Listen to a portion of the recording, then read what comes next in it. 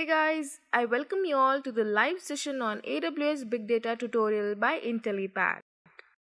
This session is conducted by multiple experts who will be teaching you everything about AWS and Big Data from basics to advanced level.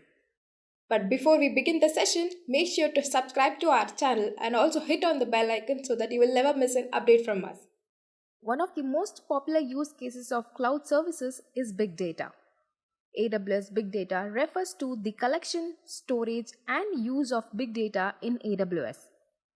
Amazon Web Services provides lots of tools to act as a solution to problems related to computing and storing big data. AWS platform make it an ideal fit for solving big data problems, and many organizations have already implemented big data analytics workloads on AWS. Through this tutorial video, you will learn how to use AWS for big data workloads. On seeing that, let's see the agenda of the day. Firstly, we will begin with Introduction to AWS and Big Data. Post that, we will tell you why to use Big Data on AWS. Post that, we will be learning few core concepts of AWS like AWS Kinesis, AWS DynamoDB, AWS EMR, AWS Lambda, AWS Glue, AWS Redshift, AWS EC2 instance. After that, we'll be covering a hands-on demo on how to build big data applications on AWS. Then finally, we have covered AWS and Big Data Hadoop interview questions and answers. So guys, this is the agenda of the video. This session is going to be very interesting. So stay tuned and watch the video till the end. So let's get started with it. What is AWS? So first let me give you the full form, the expansion of AWS. AWS is an Amazon subsidiary cloud provider, which is Amazon Web Services. So Amazon Web Services, you would know that it is a cloud provider. But what is a cloud provider? So to understand what is a cloud provider, you should first know what is a cloud service. So let me tell you in the most simplest terms what a cloud service is. Cloud service is something which is on another person's computer which you are trying to access through the internet. So let's say I have 10 computers. So in that I'm just using one and 9 computers are redundant for me. I'm not going to use them.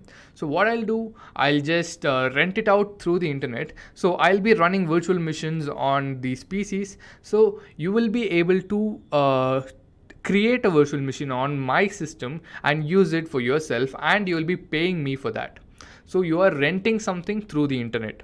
So a cloud service, so let's say even Gmail is a cloud service, but Gmail provides you an application over the internet. So you're using an application over the internet, but you do not know where this application is hosted on.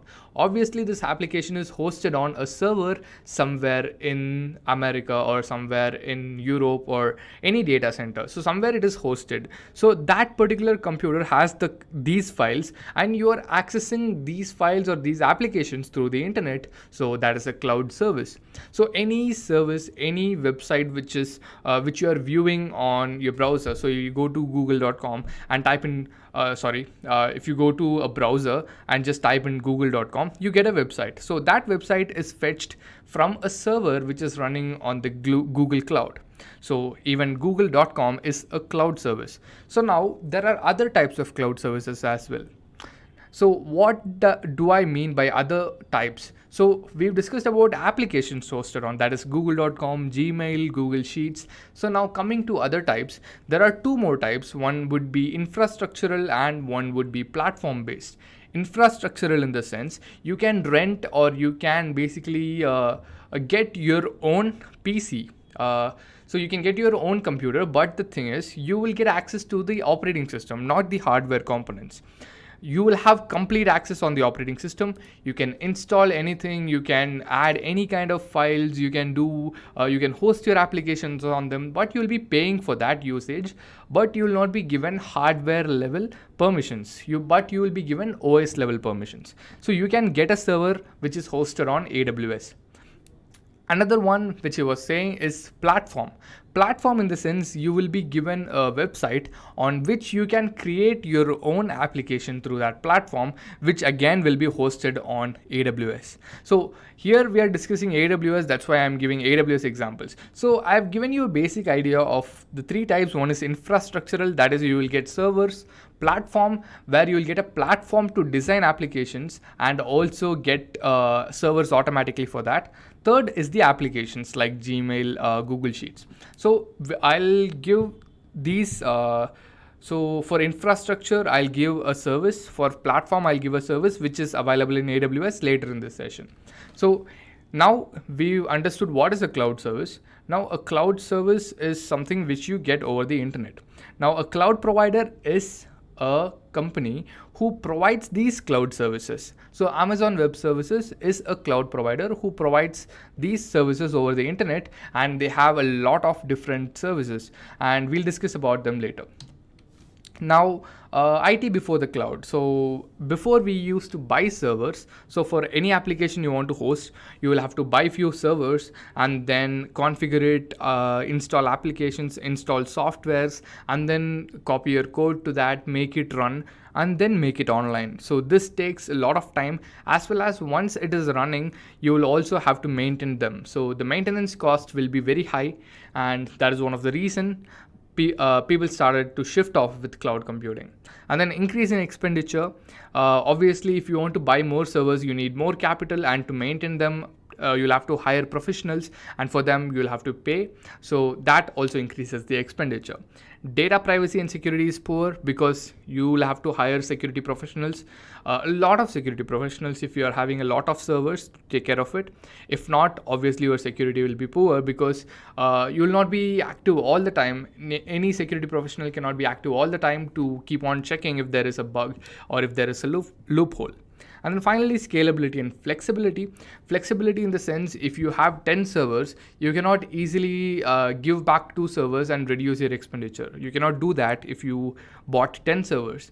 And scalability in the sense, so if you have an application which is utilizing 10 servers, now suddenly the traffic is increasing. So now you want more servers, so you go buy 5 more servers, and now you have 15 servers. Right now the application is using all 15 servers, but suddenly one day or for 1 week you don't have any spike in traffic and it is only using 10 servers right now. So now the 5 servers are sitting there idle, costing you money. So this again was an issue. So then cloud came into the picture. So they gave you better data security and data privacy because they have hired 3,500 plus security professionals for their data centers, and their data centers architecture is obviously more secure and complex than a private company's data center. And then no maintenance worries. They'll take care of all maintenance. They'll monitor it, they'll maintain it, they'll patch it up. Faster data recovery. So if you have your servers and if you have data in it, if your servers are destroyed in some natural calamity, then you'll not be able to recover that data back. But if your data is stored on the cloud, you can have a backup somewhere else in another region. Even though that data center is down, you can get a backup of the data from another data center. Scale dynamically. So in cloud, you don't need to buy more servers. You just have to provision 5 more servers. And so let's say the same example, you have 10 servers for an application, traffic spikes. So you get 5 more servers. So now 15 servers are used. Suddenly traffic goes down. You only need 10 servers. Right now you can deprovision or terminate those 5 servers and use only these 10 servers. So this is very cost efficient. And then reduced costs. Obviously, if a cloud provides dynamically scaling option, obviously it will reduce your cost. You don't need to worry about maintenance, that will reduce your cost. You don't need to worry about security, again, that will reduce your cost.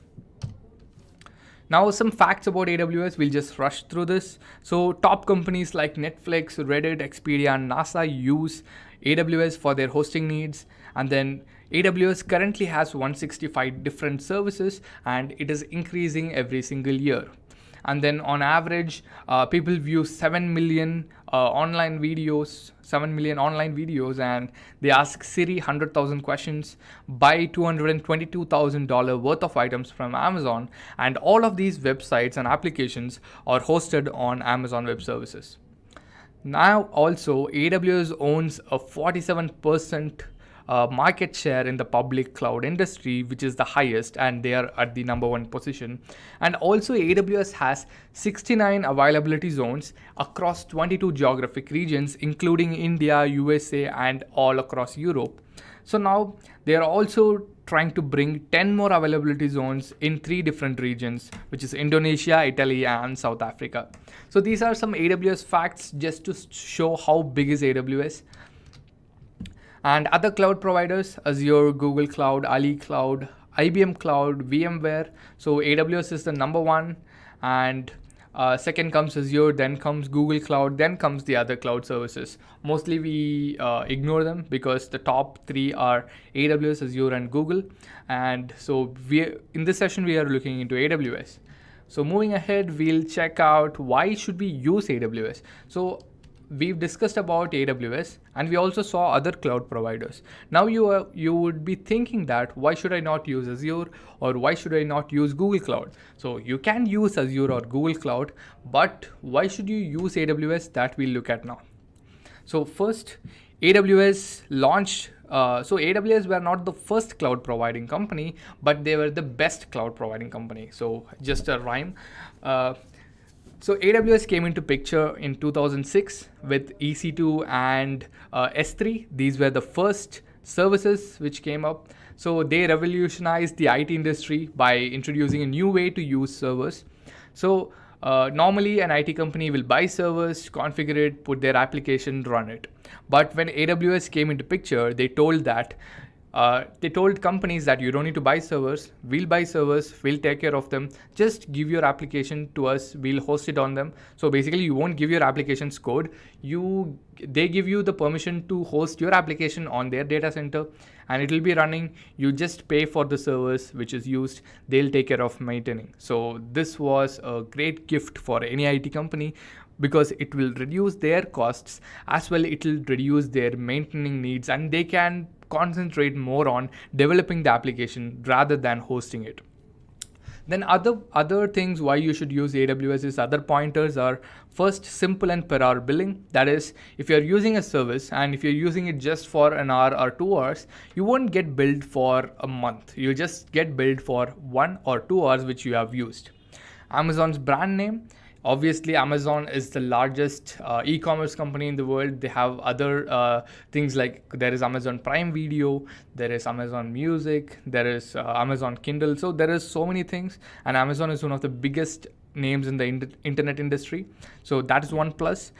Third one is it is very easy to get started with AWS. It is like creating a profile for your Facebook account, but just one more step: you will have to provide your credit or debit card details, so that if you're using some services, obviously you will get billed. But AWS also provides a free tier. We'll discuss about that later.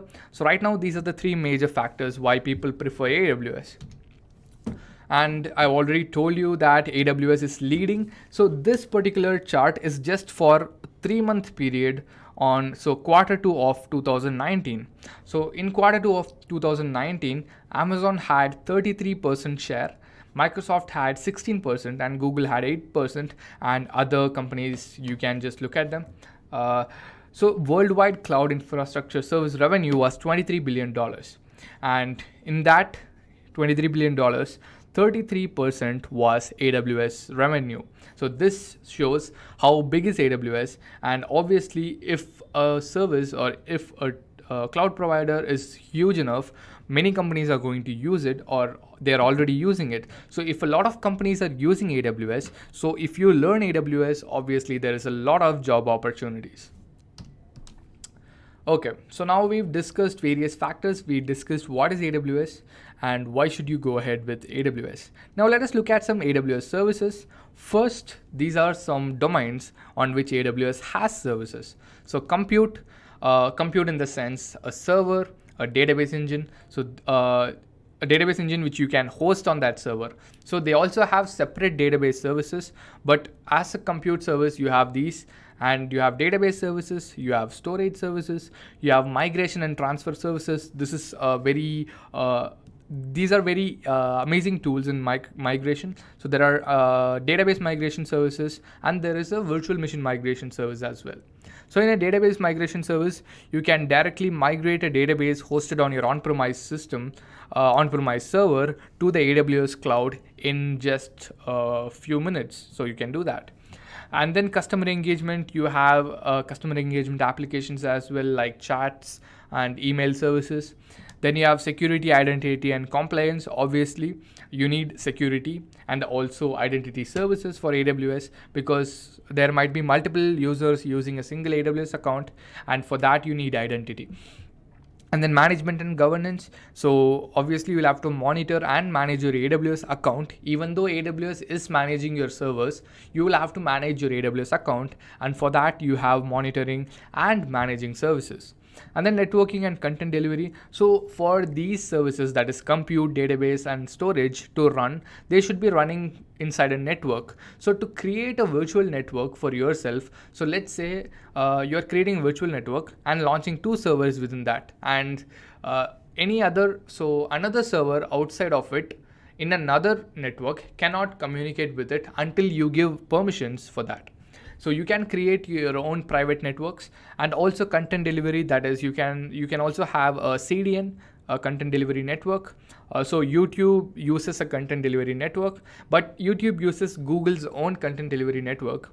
And in AWS also, they provide a CDN called CloudFront, and you can use it for your own streaming needs. Okay, so now let us discuss few services. So EC2 is a compute service, and this is the most integral part of AWS itself. So because most of the AWS services uses EC2 for one or another reason. So first, let me tell you what is EC2. So the full form of EC2 is Elastic Compute Cloud, and EC2 is basically an on-demand server system. So EC2 enables on-demand scalable computing capacity in the AWS cloud. So what does this mean is, it provides you a virtualized server running on the AWS data center, which you can just launch in a couple of seconds and use it for your own needs. You can use it so you can use it as your own PC. You can use it to launch applications. You can use it to host applications. So instead of buying your own server, you can just launch a virtualized system, which will be like 10 to 20 times cheaper than maintaining your own server. So this is EC2. I'll go more in depth in the hands-on. And then comes RDS. RDS is a relational database service. So it is a service which gives you a relational database over the AWS cloud. And these are the options. That is MariaDB, PostgreSQL, SQL Server, MySQL, and Oracle. And Amazon Aurora is a sub-feature of RDS, where you can launch PostgreSQL and MySQL databases, but they will be much faster because it's a different architecture. So we'll not go into that. We'll discuss that in another session. So this is one of the service which is commonly used in AWS. And then comes S3, the most used AWS service. So S3 is a storage service. Basically, it is a binary storage service. You can store anything you want. Everything will be stored as an object. So you can store an audio file, you can store a text file, you can store a video file. So all of this is stored inside bucket. Bucket is like a repository. So in S3, there is no hierarchy concept. There is no file hierarchy concept. So there is no folders. Every single file is stored in the bucket. You can create virtual folders. So it will seem like there is a folder, but it is just creating paths. But every single file is stored in one single bucket, where you can just leave your hand inside and search for the right object and pick it up and use it. So this is S3. And then there is IAM. This is a security service. So let's say, for example, you have an admin, cloud admin, you have a web developer, and you have data scientists working in your company. Now for the admin, you want to provide all the access. So this admin should be able to add users, remove users, give permissions to those users. Second, web developer. So you should provide permissions to this particular web developer only to the web development dashboard, or to any services which he requires, like databases, EC2, or Elastic Beanstalk. So you can give permissions to this web developer to only access these services. And for a data scientist, you can only give access to the services which he requires. You don't need to give permission for every single service in AWS. So if the data scientist just needs 5 services, you can give permission for this data scientist to use only those 5 services, and he'll not be able to use any other service. So this is why you use IAM, to give permissions to create users, to create groups, and you can also do a lot of other security features. It has multi-factor authentication as well. So there is a lot of features. We are not going to go deep into IAM right now. This is one of the important services you'll have to learn if you are going to start off with AWS. Okay, so now we've discussed these few services. Now let us do a quick hands-on. Okay, so I have already logged into my AWS management console. So this is how it looks, and this is my username. And if you click here, you can see my account, my organization, and then billing dashboard. Here you can see if you have any bills or not, and you can create billing reports and stuff. And here you can see your security credentials. I'm not going to go deep into this because it's a very huge concept. Okay, so now this is how your management console looks. So now you can see these are the recently visited services, and coming down you can see all these services available here. And there are these many services.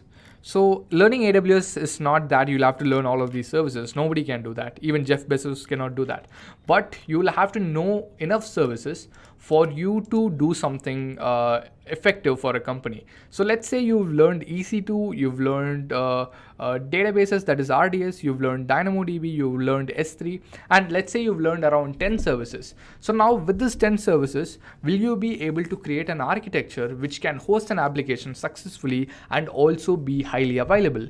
If you can do that, you can easily get a job in AWS. So now let us do a quick demo in EC2, because this is the most basic thing you'll have to learn first. So this is the EC2 dashboard. So now you can see running instances, dedicated hosts, volumes, key pairs. So I'll explain first running instances. So this shows how many instances are running, that is servers.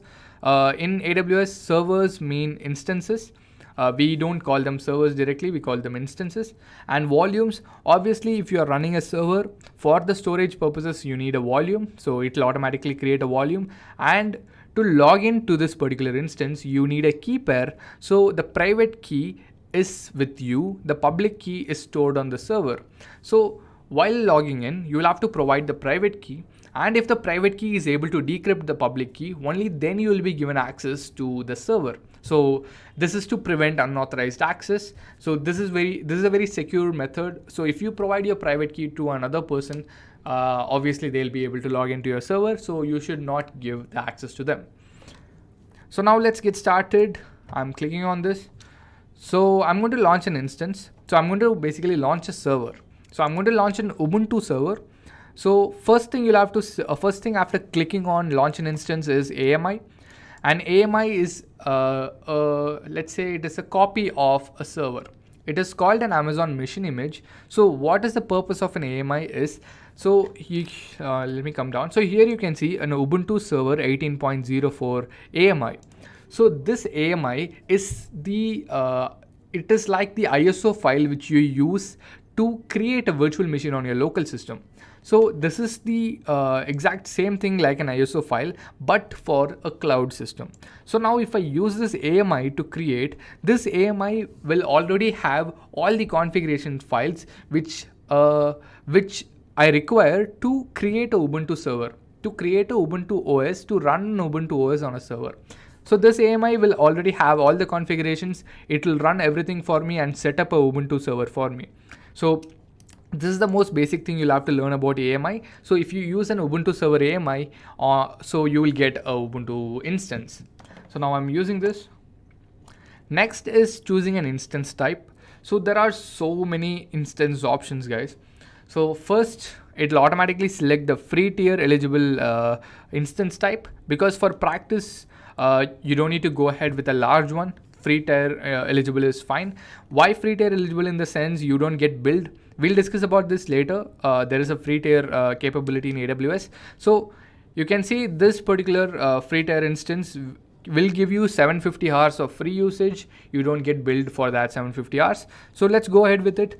But there is also huge servers. So you can see, if you want, let's say if you want a server with 48 virtual CPUs and 384 gigabytes of RAM, or if you want a server with 96 virtual CPUs and 768 gigabytes of RAM, you will still get a server like that.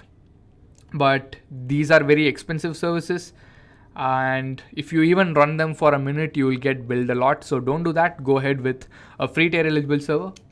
Next, configuring instance details. I just need one instance. So I'm not going to go to the network and subnet concepts. These are again huge concepts. Coming down here, so enable, so it will already be in enable. So do not disable it because we are launching a public server. So I should be able to launch a website in it. So to check out the website in your browser, you need a public IP address for the instance. So to get a public IP address, you will have to enable auto assign public IP. Otherwise, you will after creating the instance, you will have to manually assign one. So now this is done. Next, 8 GB of storage is more than enough for my Ubuntu system. If you want more, you can just change the size over here. And this will be your root directory. You can create one more volume if you want to. You can create multiple volumes, and that is no issue. Next, tags. Tags are basically to trail. So let's say you have 10 different instances, and in that 5 different instances are for a website and other 5 are for general purpose. You're just having them for other issues. So now you can just tag all that 5 servers which are for your website as web servers, and so you can give it web server, and then if you just type in web server in the search bar, you will get all those 5 instances. So this is just to keep track of it. So you can give a tag if you want to, and it is not it is optional basically. Now SSH. So to SSH into an instance, you will have to provide the SSH permissions. So the port number 22 is for SSHing, that is secure shell. So why secure shell in the sense? So as I told you, you will get a key pair.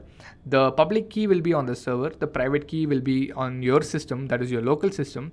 So now what you'll have to do is you'll have to provide your private key to the server. But how will you provide it? So you will provide it through a secure shell. You'll be providing it through SSH. So for that you need SSH, and for logging in you need a service called Putty. So I've already have it installed, and if you want that, it's pretty simple. Just type in download Putty and you'll get it.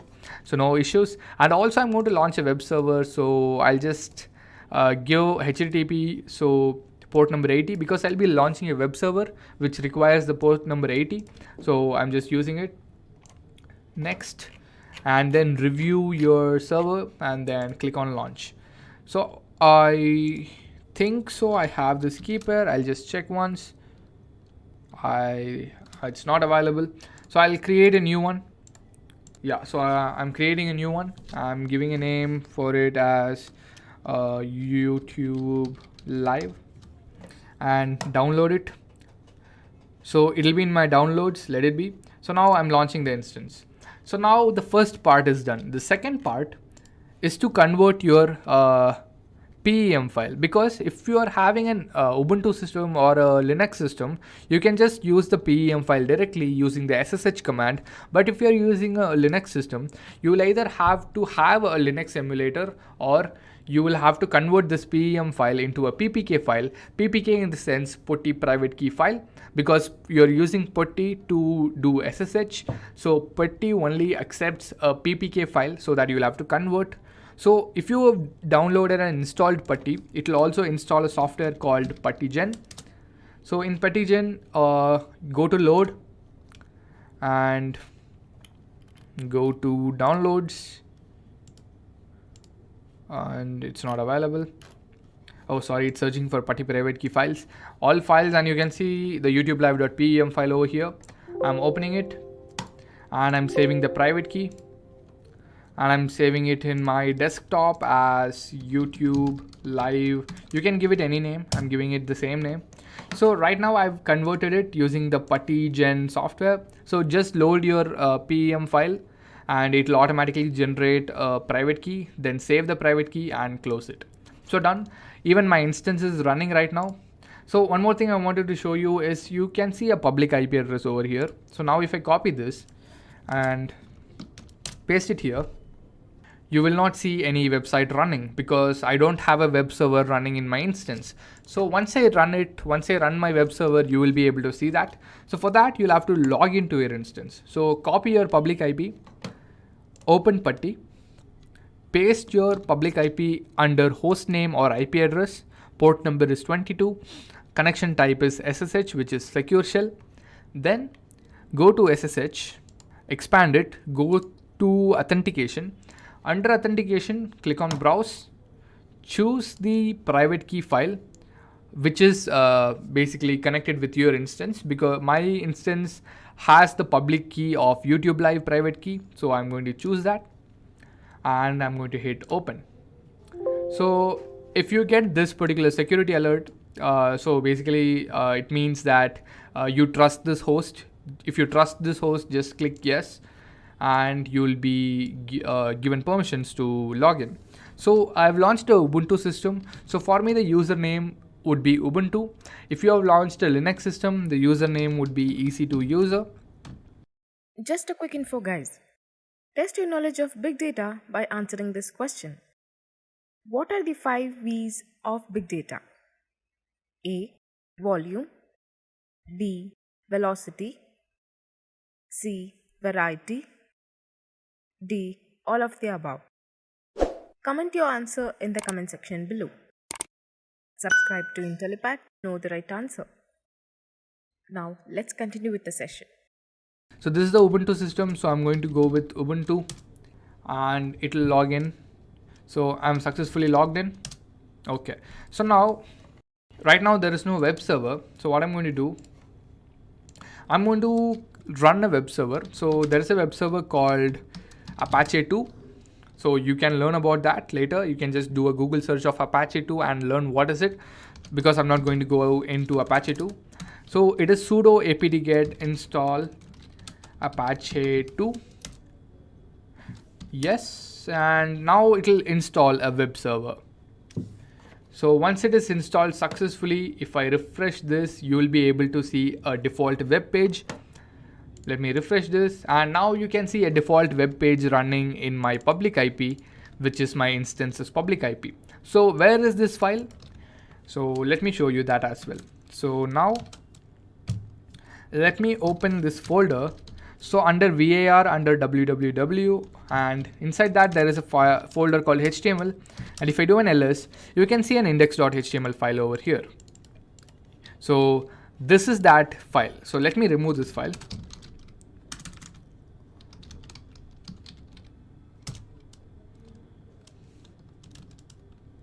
So I don't have permission, so I'll have to use sudo.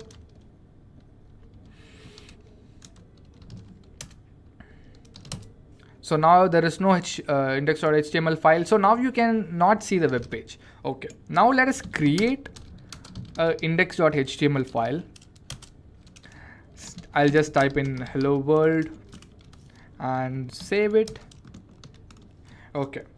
Now if I refresh this, you should be able to see the hello world page. That is, I've successfully hosted my website on my own server. So this is how you do it, guys. You can easily get started with AWS. So I think you understood the easy to part, and it's pretty easy to get started with it. And let me go back to the slides. So we've done the hands-on. Introduction to big data, right? For those of you who are completely new to the entire concept of big data, we're going to be going through this step by step. So understanding the concept of what data means in the first place is extremely important, because these days data is quite a generalized term. It actually covers a lot of things, but there are categories associated to it. So firstly, by definition, data is the individual unit of information that is defined as figures or facts and is stored for later processing onto your computer hard drive. It could be anywhere, essentially any storage device. and it is divided into three parts. So the first is structured data. Now, for those of you who are coming from an SQL background, this sort of data you're quite familiar with. This is the data that is present in SQL tables with proper rows and proper columns, right? It's in proper queryable form, so to speak. You can query it pretty easily. There is structure to it, and it is the most organized form of data that exists. Secondly, we have semi-structured data. Now, this is a combination between completely a random order of data and some sort of a structure associated to it. So, for instance, you have files like JSON files, CSV files, and those files have a particular format associated to them. For instance, in CSV files, which is an abbreviation for comma separated values, all of the data records are separated by commas and delimited by line changes. So essentially, it mimics an SQL table with proper rows and proper columns, except it is in the form of a file, and you have just provided commas between the data records to differentiate between the column. So that is what essentially CSV is. So in a file format, it does have some structure to it. That is why that file format is called a semi-structured file format, and the data is called semi-structured data. And so is the case with JSON and XML and other semi-structured data sets as well. And finally, we have unstructured data. Now, this is completely random in nature. As you can see, the examples that we can see are JPG, PDF, MP3. So if you were to convert these data files into text files and see the contents of those text files, you will see completely random order of information. It would make absolutely no sense, right? So that is what unstructured data is. Now, unstructured data is the most challenging data because to derive some structure out of it, you need a lot of computing resources. You need to understand how the data behaves and a lot of other aspects as well. So these are the three types of data that exist. Now, big data has a definition. It has a distinction. It simply does not mean that the data is extremely large in size. There are other criterias as well, right? So there are five criterias in total, and these are called the five V's of big data. So what are the five V's of big data? These are the five V's of big data: velocity, volume, variety, veracity, value. Let us go through them one by one. Velocity, the rate at which the data is being accumulated or generated should be really high, right? So say for instance, you're working for an organization where data is coming in real time, say per minute or per hour, per second, in that sort. The data has a really high volume per second or a really high volume per minute. In that case, the rate of the data is really high. The rate of the accumulation of data is really high. So in that case, it satisfies the criteria of velocity. So if it's anywhere between the higher gigabytes to terabytes to petabytes in a day, then you can account for velocity in that particular aspect. And then we have volume. Volume means the most obvious thing about big data is that it's big. So anywhere you're storing big data, it should be extremely large in size, from terabytes to petabytes. That accounts for volumes. Next, we have variety. Variety means that the data should not be coming from a single source, and the data can be of multiple file formats or data formats as well. So, for instance, if you're working for a big e-commerce organization like Amazon, so you have something like user data, you have something like sales data. So, both are two separate databases, right? But for people in the higher management, they need to see this data all collaborated together, right? So, they will combine that data and see it together. And basically, when you're combining data from multiple sources together and seeing it in a combined view, you're accounting for variety as well. So, any big data case, you need to have variety in the data as well. The data cannot simply be of a homogeneous source. And then we have veracity. Veracity means that the data should not be error free. So basically that means that the data should have some noise in it. Data should have some missing values in it. The data should have some wrong or inconsistent values in it. So that basically means that any data set that you'll pick that is based on real world values will always have inconsistencies in it, right? Say, for instance, if somebody is generating a data set out of Facebook, so a lot of people on Facebook have created fake accounts as well with fake details, right? So if you were to perform a marketing survey, right, you cannot actually look at these fake accounts and decide your marketing strategy based on that. You need to be careful about that. So the data should have veracity as well, because any real world data set will have that.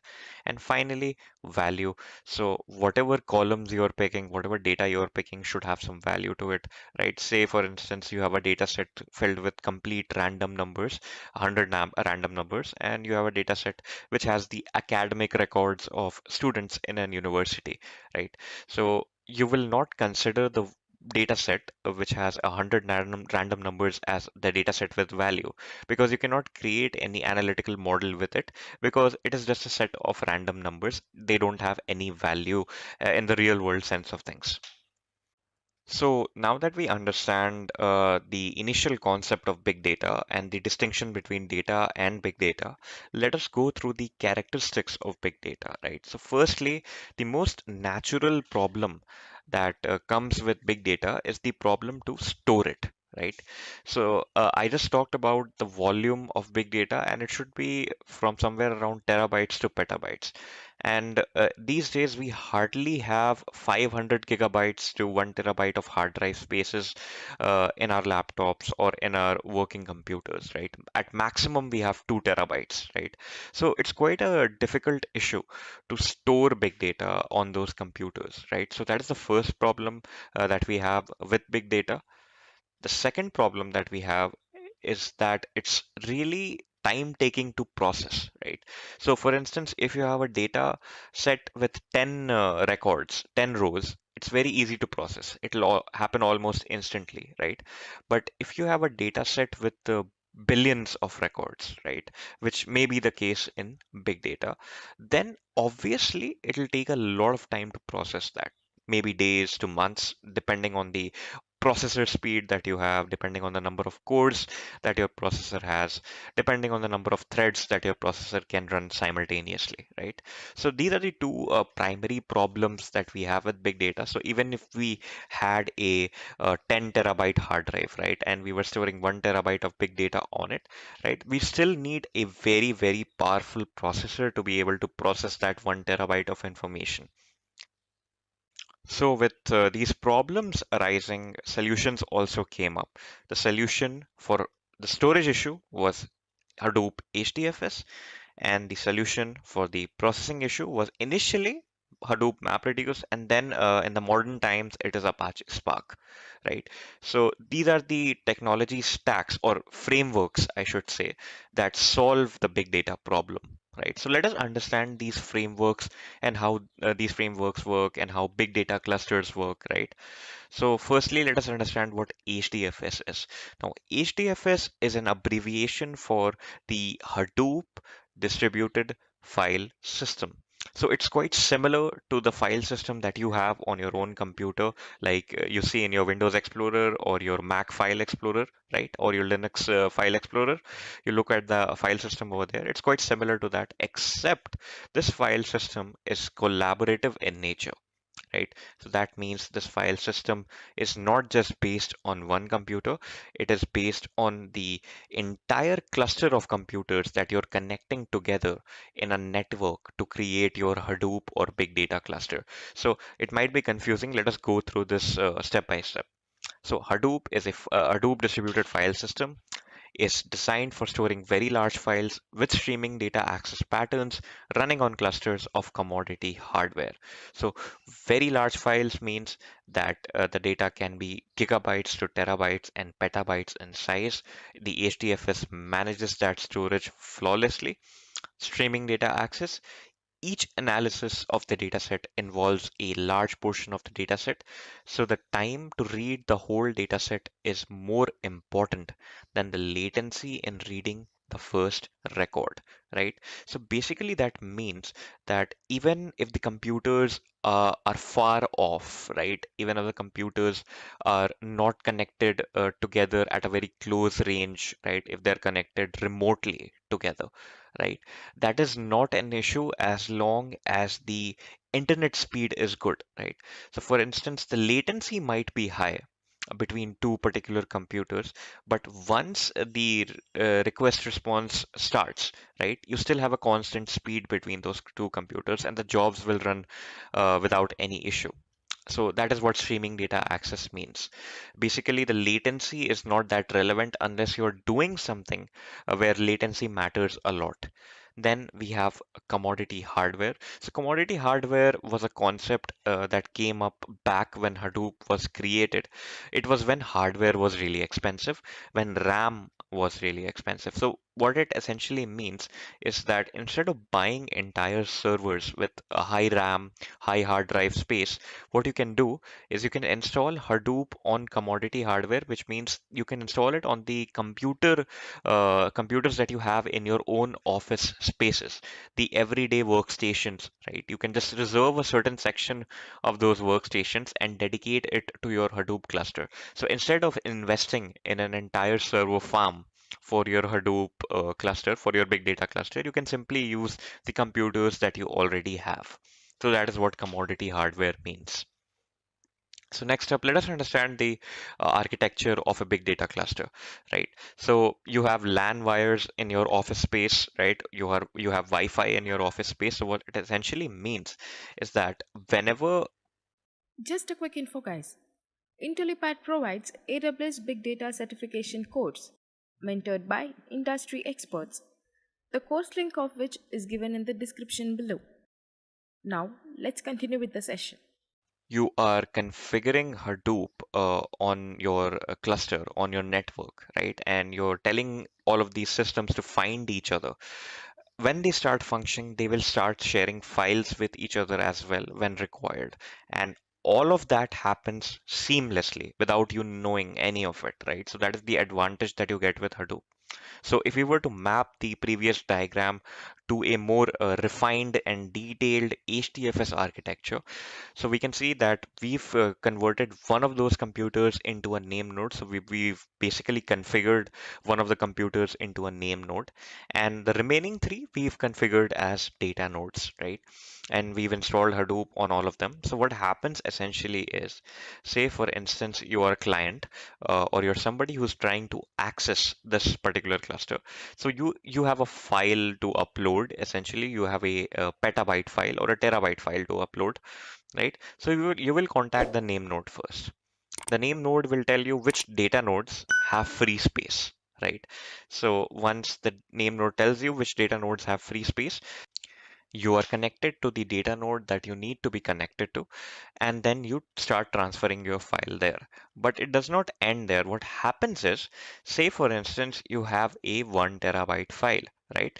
But it is almost a certainty that these data nodes will not have that much of free space, any single one of them. So what will you do?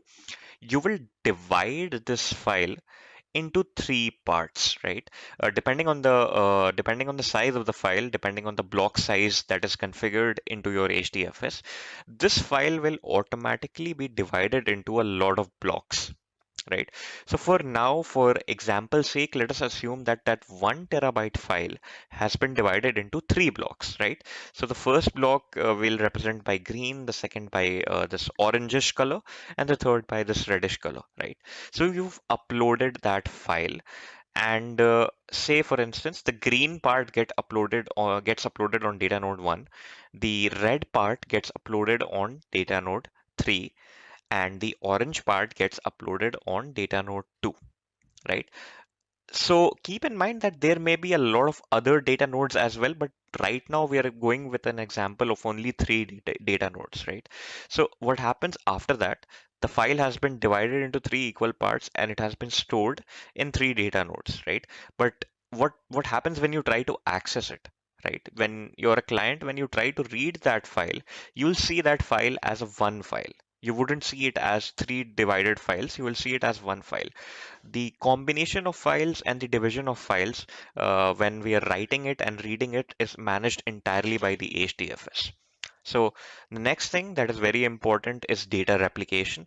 So basically, in order to provide a data loss prevention feature, HDFS has come up with a feature called data replication, where you can set up a replication factor, right? So say for instance, you have set up a replication factor of 2.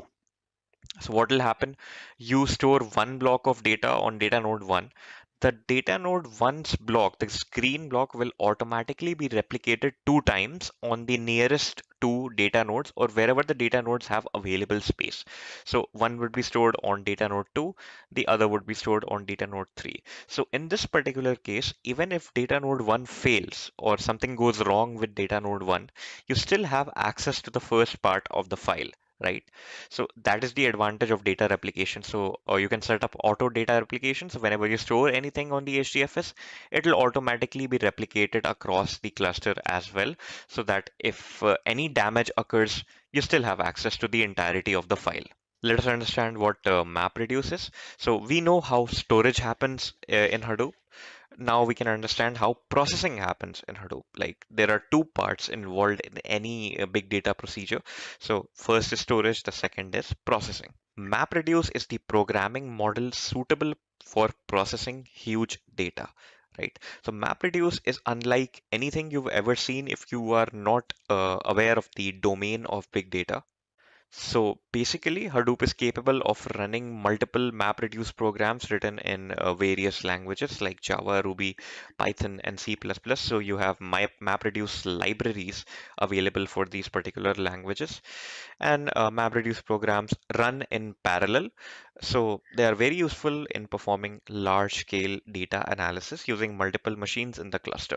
So for those of you who are not still understanding what this means, it means that we just discussed earlier on in the HDFS architecture that we were dividing data and storing it across nodes in a cluster, across three data nodes. So for instance, here, let us imagine these three data nodes, right?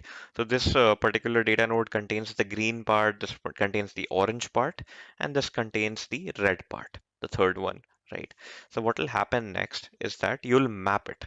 So firstly, any procedure, any data analytics procedure that you're performing, whatever is present in your code, it will execute in a map reduce format. So firstly, the data will be mapped. So it will be converted into key value pairs, and then the next step is same keys will go to one reduce operation. So for instance, if there are key values with the key being 1, all of the keys which are 1 and the values corresponding to them will go to one reduce operation, and all of the keys which are 2 will go to one reduce operation, right? And then you'll finally get your output essentially. So to sum it short, to give you the brief explanation of this, each data node is executing their part of the file on their processor itself. They are not actually collaborating until the output has been generated, right? Once the output has been generated, they all combine their output and show it together. So that is what parallel processing means. So instead of performing this entire operation on one computer, this entire terabyte of file, we have divided that 1 terabyte of file into three parts, and we are executing each part of that file on their respective node using their processor, dividing the entire time of the operation by 3. So you can understand how efficient this can make things.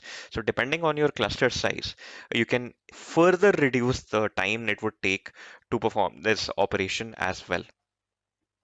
And we also discussed about Apache Spark, right? So there is one other technology that is used today because MapReduce, like we just discussed, is now sort of redundant, right? But based on the same concept, essentially, we have Apache Spark. So for instance, let us look at the distinctions between MapReduce and Apache Spark. You have a big data set available to you right over here. Then you pass it through a MapReduce program, and then you get your desired output. The problem with that, though, is that earlier on when MapReduce was built, in the early stages where RAM was extremely expensive, we used to use hard drive space as a sort of replacement for RAM because RAM was really less. You had like 512 megabytes of RAM on one computer, and you had a terabyte of file, or say you had a 2 GB block size on your particular node. Right? So it would take you 4 steps essentially to process all of that data if we were to go by it roughly. So problem with that is every time you're transferring that 512 MBs of data to your RAM, you're having some latency issues with read and write operations. So every time you transfer data from your hard drive to your RAM, it takes a bit of delay, right? And if you are dealing with extremely large amounts of data, that little bit of delay over time can add up. So when that adds up, your process of getting your output becomes slow. So we can see that there are read-write operations on the disk. So you're transferring the data into the RAM. The data is going into the CPU. It is being processed. It is being put back into the RAM and then being put back into your hard drive, right? So the time taken between for the data to transfer between to and fro between the hard drive and the RAM is adding up essentially. So you're getting your output, but with input output delays. So as random access memory or RAM or physical memory got cheaper, we came up with the technology called Apache Spark, which uses the Spark engine, right? So Spark engine is something that speeds up this entire process over 100 times compared to MapReduce, depending on the size of the data. For lower sized data sets, the difference is not that noticeable, but for higher sized data sets, you can definitely see the difference between the performance of Apache Spark and Hadoop MapReduce. So Apache Spark does this by using in-memory processing and the usage of shared variables across nodes, something that MapReduce did not do. So what does in-memory processing mean? In-memory processing means that when you transfer that data and say for instance now that RAM is cheap, you have like 64 gigabytes of RAM in mobile phones today. That is how cheap RAM has become. You can simply transfer the blocks of data that you have on your respective node on the data node and transfer the entirety of that in the RAM in just one go rather than 4 tries. So what that will do is you'll have the entire data available in your RAM at all times during the entirety of the execution of the job. So until you're closing down your Spark session, like until you're closing down your Spark job, you will have the entirety of the data set available in your RAM. So that basically reduces any possibility of input output delay between the CPU and the RAM and the hard drive because you're not dealing with the hard drive after the initial transfer. You're not dealing with it anymore. Once the hard drive has transferred the data to the RAM will store that data until the execution of the entirety of the program. And then once the execution has happened, the output can go back into the hard drive. So you're essentially minimizing all sorts of input output delays. So this is what in-memory processing is, and essentially the usage of shared variables across nodes can help with a lot of logical aspects in programming as well. So let us look at the Hadoop ecosystem as well. We have looked at some technologies. We have looked at HDFS, MapReduce, and Spark. There are other technologies as well. The foundational elements obviously are the HDFS. So this is the storage system, and everything that is happening in the big data ecosystem is because of the storage system. So let us look at Flume. Flume is something that helps you integrate your HDFS with online APIs and services.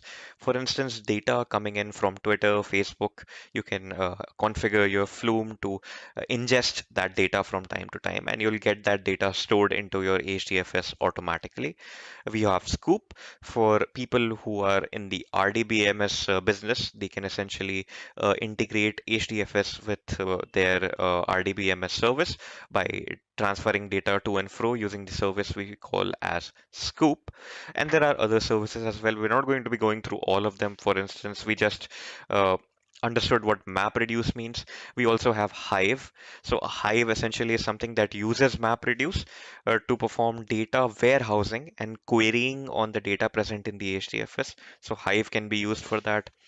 You have Spark machine learning library. So right now we discussed Spark processing. So you have other options as well available with Spark.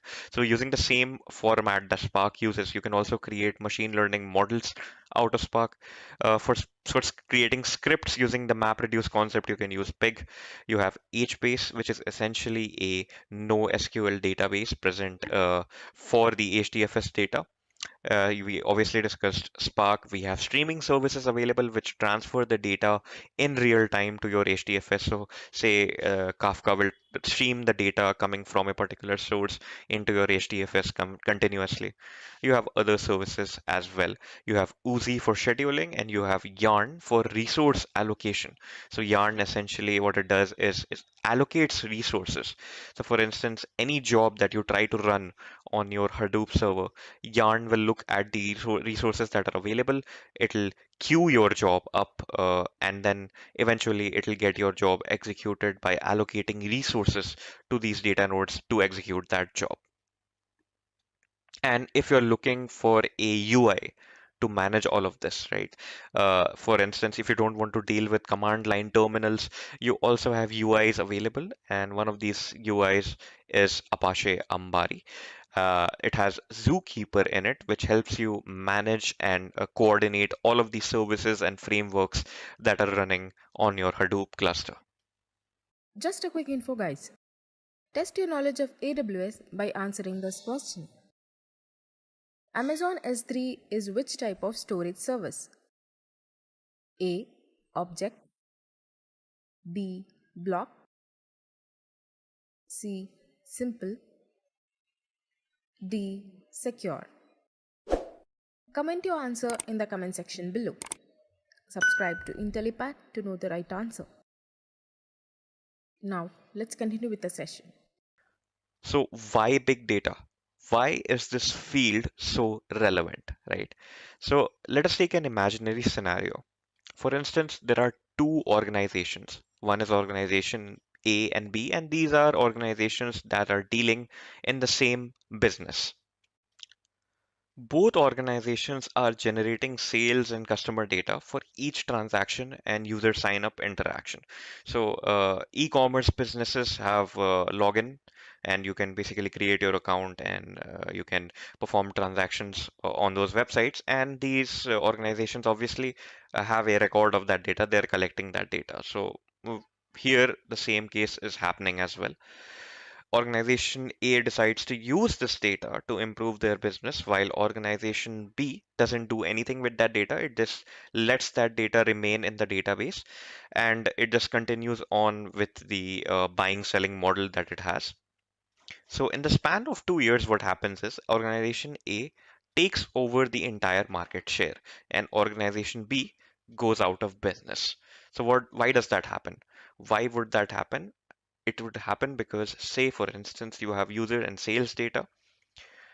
What you can do with that data is you can gain insights with regards to what the customer needs or and what the customer wants, right? And once you know that, you can improve your website. So firstly, you will detect like which particular aspects of the user interface the customer likes.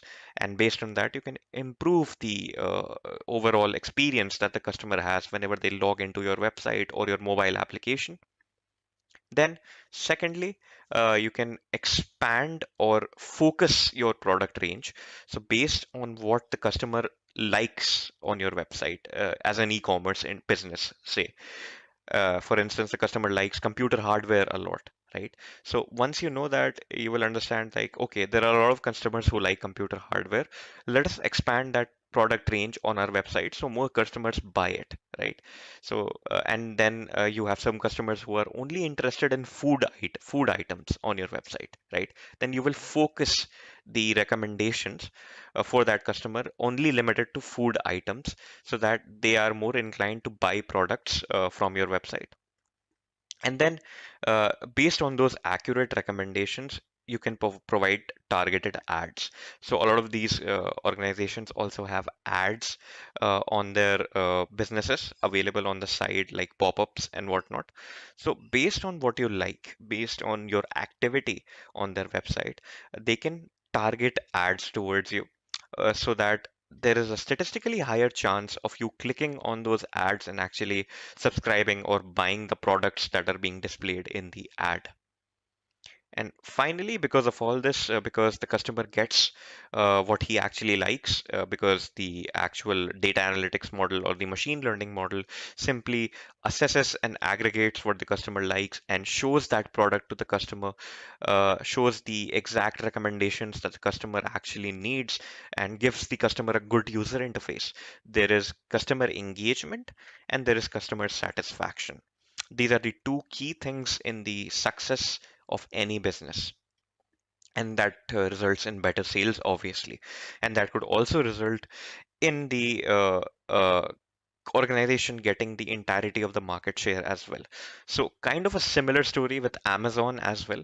Because they have such good data science and data analytics models present within their algorithms, they have succeeded and they have gotten to the apex of the e-commerce industry. Nobody even comes close. So that is how important this is, big data as a concept in general. So gaining insights with regards to what the customer needs and wants, that is data analytics, and gaining insights with what the customer needs and wants when the data satisfies all of the five criteria that we had discussed, when the data is essentially of an enormous scale, which would be the case for Amazon or websites like Facebook, right? Then this entire process is called big data analytics. So organizations are looking for talented individuals in this field, big organizations, because a lot of organizations are generating data in that magnitude. So there is also a learning sort of progression that is involved with big data. For instance, you will start with data analytics, you can get into big data, right? And then you can get into data science with big data. You can get into machine learning with big data and artificial intelligence with big data. So rather than transitioning from a normal data analytics career to a data science career where you're not accustomed to big data, when you know big data, you can essentially create more accurate, way more accurate models in data science and machine learning because your data set is extremely large. You know how to handle streaming data. Right? You can create these models way more accurately than anybody with just a normal data analytics experience. So that is the advantage that you get with big data as well. It gives you an edge in the industry. So the average salary in the United States for a big data analytics expert or a developer in the United States is about $110,000. In India, it's about 7.5 lakhs per annum. In the UK, it's a good 45,000 pounds. So keep in mind, this is the average salary, right? So if you're getting into the field, you'll obviously get a lesser salary than that. But the more experience you get, these salaries are not basically providing you with a limitation. You can gain more salary in it as well. You can expand your career, you can learn more technologies, and you can increase your salary based on the experience as well. Introduction to AWS Big Data. Okay, so first of all, let's say big data analytics, because that's what we'll be doing once you have a large set of data. If you have a large set of data, the main objective is to get some meaningful data or meaningful trend out of it. So let's say there is a company and they want to grow. So what do they do is they'll be gathering a lot of data, maybe from the user end, maybe from the applications end. Once that data is collected, they'll process that data. Once that data is processed, they will try to uncover some trends and they'll try to check some statistics which may be helpful for the business to grow. So you can see that today almost every major commercial organization is using big data analytics. So if they obviously use, so these companies, Facebook, Amazon, Apple, Google, Instagram, Microsoft, so these all are major companies, and obviously they'll be using big data. And so that's why big data is really important and big data is used everywhere.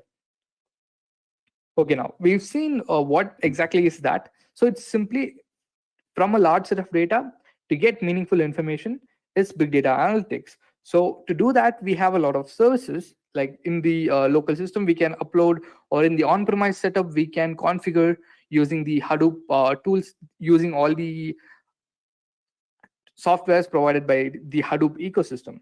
So instead, if you don't want to use that, you can go with the cloud. So again, in cloud, there is Azure, there is GCP, and also AWS. So now, as we are looking into AWS, first let's look at the services provided by AWS. So there are 4 divisions in big data services provided by AWS. One is analytics, one is data movement, one is data lake, and finally, predictive analysis and machine learning. So first of all, in analytics, there is Athena, and then there is EMR, and then there is Redshift. So Athena is basically a query analysis software provided by AWS. Then comes Elastic MapReduce, which is basically a tool to provide the Hadoop ecosystem on a cloud level. And third, Redshift is a data warehousing tool. And then coming to data movement, this is for real-time data streaming. For example, if you're watching YouTube, when you click on a video, the video will be loading as well as you'll be watching the video. So basically, the data is gathered from somewhere, and also you are able to access the same data at the same time. So for that, you will be able to use Amazon Kinesis.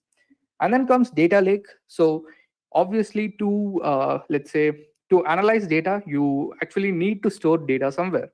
So S3 and S3 Glacier takes that part. So S3 is where you store your data. If you want to back up or archive your data, you can go with S3 Glacier. And finally comes SageMaker. So SageMaker is an ML tool. So it's a machine learning tool. If you know a little about AWS, there was a tool called Amazon Machine Learning. Currently, it is deprecated, and everyone are moving to SageMaker because SageMaker has all the built-in ML algorithms. For example, k-means clustering. So if you want to use that algorithm in your processing pipeline, then you can go with SageMaker. It already has the built-in algorithm. You can just implement it. So these are the services provided by AWS. So now, using these services, how do companies get benefits out of it? So that's what we are going to discuss in our case studies. First of all, we'll be looking at 2 different companies. One is Hearst and one is Zillow. So you might not have heard of these companies, but Hearst is a magazine company, and Zillow is basically an e-commerce firm who sell products. So coming to Hearst, so Hearst Corporation monitors trending content for over 250 digital properties worldwide and processes more than 30 TB of data per day. So 30 terabytes of data per day is quite a huge amount, and to handle that much of processing power, you obviously need powerful systems, and therefore comes in Amazon with Kinesis to stream data, then Spark running on EMR to process data. So Hearst Corporation uses this to deliver real-time insights to data scientists as well as business stakeholders. So that's pure company part. So you can see the diagram in the below that. So first, send clickstream data to Kinesis streams. For example, if I am a user, I'm reading let's say I'm reading a blog on sport. Let's say I'm reading on a blog about Cristiano Ronaldo. So now, once I'm reading about that, so the next possible thing the algorithm should understand is that I'm interested in sports, I'm interested in football. So this person should be given football related content. So that data will be taken. So Kinesis takes all that data and it streams and it pushes into the client library, which is running on the EMR system. So on EMR, there is a Spark system running. So you would have embedded your code in that. So that processes the data. And obviously after that, the reader, which is I'll be getting suggestions which are personalized. That is, if I'm reading about football, I'll be getting articles related to football. So you can see at the bottom, improve your customers' digital experience and get a better understanding of your website. Collect, process, analyze, and visualize clickstream insights in real time with AWS. So to do this, you can see you can use Kinesis and Spark. So that's what this organization is doing right now. So this is one of the real-time case studies, and I think you can understand this part. How exactly is big data on AWS useful for them? One more benefit is that they don't even need to manage anything over here. Everything will be managed by AWS. You will just have to set it up. Next case study is Zillow. So as I told, Zillow is a e-commerce platform. So Zillow uses Lambda and Kinesis. So I didn't discuss about Lambda because Lambda does not actually fall under the category of big data. Lambda is basically a background, let's say, to be more simpler, it's a software where you can put your code, and whenever there is an event occurred, once that event occurred, this Lambda function will be triggered and that code will run once. So this is why we use Lambda. So let me explain that more clearly. So to manage a global ingestion pipeline and produce quality analytics in real time without building infrastructure.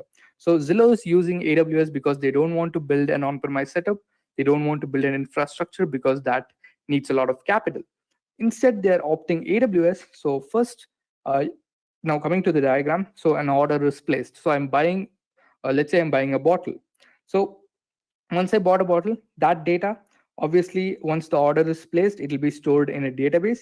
So let's say that is DynamoDB. So Zillow is using DynamoDB. So order data is stored in the operational database. So once that data is stored in DynamoDB, so in Lambda, you have options to set up triggers. So let's say in Lambda, our trigger is going to be whenever data is getting into DynamoDB, Lambda should be triggered. And once it is triggered, the code in Lambda will run. And once the code runs and the data is transformed, that data is pushed into Redshift, which is the data warehouse, which is mainly used for analytical processing. That is to get data out of it and make visualizations and analysis from it. So for analysis, you can use any tool of your kind. You can use Power BI, you can use Tableau, you can use Amazon QuickSight.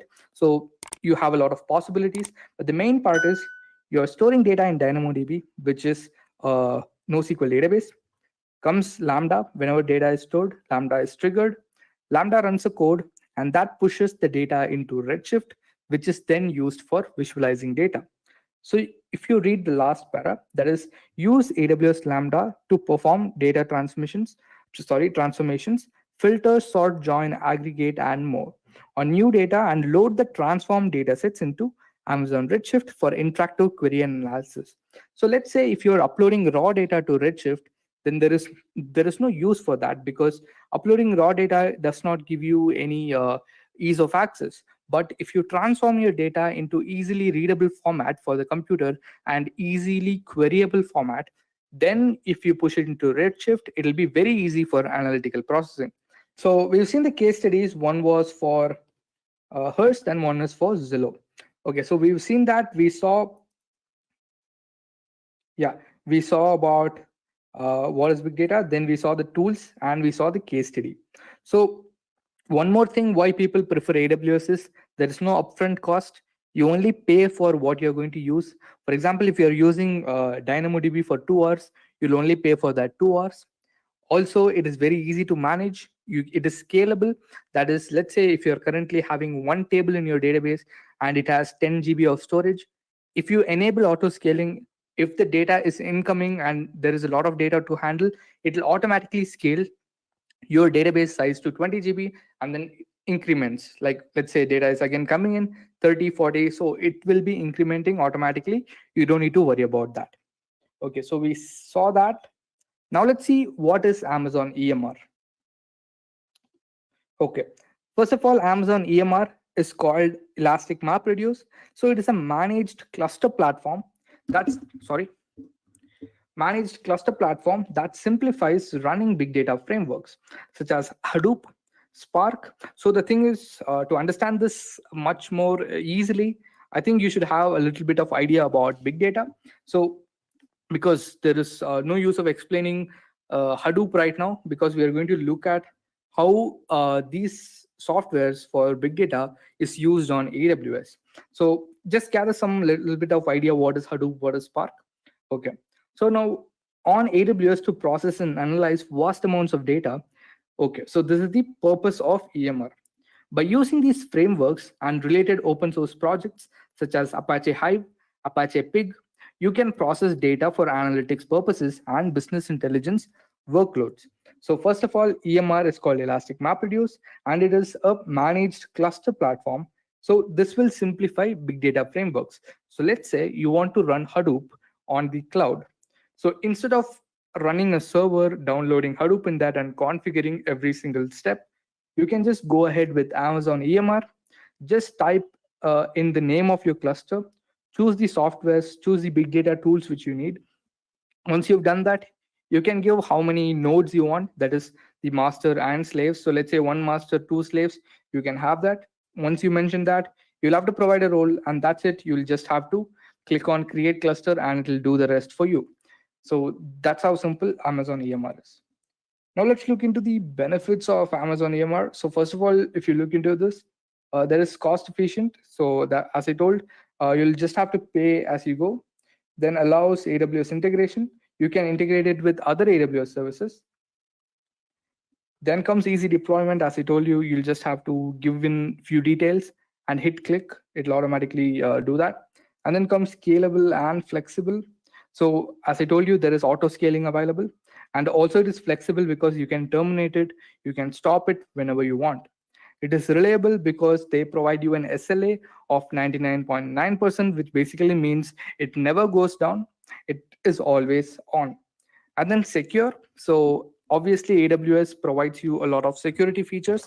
You can use IAM, which is for identity and access management, where you give permissions to users. If they have the permission, they'll be able to use this particular service, EMR. If they don't have the permissions, they'll not be able to use it.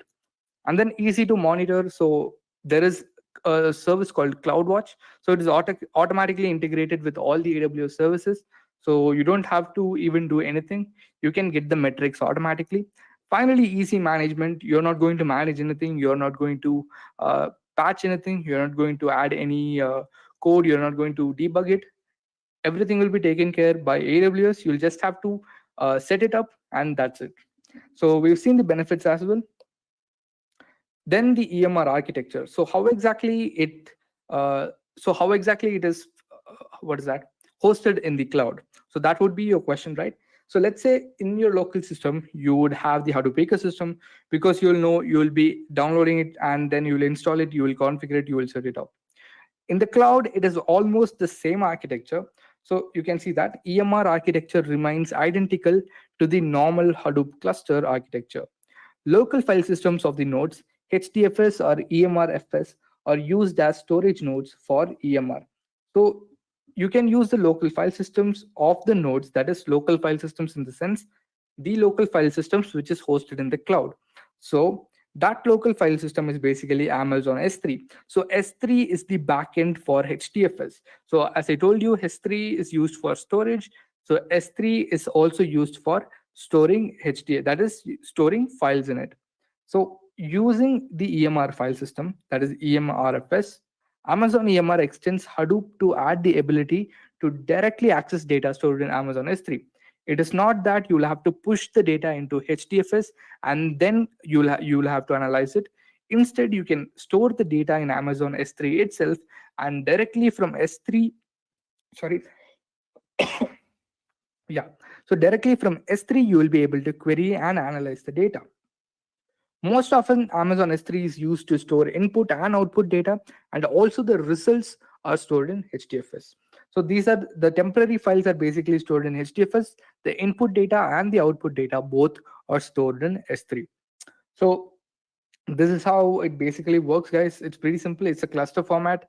If you know about the big data services, it is the same architecture on AWS as well. So if you don't know the architecture, I tell you, so I ask you to go and please go and check that out. Check out HDFS, check out Hadoop, check out MapReduce and all that. So once you get an idea of that, you will get an idea of how it is hosted on the cloud, because it's similar. So let's say it will have a backend server running, and in that backend server, Hadoop will be installed, configured, and everything would be set up over there. And once that is set up, guys, Amazon S3, it is pretty simple. I'll show you how to start up with that as well. And then you will be able to set up whatever service you want: Hive, Hadoop, Spark, HBase, anything. So this is the basic architecture. Okay. So the main processing frameworks available for EMR is Hadoop, MapReduce, and Spark. So one more thing, the most popular frameworks are Hadoop and Spark. There are other frameworks which you can use on EMR as well, but the most popular ones are Hadoop and Spark. Okay, so now EMR applications, that is, what are the other applications available on EMR? As I told you, you can see over here, it supports many applications: Hive, Pig, Spark, streaming platform. It supports Yarn, it supports Hue, it supports mostly all the Apache products, that is the Hadoop ecosystem products. So you can go ahead and look into that more. So we'll not be covering this a lot. Now, next I'll be doing a hands-on using Hive on EMR. So let's do that. So in addition, Amazon EMR also supports open source projects that have their own cluster management functionality instead of using Yarn. So instead of using Yarn, if you're using your own resource management, then that is also fine. So EMR allows that as well. Okay, guys. So we've seen that. So now let's do an hands-on on Amazon. So this is basically a getting to know session. So you will get to know how to start off with AWS and AWS Big Data. So first of all, to start off with this, you will need an AWS account. So I suggest you to get an AWS account soon and start practicing, because this session will be available in our YouTube channel and you can go through with that. Okay. So right now I'm already in the EMR console. I have logged in and it's pretty simple. And you can just search EMR over here and click here and you'll be inside the EMR. Yeah, so I'm here. So just one second, I'll have to show you S3. Okay, first of all, let's create a bucket here. So what we are going to do, we are going to create a bucket to get our output. So our output will be stored in the bucket we are going to create. So this is very simple.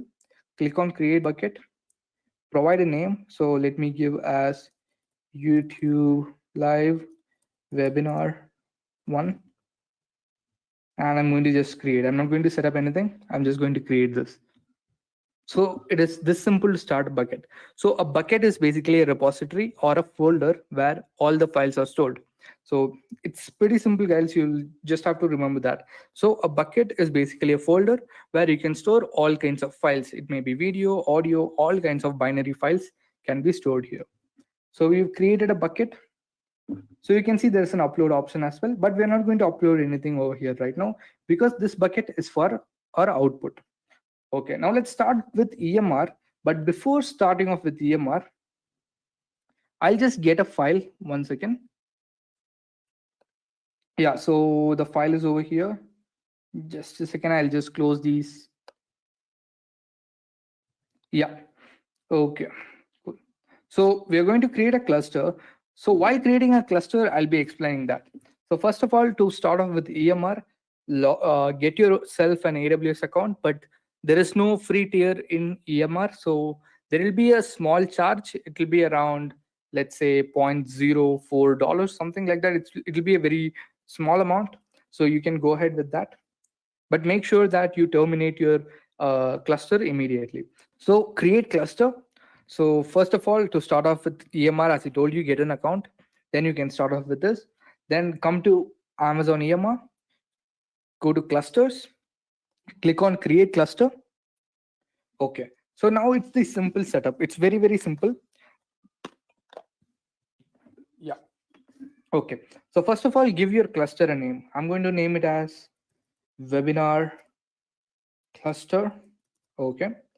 And then let logging be on. Logging in the sense, whatever happens, the setup, let's say the configuration, everything will be loaded and it will be stored in this folder. So it will be stored in this folder in S3. So let it be. That's fine. Next, coming down. So this is going to be cluster. We are going to start with a cluster and software configuration. So this is where you'll have to choose, guys. So here you can see core Hadoop, that is Hadoop, Hive, Hue, Mahout, Pig, and Tez. So anyway, we are going to only use Hive. So I'm going to choose first one. Then there is for HBase, Presto, and Spark.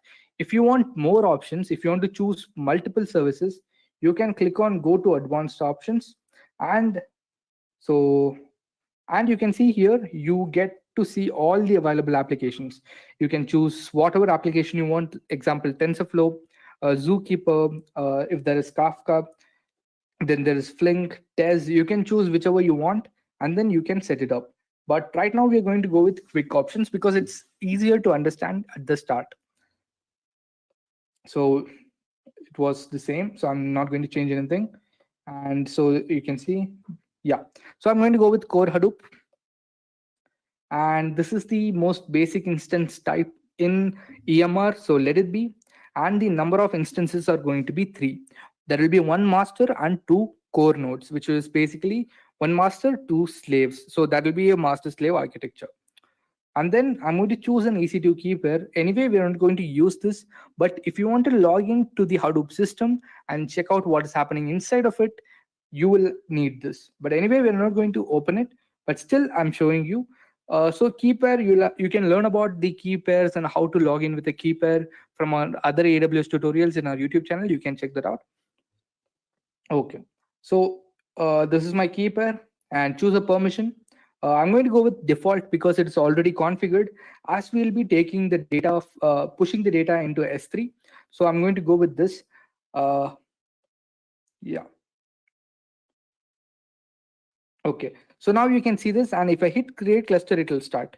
But I'm not going to do, because I'm going to go and do this exact same thing in advanced options. I think I understood this part.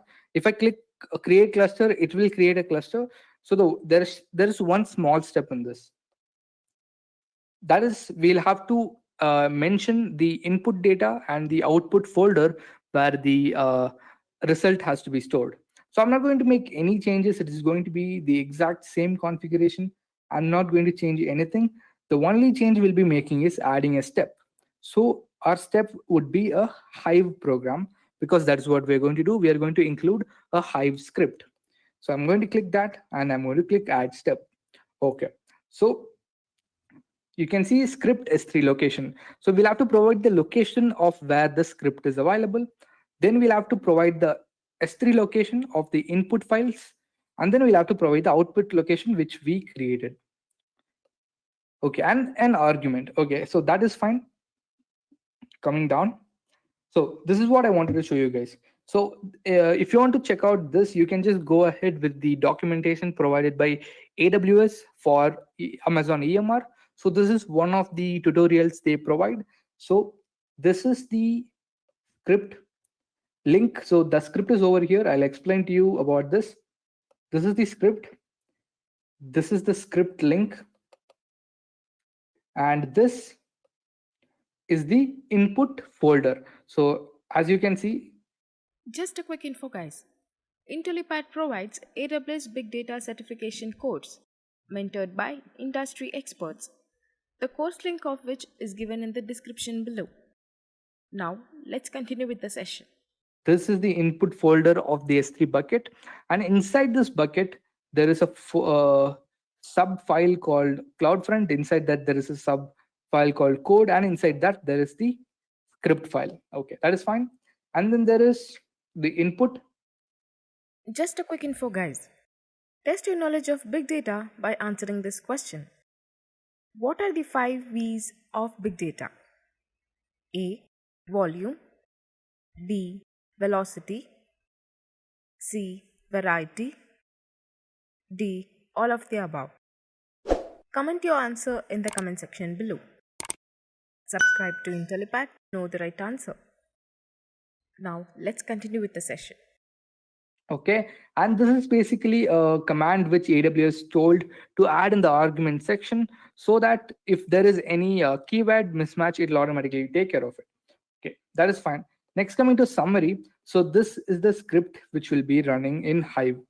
Okay, so you can see this, and this is pretty much it. What exactly we are doing right now. So this sample shows you how to analyze CloudFront logs stored in S3 using Hive. So we are using Hive on EMR to analyze logs which are generated from CloudFront, but we are not going to do anything in CloudFront. That logs are already stored in S3, but not in mine, in AWS's official sample repository.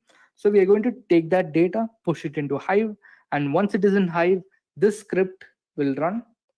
This script will process the data and give us the output, and we can download it and check the acquired results. So to check that, first of all, you'll have to set it up. And before that, you can see over here, you'll have, so this script is creating a table.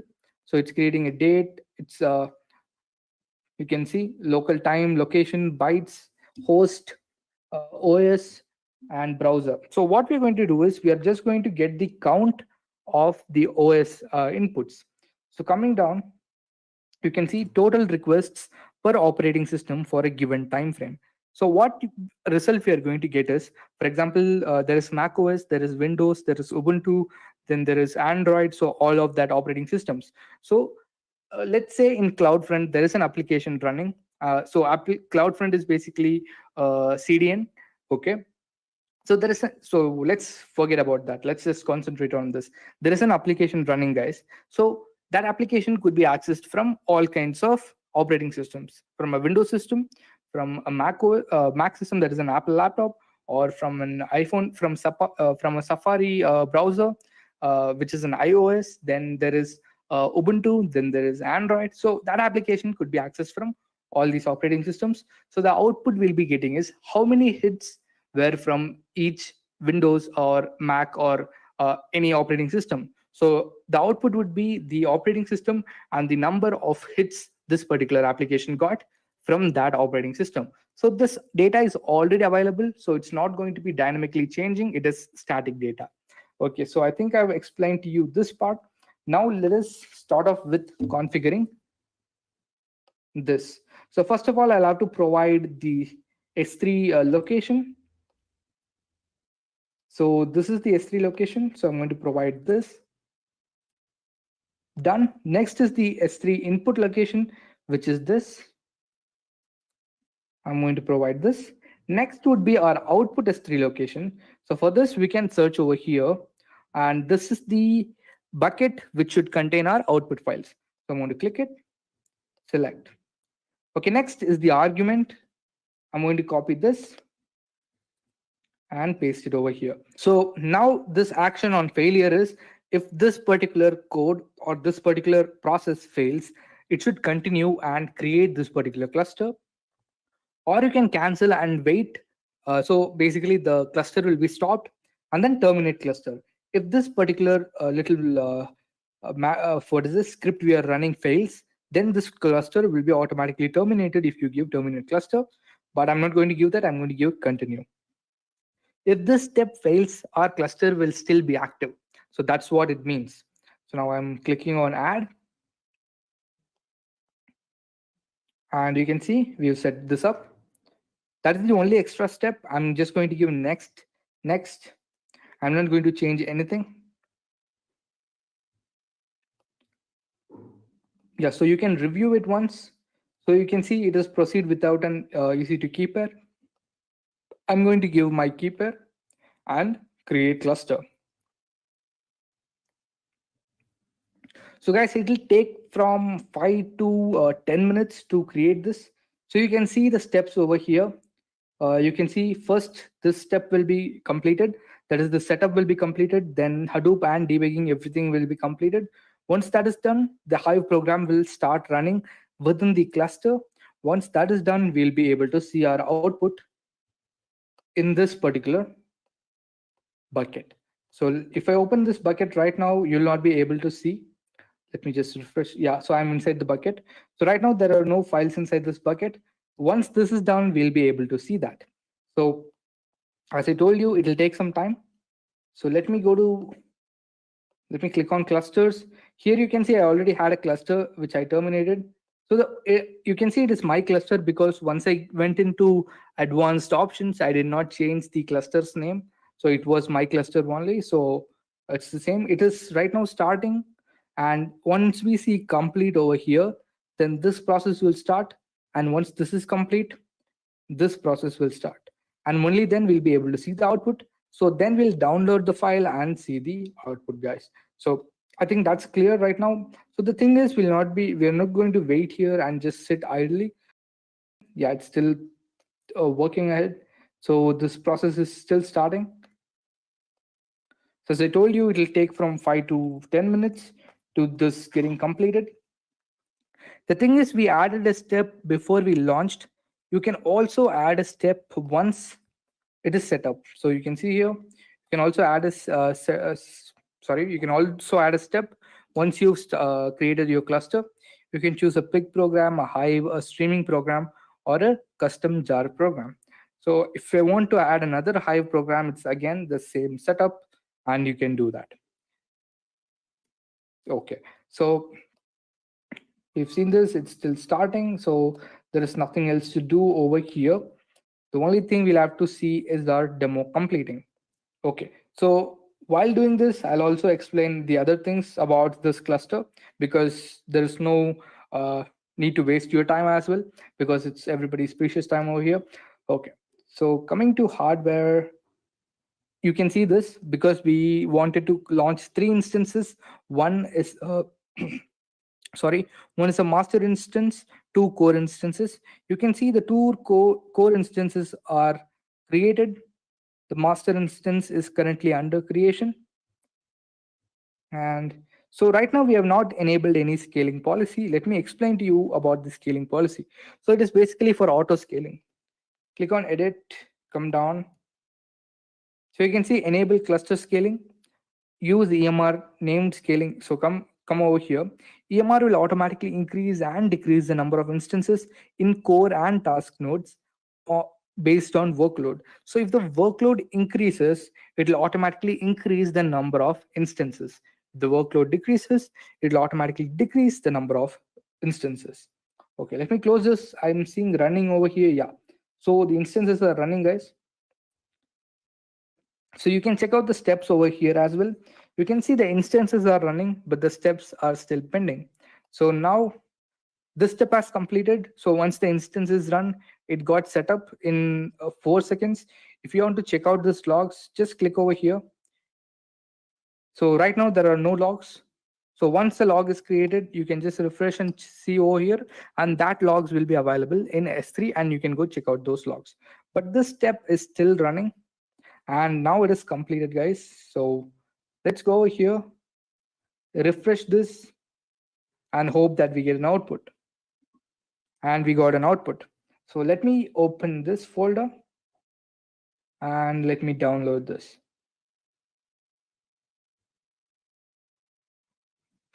Okay, sorry, that's not the folder which we want to download. We can download that, or we can go inside and download this. So the thing is, we have 2 nodes. So why do we have 2 nodes is that we'll be splitting work and giving it to each instance. That is, the half or some of the work will be given to the first instance, and some of the work will be given to the second instance. So you see 2 files over here. So this file would have been processed in the first instance. This file would have been processed in the second instance.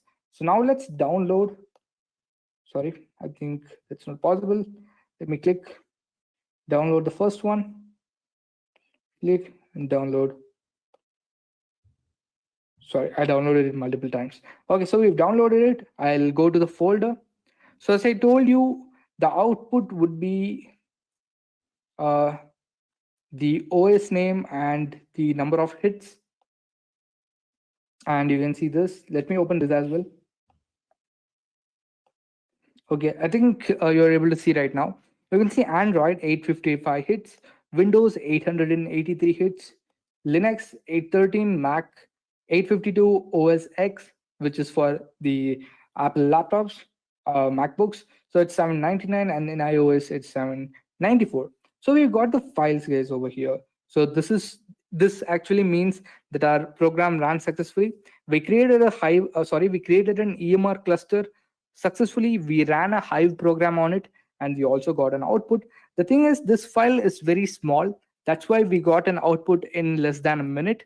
But if your file is very, very large and it takes a lot of time to process, then obviously it will take around 10 to 15 minutes according to the size of your file. And sometimes it can also take hours, because you might have, let's say, petabytes of data. Okay. So going back over here, we have successfully created the cluster. We ran a Hive program, and both of the steps have succeeded. Let me just click here. Yeah, so both of the steps have been succeeded. So it is waiting because right now there is no process running. If you want to add a process, you can click on step and add another program to run your program and process data. So you can do that. You can see all the interactive jobs over here. If there is any current job running, you can see the job. So for example, we were running this Hive program. So while running, we could have seen that job over here. So the thing is, this cluster can be shared among other users in my AWS account so that all of them can run a job at the same time, and we can check all the jobs running over here.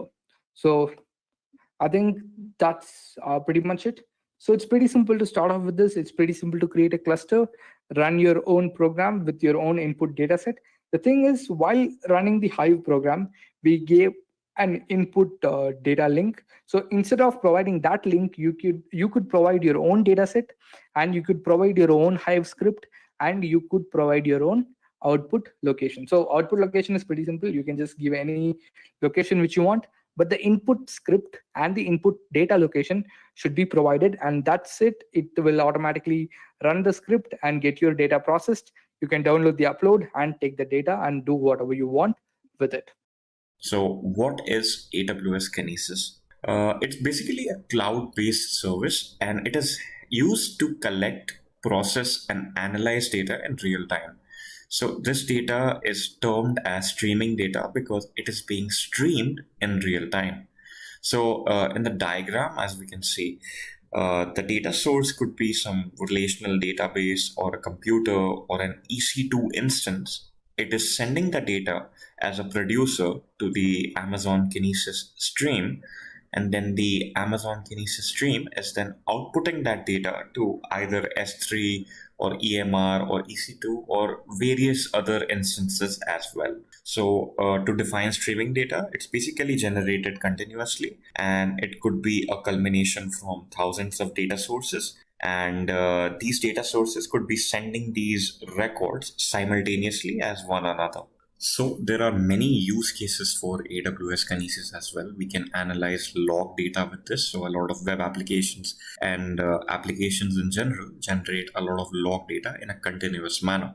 If we want to process that data, analyze it, and generate some insights out of that data, because it essentially becomes a big data case in that regard.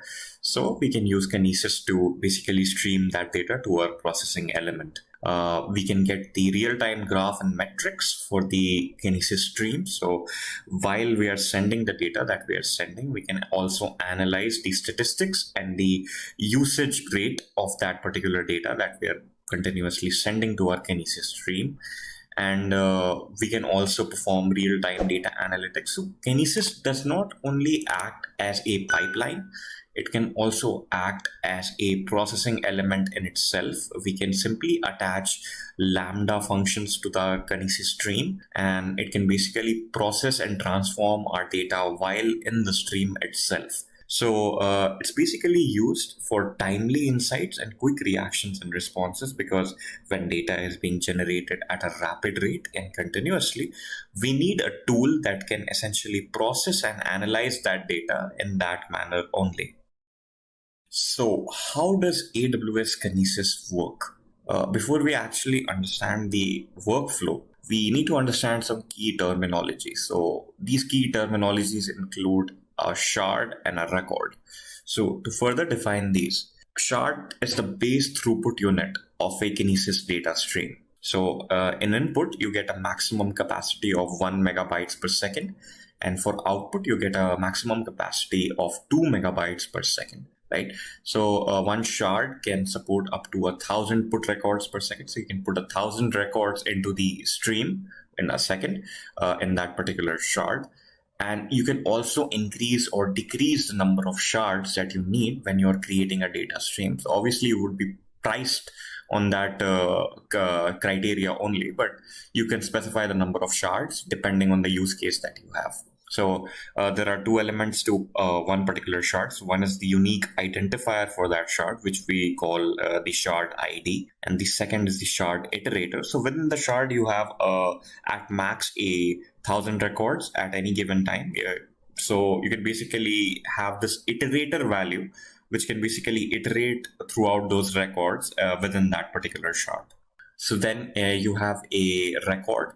So it's basically a unit of data that is contained inside a Kinesis stream. So as we were discussing before, within one shard, you can put up to 1000 records per second.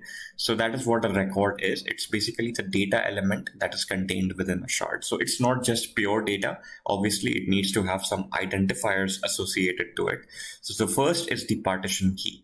It is used to segregate and route records to different shards of a data stream. So while you are sending your data to your particular Kinesis stream, you can use a particular partition key to basically direct that stream and direct that data that you have to a particular shard. So say your Kinesis stream has 3 shards and you want to send your data to a particular shard out of those 3, you can specify the partition key based on the shard. So then you have the data blob. So the data blob is the actual data that is contained. So it could be a string value, it could be some sort of a dictionary value, it could be anything. It's basically the data that you are trying to send to your Kinesis stream. And then there's a sequence number. So each record needs to be identified with a particular unique identifier. So that is the sequence number. So this basically differentiates your record within a shard between other records present within that shard. So let us now get to the workflow. So this is the base Kinesis architecture. So as we can see on the left hand side, we have as our sources, we can have EC2 instances, we can have a client, we can have mobile clients, and we can have our traditional server as well. So these are our producers because these are the elements that are creating the data, right? And then we have our pipeline, this Kinesis stream. So this is one Kinesis stream, which contains, in this case, only 3 shards, and it's basically transmitting that data to consumers. So these consumers also are configured to take in this data that is being sent by the Kinesis stream. And these EC2 instances optionally can send this data furthermore into Amazon S3 buckets. We can send them to DynamoDB, Redshift, EMR, and Kinesis Firehose for that matter, and so on and so forth. So let us now look at the workflow of how all of this works. So the first thing that happens is the data is ingested into the Kinesis shards. So as we discussed earlier, it could be ingested at a maximum of 1 megabyte per second per shard. And then after it has been ingested and put into the pipeline, then depending on whether it was processed or not within that Kinesis stream, it is then streamed to the consumer. So the consumer could be EC2 instances or basically Amazon Firehose for that matter. And the capacity at which the data is outputted is at around 2 megabytes per shard. So per shard can only output the data at a maximum of 2 megabytes per second. And after it has been put into the EC2 instances, after the traveling has been done, then the EC2 instances have the option of forwarding the consumed data to the further elements. So coming to the hands-on section of how to actually manage a Kinesis stream, there are 2 ways to do it. The first way is obviously via the user interface that Amazon provides by itself. So you can simply type in Kinesis and you'll be greeted with a lot of options. So the first way you can actually create a data stream is by creating a data stream itself and then typing some name. So in my case, I can type name like Kinesis stream 1. So this is my stream name, right?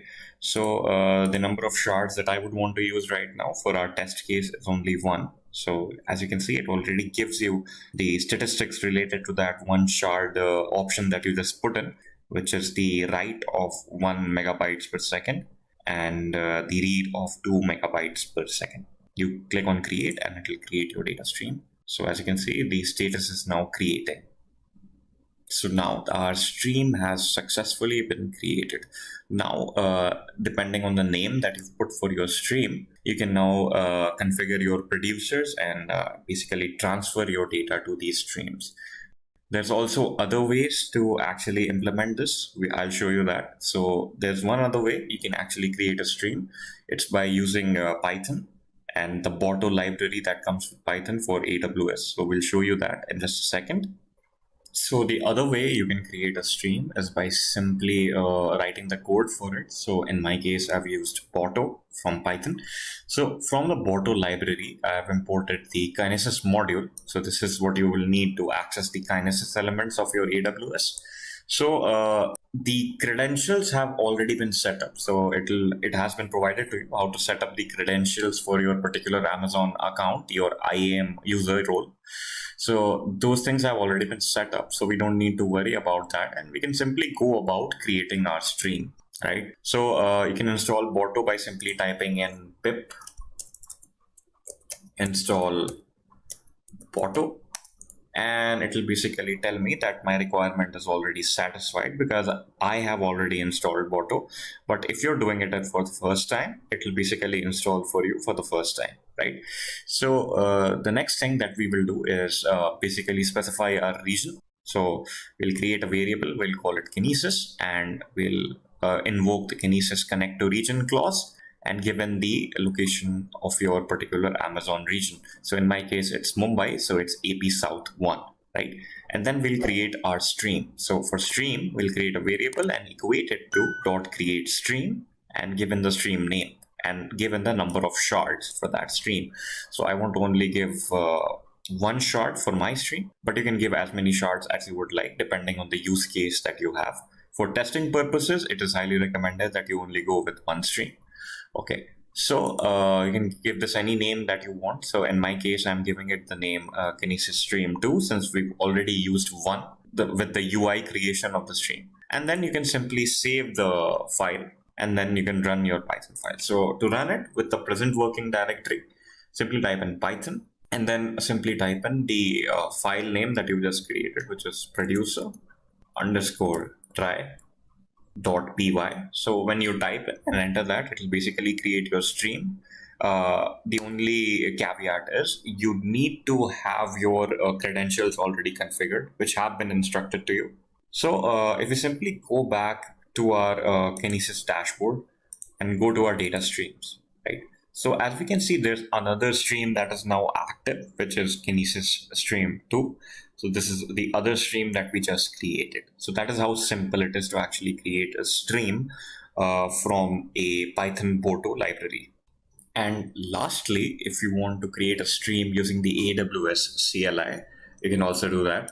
So once you have your credentials set up, you can simply type in AWS Kinesis to invoke the Kinesis clause, and then simply type in create -stream, the stream name. So you need to specify the stream name.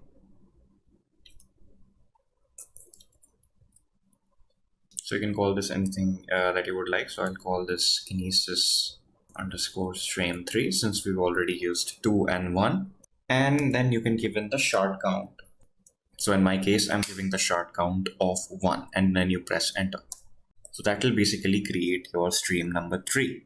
So if I simply refresh this, as we can see, we have a third stream, which is now active, right? There are a lot of other things you can do with the AWS CLI as well. So you can describe the stream. So describe the stream, you can type in AWS Kinesis and type in simply describe stream. So Kinesis underscore stream 1. So this is a stream name that we want to describe, and then we press an enter. So it gives us the description of that stream. So it gives us the shards in basically a JSON format. So as we can see, there's only one shard in stream 1. So we only get the shard ID and all of the variables for only one shard, and the stream name, the stream status that is currently there, the retention period for that stream. So it retains data for the maximum of 24 hours and a lot of other elements as well. So the other thing that we could do is list all the streams that we've created. So to do that, we can simply type in AWS Kinesis and list streams. So it basically gives you the stream list for your particular account, your IAM user. So as we can see, we have 4 streams. So the first one was the default one that I had created earlier on, Borto demo, and the 3 streams that we just created. Say now that you want to put some data into your stream, you can simply type in AWS Kinesis, put record, because you now want to put a record into your stream name that you want to put your record into. Let us take stream number 3 to put our record into. So Kinesis underscore stream 3. The partition key, so this could be anything that you would like. So in my case, I would be simply typing in 1, 2, 3. You could type in anything that you would like here, and then you would finally give the data. So let us give in some test data. So when you press enter, it will basically create your stream, add your data within the stream. So as we can see, our data has been added into the stream, and we can see which shard ID has taken that data, which shard has taken that data, and the sequence number for our particular data record. So that is our sequence number. Next thing that we could do is get the shard iterator for that particular shard. So for that, we can simply type in AWS Kinesis get shard iterator shard ID. So we can simply take in this, the shard ID that we are concerned with right now is this particular shard ID. So take that and paste it over here. And then we simply type in the shard iterator type. We trim anything that is there, like spaces or remaining spaces. And then we give in the stream name, which is in our case, Kinesis stream 3. And then we press an enter. So then it gives us the shard iterator. So now we can use this iterator, this particular iterator that we have, to get all of the records that are present in this particular shard, right? So we can type in AWS Kinesis get records shard iterator. So based on the shard iterator, we'll get records. And then the next thing that you could do is simply paste this particular iterator. So that is not the iterator. We can simply copy this and paste it over here. So we get our iterator as well. And then we simply press an enter. So it will basically give us all of the records that are present within that shard once we have the shard iterator. And lastly, we can also delete streams that we've just created. So to delete streams, we can simply type in AWS. Just a quick info, guys. Test your knowledge of AWS by answering this question. Amazon S3 is which type of storage service? A. Object. B. Block.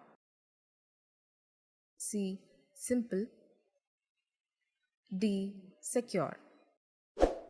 Comment your answer in the comment section below. Subscribe to Intellipaat to know the right answer. Now, let's continue with the session. Kinesis, delete, and then specify the stream name. So let us delete the third stream, Kinesis stream 3, and press enter. So now if we go back and check our AWS and simply refresh this, so we can now see that the stream 3 has disappeared. So these are some of the ways in which you can basically manage and handle the streams that you create using Kinesis. So you can do it with the live user interface. You can basically create a Python file and get the Watto library, which is the AWS library for Python, and use the Kinesis module within that, or you can simply use the AWS CLI as well. So why is AWS Kinesis actually better? So the obvious point of comparison comes as Apache Kafka. And with Apache Kafka, you obviously have to own or rent an entire server to basically maintain that streaming service. But with Kinesis, you only have to pay for your usage. And Kafka may give you a whole lot of flexibility, but you do have to dedicate an entire DevOps team to manage and maintain it.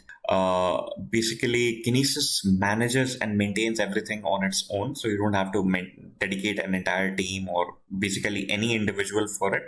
AWS is fully scalable in nature, so you can increase and decrease the stream on just a click of a button. You don't really have to get into all of it. And you can also have the option of manipulating the data that is present within your Kinesis stream before actually forwarding it to S3 or Redshift or any other appliance that is provided to you by AWS. Right. So these are a lot of benefits that you get while you're using Kinesis, which is a fully managed service. So there's also a customer service implementation that you can use if you are facing any difficulties. So no maintenance, no team, saving on money, and you can basically manipulate the data that you're getting in your stream. So the key advantages include it is cloud-based. AWS Kinesis is cloud-based, so it's on the cloud. You can use divide and conquer. It is fast, it is managed and scalable. Let us now dwell into how these advantages are basically elaborated. It is cloud-based, which means that you don't have to own any computational hardware. Data collection is separate from data processing. So both of these elements have been separated. You collect the data in a different phase of the Kinesis lifecycle, and the data is processed in a different phase of the Kinesis lifecycle. So it doesn't really matter how much data you're collecting on one side. That will be done in the capacity that has been allotted for it. And while data processing can happen on the other side, both of these processes are entirely independent. It is fast. So as we discussed before, one shard has the maximum input capacity of 1 megabytes per second and a maximum output capacity of 2 megabytes per second. So it's very extremely efficient actually for real-time streaming. And it is fully managed by Amazon. So you only need to concern yourself with the task at hand. No maintenance is involved.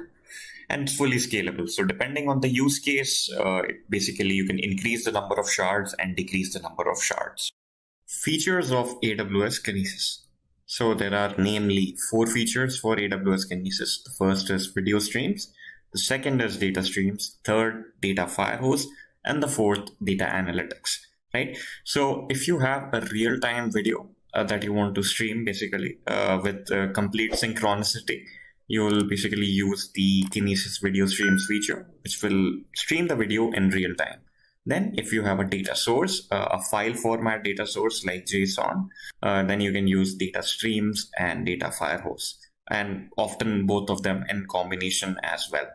Say if you want to perform some analytics on this data, you can use Kinesis data analytics by getting the output of the data streams and data firehose to data analytics, and then eventually give that output to the consumer as well.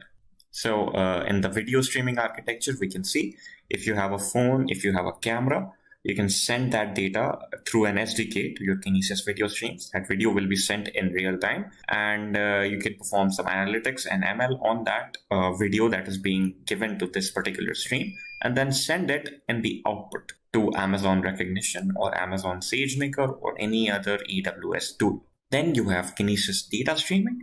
So if you have simple files that you want to send that are being generated at the producer's source, you can use a Kinesis data stream for this, and then it will ingest that data, and furthermore, it will transmit that data to a particular Kinesis data analytics stream or Spark on EMR, EC2, or even send that data to AWS Lambda for further transformation, and then eventually you can create your analytical output from all of that. So if you have your input data coming from a Kinesis stream or a normal input source for that matter, you can take that data and load it continuously in the destinations that you would choose. So Kinesis Firehose basically eliminates the middleman. You don't need an EC2 consumer instance that would transfer that data to Amazon S3 or Redshift or any other AWS service. You can directly store your data in S3 and Redshift with the use of data Firehose, and then eventually get your output in the end. And then you have your Kinesis data analysis. So as we discussed before, the input source for a Kinesis data analytics stream could be a data streams or could be a data firehose source, right? And then when the data goes, you can perform some analysis and querying on that data, and then eventually get your insights and output. AWS Kinesis components. So now we move on to the components that constitute AWS Kinesis. So the first element and the foremost element is the producer. So this is the element involved in the Kinesis data analysis process that generates the data. So this producer puts the records into the Kinesis data stream, and this process is called data ingestion. You can use the KPL library for this, and this simplifies the application development process because you can use this library to perform these functions with just the invocation of a particular command. So the functions include writes to one or more Kinesis data streams with an automatic and configurable retry mechanism. So if it fails, the attempt to upload that data into the stream fails once, it can retry again. And then it collects the records and uses the put records function to write multiple records into the multiple shards of that particular stream upon request. It aggregates the user records to increase the payload size. So you can basically manipulate the payload size that you want to deposit into the stream. It integrates seamlessly with the Kinesis client library, which is the KCL. And basically you can deaggregate the batched records on the consumer. So once the data reaches the consumer, you can basically deaggregate the records that have been batched specifically for the sending purpose. So it's kind of like de-encryption. And then you can also submit the statistics and logs of your producer to Amazon CloudWatch to basically monitor how the producer has been performing and the health of the producer. So let us look at some KPL terminology. The first is records. So there's a distinction actually between the records that we discussed earlier on in Kinesis streams and KPL user records, right? So let us see what that is. So the KPL record basically references to a blob of data that has meaning to the user. For example, you could take a JSON blob that represents all of the events happening on a particular web application and the log files from that particular application. So that could be an example of what a KPL user record could be. And then we have batching. So batching means performing a single operation on multiple or a collection of objects. So that means that you have multiple records that you want to deposit to your Kinesis stream. So you'll basically put them through a batching process, right? So that all of this data is properly collected and bunched up together so that you can send them in a stream in a very organized way. And then they can be de-aggregated or de-batched when they reach the consumer eventually. So there are two types of batching. One is the aggregation and the other is collection. Let us look at what both of these are. So aggregation is storing multiple records within a single Kinesis data streams record. So one record will be containing multiple records. So one way you can achieve that is aggregation and the other is collection. So this is basically an API operation. You can use the put records function to send multiple Kinesis data streams records to one or more shards in your Kinesis data stream. So this basically implies put records as a function can be used when you have multiple data stream records that you want to send to multiple shards or one shard in your Kinesis data stream. So this is an example of a basic producer application in Java. So you're sending 100 records over here. So the loop is from 0 to 99, which is about 100. And you're specifying the stream that you want to deposit your data into, which is my stream. And you've specified a partition key, and you've also specified the data that you're sending.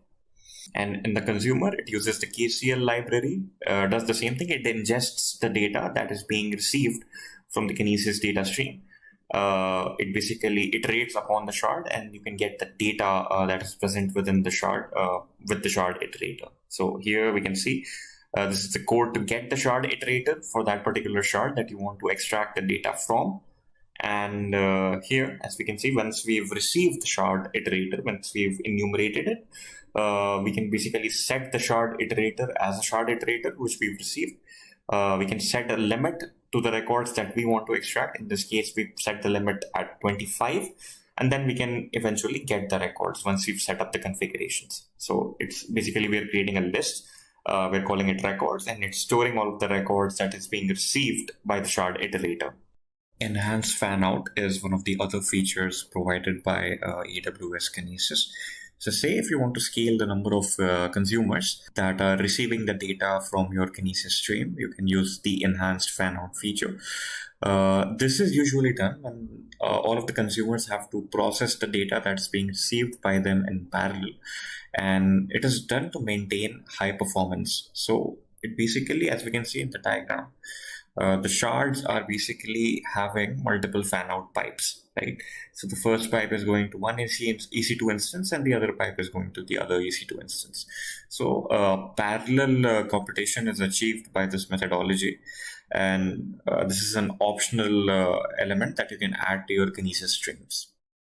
Kinesis Firehose. So this is an additional element on top of the normal Kinesis streams. It is the easiest way to transfer the data or load the data, the streaming data that is being received, into data lakes like S3 and Redshift and Elasticsearch, and essentially enabling real-time analytics and achieving business intelligence use cases with the dashboards of business intelligence and other analytical tools that we are already using today, right? So it basically takes the data and does not need a consumer per se. It will directly transfer that data into a data lake, which we can now directly query or warehouse according to our needs. So this is the workflow of how the Kinesis Firehose works. So you have your data source. The data source sends its source records. It sends its records. So there are two ways it could go about now. So there is a backup S3 bucket and there's a destination location, which is your destination S3 bucket. So say if there is some sort of a failure, if there's some sort of a transformation failure or Lambda failure. So if you added a Lambda function to your Firehose delivery stream and that Lambda function runs into some sort of error, right? So you don't want to lose the records that have been just received by your Firehose delivery stream. So you can put up a backup S3 bucket so that data will be transferred over there, and it's not basically lost in translation. And if the Lambda function is successful and there are no errors, then definitely the data will directly go into the destination S3 bucket as well. So one of the ways we can use delivery streams or Kinesis Firehose streams is by attaching them to our existing Kinesis streams, right? These data streams that we have. So you can simply click on delivery streams and click on a create delivery stream option. So you can name the stream anything you want. So I'll call this delivery stream 1. We can choose the source. So let us choose a Kinesis data stream that we've previously created. So you can choose any of these. Click on next. And then you can specify some data transformation functions if you want. Right now, we're not going to do that. And you can also convert the format in which the data is being received into the format that you would like. So Apache, if the data is being received in Apache Parquet or ORC format, you can convert that with the data record format conversion. And then you click on next. And then we have to specify a destination. So in our case, we want to specify Amazon S3 as our destination. So our Kinesis data stream will send us the data to our Kinesis Firehose stream. And then the Firehose stream will deposit that data into an S3 bucket. We can specify which bucket we want to deposit our data into. So we can specify from here, or we can simply go to S3 and create a bucket. So let us specify some workshop practice bucket. And then we can specify some prefix for the records that are going to be accumulated in our S3 bucket. So all of the records will start with the name that we specify over here. We're not going to specify anything right now, and click on next. We can specify the buffer size. So as we can see in the description, the data Firehose buffers the incoming records before delivering them to the S3 bucket. So the record delivery will only be triggered once the buffer size has been reached. So these conditions have to be reached before the delivery actually occurs. We can specify conversion formats, and we can also specify error logging. So let us now create this stream. So I'm going to choose an existing IAM role. Just a quick info, guys. Intellipaat provides AWS Big Data certification course mentored by industry experts, the course link of which is given in the description below. Now, let's continue with the session. So this is a Kinesis test role that I've already created. So this has all of the permissions that are required for you to run your Kinesis Firehose delivery stream. Click on next, and then eventually click on create delivery stream. So that will create our delivery stream. And as we can see in the source, it says the Kinesis stream 2. So it's taking data from the Kinesis stream that we had earlier created and the destination is the folder as the bucket that we've created in our Amazon S3. So once the data is being accumulated in our Kinesis data stream and it satisfies the threshold conditions that are sort of needed to be achieved for the data to be delivered to S3 in our Firehose stream, it will be delivered to the workshop practice Intellipaat bucket in our S3. What is Amazon DynamoDB?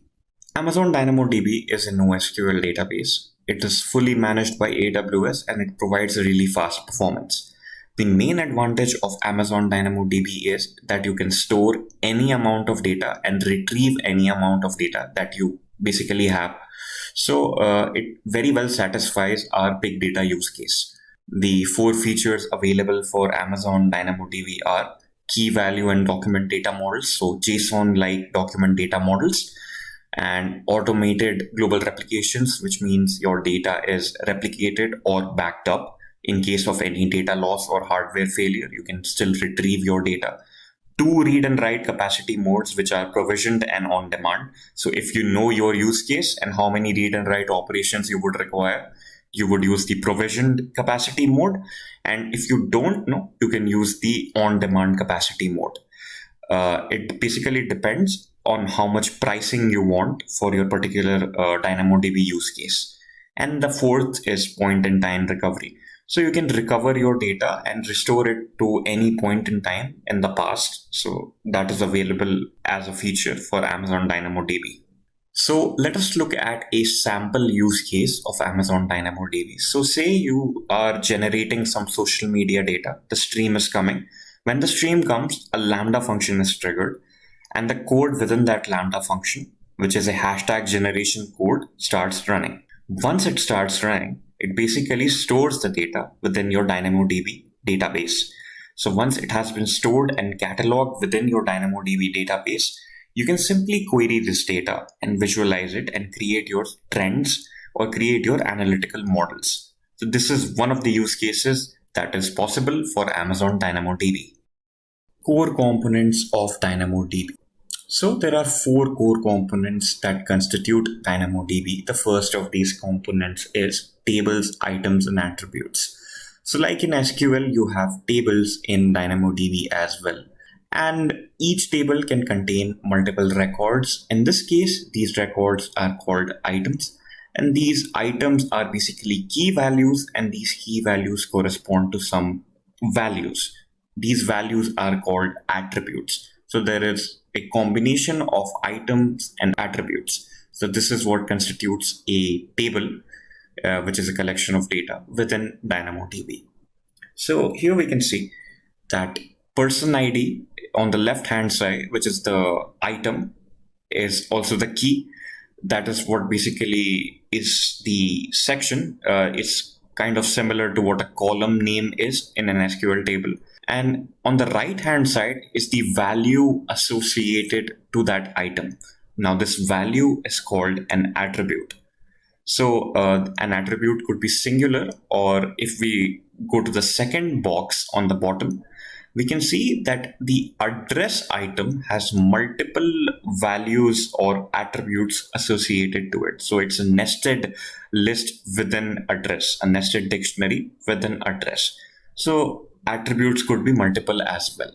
So on the left hand side, there is the unique identifier, which is known as the primary key, like in SQL tables. Now this primary key can be constituted of a partition key and a sort key. So a partition key is basically what makes the separation as to define the difference between attributes. So here are 3 product IDs in the partition key: 1, 2, 2, and 3. So it basically is a summation of 3. So in 2 specifically, we can see that the first 2 contains an album ID, while the second 2 contains an album ID. And within the album ID, it also contains a track ID.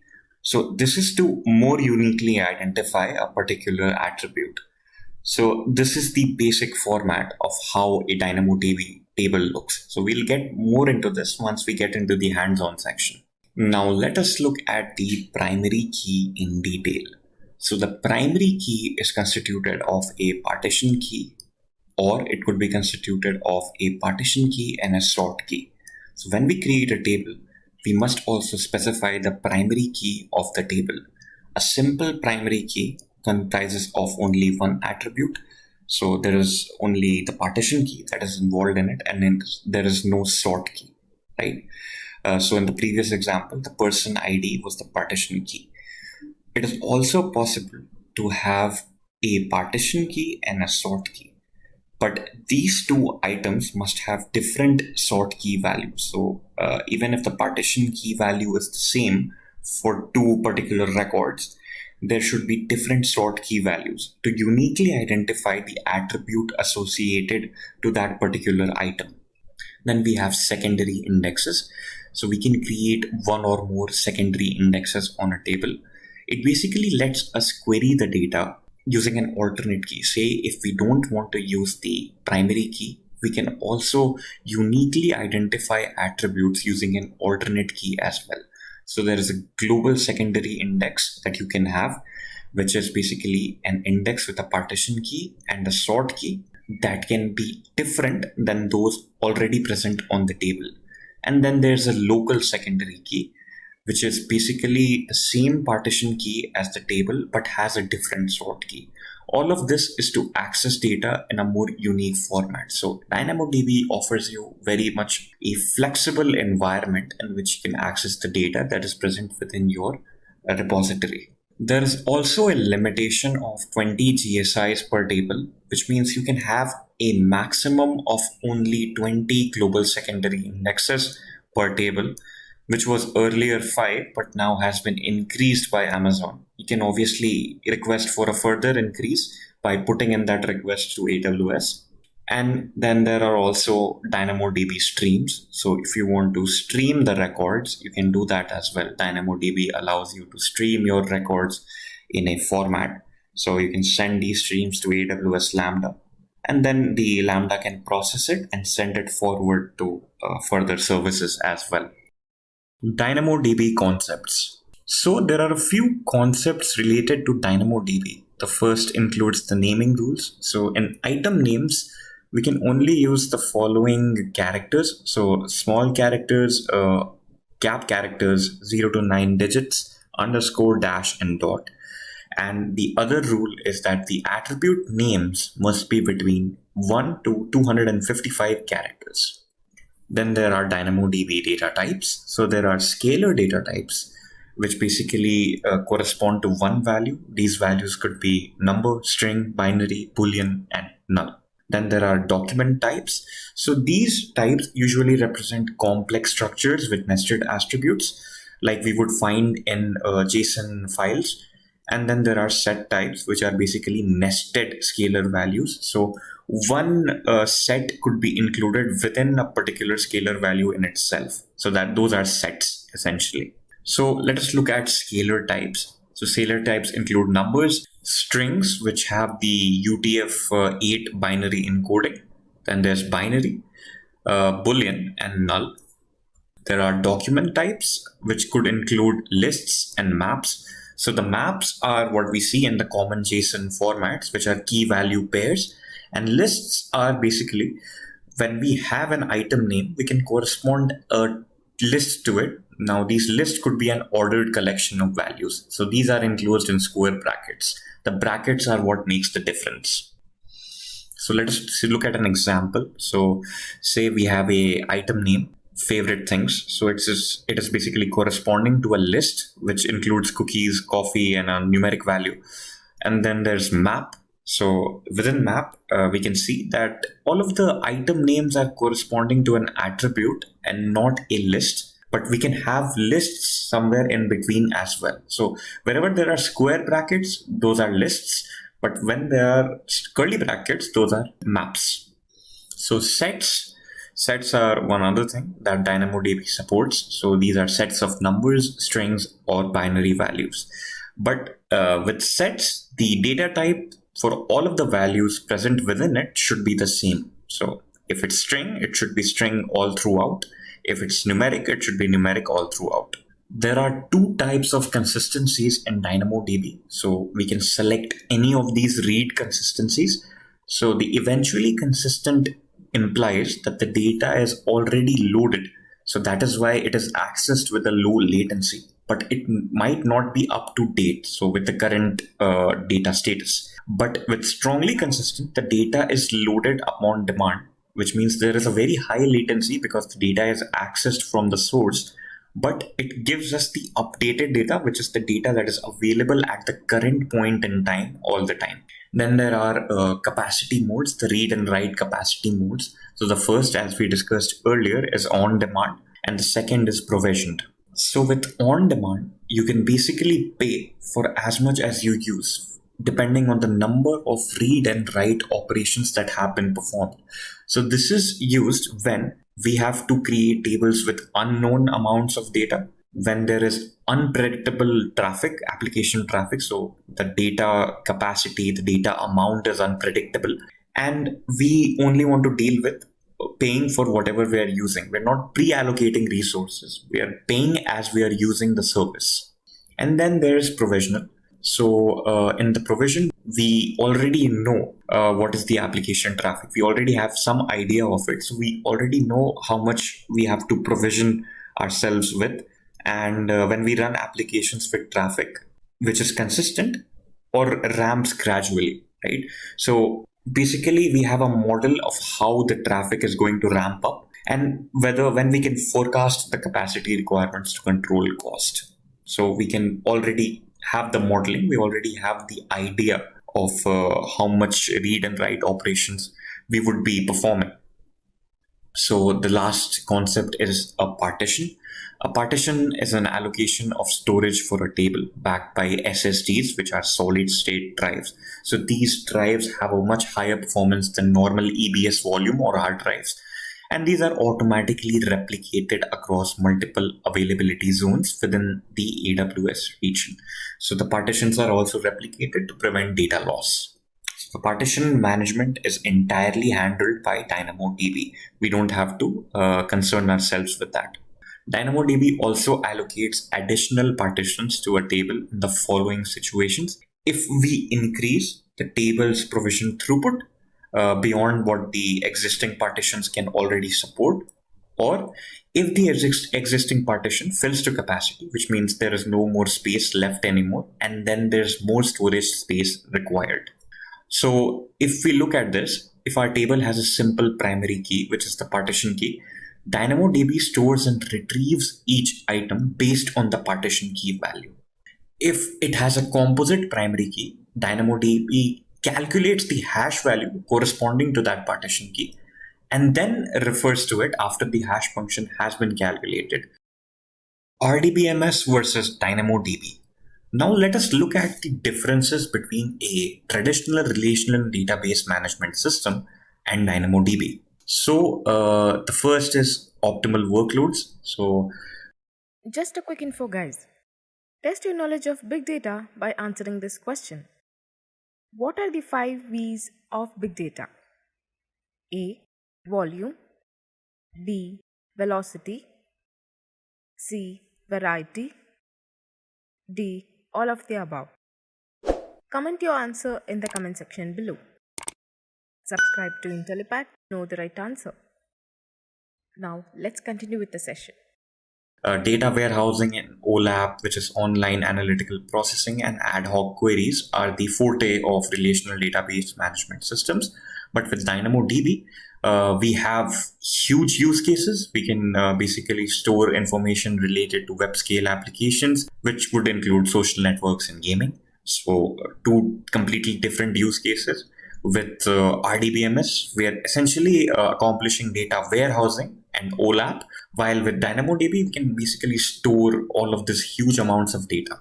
Data model includes that the RDBMS is obviously corresponding to databases which are very well structured. So it has a well-defined schema where data is normalized into table rows and columns like SQL.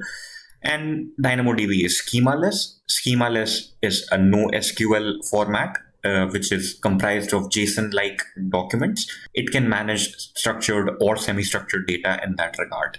Data access, SQL is the standard of storing and retrieving data when it comes to RDBMS. MySQL, if you've used this, Oracle DB and such, so on and so forth.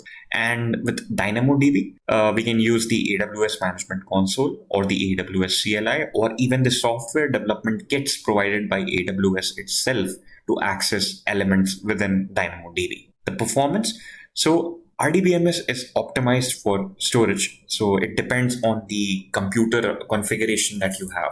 That basically evaluates the performance that your relational database management system will perform at. And DynamoDB, it is optimized for computation. It's not optimized for storage. So performance is a focus in DynamoDB. So it uses the underlying hardware and network latency. And those are the main focuses when we are dealing with DynamoDB. Scaling, you can scale up the RDBMS when you have faster hardware.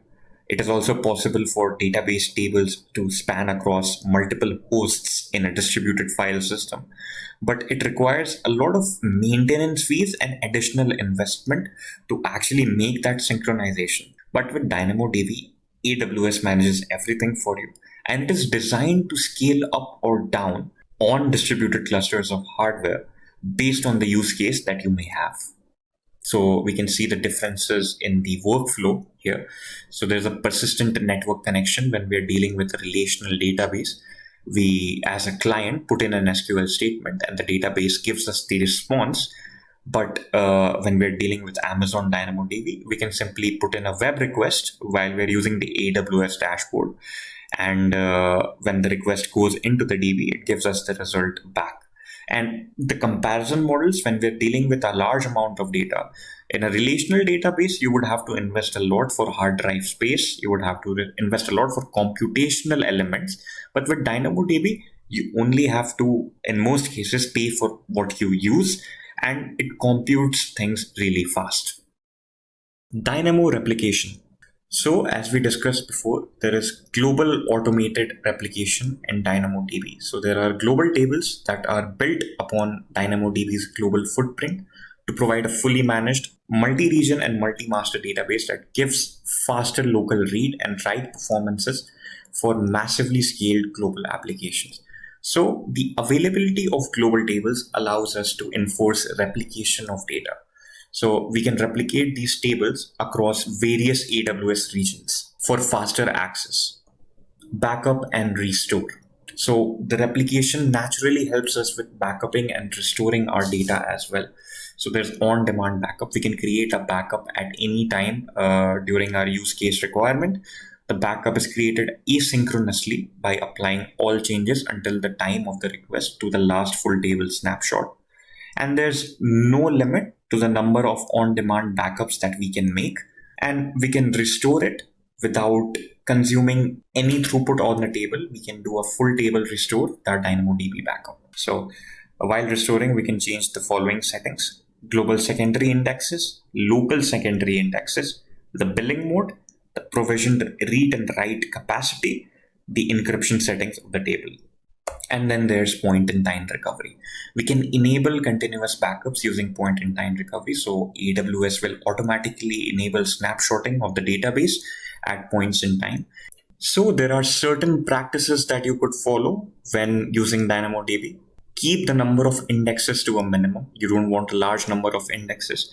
Set different provisioned read capacity for different readers. So based on the role of the reader of the DynamoDB database that you have, you can set up different provisionings, and you can store large attribute values in Amazon S3. So say if you have an extremely large value, you can store that in S3 and simply point to that value using an identifier in DynamoDB. Maintain as few tables as possible in a DynamoDB application. So you want to minimize the number of tables that you use for convenience. So let us create a table in DynamoDB. So simply type in DynamoDB for that and open up the service. So it very conveniently gives you the option to create a table. Just click on that. And then you can name the table anything that you would like. So let us name this songs. And the primary key could be the song ID. So we can name it that.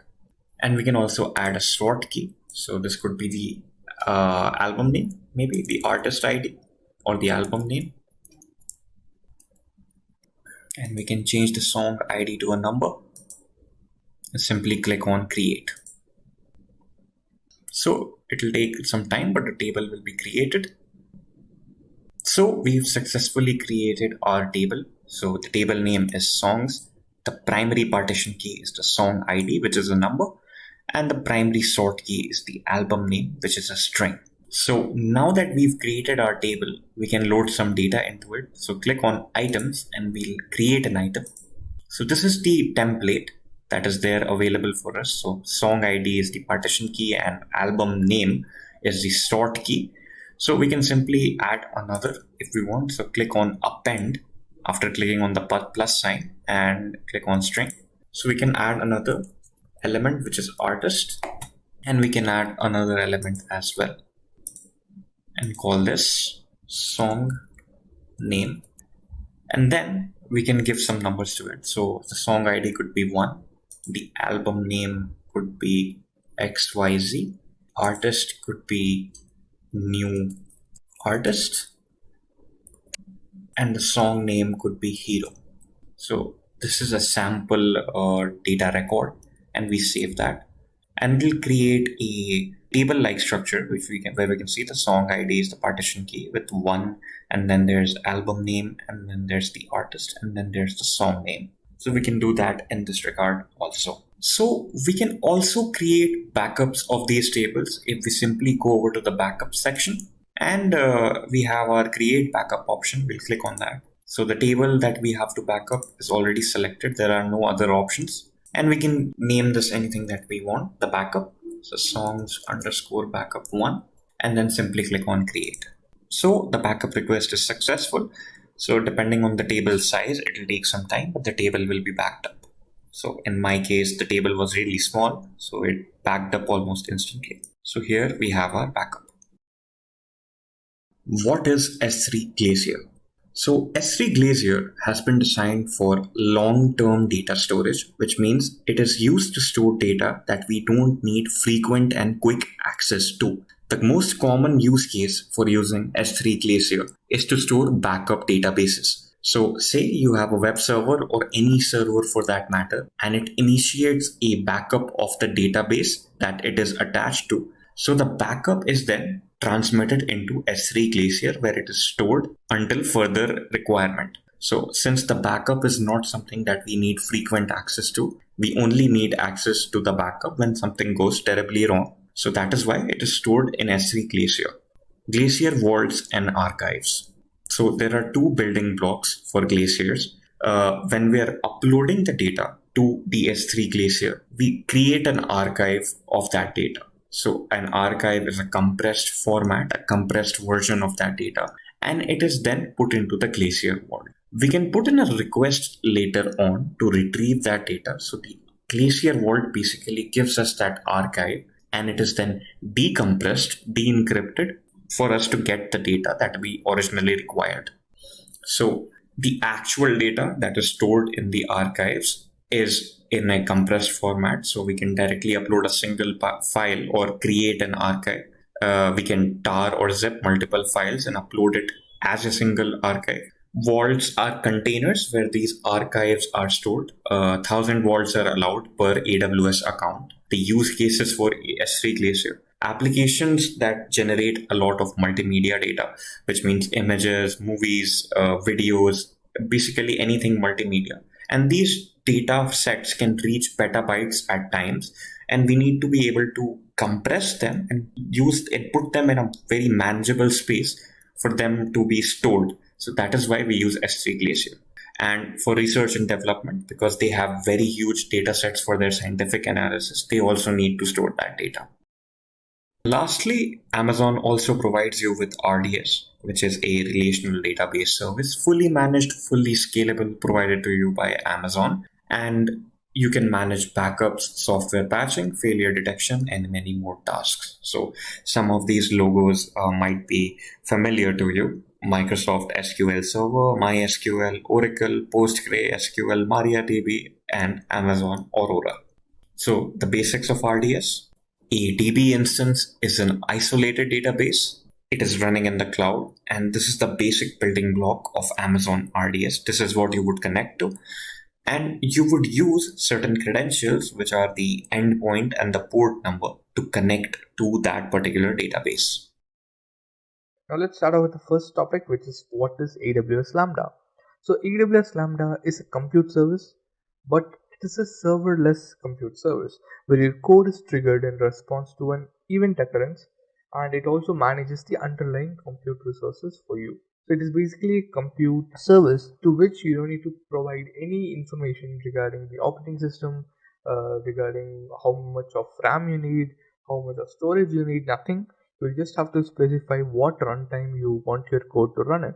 So you can choose either Node.js, you can choose Java, PHP, Python, you can choose that, but you don't need to provide anything else. You just have to put your code in there, and either you'll have to run it manually or you'll have to set up a trigger which will automatically run the code for you. And also, Lambda obviously manages the underlying compute resources, because even though you don't provision or you don't mention any compute resources you need, obviously the Lambda function which you create should run on some server somewhere in the AWS data center, and all of that is managed completely by Lambda itself. So basically it provisions a server, or it provisions a location in which it runs the code for itself, so you don't need to worry about anything else. Okay, so now how it is different from EC2, because in Amazon EC2 we have so many other features which we don't have in Lambda. So what exactly is the purpose of Lambda here? So AWS Lambda is a PaaS with a remote platform to run and execute your backend code. So basically they provide you a website in which you put your code and you run it on your desired platform or desired runtime. In Amazon EC2, it's an infrastructure as a service in which you are provided with virtualized computing resources which are hosted in the AWS data center. So in this case, it's a website which is obviously hosted in the AWS data center, which provides you access to the Lambda tool in which you can run your code according to a certain trigger. But in this case, in Lambda's case, you won't be given access to the server itself. But in the EC2's part, you will be given access to the server completely. You can install any software you need. You can run whatever you want. You can upload certain images to it, or you can upload certain code files to it, and you can manually run it from there. But in Lambda, it is just a website in which you're uploading your code. Then environment restrictions, as it is restricted to a few languages only. So in AWS Lambda, so there are some pre-loaded language runtimes, which are the only languages which you can use. But in EC2, there is no restrictions because it is a virtual machine. You can install whichever software you want according to your needs. Just choose your environment where you want to run your code and push the code into AWS Lambda. So basically in Lambda, you just create the function, choose your runtime, push your code. EC2, so you'll have to basically choose the operating system, which is the AMI. And once you choose the AMI, you'll have to log in into the EC2 instance and install all the software. Only then you can get to the process of running your code. No flexibility to log into compute instances. Choose customized operating system or language runtime. Offers the flexibility to do that with a variety of instances, operating systems, network, and security patches. So this may be one of the disadvantages of Lambda. So in Lambda, there is no flexibility. Basically, you cannot log into the provisioned server and then rectify if there are any errors.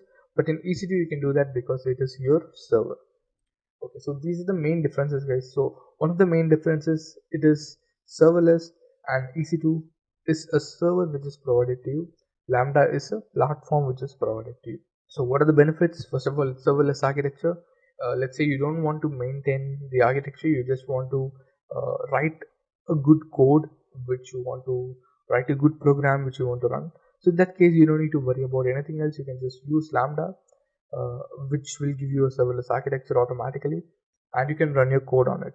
Code freely. You have a text editor or you have a code editor on the Lambda console itself. You can code over there, and also it will accept. You can basically choose the version of your runtime, and you can change your code according to that. No VM needs to be created. So again, we know about this. We don't need to create a virtual machine. We just have to create the function. Pay as you go. So this is for every single AWS service. You pay for what you use. If you use let's say 2 EC2 instances, you only pay for the 2 EC2 instances which are running. If they are stopped or if they are terminated, you're not going to pay for them anymore. Monitor your performance. A monitoring tab is always available in Lambda, which is in real time. You can go ahead and check whenever there is a change in that particular tab. So now what are the limitations to Lambda? So as I told you, it's not a server because it provisions everything for you. So if it does that, you cannot do all the tasks, right? So in that case, whenever it is a platform as a service, there are always certain limitations. If it is your own EC2 server, there is no limitation. You can use the complete server as much as you want, however you want. But in an environment like Lambda, you have certain limitations which you will have to abide to. If you go ahead of that, your function will not work. So now, the maximum disk space provided is 512 MB for the runtime environment. If you want to store certain temporary files while the function is running, in that case you get 512 MB for the runtime environment. So right now there is a new feature where you can attach an EFS volume to Lambda. So right now I think there is no issue. You can just create a huge EFS volume and attach it to Lambda to store all your temporary files. But if you don't want to use EFS, if you just want to use Lambda, in that case you get 512 MB. Its memory volume varies between 128 to 3008 MB to the function while execution. So while creating a Lambda function, you can also vary the memory which you want to, which that particular program has to be using. So let's say the minimum would be 128. Whenever you create a Lambda function, that would be the minimum. You can change it up to 3008 MB. So now, if your Lambda function, if you think your Lambda function requires a lot of memory to run, in that case you'll have to run certain times, do some trial and error, and check how much MB your Lambda function is using, and then come to an average value. So let's say you run your function 3 times, it's using 200, 201 and 195 MB. So you can give around 220 to 230 MB of memory so that it does not like fail. And then the function timeout is set to only 900 seconds. That is, if your Lambda function is running for more than 900 seconds, it will abruptly stop. The maximum function runtime is 900 seconds. If it cannot go beyond that, but I don't think any code will run more than 900 seconds, whichever you put on Lambda. So make sure your code does not take more than 900 seconds. Also, the default is 3 seconds. You can make it lesser as well, but whenever you create a Lambda function, the default timeout period is 3 seconds. Only languages available in the Lambda editor can be used, so this we already discussed. Now, how does it work? First, you upload your code to Lambda in one or more Lambda functions. So you create a Lambda function, or you create multiple Lambda functions, and you upload or copy and paste your code to Lambda. Once that is done, once you set up a trigger, then the trigger is triggered obviously, and once that is done, the Lambda function will start executing. If your code executes successfully, in that case all well, all good. If it does not, then there is no use to that particular function. So now let's say your code has been successfully run. So after the code is invoked, Lambda automatically takes care of provisioning and managing the required service. That is, whenever your function is requesting, let's say your function is triggered right now, so that function has to run somewhere, right? So if it does not have computing resources, it cannot run your code. So in that case, that particular time, so already provisioned servers will be used for running your code, and Lambda will monitor and manage all these servers in the backend. So that is, you don't need to worry about anything because it is serverless. And so this is the basic idea of how it works. You upload your code, set up a trigger of any AWS service. Whenever that particular trigger has been triggered or has been provoked, in that case the Lambda function will run and all of these steps will take place. Now, so we've seen about Lambda. I think you got a little bit of an idea about Lambda because this is a beginner level tutorial. We've not gone into the depth of Lambda. So if you want to check out Lambda, you can check it out in our YouTube page. And also guys, make sure to subscribe to our channel and also leave a like if you like the video, if you like our efforts that we put every single day.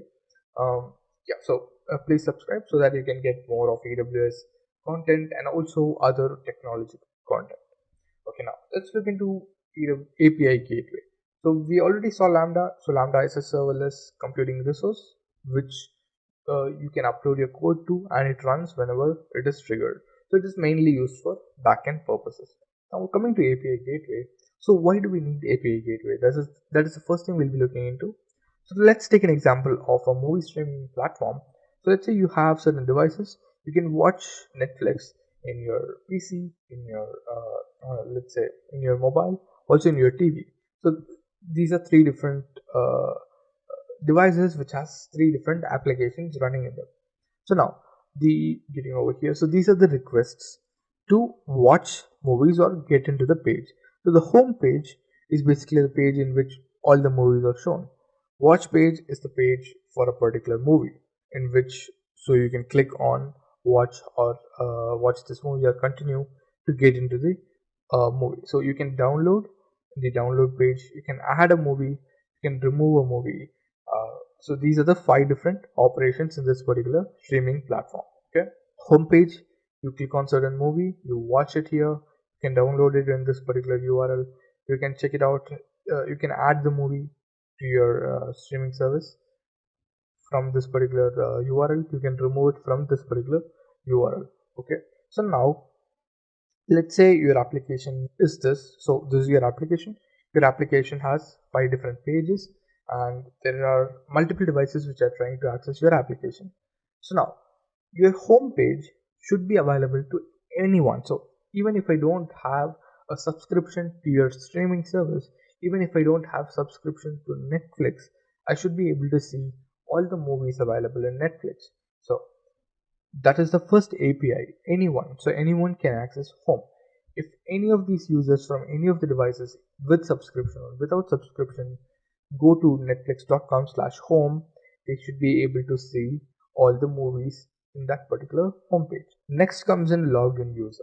So if you have a subscription and you're logged in that case you will be able to watch the movies in the streaming service and also download. So I think if you own a streaming service, if you pay for a streaming service, let's say Hotstar, or if you pay for Prime or Netflix, in that case you can watch it, also download it, and you can only do that if you're a logged in subscribed user. So that is the second API which tests if the user is logged in and has a subscription.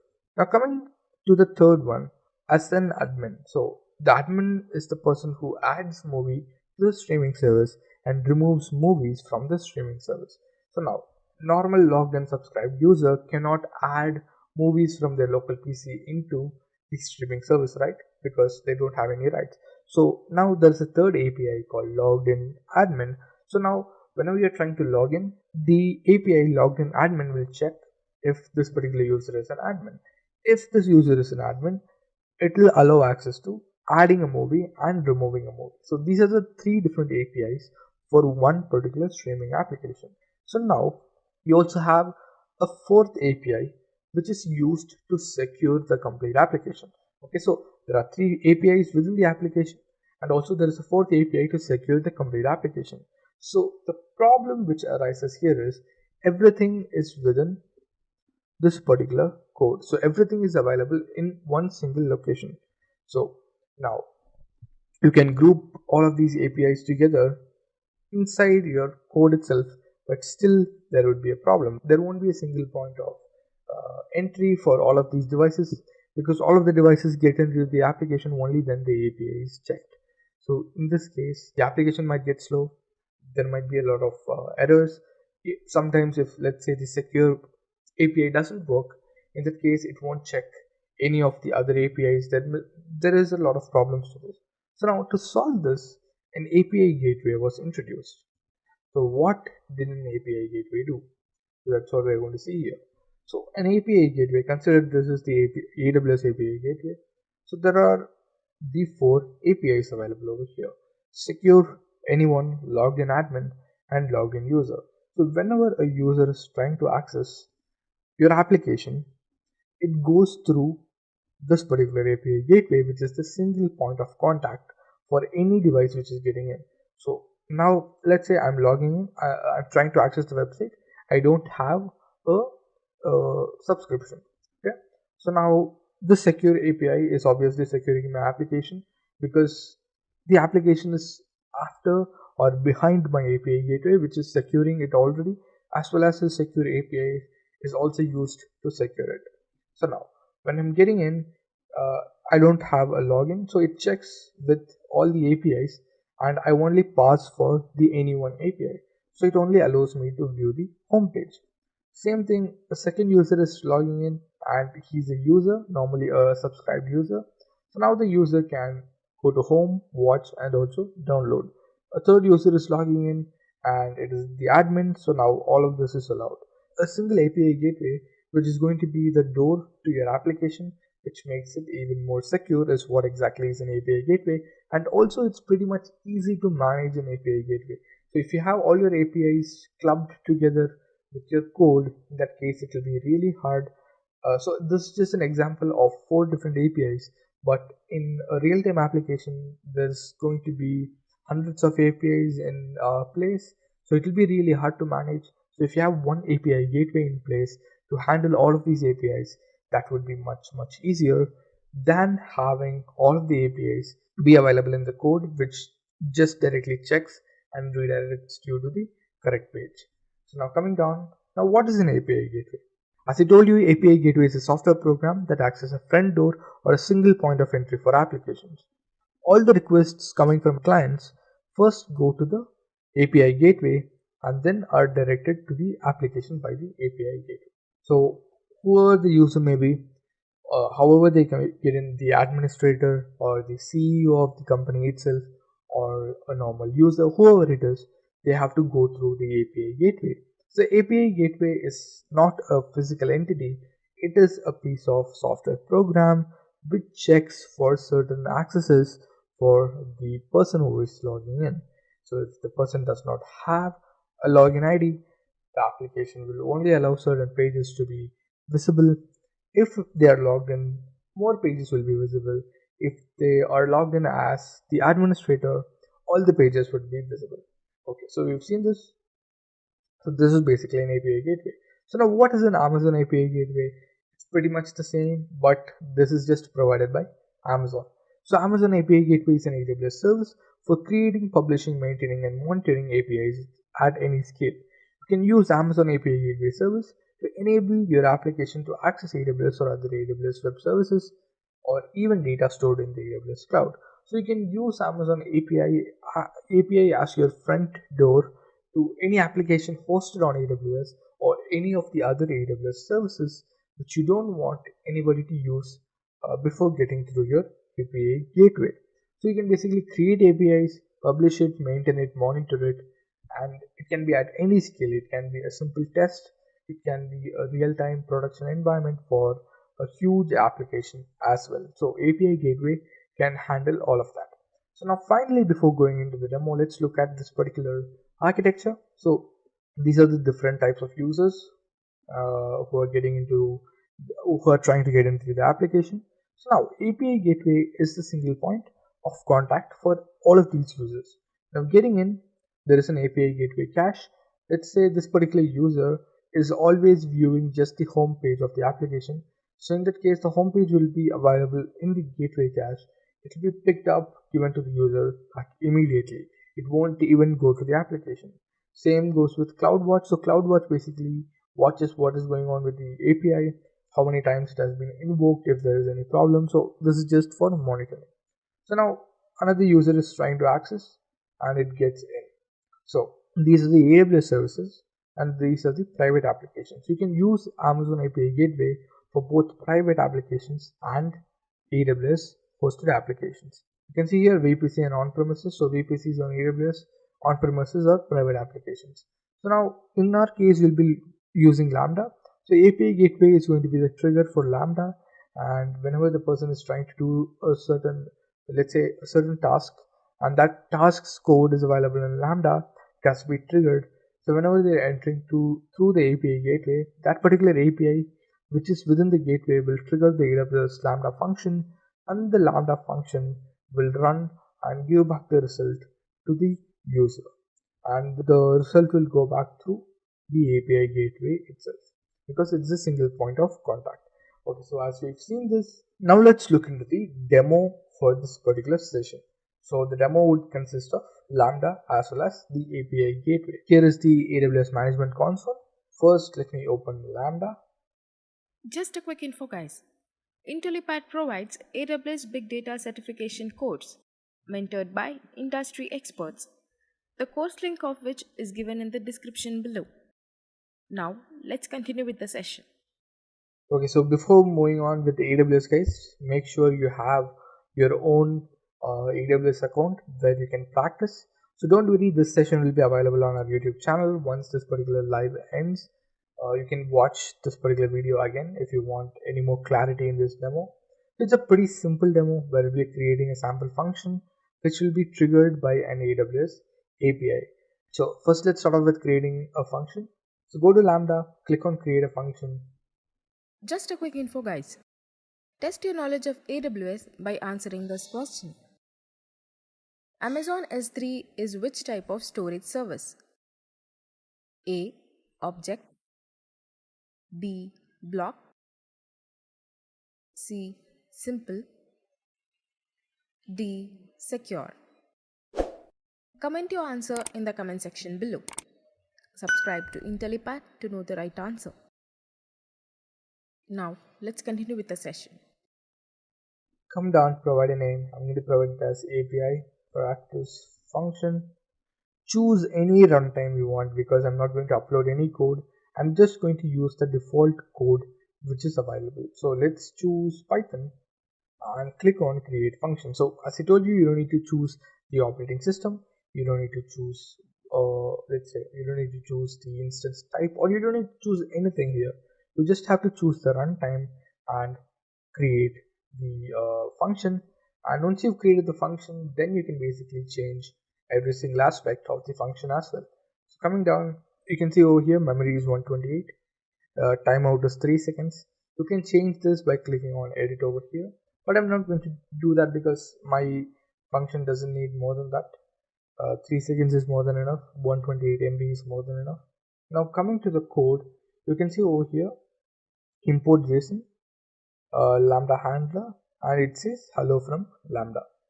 Okay, so this is the sample function which will be running. So this is the sample function which will be running, and this particular function will be called. So whenever this Lambda function gets triggered by a trigger which will be adding right now, this particular Lambda function will be called. So why it will be called, I'll show you that. It's not available here. Okay, so you can see the name of the function is name of the code is lambda underscore function, and the definition's name is lambda underscore handler. So now it will check for the lambda underscore handler function inside of the code which you have uploaded. So whichever code it is, it will check for the lambda underscore handler function, and that particular definition, that particular function inside the code will run. So now before moving on with the API gateway part, let's test this out. So to test it, you can just click on test, provide a name like test1, come down and click on create. So it will show if the test is run once we click on this test. So we have set up a test. Clicking on it, 1 million invocations free, so you don't need to worry about that. Coming down, so maximum memory used is 51 MB. You can see that. As I told you, 128 MB is available, so I'm testing it once again. So you can see maximum memory used is 51 MB. It does not go beyond that. So you can check your applications. So once you upload your code, you can basically test it and check how much memory it is using, and according to that you can set up your memory so that you don't get charged a lot. Okay, so once this is done, the test is complete. Now coming down, so here also you can see it's the same thing which we saw at the top. Okay, so now test is complete. The next step is to add a trigger. So our trigger is going to be API gateway, and whenever the API gateway is launched, then this Lambda function will get triggered. So how will you know if the Lambda function got triggered? So to know that, you'll have to go to monitoring. So just open this in another tab and monitoring in another tab. So over here you can see there is one invocation. This is when we tested it and it was successful. You can see here. So the success rate is 100% because the one test we did was successful. And yeah, okay, now coming down. So these are the metrics which you can look into the CloudWatch metrics dashboard within the Lambda function itself. Main one is invocations. You can just check how many invocations have been made, how many of them are successful. You can also see this. So you can see there is one, and duration went from 1.65 milliseconds to 1.078 because we ran it for a second time, right? So that time it got reduced. Okay guys, so you've seen this. So now what we're going to do is we're going to create API gateway as a trigger, and once we create it as a trigger, we'll run it multiple times. We'll run the API gateway multiple times so that we can check the number of invocations. Now clicking on add trigger, my trigger is going to be API gateway. Click here, click on create an API. So I already have an API, but I'm just going to create a new one. HTTP API. Security, you can leave it as open. Anybody can use this particular API, but for now we're just doing it for a test, so there won't be any issue. But if you're going to use an API for your function, do not leave the security open. And coming down, you can leave the API name as such. You don't need to change it. You can leave the deployment stage as default. Okay, so we are choosing HTTP because it's a Lambda function which we'll be seeing over here, so we'll have to see it in the browser, so we are using HTTP.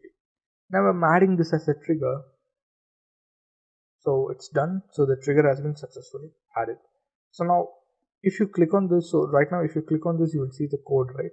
You will see the code and the other things. If you click on API gateway, you will be able to see the details of the API gateway trigger. So now when you click on details, you can see there is an API gateway endpoint. So I'm going to open this. I'm just going to copy this. First, running this, you can see there is a message from the code. So the code's message itself was hello from Lambda. So that is what is being shown over here. This is the result which is getting shown. So now you can basically run it once again. You can run it once again and run it once again. So this is just to check the number of invocations. So we ran it around 5 times.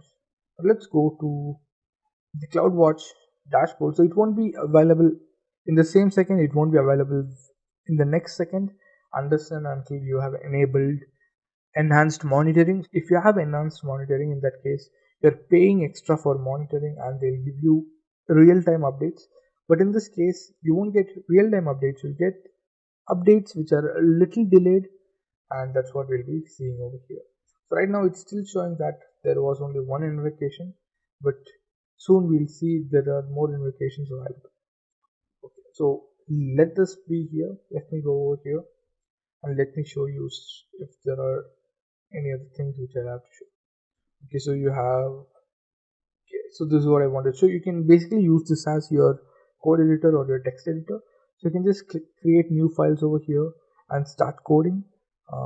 You can edit your files. You can just use it like a normal text editor or a code editor. So, and then yeah, so you can upload a zip file which you have in your local PC. Let's say you have a complete application which has everything in it.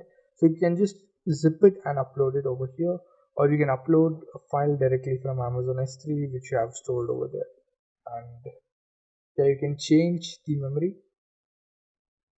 So you can change the memory up to 3008. You can change this up to 15 minutes.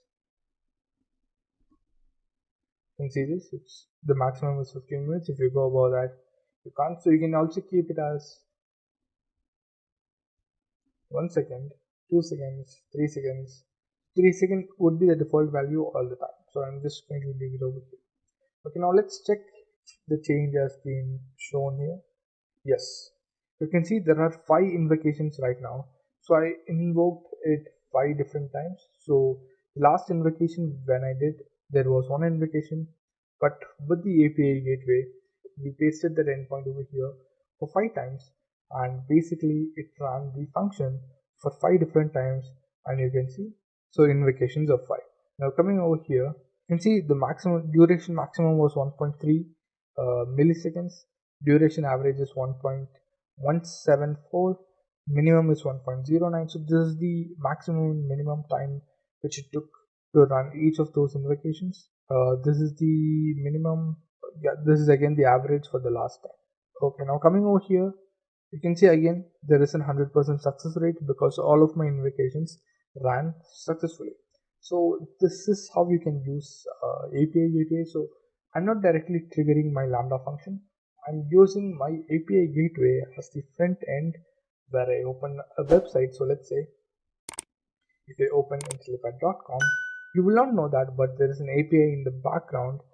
So right now I'm logged in, but if I'm not logged in, it will open this website even though you're not a logged in user, because it allows anybody to access the home page, but it will allow to access the My Courses page only if you are a logged in user. So that is the main use of your API gateway. So firstly, we need to understand what the ETL concept is. So in order to understand what AWS Glue is, which is an ETL tool, we need to understand what ETL means in the first place and what is the utility of ETL. So another thing to note, guys, we're also going to be implementing a hands-on with AWS Glue on the AWS platform. So stick around for that till the end of the video. Okay, so let us understand what ETL is. ETL is a data integration process where three interrelated steps are existing. So the first step is extract, the second step is transform, and the third step is load, right? So these have to be followed in a sequence. These are the three parts of the ETL process. But what do they achieve? So they achieve a data warehousing. So the primary function is to build a data warehouse or any data construct which provides a combined view of data from multiple sources, right? So to elaborate on this, imagine you're working for an e-commerce organization as a data analytics expert, and you're working with AWS Glue or any other ETL tool or data warehousing tool. You'll have multiple data sources. So for instance, Amazon has a customer data source and Amazon has a sales data, obviously. So these are two separate data sources, right? But for a person who's sitting on a managerial position, or a person who needs to get insights from a combined aggregate of all of this data, right? He will not be dealing with these two data sets separately. So your job would be to combine those two data sets, right? Your job is to combine the important aspects of those two data sets using an ETL process or an ETL tool, and putting that combined view or the combined analytics into a data warehouse. Now, data warehouse is a common place where the data is stored, and then you can use it for further insights. You can create charts out of it, you can create graphs out of it, and you can show it to your boss, you can show it to the sales team or the marketing team, so the people with the non-technical expertise can also understand what is going on with the data. To further elaborate on the ETL process, right, we need to look at the workflow as well. So imagine you have three separate data sources. So one is coming from an RDBMS server, one is coming from an SQL server, one is coming from actual files present on some hard drive or SSD, right? So these are the three data sources that you have currently. So the first step is obviously extract, right? So the first step in your ETL tool would be to extract this data into a staging area, right? So what does this staging area essentially do? Once the data has been extracted and put into the staging area, then you're going to be cleaning and processing it essentially. So that means that the data might have some inconsistencies in it, might have some noise in it, might have a different format, right? And it's coming from three different data sources. So, for instance, the data files that are coming in could be of JSON format. The SQL server is obviously giving data in an SQL format, in a structured format.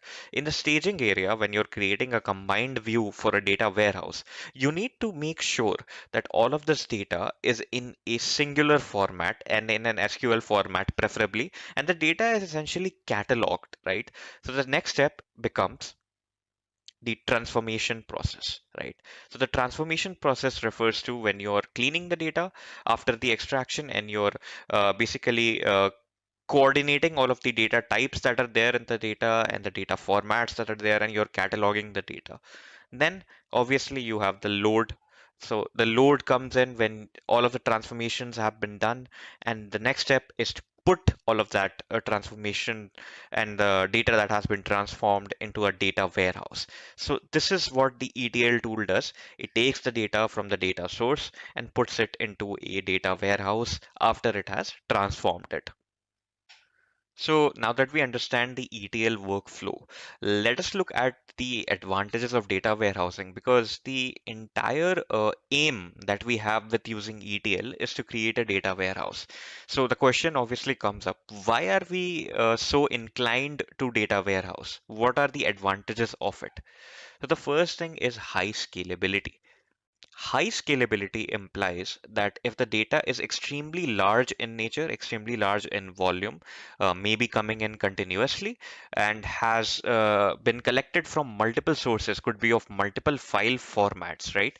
Uh, Data warehousing gives us an option to basically increase or decrease the size of that data at will, right? We don't have to worry about the hardware resources, particularly when we're dealing with this particular aspect, because data warehousing is a process where you're not actually transferring the data from the actual source to a target. What you're doing in data warehousing is you're keeping the data at the location it is, so you're not transferring it, and you're performing all your queries on the cataloged version of that data, right? So that brings us to the second point. The second point is it increases the speed and efficiency of your data analytics process, right? So since there is no input output delay particularly, you're only fetching the cataloged information, you're only fetching the metadata of the data, and then you're performing your queries on the source itself.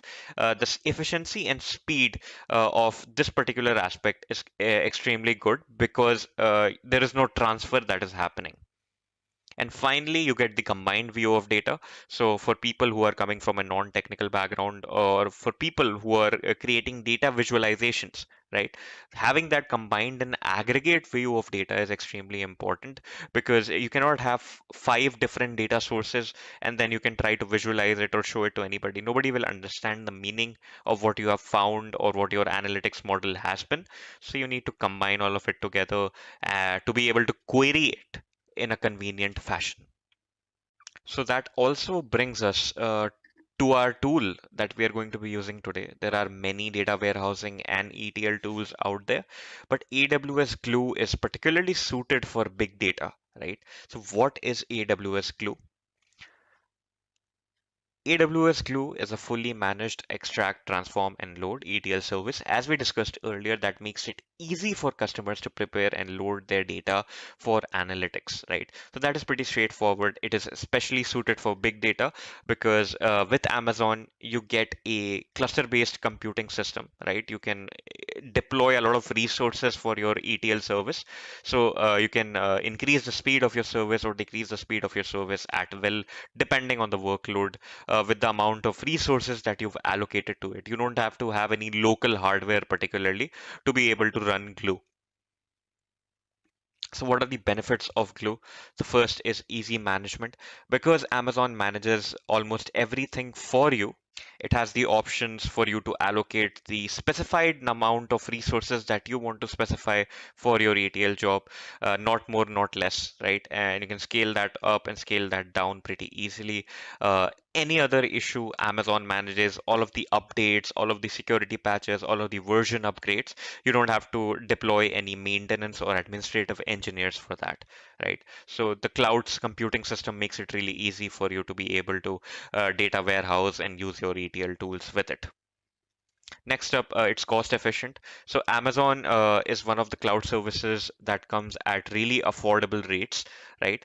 It's also cost efficient because you only pay for as much of the resources that you're using, right? If you have a server in your own office space, if you have a computer that is entirely dedicated to that, you still have to keep that running all the time, and you have to pay rent for it. You have to pay the administrative team for it, the maintenance team for it, right? In Amazon's case, everything is managed, and you don't have to pay anybody anything for it, and you're not renting anything. You only have to pay for the exact percentage or the amount of resources that you use for when you use it. So that is why it's cost efficient as well.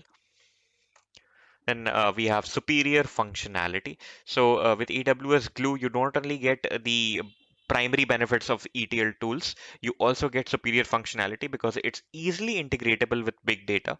It's easily integratable with other services as well, other cloud and offline services and third-party services as well. Because Amazon, as an organization, aims to provide compatibility with a lot of things that you would do in your data analytics or your data science career. And it also aims to provide organizations with the most affordable and reliable cloud service there is. So let us look at the Glue workflow as well before we actually get to the tutorial. So say you have some data present in your Amazon S3 bucket. Amazon S3 is a data storage service in AWS. And then you take some data using AWS Glue crawlers. Now, crawlers are mini services present within AWS Glue that scan your data set, right? They scan your data set. They generate the metadata out of that data set, right? They catalog that data, and they also create a virtual database out of this catalog data, right? So you have generated your AWS Glue data catalog after that point, right? That is the second step, right? It serves as a central metadata repository, and then you can use this repository for a various plethora of services, right? Now that your data has been cataloged, it has been transformed after your Glue service has ran on it. You can then integrate it with other AWS services like Amazon Athena, which is an actual data warehousing service, Amazon Redshift, same. You can use it with Amazon EMR as well, with say Hive, right? So these are the three services that you can use it with, and there are other services as well. And then once you have warehoused that data, you can essentially use your data visualization tools with it. So Amazon QuickSight is a data visualization tool that is present in the AWS services, so you can integrate it with your data warehousing. The part that I want you to focus on particularly here are these two blocks, right? So this is the task of AWS Glue, which is the ETL task. And then from then on, these are the data warehousing services. This is the data visualization tool, and this is the storage service. So let us go to the Glue demo that we have for today. We are going to be crawling some data out of Amazon S3, and then we are going to be putting it back into Amazon S3 after we've cataloged it, whatever we have cataloged, and however we have transformed it. So we are currently in the AWS management console. AWS provides a very convenient console for you to select your services from. So the first thing that I want to do is upload my data set actually. So I'm going to be selecting Amazon S3, right?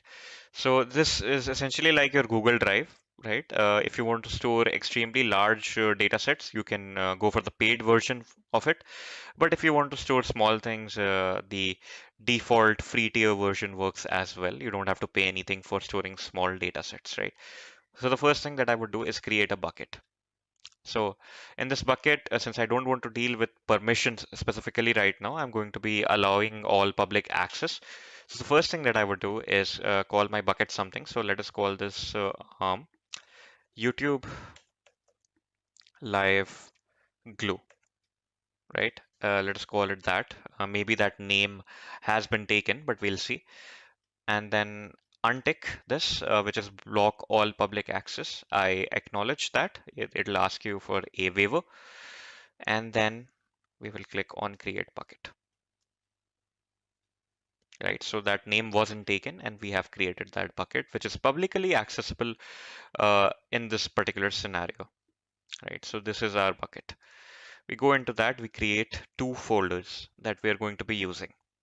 So the first folder that we're going to be using is the input folder where we're going to be uploading our dataset. We'll create that. And the second folder that we'll be creating is the output folder. And we'll create that as well, right? We have two folders now. In the input folder, we'll be uploading our dataset. So we'll click on upload and go to add files. And then we can select anything. So let us go for the taxi cab data that we have, the yellow.csv. It's of 1.4 MB, right? And then we're going to be clicking on upload. So it got uploaded. Now it's there present in our folder. So if I look at the folder again, we have the input and we have our yellow.csv within the input folder. Now the AWS task is done for now. This S3 task is done. So I'll go to Glue now. So I'll open up AWS Glue, right? First, I'll delete any databases that I already have to avoid any sort of conflict.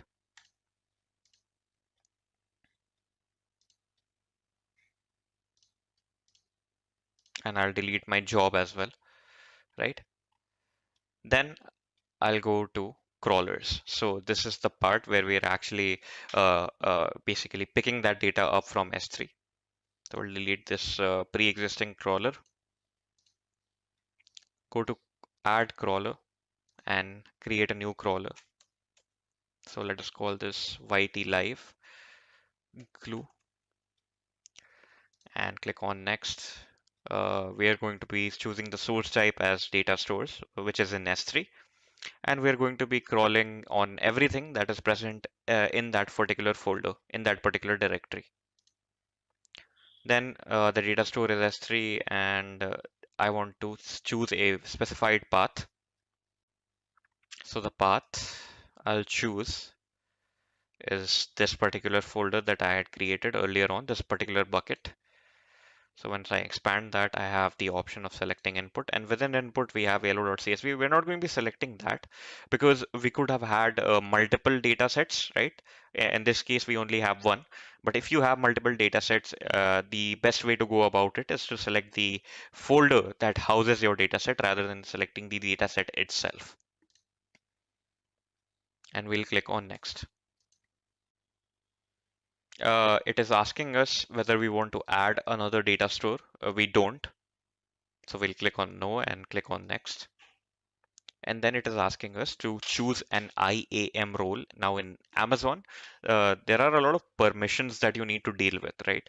Because data security is a top priority for Amazon. So you need to specify roles for every particular task that you're doing, and it depends on your account privileges, whether you're working as an employee in an organization on their AWS account, and how many permissions you've been assigned, and which services you can integrate with which service. All of these things are dependent on IAM roles. So for this particular purpose, I have created an IAM role already, which gives me access to the Amazon S3 bucket, right? So there will be no permission clashes. And then I'll click on next. I'll select in the frequency tab, I'll select run on demand because I don't want to run this crawler at a periodic level. I only want to run it whenever I click on run. I'll click on next. And then it asks me to create a virtual database. So I'll create one. So let us call this virtual create, and then we'll click on next. So once we have done that, we'll click on finish. So since the crawler is set or to run on demand, it's not actually set to run periodically or automatically. We have to manually start it. So we'll click on the crawler and we'll click on run. Now it is running. It will take some time and then it will create the virtual database with the data cataloged in it.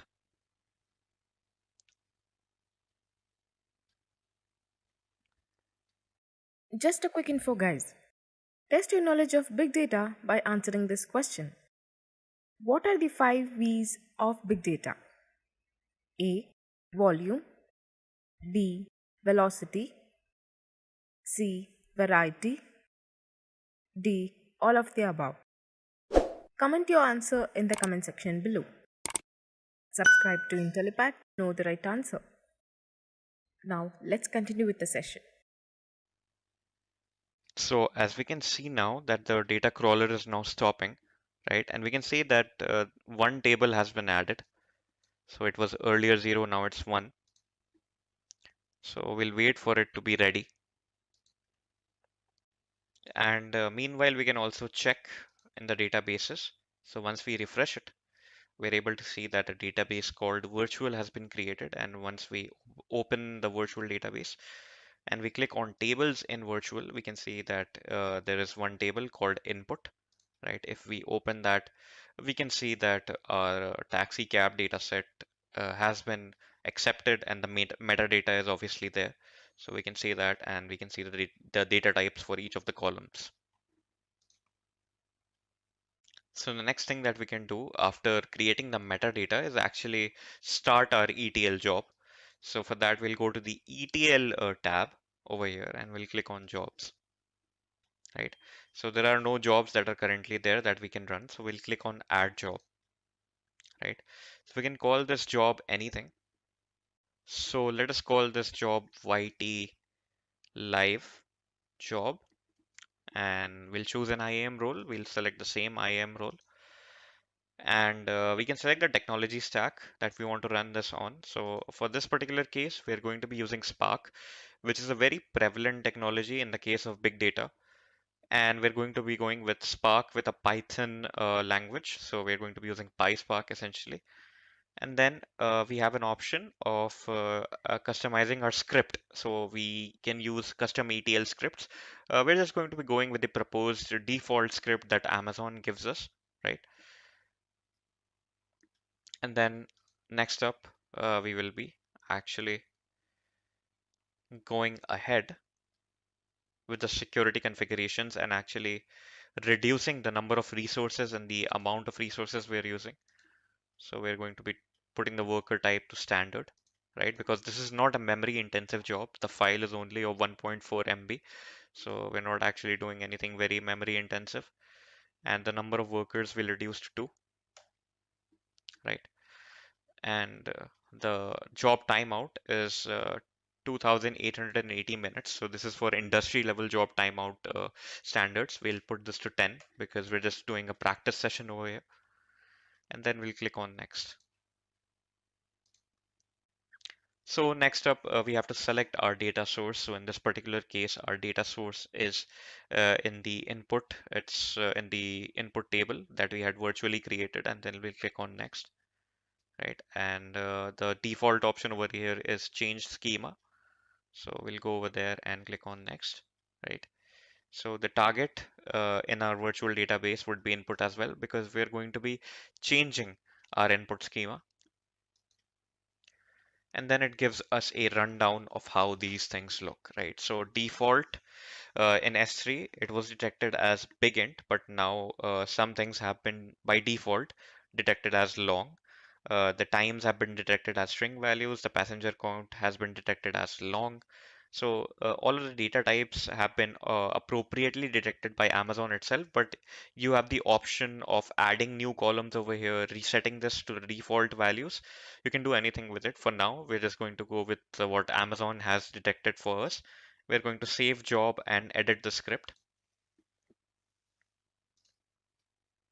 Now, when we get to the edit script part of things, we can see the PySpark code that is going to be extracting, transforming, and loading our data, right? So this is the default script that you're getting with Amazon. You can write your own custom script for it. So I have one that is currently written already. So we're going to be using that in order to store our data, our transformed data, into our S3 bucket, the output folder that we had created earlier on. So I already have my PySpark code written for this. So we have imported a few modules from the AWS Glue package, and we are going to be using them. So first thing that I've specified are the parameters. So the database that I have created is called virtual. The table is input, and the right path is the output folder that we had created in our S3 bucket. So we have to specify all of that. So the first part is obviously extracting the data, right? So this particular function create dynamic frame from catalog. So the data that has been cataloged in our virtual database, we are taking it from there, and then we are essentially extracting it and we are converting it into a data frame. Now, data frame is quite similar to an SQL table where we can perform our transformations quite easily. And then we are creating another data frame. We're calling it data frame aggregated. And this particular data that we are creating out of the old data contains the vendor ID, which is the ID of the cab driver, which could be one or two, depending on the type of cab that the person drives. We have the total amount of the fare of the trip, and we're averaging that to the average of the total amount. So we're grouping it by vendor ID, and each vendor ID will display the average total amount and the average trip time taken, right? So these are the two things that we're aggregating essentially. And then we'll get our final data set based on it. And we're also arranging this data frame in the descending order of the average total amount. So whichever vendor ID has the highest average total amount, it'll come at the top of the table. And then finally, after the transformation has been done, the third part, which is loading. So we're essentially putting that data into S3, into the output folder. We're essentially loading it into S3. We can also put it into Redshift or Athena, or we can put it into EMR as well. It is up to us. And the format is CSV again. So I'll copy all of this, right? And then I'll put it instead of this code. I'll select this and I'll remove that and put this code instead of that. And then I'll click on Run Job. So the job is running, as we can see, and it'll take some time. So when we see that the running job process has finished, then we can simply go back to our S3 console. We have two folders. We had the input folder. We'll open up the output folder to see if anything has been created. So we can see that a part file has been generated. It's of 122 bytes, so it means there is something in it. So we'll download this first. So we will click on it and we'll click on actions and we'll click on download as, right? So firstly, we'll click on this and then we'll put it over here in the downloads folder. We'll call it glue output.csv and then we'll click on save. Right, so it's automatically saved as an Excel file in the CSV format. We'll open it up.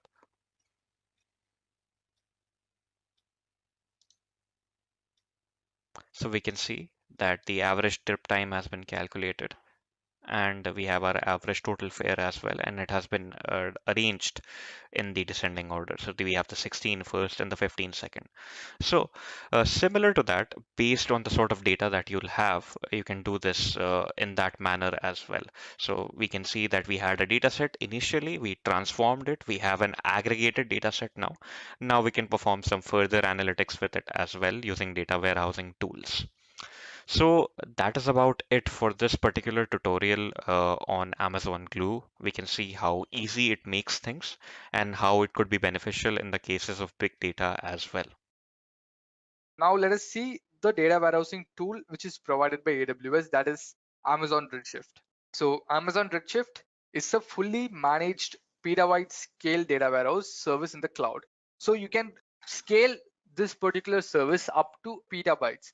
So you can start with just a few hundred gigabytes of data and scale to a petabyte or more. This enables you to use your data to acquire new insights for your business and customers. So it provides you so much of storage. You can store a lot of data, and also it has a different kind of an architecture which I'll show you. Using that architecture, you can query results faster, and yeah, you can acquire new insights of your business and customers as soon as possible after the data is loaded. And yeah, so now Amazon Redshift service manages all the work of setting up, operating, and scaling a data warehouse. It takes care of everything because that's what AWS does for us.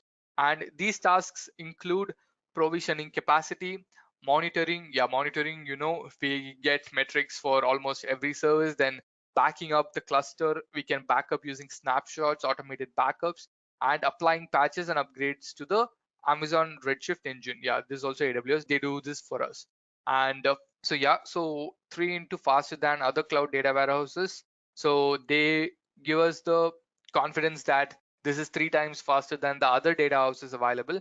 And so performance matters, and Amazon Redshift is the fastest cloud data warehouse available. Redshift is the world's fastest cloud data warehouse and gets faster every year. For performance intensive workloads, you can use the new RA3 instances to get up to 3x the performance of any cloud data warehouse. So I think this was announced in the recent reInvent event of AWS. And also this Aqua Advanced Query Accelerator also was announced, and this will be available in 2020, not now. So Aqua is a new distributed and hardware accelerated cache that allows Redshift to run up to 10 into faster than any other cloud data warehouse.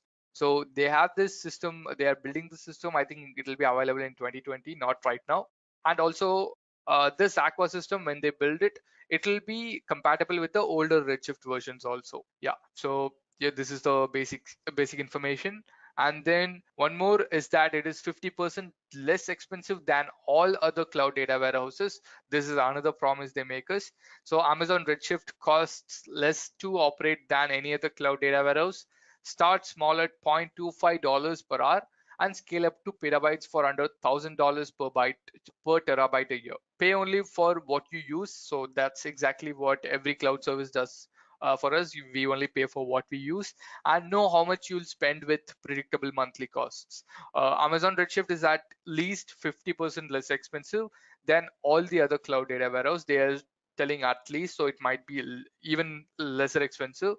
Scale and pay for storage compute separately and get the optimal amount of storage and compute for diverse workloads. So basically here you can, instead of choosing one instance which both covers the storage and compute, they give you options of selecting storage and compute separately. So you can provide according to your needs. Choose the size of your Redshift cluster based on the performance requirements and only pay for the storage that you use. The new managed storage automatically scales your data warehouse storage capacity without you having to add and pay for additional compute instances. So the new managed storage, so basically what they're saying is it automatically scales our data warehouse storage capacity for us. Yeah, so this is automatically done. We don't need to provision or we don't need to do anything. And yeah, so these are the use cases. These are the two use cases provided. The first one is business intelligence and the second one is operational analytics on business events. So first, business intelligence.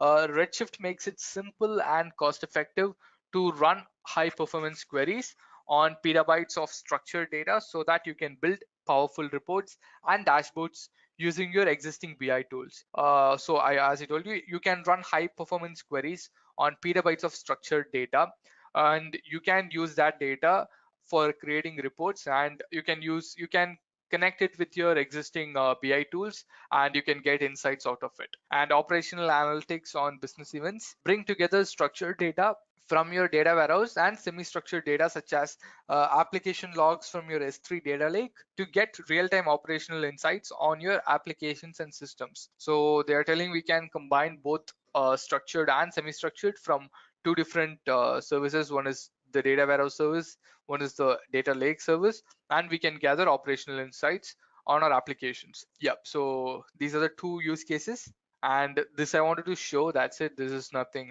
important. So these are few companies. Yeah, Amazon uses Redshift, and so what they have said is Amazon Redshift has been a key component of our successful migration of Oracle and has enabled us to significantly reduce the cost of our analytics while scaling to support one of the largest analytical workloads in the world. We all know Amazon, I think per minute, $300,000 of transactions happen on Amazon. So a lot of products being bought. So yeah, it is a very huge workload for them. So for that, they're using Redshift and it's working well for them. And then coming to McDonald's, Amazon Redshift enables faster business insights and growth and provides an easy to manage infrastructure to support our data workloads. Redshift has given us, this is just something, they're just talking something about Redshift. So these are few companies which use Redshift right now. Okay, so now we've come, yeah. So that was just the introduction of Redshift. What is Redshift? It is a data warehousing tool provided by Amazon, and the few companies using it, and those are the use cases. You can use it for analytics, and you can use it for getting operational insights, and you can use it as the data provider for your BI tool. Yeah, so that's what we saw. Now let us look at the concepts of Amazon Redshift. So this is the architecture which they provide us, AWS providers. So this is the architecture of Amazon Redshift. So these are the client applications, and so here this is the Just a quick info, guys. Intellipaat provides AWS Big Data certification course mentored by industry experts, the course link of which is given in the description below. Now, let's continue with the session. data warehouse architecture of Redshift. So they have a leader node, and they have multiple compute nodes. You can have multiple compute nodes, and all those compute nodes have node slices also. So I'll explain all of these concepts right now. So this is the basic structure, and they provide you two different connectivity options. One is JDBC, one is ODBC. This is for open connectivity, and this is for Java connectivity, and you can use them to connect with your client applications. So this is the basic architecture of Redshift data warehouse. Now, so client applications, in the sense, Amazon Redshift integrates with various data loading and ETL tools and BI tools. So you can see BI tools, reporting, data mining, and analytics tools. It integrates well with all of these tools, and it is based on an industry standard PostgreSQL. So basically, the entire Redshift structure is built on a PostgreSQL database. So that's what they have used. So most existing SQL client applications will work with only minimal changes. So I think you can use this with your MySQL Workbench or SQL Server or other clients. So I think they work with it. And also, yeah, so as it is built with PostgreSQL, you can also use the PostgreSQL client. So yeah, these are the client applications and connections. Amazon Redshift communicates with client applications by using industry standard JDBC and ODBC drivers. They provide both. You can use either of them. And clusters. So clusters, they are the core components. And so the leader node compiles code for individual elements of the execution plan and assigns the code to individual compute nodes. So for example, if a huge query, if a huge code comes in, so leader node takes it, it splits it up into a smaller workload, smaller queries or smaller tasks. It provides it to the available compute nodes respectively, that the leader node decides how to provide it. So basically this concept is used so that the time it takes to query something reduces, and so you don't need to pay anything for the leader node. You just pay for the number of compute nodes you create. And yeah, a cluster is composed of one or more compute nodes. So basically this part is the cluster. It can have one or more compute nodes. And then yeah, if a cluster is provisioned with two or more compute nodes, an additional leader node coordinates the compute nodes and handles external communication. For example, if you have only one compute node, if you create it with just one compute node, there is no need of a leader node to distribute work among the other compute nodes, because there is only one node and all the work will be assigned to that. So there is no use of leader node. So but if you assign more than two compute nodes, then a leader node is automatically assigned, and all the incoming queries, all the incoming transactions are taken care of. Leader node takes care of it. It divides into multiple smaller tasks and provide it to the compute nodes accordingly. And your client application interacts directly only with the leader node. The compute nodes are transparent to the external applications. So these client applications do not contact the compute nodes available. If you have two or more nodes, two or more compute nodes, then your client application's only point of connectivity is the leader node, not the compute nodes. So all the requests first go to the leader node, then it goes to the compute node. So that is what they are saying. And the next point, yeah, the leader node. Coming to the leader node and the compute nodes. So the leader node manages communications with client programs and all communication with compute nodes. Yeah, it takes care of all the communication between the client programs and the compute nodes. It stands in the middle. It's like a middleman, and it parses and develops execution plans to carry out database operations. So any kind of a huge database operation will be taken care of the leader node. The leader node will assign the work to the compute nodes accordingly. So yeah, especially the series of steps necessary to obtain results for complex queries. So if you hit in a complex query, it first goes to the leader node. Yeah, it is the first point of contact for any client application. So the leader node now splits it up accordingly. It splits it up in multiple parts and provides it to other compute nodes, which do their part and provide the results back, and the leader node aggregates them into a single result and sends it back to the client application. So this is why we need a leader node. Based on the execution plan, the leader node compiles code, distributes the compiled code to the compute nodes, and assigns a portion of the data to each compute node. So according to the execution plan, the leader node will compile the code, then distribute the compiled code to the compute nodes. So now coming to compute node part, so the leader node compiles code for individual elements of the execution plan. There might be a huge execution plan which is currently executing, and assigns the code to individual compute nodes. Yeah, so the compute nodes execute the compiled code and send intermediate results back to the leader node for final aggregation. So these code will be sent to the compute nodes. The compute nodes will run the queries. After running the queries, all that results will be sent back to the leader node, which will aggregate them, which will finally aggregate them and send it back to the client application. So each compute node has its own dedicated CPU, memory, attached disk storage, which are determined by the node type. So there are multiple node types also that we'll see while creating the Redshift cluster. So basically, every compute node will have its own CPU, its own memory, its own disk storage attached to it. And Amazon Redshift provides two node types: dense storage nodes and dense compute nodes. Each node provides two storage choices. Okay, so basically these are different storage types. Basically, node type in the sense, in the previous sentence, instance classes, we saw instance classes, right? Like that, there are multiple node types also. Yeah, so they have different specifications that also we'll see. So there are two types of nodes here. One is dense storage nodes and one is dense compute nodes. So I think the dense compute nodes will have a lot of computing power, and the dense storage nodes is used for scaling up your storage whenever you need, or scaling down. Yeah, I think you cannot scale down. Yes, so scaling up your storage whenever you need it.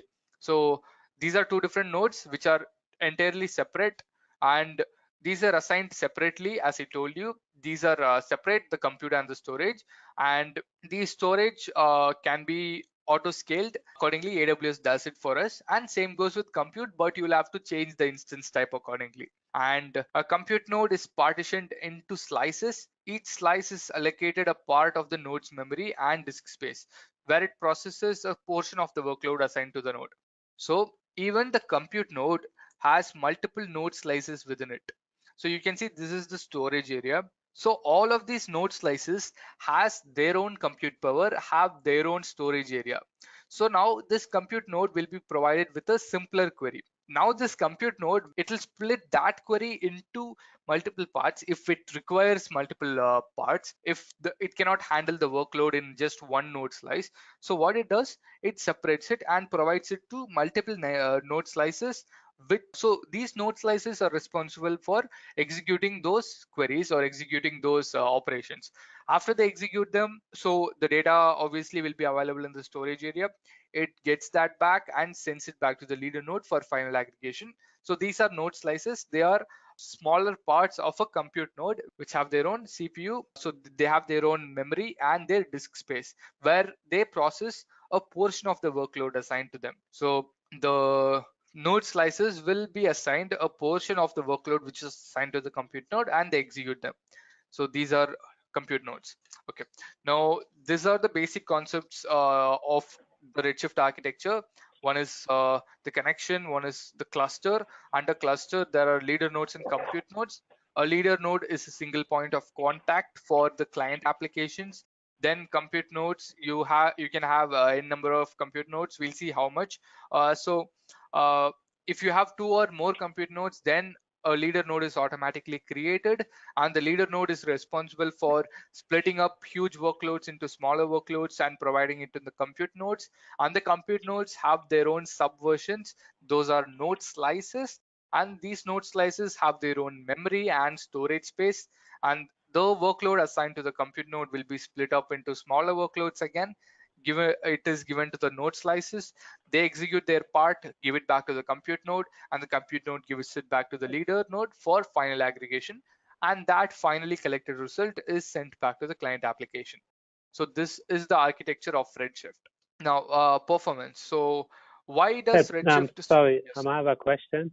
Yes. So the leader node, like, is that the only one? Like, is it just one, so a single point of failure, or could you Yes, have multiple leader nodes, uh, like, and load balance it or something like that?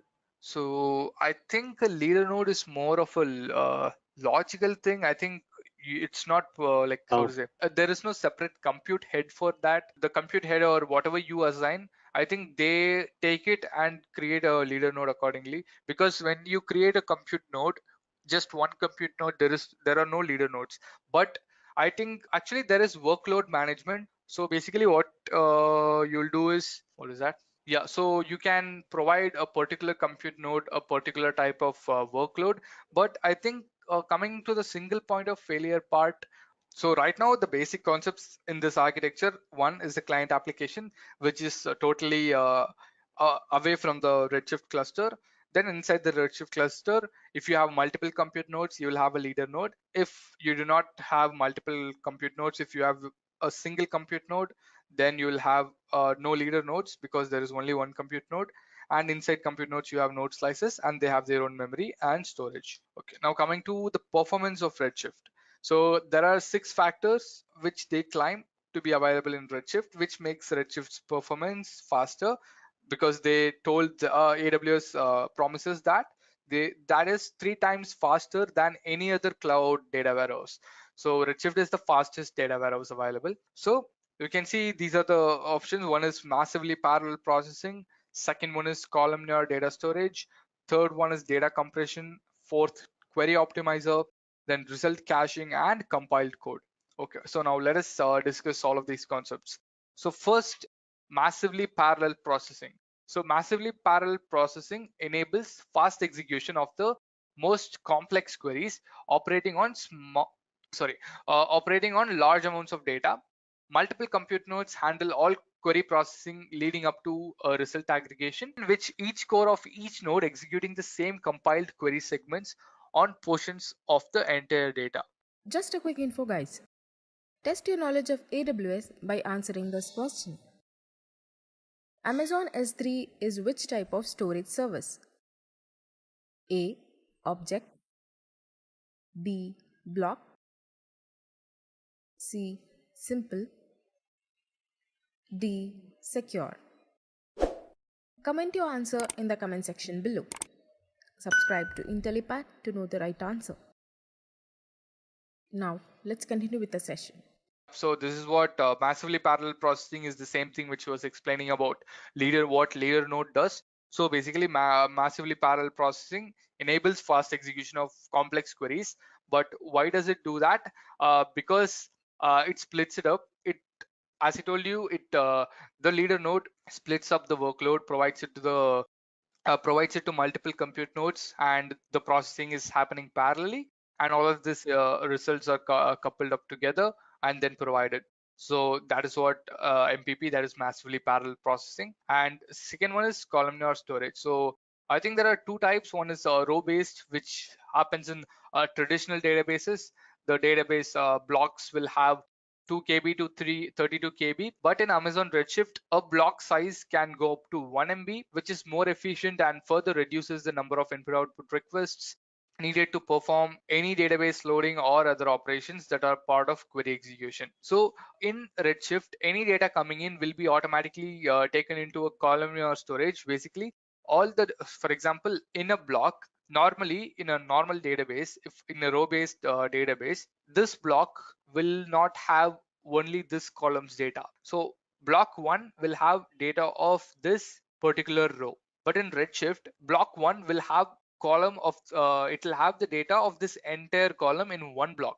So basically, if there are 6 columns, then there will just be 6 blocks of which have all the column data in it. So I think for a analytic engine, for example, for Redshift, for a data warehousing tool, columnar storage provides better performance. So you can see here, columnar storage for database tables is an important factor in optimizing analytic query performance because it drastically reduces the overall IO requirements and reduces the amount of data you need to load from disk. So for example, if it is a row-based storage, then for each row there will be one block. So this will basically not take up a lot of storage, but it will take a lot of memory. So basically there will be a lot of blocks. So to take from, for example, if you just want to gather this particular column data, you will not be, so basically you'll have to go through all the blocks. Only if you go through all the blocks, then you can get all the data back. But in a data warehousing tool, basic thing is for analytics. So for analytics, you need large amounts of data. You need large amounts of data to analyze something. So let's say you want to calculate the average age. So let's say there are 100,000 records of age. So if you try to do that, if you try to analyze that, then if it is a row-based storage, it will go into every block and gather that particular data, and then it will do the process. But if it is a columnar storage, then it just takes this block. So there will be one single block, and it just uses that. So I think this reduces the input output requirements, and also it fastest, so it increases the performance. So as told by Redshift, so Redshift uses columnar storage, and because of that, they're telling it is 3 times faster than using a row-based database for analytics operations. It is 3 times faster. So if it is 3 times faster than a row-based database, basically it requires 3 times less, for example, 1/3 of the memory and the compute capability of a row-based storage used for analytics. So this is where columnar data storage comes in. So this is the basic example they provide. And then data compression. Data compression reduces storage requirements, thereby reducing disk input output, which improves query performance. So data compression, yeah, so if you compress the data, it'll reduce storage requirements. So when you execute a query, the compressed data is read into memory, then uncompressed during query execution. So loading less data into memory enables Amazon Redshift to allocate more memory to analyzing the data.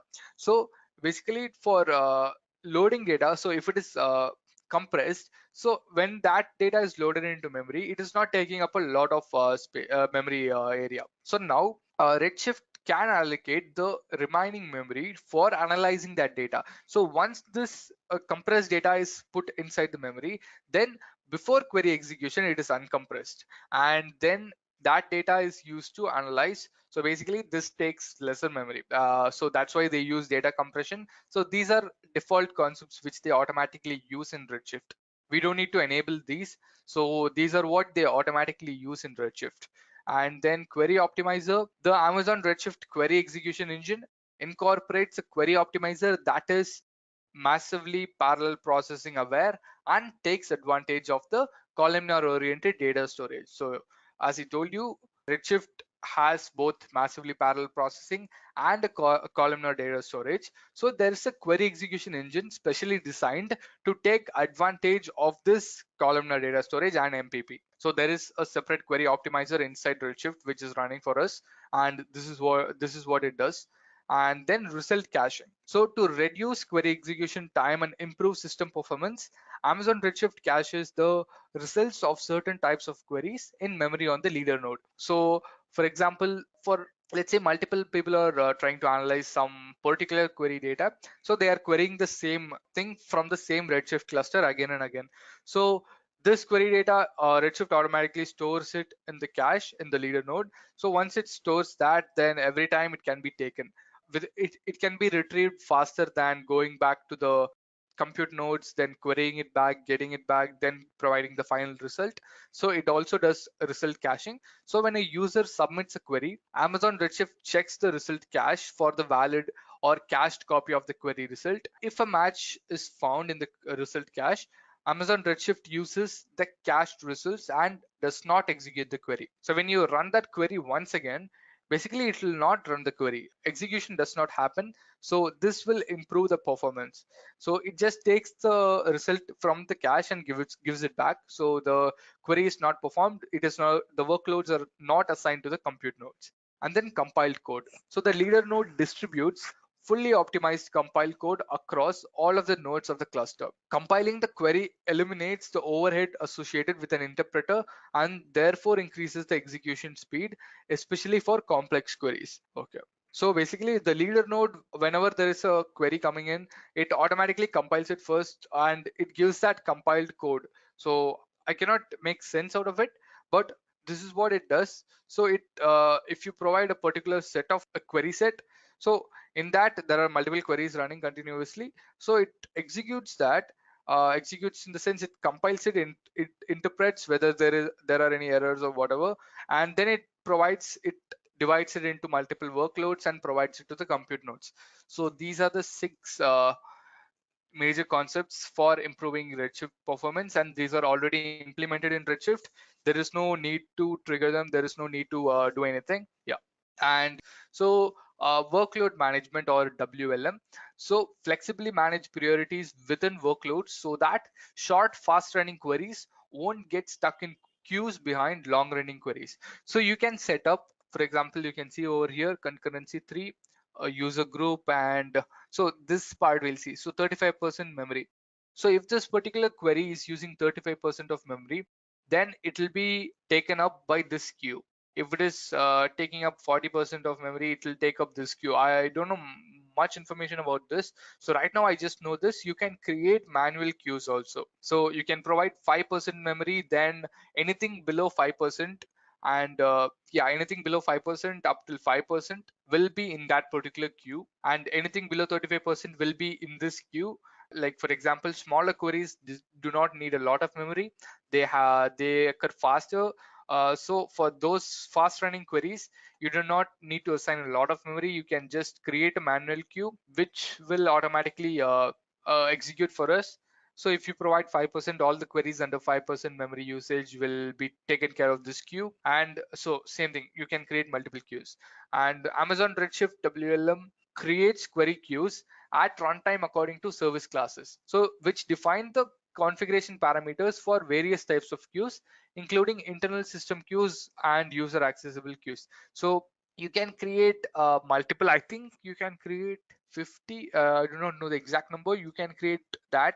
And also there is a queue system implemented inside the Redshift cluster. It is an automatic queue. I think again you'll have to set it up. So there are 2 types. One is automatic queuing system, one is this manual queuing system. And launching a Redshift cluster, so I launched one, so this will how it will look. And also there are some bugs on the console. I don't know whether in this system, I'll just check that. So now, so this was my cluster name, cluster 1. Then this was the endpoint which they provided. You can use this endpoint to connect with your SQL client. Yeah, so you can do that.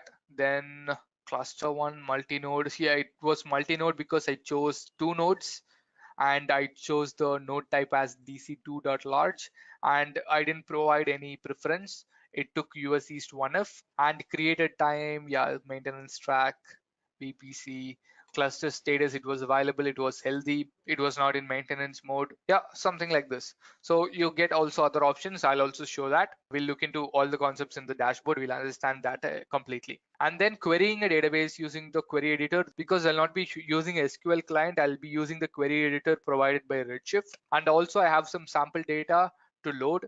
I also have some sample queries to execute, so I'll be doing that. And then query editor considerations. This, once we complete the demo, then we'll come back here and look at that. And also the query editor allows only these, that is DC.8 into large. This is the previous generation, dc2.large, dc2.8x large. ds2.8x large is allowed, not ds2.large. and then RA3.6x large is allowed. So basically there are two node types which is not allowed for using the query editor. So we'll be using DC2.large, so no worries, we'll be able to access the query editor. Yeah, so now let's go to the console. So this is the dashboard, and so there is this bug, guys. So basically, also never, if you're in middle of some process, if you're creating the cluster, if you have typed something, don't click on this X. It goes off, something happens. So if you choose anything, you don't get this part. I don't know why. So yeah. So this is the basic dashboard right now. So launch cluster and query editor, these are the two main services they provide in Redshift. This is for launching a cluster. This is for querying the cluster we created. So these are the two services. And find the best cluster configuration for your needs. So this is a tool they provide. This is a service. So if you want a petabyte scale, then you can choose here and you can choose the number of petabytes you need. So 5 or 1 or 4, so 3, let's say 20 again. So here they provide you a cluster name. They provide you the amount. They also show this. So reserved for 3 years, it's $218. Reserved for 1 year, it is $501.76 per hour. Per hour. This is not per year. This is per hour. And on demand, it is $870 per hour. So this is one tool which you can use for GB 20 GB DC2.large. This is the node type we'll be using today. So for this, if you reserve it for 1 year, then every hour it is $0.32. If you reserve it for 3 years, every hour it's $0.18. So this is actually very economic. If you reserve it for 3 years, if you're using it for 3 years, you can directly launch a cluster from here after choosing it. So like this, you can choose it from here and you can just select it. So for TV, so it gives you recommended options. So you can see recommended DC2.8 into large, DS2.8 into large. So the price also varies. It also shows you the exact amount for the storage which you take up. Question, is there a maximum storage for the option? Like, for example, the large option? Yeah, I think 1000 petabyte for, so this is the maximum capacity, that is 128 nodes, 2048 TB compressed storage. This compressed storage. So basically you can scale up to 1000 TB here, and then 16 terabytes per node. You'll have 128 node. You'll be provided with 16 TB every node at the start. So I think this is the largest one. Oh, so as the bar changes, the option changes. Yeah, option changes. Okay. So if I go to GB, it provides me DC2.large. Yeah. Now there is one more instance. It's not shown here. There is that is the largest instance available. But here the biggest one is they suggest only this. The largest one is I think RA3.large that I'll show now while launching the cluster. So then you have this cluster snapshots. These are the basic things. So I created one. So there is one parameter group, 3 events. Again, events and event subscriptions. And these are the other options. This is for clusters, query editors. So if you run a query and if you want to save that query, you can save it in saved queries. You can just, there is an option for save. Just hit save, it will be saved here. I think I've saved one query. Yeah, so there is one query. And then snapshot, I've not taken any snapshot. And I've not gone through security. Then workload management, as I told you, they have introducing auto WLM. So auto WLM uses machine learning algorithms to actively manage your cluster resources by calculating optimal query concurrency and memory allocation in real time. Auto WLM provides maximum performance for your cluster workload. So to start with auto WLM, choose switch WLM in your WLM configuration. Okay. So I think normally you get this, where is that? Okay, not a parameter group. Workload manager. So workload manager optimizes query performance for allocating clusters to query memories. Yeah, so it creates you can create multiple queues as I told here. So that is what they are depicting. Data coming in. You can manage your workload manager and you can create multiple queues. Okay, so that's fine. I'm not going to go inside that right now. Then reserve nodes. These are as I was showing you, it showed on-demand pricing, then reserved for 1 year and for 3 years. You can purchase reserved nodes here. And yeah, I think Advisor is a tool like a recommendation engine for the Aurora cluster. For Aurora cluster, if you create an Aurora cluster, you have an option of recommendations here. If you click on that, AWS, they automatically provide you some recommendations which you can implement or you don't need to. Then events. So you can see creating, where are the events? Yeah, so event 2001, 2000, 1003. So even Redshift has its own different types of events. And I think you can, so this is basically informational. There is no severity. So basically if it failed over, maybe that will create a event and it will provide a severity like a risk or high or something over here. And this is for creation, this is for created, this is for deleted. That's it. And yeah, so this is connect client. So this is for connecting client. You can try these partner tools which they suggest. So I think these are those tools. I don't know, where are they? So I think you can use these tools which they are saying they are partnered, or you can just download the SQL workbench, and you can select the JDBC or you can select the ODBC driver and download it from here itself. And so I don't have any clusters right now. So you'll have to choose one, you'll have to choose a cluster and you can download it and you can connect it accordingly. So you get configurations over here. So I'll not be connecting with JDBC or ODBC. I'll be using the query editor. Okay, so now let us start off with clusters. Let us launch a cluster. So again, there are two ways. Either you can go with quick launch or launch cluster. So if I provide quick launch, it is just one page. You can choose the number of nodes here, 1 or 2 or 3 or 4. And you can see if I choose 2.32 TB storage available. So if I provide 4.64, if I provide any number, so it increases accordingly because it's 0.16 per node. And also you are provided with the instances over here, the type of the node types. So dc2.large, dc2.8x large, dc2. So these are the things we discussed. And also they provide the pricing here. Now I think this is better looking than Aurora. They don't provide the pricing for the instance classes, and the storage they've provided per node. For dc2.large, it's 0.16 per TB per node. This is 2.56 per node, 2 TB per node, 16 TB per node. So these are dense storage engines. These are dense compute engines. So these are for compute. So they have lesser storage, and so accordingly, if they have lesser storage, it is an optimal. They have optimal memory. And here the storage is very high. You can store a lot of data in these two node types. You can choose them from here, and after that you'll have to provide a name, then provide a database name, and provide the port number. This is the default, it automatically takes it. And then master username, you'll have to provide the passwords. And if you are going to use any other service, so for example, I'm going to show you how to load from S3. So you'll have to choose one of the roles. I'll also show what kind of a role to create. So first let us create the cluster and then we'll move on to that part. So either you can use the quick launch or you can go to the advanced settings.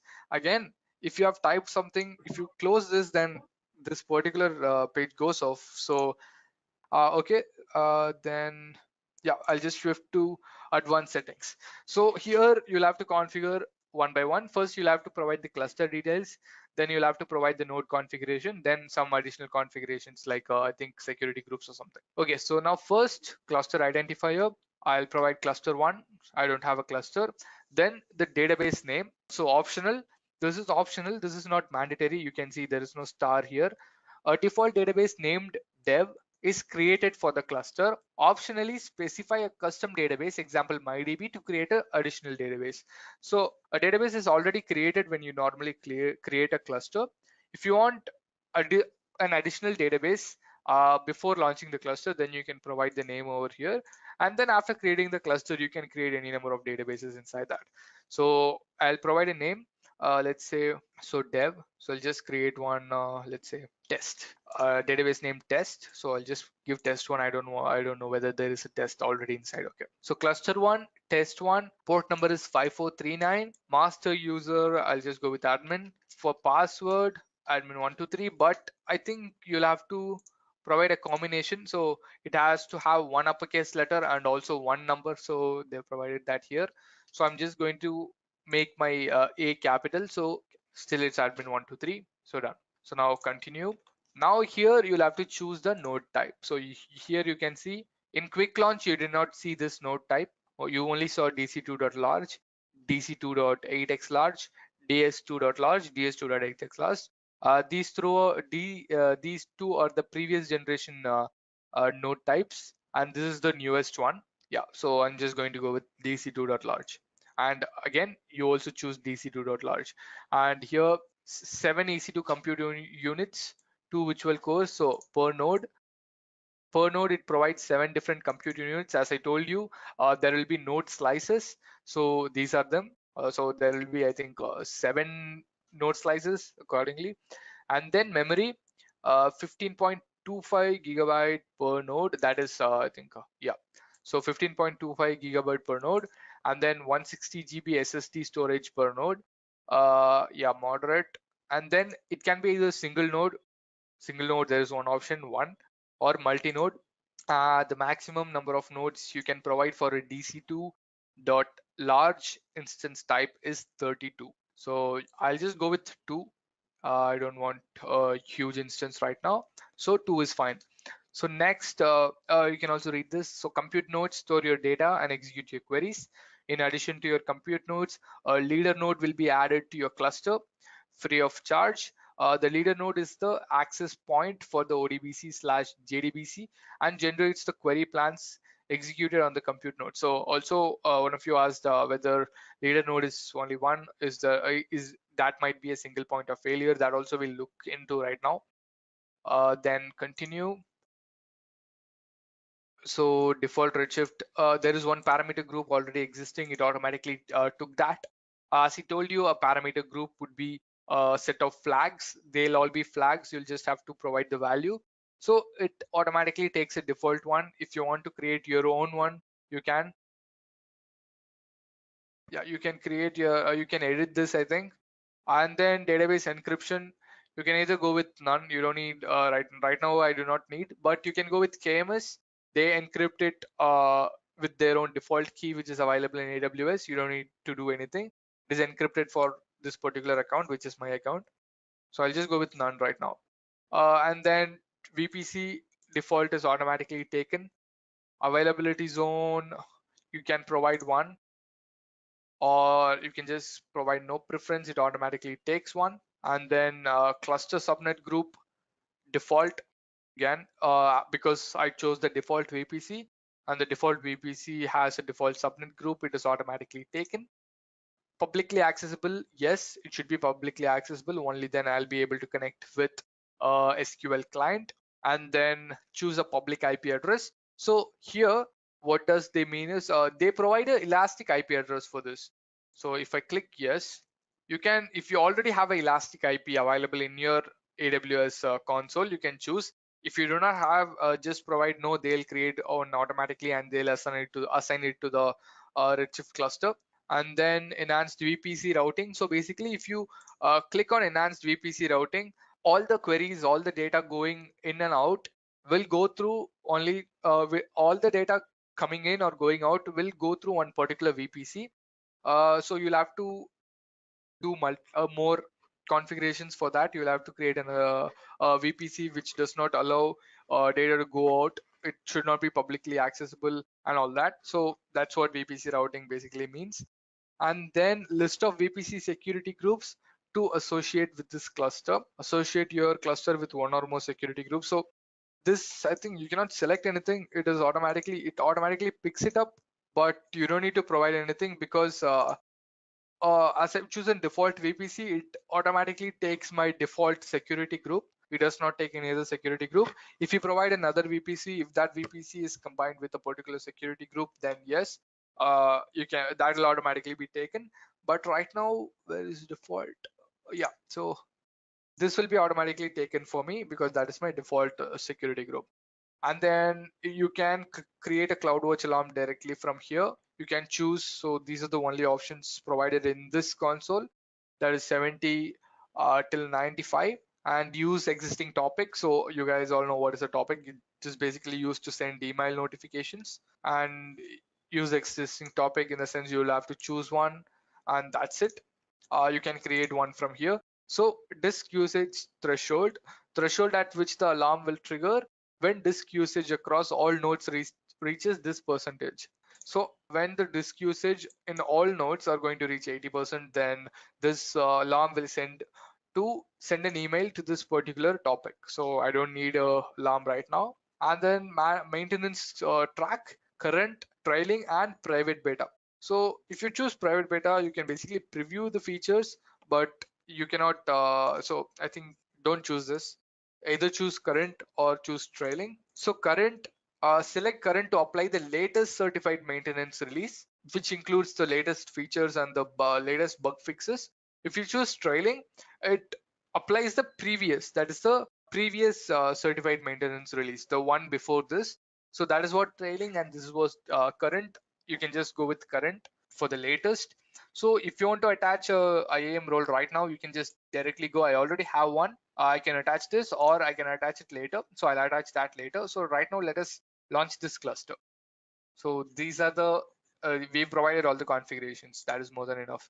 And now, unless you are eligible for free trial, you will start incurring charges as soon as your cluster is active. So as I told you, if you have not launched, so where is that? I'll take you and show it. I just want to make you sure. So try Amazon Redshift for 2 months free. If your organization has never created an Amazon Redshift cluster, organization in the sense your AWS account, if you have never created a Redshift cluster in your AWS account, you're eligible for a 2-month free trial of for DC2.large node. Yeah, you get 750 hours per month, enough for us to continuously run one DC2 large node with 160 GB. So this basically 750 hours per month is for one node. So if you run 2 nodes, that hours will be divided between those 2 nodes. If you run 3, it will be divided between those 3, 4 accordingly. So it goes on up till 32. So if you run 32 nodes for DC2.large, then that 750 hours will get it'll get over soon. So 750 divided by 32, that's it. Yeah, so that's it. So what else? Who's eligible? So you are eligible for the free trial if your organization has not created an Amazon Redshift cluster since July 1st 2014. So if you have not created a cluster since 2014 or July 1st, then you are eligible for this free trial program. Yeah, so I think most of you would have not created a cluster, so I think yeah, you'll be eligible for this free trial. Yeah, so others are the same, they state the same fact. I just wanted to show that. And yep, so if you do not have free trial, if somebody does not have a free trial, then the on-demand hourly rate for this cluster will be $0.5 or $0.25 per node. So for this, there are 2 nodes, so plus a free leader node. So for the leader node, you don't pay anything. And $0.25 if you have purchased reserved nodes in this region for this node type that are active, your costs will be discounted. So basically, if you have if you have bought a reserved node from here, so then in this region, so in North Virginia region, if you have bought a node, then that particular node's charges will be discounted accordingly. And then there is no charge for the leader node. If you're eligible for free trial, yeah, it's the same thing. So I'll just launch the cluster. So now let us view all the clusters. I think it would have been created. Is it still creating? Yeah, it's still creating. So once it creates, we'll be able to see inside that. We'll be able to see the endpoints and stuff. Let's wait until it gets created. So I think it's available right now. So the cluster is available right now. So 3 events happened. Created, deleted, created. Oh, this was back. So right now it's created. Okay.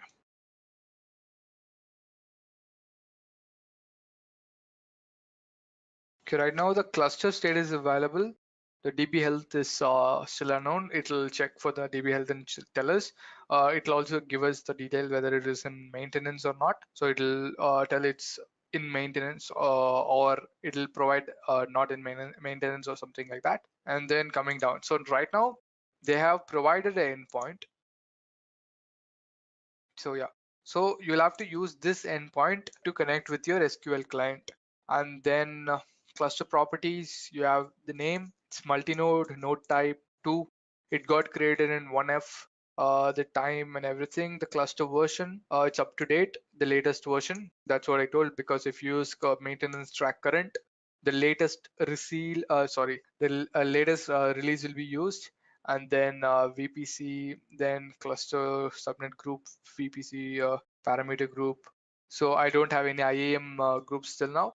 Cluster state is available, so database health is also provided right now. It's healthy. It's not in maintenance mode. Okay, fine. So now database properties.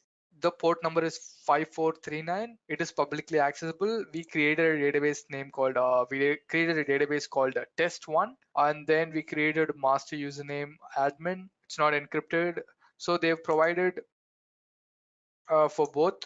So basically JDBC Redshift colon the endpoint with the database name. For ODBC, it's driver, server name, database test1, UID admin, password. You'll have to enter the master password and port number. So this is the URL for JDBC and ODBC. And then yeah, so this is backup, audit logging, and maintenance. A low version upgrade, yes, yeah, okay. And here comes capacity details. DC2.large. Then we have total of 7 easy to compute units. That is 2 virtual CPUs per node.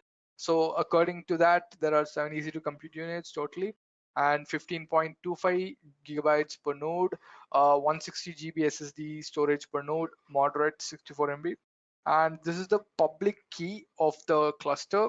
I think we can use this for SSH, so logging in with that. Then they've provided the node IP addresses. So the leader node's IP address and private IP is this. The compute nodes public, and this is compute 0, compute 1. So you can have up to compute 32. Sorry, I think it'll be 31. Yeah, compute 0, 1, compute 1. So yeah, so public IP, and private IPs of these created nodes. So now, as one of you asked, what will happen if there is a failure of the leader node? That we'll check. We'll go to the FAQ of Amazon Redshift. Just a quick info, guys. Intellipaat provides AWS Big Data certification course mentored by industry experts, the course link of which is given in the description below. Now, let's continue with the session. In case of node failures, Amazon Redshift automatically provisions new nodes and begins restoring data from other drives within the cluster or from Amazon S3. It prioritizes restoring your most frequently queried data on your most frequently executed queries will become performant quickly. Okay, so now let's just check this. This is more informative than just reading that metadata. So I think over here, availability and durability. So what happens to my data warehouse cluster availability and data durability if a drive on one of my node fails? So this does not answer it.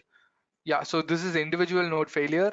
So individual node failure in the sense, Amazon Redshift will automatically detect and replace a failed node in your data warehouse cluster. So this is automatically done. If there is a failure so for example, we have 2 nodes. Just a quick info, guys. Test your knowledge of big data by answering this question. What are the 5 V's of big data? A. Volume. B. Velocity.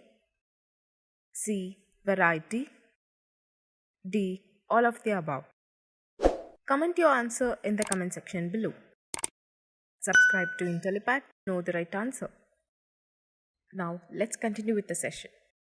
The node has been, there is a node failure. So yeah, it will be replaced. The data warehouse cluster will be unavailable for queries. So that particular node, if one node fails, it will be unavailable for queries and updates until a replacement node is provisioned. So your entire warehouse is unavailable when there is a node failure occurring and is provisioned and then added to the database. Amazon Redshift makes your replacement node available immediately and loads your most frequently accessed data from S3. So the most data, the data which is frequently accessed, that data will be taken and first stored, and later all the data is loaded back. Single node clusters do not support data replication. In the event of drive failure, you will need to restore the cluster from a snapshot on S3. We recommend using at least 2 nodes for protection. So yeah, so this is at least they are telling us to use 2 nodes. So if even I think this is just for one node. So if one node fails, event of individual node failure, then your cluster will not be available. So if you have 2 nodes, if one node fails, at least that one node will be working. And then this is for the entire availability zone has an outage. So if your Amazon Redshift data warehouse cluster, the entire availability zone is having an outage, if it is completely unavailable, so you will not be able to use your cluster until power and network access is restored to that availability zone. So yeah, your database data warehouse clusters data is preserved so that you can use you can start using your Amazon Redshift data warehouse as soon as the availability zone is available. So the data is preserved, the data is not lost.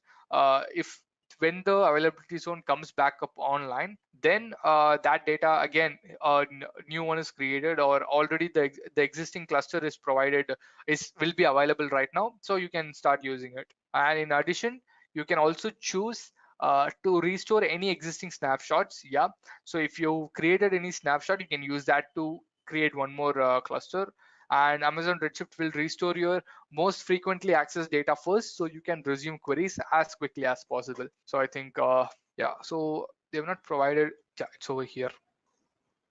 You will not be charged, only compute nodes will incur charges. You'll be billed for okay. How do I load data inside? Okay, we have the single leader node. Nowhere they have provided that. Can I access compute nodes directly? No. Your Redshift compute nodes are in a private network space and can only be accessed from your data warehouses clusters leader node. This provides an additional layer of security. I think there is no other go. You'll have to use leader node. So I think even if there is a failure, they'll provide a new one immediately. There is no other strategy. Either you can have another cluster. So after that, like when your cluster, one of the cluster goes down, you can have another cluster in another region and just use that until this availability zone comes up. So I think there is no part of having like there is a leader node failure or something. So even if the cluster endpoint is not available, then I think you'll have to wait until it comes back up. That's the only chance here. But if the node goes down, then if you have 2 nodes, one node will be working. If until the other node comes down, this node will be used. If you have multiple nodes, then it's better. If you have a single node, if the node goes down, then yes, your entire cluster will be down. No queries or nothing can be, nothing will be running. Any queries coming in will be cancelled. Any client connection will be cancelled. So yeah, so that's what. If there is a case of leader node failure, so you cannot do anything else until you can just wait until it comes back up. That's it. So yeah, so right now we have created a cluster. Okay, so coming back here.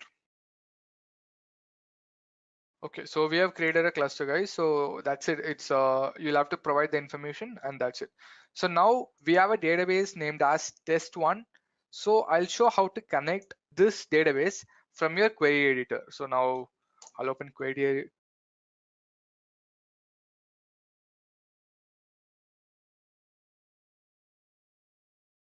I'll open query editor over here. So when you click on query editor, it shows this. So this was with the previous cluster. It's still trying. So now I'll just close this. So cluster one is the cluster name which I have right now. So the supported nodes for query editor are these 4: DC1.8x large, DC2.large, DC2.8x large, DS2.8x large. DS2.large is not you cannot use that particular node type in query editor. And then you can also use the RA3 node type. You can also use that.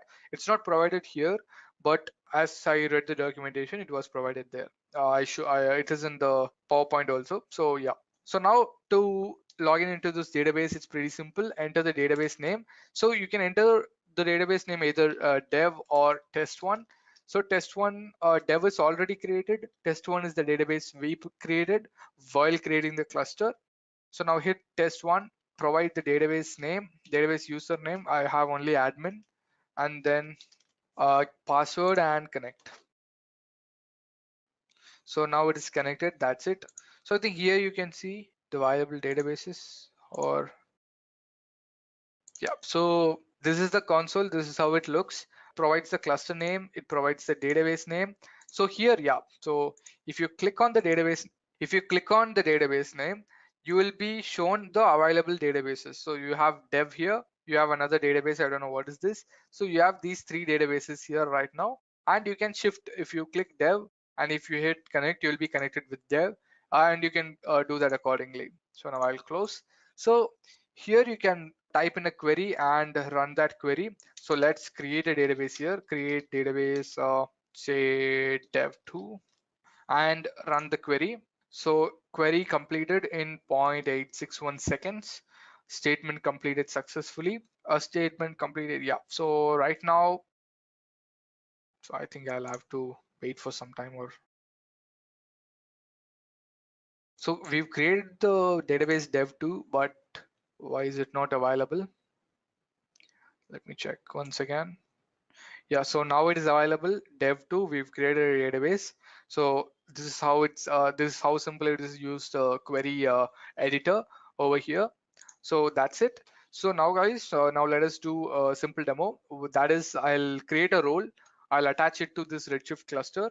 So what that role basically does is it provides the permissions to access S3 for this particular Redshift cluster. So once I provide this, from this Redshift cluster, we can query data which is stored in S3. So I've already stored some data in S3, and I'll also show from where to get that sample data. There is a tutorial I followed, which is AWS. Again, I just follow AWS official white papers and documentations. So from there, you can get the sample data and you can upload it to an S3 bucket. From there, you can provide the IAM role to this particular Redshift cluster. After providing it, you can just query it and create tables here. After creating tables, load data into this database. After loading data, you can query the data stored. So yeah, so let us start with that. So for that, first I'll have to open IAM. So first I'll have to create a role. As I told you, I'll have to create a role. So role, create role. The service which I have to provide the permissions to is Redshift. I'll have to choose Redshift. Redshift is over here. So I'll be choosing Redshift customizable. There is one thing called scheduler, and this is not for clusters. This is for clusters. So I'll just choose this. And then here you'll have to provide the permissions for Redshift accessing S3. So Redshift does not need any other access. It just needs the access to read objects inside S3. So let's see. Yeah, so here S3 read. So there is this, that is Amazon S3 read only access. So this will allow the Redshift cluster to only read the data from S3. So I'll just click here. Next, tags. If you want, you can add a tag. Let's say name Redshift. Then review, provide a name. Allow Redshift to S3. And yeah, so this allows Redshift clusters to call AWS services on your behalf, and then create role. So the role, yeah, so the role is created. So I'll just copy this. We will need this ARN ahead in this demo. So I'll just copy this. So this is one. I'll just open another, save it here. Okay, so now we've created this. So we are going to attach this role to our Redshift cluster. So I'll go to my cluster. I think I can manage here itself. Manage IAM roles. Choose a role. This is the role I created right now. That is allow Redshift to S3. Click on it and then apply changes. Yeah, so now it's modifying. So we have attached a IAM role to our cluster. So that part is done. So the next part, because we are going to take in data from S3, so now data should be available in S3. So I'll open the S3 console. So I've already uploaded the files inside S3. I'll show which bucket. Yeah, so it is Amazon Aurora bucket, the bucket which I created long back. And I've created a folder inside that data. And inside that, all the text files are available. So those text files, I have the zip file of that, and I'll also show which documentation to go for, like which documentation you can go through and get the, how is it? You can get the load this particular files, the zip file, and also from where you can get the queries. So yeah, so right now we have attached it to the cluster. Also, we have the data inside our S3 database.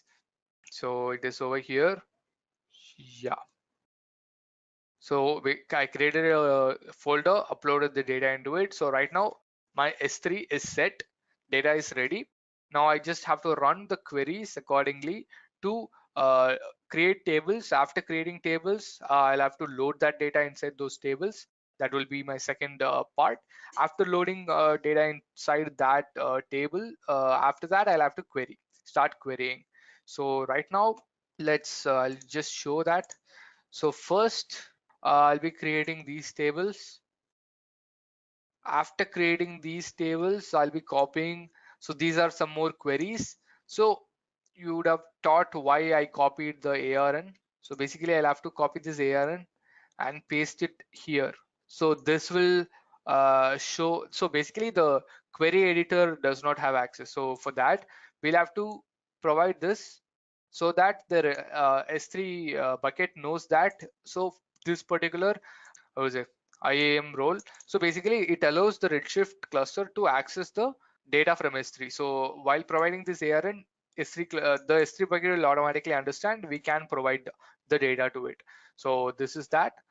I'll also paste these in the end. And then these are some sample queries which was available. So yeah, so done. So now let us start off with this process. So first I'll go to my query editor and then I'll just do this and do this. Yeah. So now I have my query editor and here you can see the query results. So now, yeah. So now first we'll have to create tables. So first I'll create this table, run query. So completed in 0.8 seconds. So done. I've created one table and now I'll load the data for that particular table. So now I'll just copy this. I can just paste it in this query and hit run, or I can create a new one and hit run. So I'll just run here.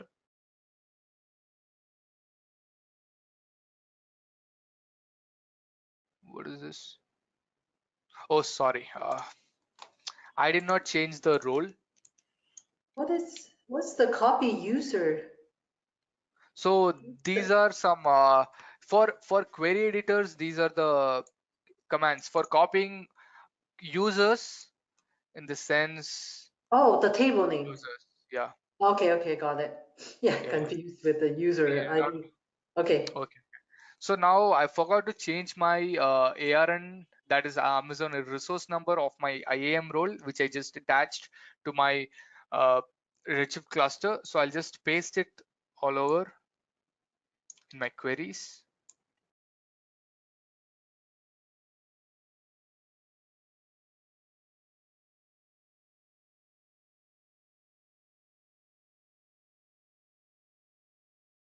Yeah, so that's done. Okay, so now I think it'll work.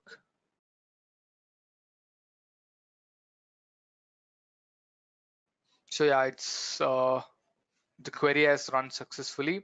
So now we can just use this one query to do all the operations, or we can open another query and do.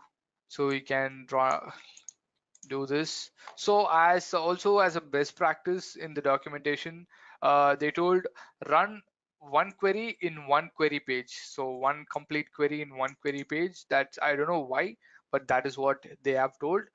Sometimes when you run multiple queries, there are some errors occurring here. It's showing some kind of indentation errors or something. So that's what it was showing here. So run one query at a time. Then, but you can run a query in the same query dashboard multiple times. So I'll just upload the content of this. Done. Then category. So just wait, I'll just finish this off. I'll just create multiple queries, paste, run.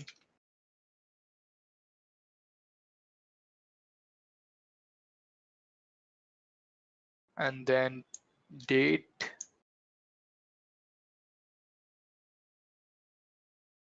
Successful.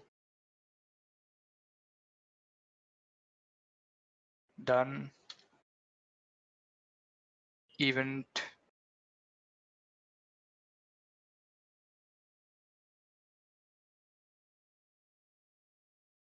So done. Then there are two more. Listing.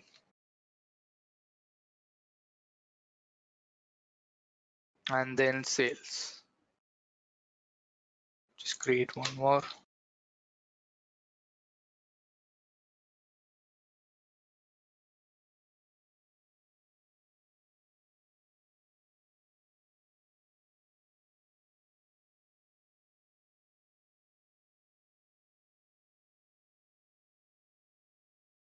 So every time you open, it shows the results. It's taking some time to show. Okay, so we've uploaded all the content inside our tables, but one more thing is you'll not be able to view that content here. That is the only problem. It is just to query. In query editor, you'll not be able to view the data you stored. So for that, you'll have to use an SQL client, but you'll be able to run queries and then see the data. So yeah, that you can do. But there is no option for viewing all the tables available like that. So you will just have to query all of them and see here. Yeah, so if it is a client or a workbench or something like that, you have everything. You have your own GUI, which you can use to see the tables available or the database is available and everything. But in the query editor, you can only query. That's the only option here. So now we have uploaded the content. So I'll also show what was in the content. So where was it? Think the name of it was ticket. Yeah. So these are the files. They're all text files. So here you can see.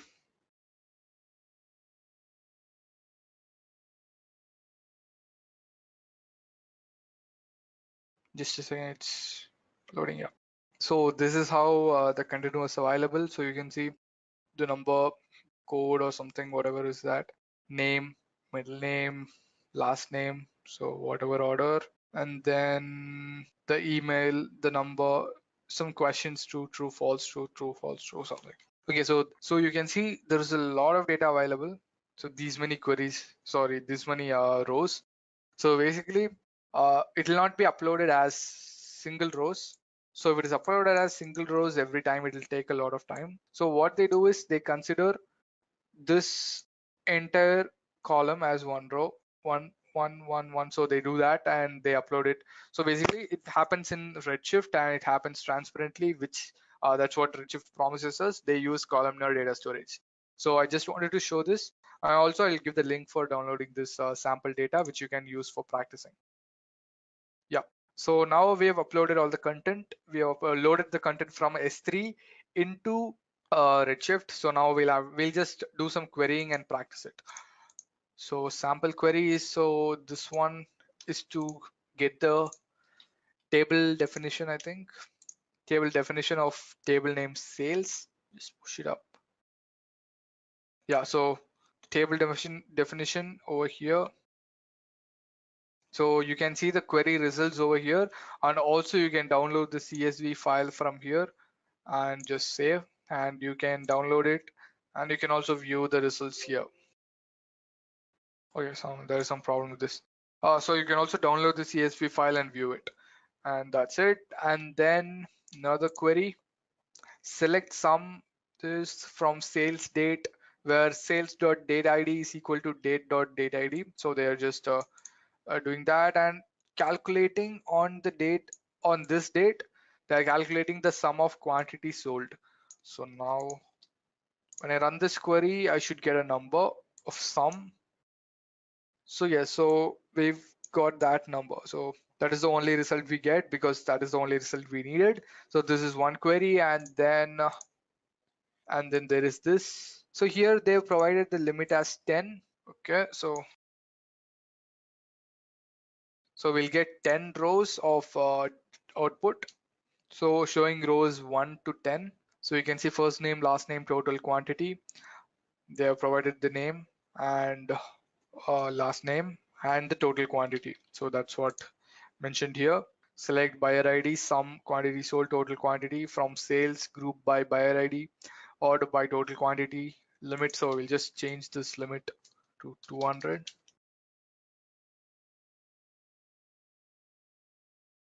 I could have just changed here.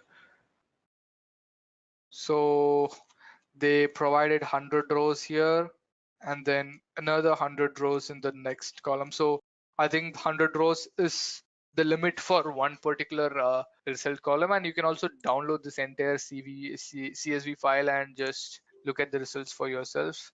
Okay, so they have provided it here completely. Yeah. So yeah, this is one query. I'm just doing some sample queries to show how it works. So then select, and again another query, same thing. So here, so that you can see the query results are faster, even though there is not a lot of data, but still we can consider. But when there is really large amounts of data and you want to query some results, they happen very fast, because as I told you, that's how Redshift has been architectured. It has one leader node and multiple compute nodes, which distributes the workload, and accordingly complex queries are divided into simpler queries, and they are executed, and the results are clubbed in leader node, and that final aggregation is sent to the client tools. So yeah, so we've done query editor also. And one more one question about IAM database authentication. And so I tried. So basically, instead of, you'll not be able to assign roles to your on-prem setup, but you can use secret and secret access key and your access key to authenticate. For that particular IAM users, you can provide programmatic access, and those users can use their secret and access keys to enable IAM database authentication. But you can only use that for RDS instances, RDS databases, because only there you will be able to enable it. After that, you can just use that endpoint, and yeah, you can use the security credentials to log in, but you'll not be able to use IAM database authentication on your server, but you'll be able to use, what is that, your secret access key and also the token, and do that. So that is the only option. Okay, so now coming back here, so saved query. So coming back to the query editor, I forgot to show one thing. So for example, if you think you'll run this query often, so you can just save it here. You can just save it here, provide a query name. Let's say this is I don't even know what query is this, so I'll just give query 1, and again query 1, add query. So done, query is saved. Yeah, so it's over here. So now go to saved queries. So this is saved query. Download entire SQL text. So you can download this query's SQL text, or you can copy the entire SQL text and just if I just paste it here. Just a quick info, guys. Test your knowledge of AWS by answering this question. Amazon S3 is which type of storage service? A. Object. B. Block. C. Simple. D. Secure. Comment your answer in the comment section below. Subscribe to Intellipaat to know the right answer. Now, let's continue with the session. So we'll get it. So this is pretty easy. You can just save your queries over here and get them whenever you need. So also this is easy to control. You can just search what query you need accordingly and get it. And then yeah, so this is pretty much saved queries. That's it. So now guys, now let us do a simple demo. That is, I'll create a role, I'll attach it to this Redshift cluster. So what that role basically does is it provides the permissions to access S3 for this particular Redshift cluster. So once I provide this, from this Redshift cluster, we can query data which is stored in S3. So I've already stored some data in S3, and I'll also show from where to get that sample data. There is a tutorial I followed, which is AWS. Again, I just follow AWS official white papers and documentations. So from there, you can get the sample data and you can upload it to an S3 bucket. From there, you can provide the IAM role to this particular Redshift cluster. After providing it, you can just query it and create tables here. After creating tables, load data into this database. After loading data, you can query the data stored. So yeah, so let us start with that. So for that, first I'll have to open IAM.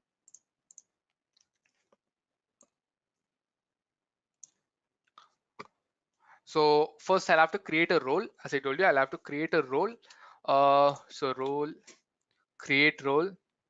The service which I have to provide the permissions to is Redshift. I'll have to choose Redshift. Redshift is over here. So I'll be choosing Redshift customizable. There is one thing called scheduler, and this is not for clusters. This is for clusters. So I'll just choose this. And then here you'll have to provide the permissions for Redshift accessing S3. So Redshift does not need any other access. It just needs the access to read objects inside S3. So let's see. Yeah, so here S3 read. So there is this, that is Amazon S3 read only access. So this will allow the Redshift cluster to only read the data from S3. So I'll just click here. Next, tags. If you want, you can add a tag. Let's say name Redshift. Then review, provide a name. Allow Redshift to S3. And yeah, so this allows Redshift clusters to call AWS services on your behalf, and then create role.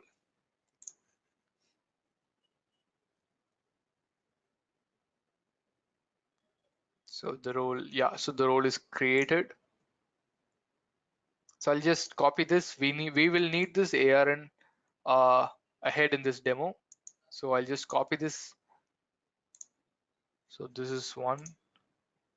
I'll just open another, save it here. Okay, so now we've created this. So we are going to attach this role to our Redshift cluster. So I'll go to my cluster.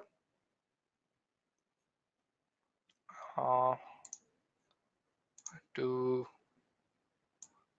I think I can manage here itself. Manage IAM roles. Choose a role.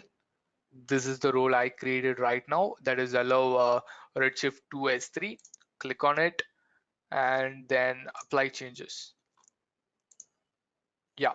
So now it's modifying. So we have attached a IAM role to our cluster. So that part is done. So the next part, because we are going to take in data from S3, so now data should be available in S3. So I'll open the S3 console.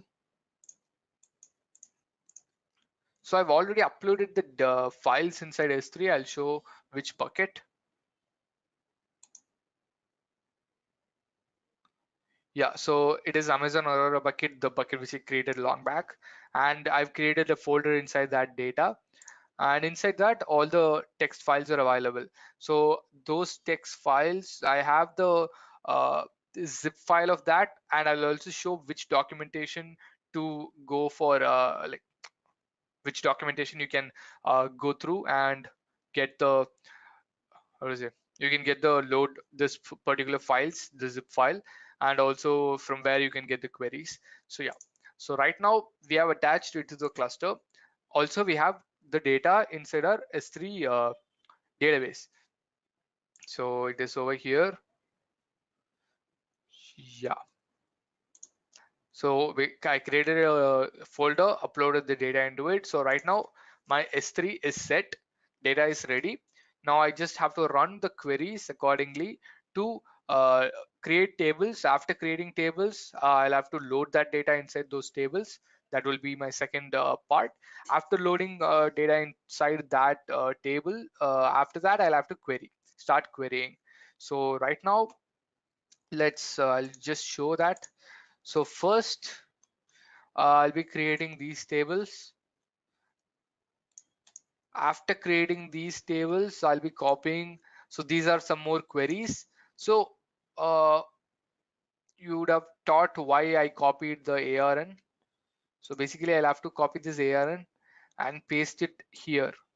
So this will show. So basically, the query editor does not have access. So for that, we'll have to provide this so that the S3 bucket knows that. So this particular how is it IAM role. So basically, it allows the Redshift cluster to access the data from S3. So while providing this ARN, the S3 bucket will automatically understand we can provide the data to it.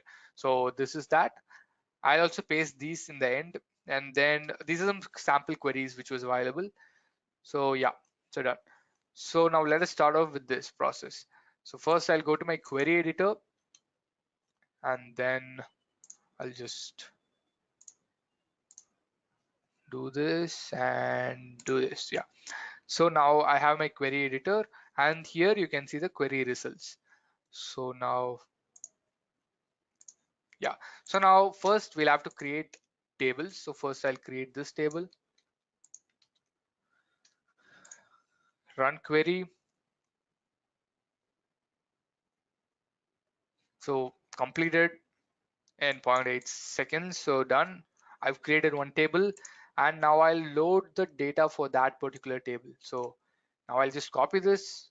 I can just paste it in this query and hit run, or I can create a new one and hit run. So I'll just run here.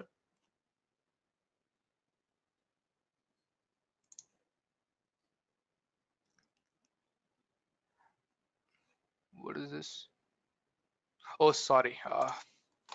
I did not change the role. What's the copy user? So these are some for query editors. These are the commands for copying users in the sense Oh, the table name. users. Yeah. Okay, got it. Yeah, Yeah. confused with the user Yeah. ID. Okay. Okay. So now I forgot to change my ARN, that is Amazon resource number of my IAM role, which I just attached to my uh, Redshift cluster. So I'll just paste it all over in my queries.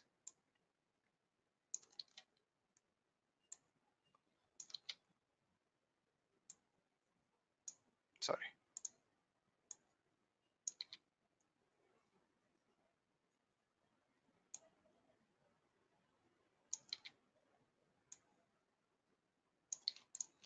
Yeah. So that's done. Okay. So now I think it'll work.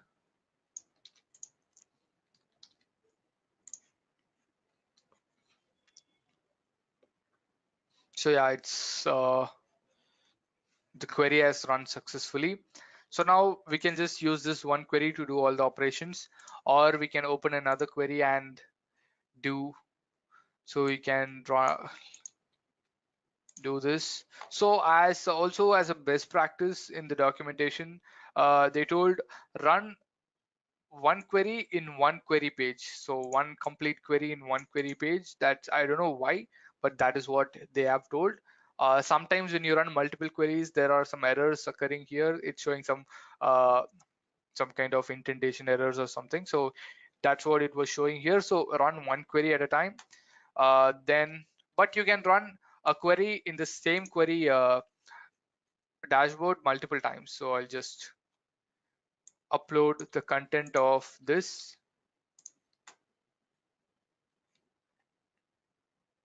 Done. Then category. So just wait, I'll just finish this off. I'll just create multiple queries, paste, run.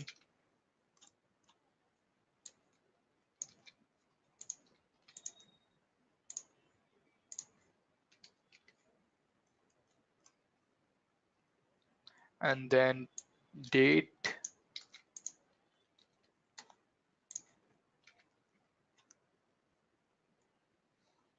successful,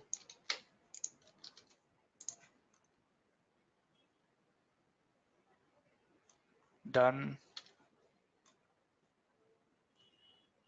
event,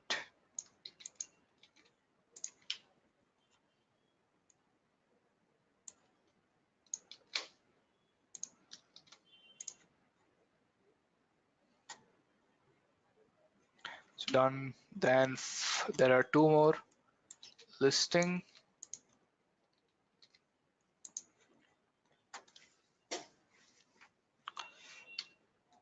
and then sales.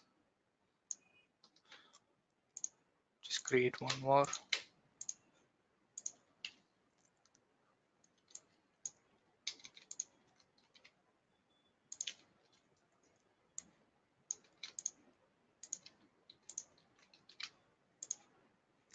Sorry.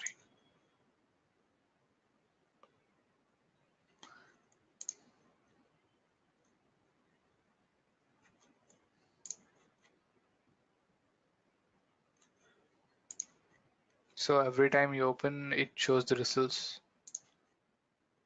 It's taking some time to show. Okay, so we've uploaded all the content inside our tables, but one more thing is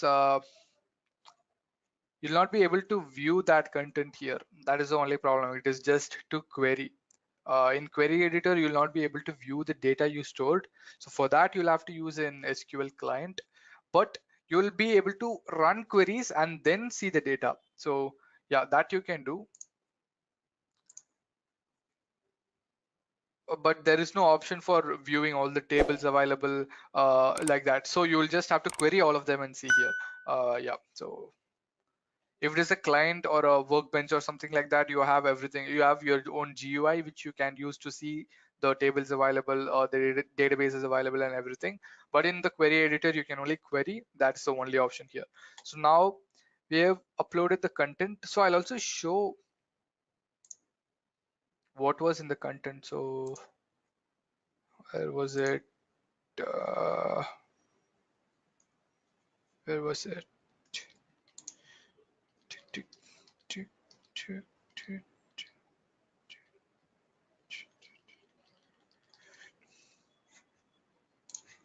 I think the name of it was ticket. Yeah.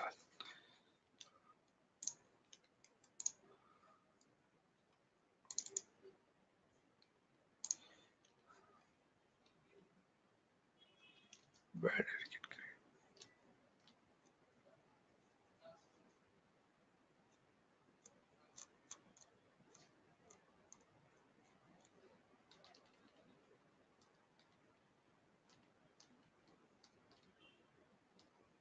Where is it? Oh my God. Here. So these are the files. They're all text files. So here you can see.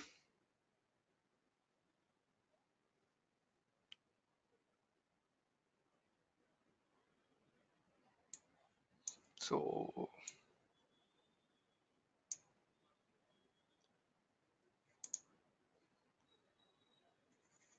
just a second, it's loading up. So this is how the content was available. So you can see the number, the code or something, whatever is that, name, middle name, last name. So whatever order, and then the email, the number, some questions, true, false, true, false, true, something. Okay, so you can see there's a lot of data available. So these many queries, sorry, this many rows. So basically, it will not be uploaded as single rows. So if it is uploaded as single rows, every time it will take a lot of time. So what they do is they consider this entire column as one row, one 111. So they do that and they upload it. So basically it happens in Redshift and it happens transparently, which that's what Redshift promises us. They use columnar data storage. So I just wanted to show this. Also, I'll give the link for downloading this sample data, which you can use for practicing. Yeah. So now we have uploaded all the content. We have loaded the content from S3 into Redshift. So now we'll just do some querying and practice it. So sample query is, so this one is to get the table definition, I think. Table definition of table name sales. Just push it up. Yeah, so table definition over here. So you can see the query results over here, and also you can download the CSV file from here and just save, and you can download it, and you can also view the results here. So,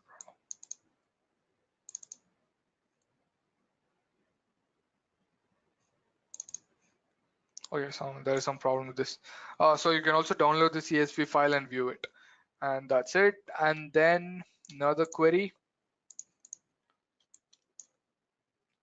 Select sum is from sales date, where sales.date ID is equal to date.date ID. So they are just doing that and calculating on the date, on this date, they're calculating the sum of quantity sold. So now when I run this query, I should get a number of sum. So yeah, so we've got that number. So that is the only result we get because that is the only result we needed. So this is one query, and then there is this. So here they've provided the limit as 10. Okay, so sorry. So we'll get 10 rows of output. So showing rows 1 to 10. So you can see first name, last name, total quantity. They have provided the name and last name and the total quantity. So that's what mentioned here. Select buyer ID, sum quantity sold, total quantity from sales, group by buyer ID, order by total quantity, limit. So we'll just change this limit to 200.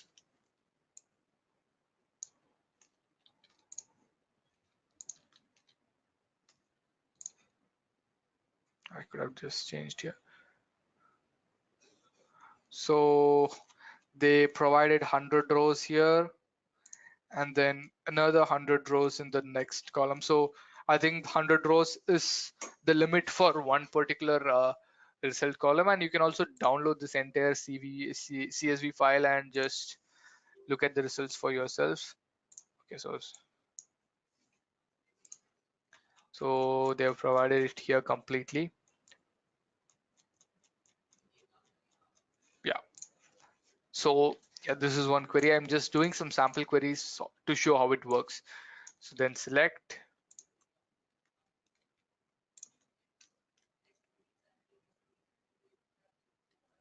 Just a quick info, guys. Intellipaat provides AWS Big Data certification course mentored by industry experts, the course link of which is given in the description below. Now, let's continue with the session. And again, another query, same thing. So here, so that you can see the query results are faster, even though there is not a lot of data, but still we can consider.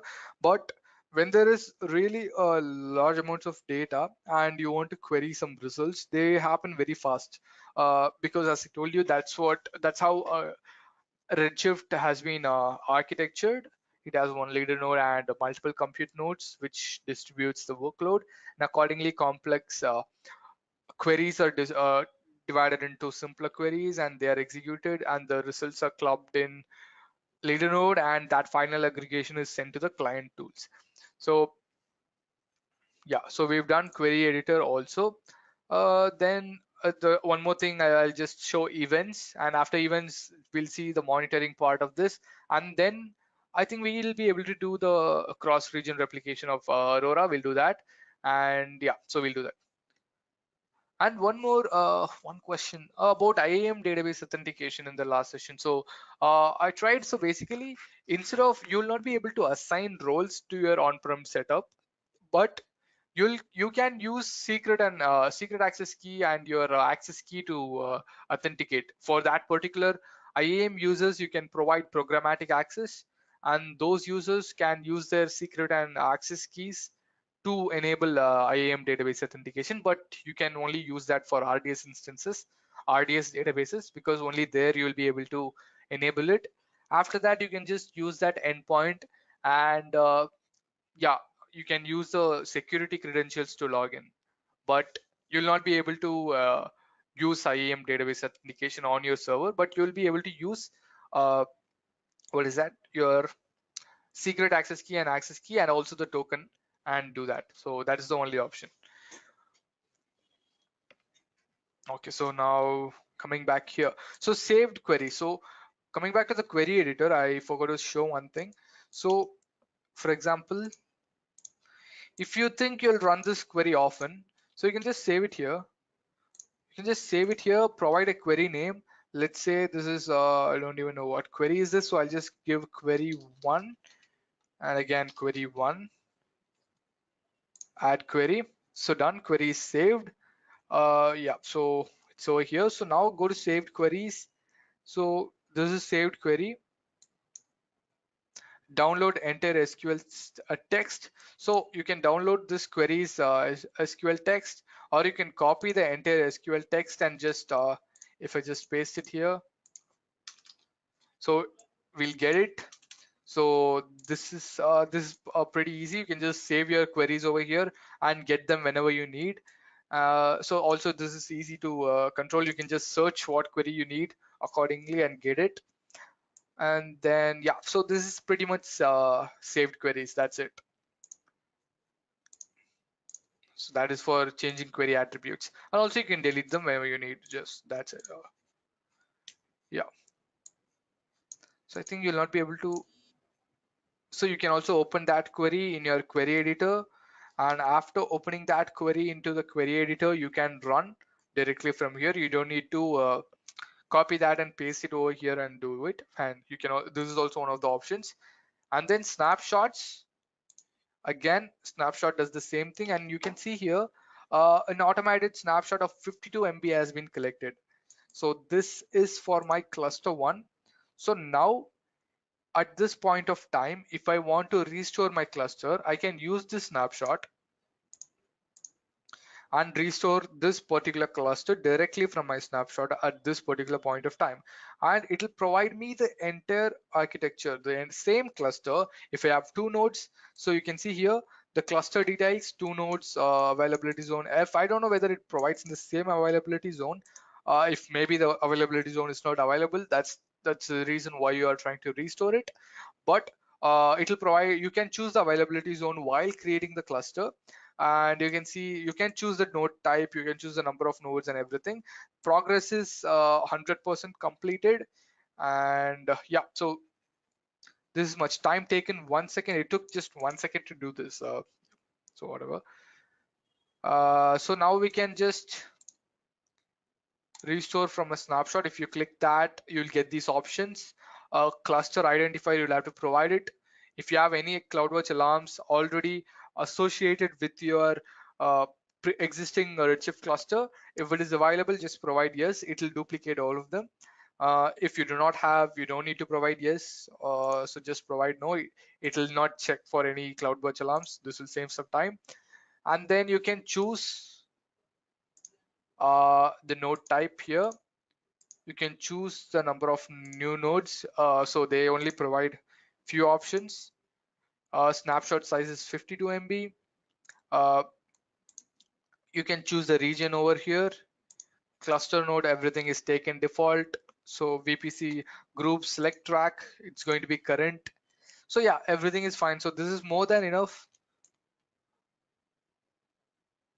So restore is over here.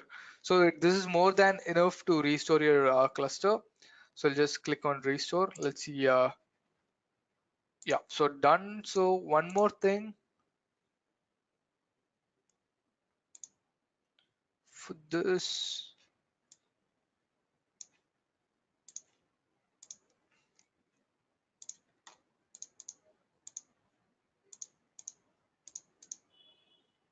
yeah, I think you can also add a snapshot as a schedule. So you can provide a name. So let's say snapshot 1 and provide a description, and then take snapshot every 8 hours or 8 minutes or 1 minute or whatever you want. So I'll just provide every 24 hours. Configure custom automated snapshot. So take snapshot every 8th hour, 8 a.m. to 8 p.m. So take snapshot every weekend at every hour from 8 a.m. to 8 p.m. Take snapshot every weekday at 12 a.m. Take snapshot every weekday at 12 a.m., 3 p.m. and 7 p.m. Take snapshot every weekend at 6 a.m. and 6 p.m. And also you can add a custom rule.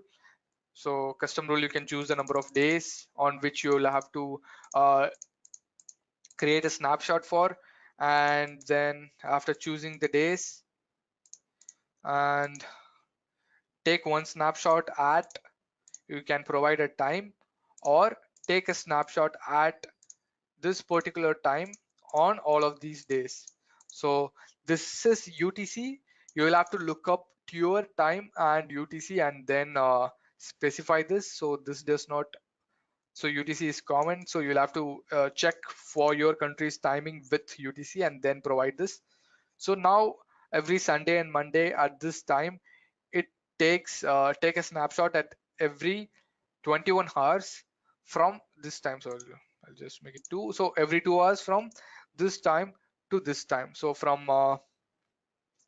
4:14 to 6:14, it'll also basically it'll create I think 3 snapshots here, one at 16:14, one at 17:14, one at 18:14.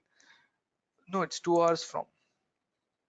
Take a snapshot every 2 hours. So I think it'll create two. I don't know what exactly happens here. So if I provide one, so there will be take a snapshot every 1 hour. So every 1 hour, in the sense there will be 3. 2 is confusing me. We'll have to test it out how many it creates. So this I do not know. So the basic thing I want to say is you can create a schedule also. You can create a custom rule. So that's how you do it. And then so this is one. So you can configure this out. And coming back. Okay, so now going back to clusters. So you can see here the cluster copy is creating and restoring. Yes. Before you continue, snapshot, it's the way a backup, right? Yeah, it's a backup. Okay, so does it take a full snapshot every time you run? Or it does? Yes, it'll take a full snapshot at the current time. Okay, so it does not take in parts. Yeah. Okay, so do you have approximately a size, like a estimate of sizes? For example, if it's 1 terabyte of database, yes, a snapshot, does it back up all the files, or it's like the OS level of snapshots, not the backup? I don't know if you understand what I mean. Like the space optimized snapshot that's used by OS level? No, I think it takes all the data also, because it was 52 MB and yeah, so it takes all the data and it stores in S3. I think you get so let's check that also. Let's check it right now. There, I would assume there's retention. I didn't see that part, like to allow you to specify how many snapshots you want to retain. Okay, so I think 35 days custom automated. This is automated retention time. Second, I'll just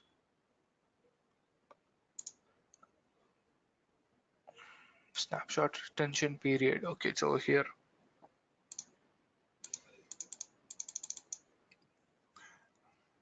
The number of days for which the manual snapshot will be retained. Setting this parameter to -1 days retains the snapshot indefinitely. So basically, if you have a snapshot, you can create a copy of it, or like while creating the snapshot, I think you can provide this. So if this is -1, then you can store this indefinitely until whenever you want. So then after creating that snapshot, you can delete the existing snapshot. This is the copy. Okay. So I think, yeah. AWS do they charge you by storage too? Yeah, it is the S3 storage charge. So Okay. backups are stored on S3, so you'll have to check how much data is stored. So 52 MB. So if it is, for example, S3 provides you 5 GB of free tier storage every month. So if it goes beyond that, then you'll have to check according to S3's on-demand storage costs. So all the backups, all the snapshots are stored in S3. So you'll get charged if you go above 5 GB every month. So you'll not be charged for that first 5 GB. Then after that, you'll be charged according to S3's. So let's just check S3's pricing then. So because that is where all the snapshots are stored, and that is important. Storage. So yeah, for storage, first 50 TB per month is just for standard. So there are also storage classes in S3. For standard storage class, that is basically frequently accessed data. For that, it is $0.023 per GB. So 50 TB, so you'll have to calculate it accordingly how much. And then for 450, for next 450 TB, it's 0.022 per GB, and next 500 TB, it's 0.021 per GB. So basically, the first 5 GB you won't get charged. After that, for every GB, you will get charged up to $0.023. Just a quick info, guys. Test your knowledge of big data by answering this question. What are the 5 V's of big data? A. Volume. B. Velocity. C. Variety. D. All of the above. Comment your answer in the comment section below. Subscribe to Intellipaat to know the right answer. Now let's continue with the session. Up till 50 TB. Then for other classes also the same. For S3 intelligent tiering, you get 0.023 again. For infrequent access, it is 0.0125. So if you're not using your data that much, if it is just accessed once in a month or something like that, then you can store in infrequent access. So this is for storage here. But backups, I think for long-term backups, S3 Glacier will be taken by, and it's very cheap. So it's $0.004 per GB, all storage per month. For long-term backups and archivals, option from 1 minute to 12 hours. Okay. For long-term backups and archives within, retrieval option. If your retrieval option for that data is within 1 minute to 12 hours, if you want to retrieve all the data within 12 hours, then you get charged $0.004 GB, $0.004 per GB for S3 Glacier. So S3 Glacier is the storage class for any kind of backup, for long-term backup. Yeah. So that's it. So these charges are for you storing it here. These charges. This is for backup. Yeah. And then what else? This for requests and data retrieval. Yeah. So if you want to retrieve data, so for up to 1,000 requests of retrieval, it costs 0.05. Then this is for storing data. This is for getting. Yeah. So for this also, in data transfer, this is data transfer in, data transfer out. Yeah, so there are various concerns here. So basically, you'll have to check for Glacier everywhere. But these are common for all S3 storage classes. So the main pricing is here for storage. For storing your data, it is $0.004 per GB for any number of storage per month. Okay, so now we are at snapshots. Then yeah, snapshot schedules. And then going back to cluster. So yeah, even this is available right now, but I'll delete this. Yeah, so it has to be available.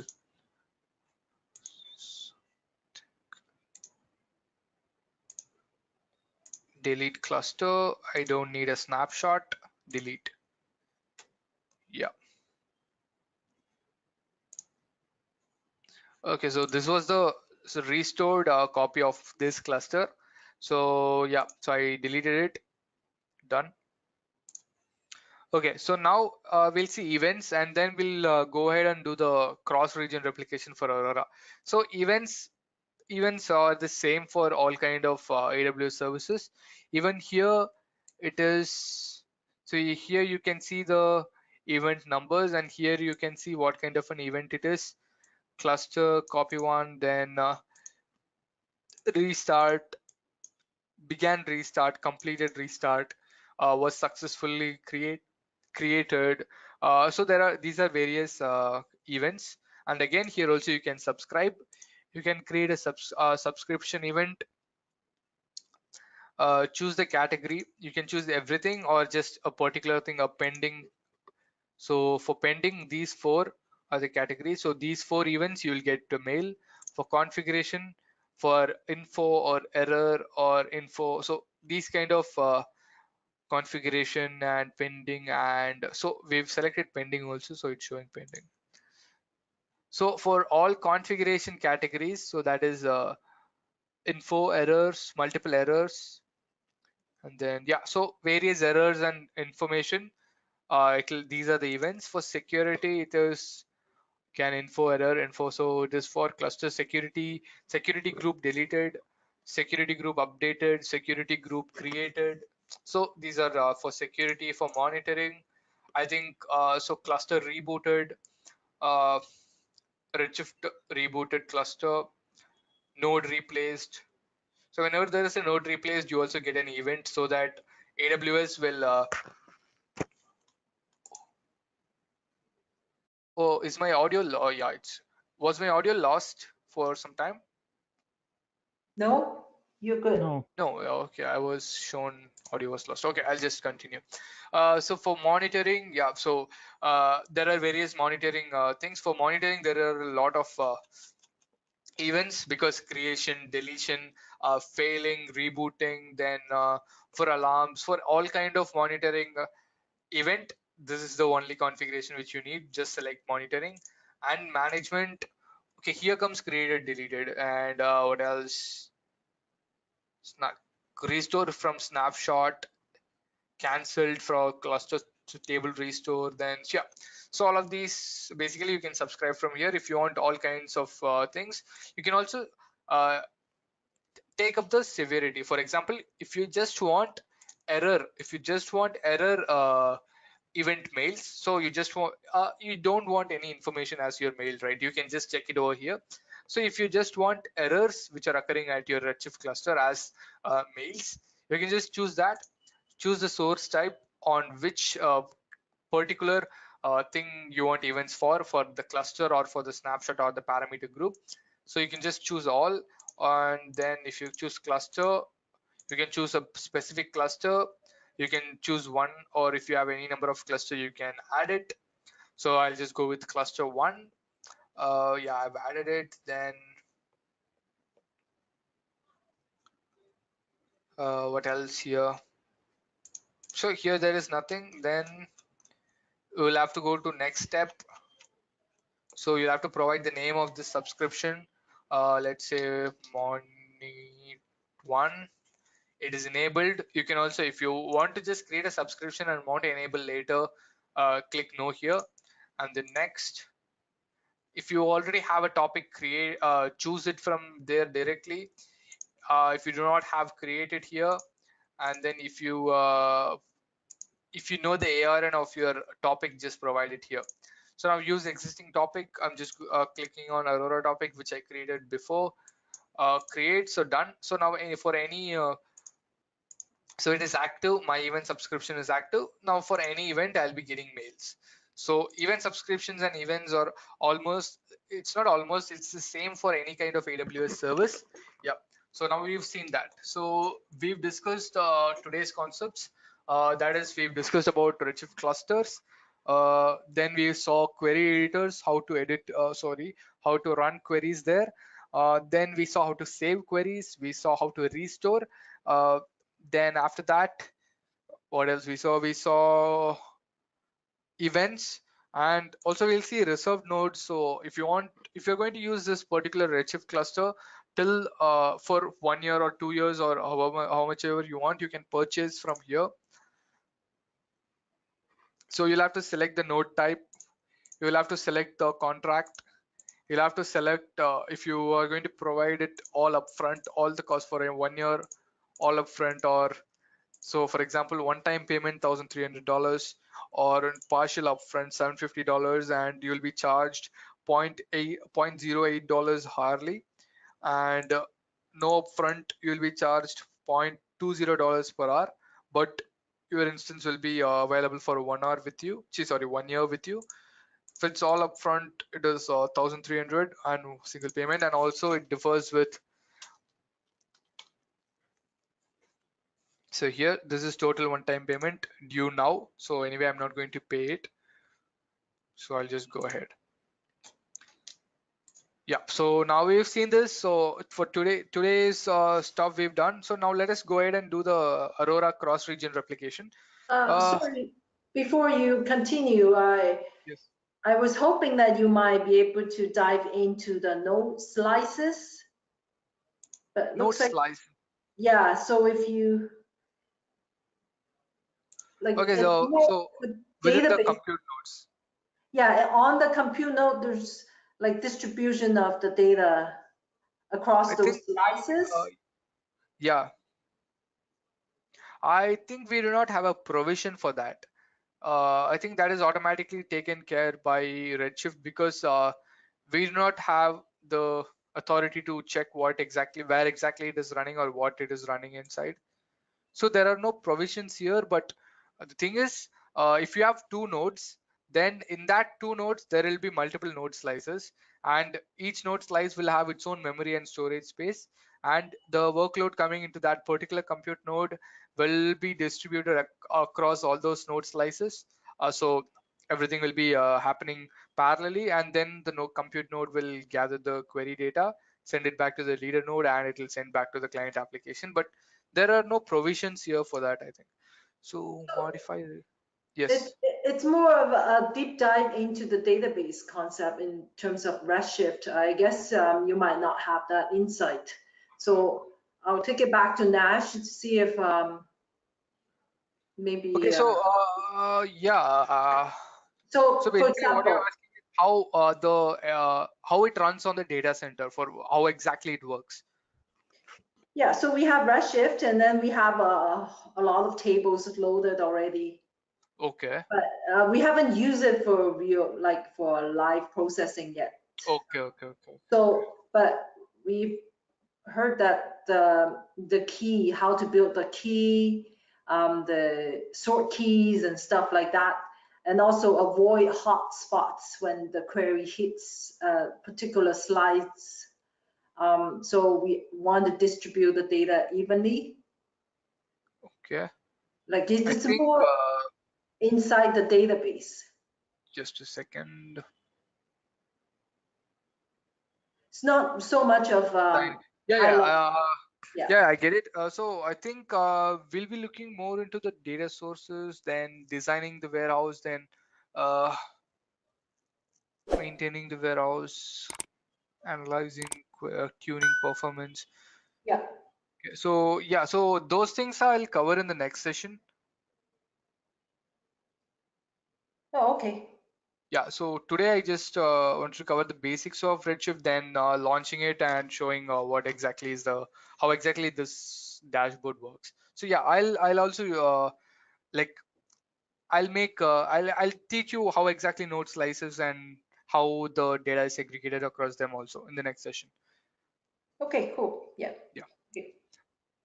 Okay, so now, yeah, so here first we'll look at cross-region replication here. So there is no provision for directly, like for example, in Aurora, you can just click on an option actions and just hit cross-region replication and it will do all the job for you. But here you should have a snapshot. You should go to backup, and here you see configure cross region snapshots. Now you'll have to hit it. So copy snapshots. You'll have to choose the region where you'll have to copy it. For example, let's say US East 2. You will have to choose the retention period. So they've given 35 days. Manual snapshot retention period, you can provide -1, I think. The number of days for which manual snapshot will be retained, setting this parameter to -1 days retains the snapshot indefinitely. So basically this is for the automated snapshot.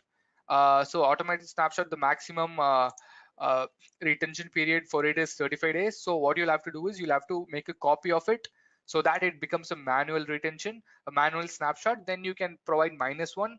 Basically what that means is the retention period is indefinite. So now I'll save it. So now I've copied it. So now I'll have to go to, was it US East 2 or West 2? Don't remember.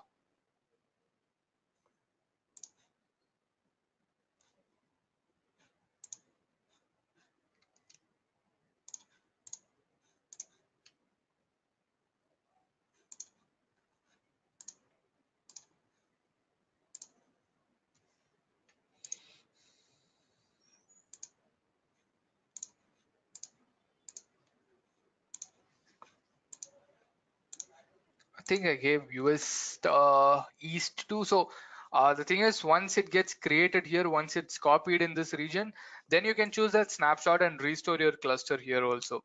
So that's how you can do cross-region replication in Amazon Aurora clusters.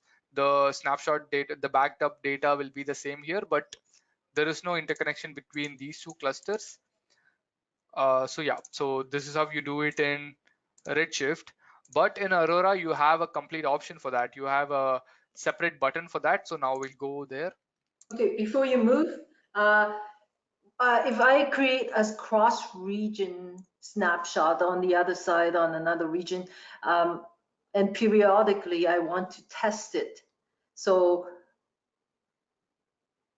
how long does it take to restore based on the size? So it's whatever you show for different options, like earlier for Glacier, for example, the cost for restore. So is it like the price gets charged at the point when I want to do a restore test, and then they will start charging, and then if I test finish, my test finished, and then I shut it down, and then it stopped charging, like that, right?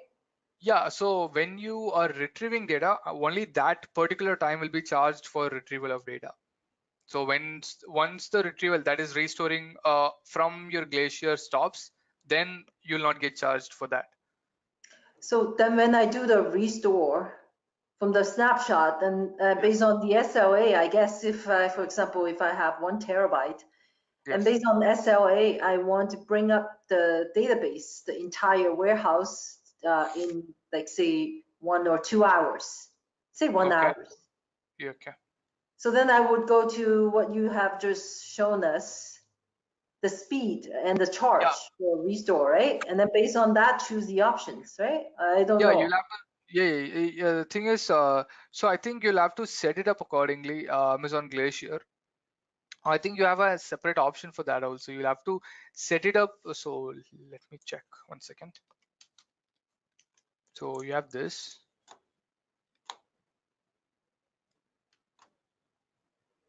So I've not worked on this, but another basic thing. So you'll have to set up a vault, and you'll have to store the data in this vault. And for this vault, you'll have to provide some details.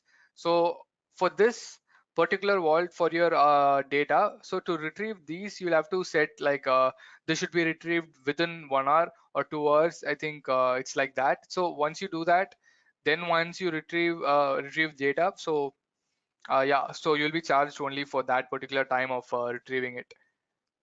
So I've not worked on S3, so just a second. Next step, do not enable step.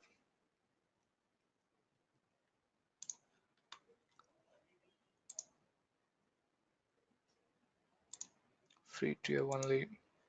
retrieval cost free within the retrieval no retrieval limit, max retrieval provisioned capacity, each capacity in each class. No.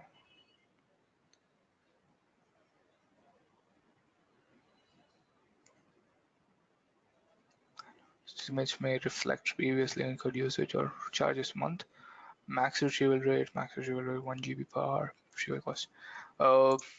It's not provided here. So I exactly do not know from S3 Glacier from where we'll have to configure that, but let me check here.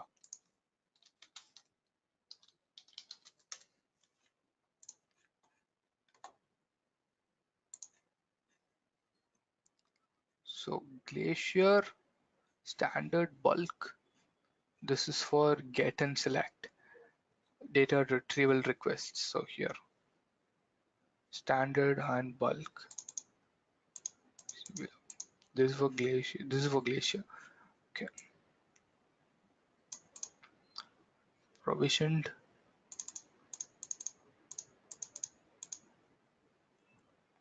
So there are some various options. Standard, bulk. I think there is some provisioned capacity for this, and after that you will be charged this much.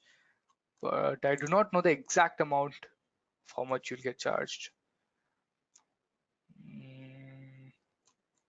Not here. Data transfer, management, and replication.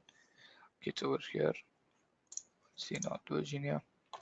It's not so much the price. It's important, but it's more of the timing. SLA. The timing, right? The timing is correct. Okay. Okay.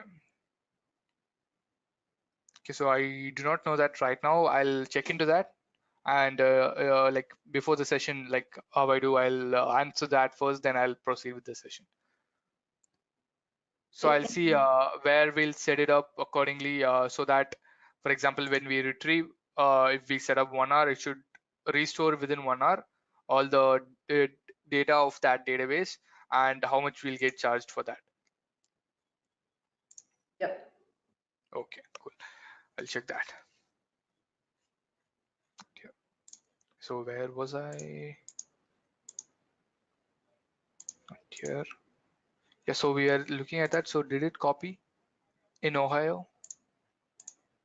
Oh, what is this? This is North Virginia.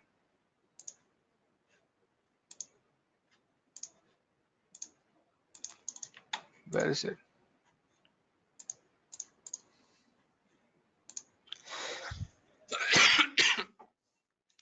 Okay, I think.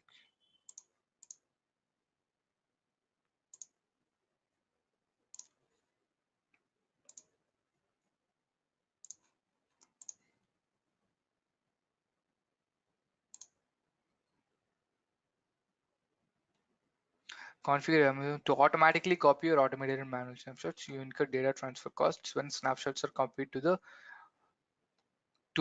destination region. So if I create a manual snapshot right now, let me create one.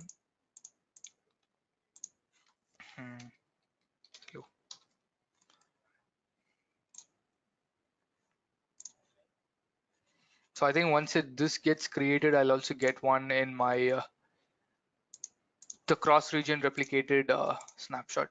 So where was that? US West 2, US West 2, Oregon.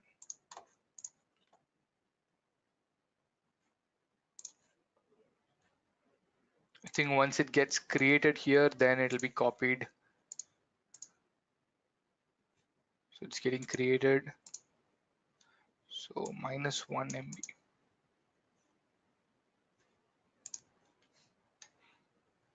So you can see the type also. So this is manual. So the thing is, so when I configured it, this one was already available.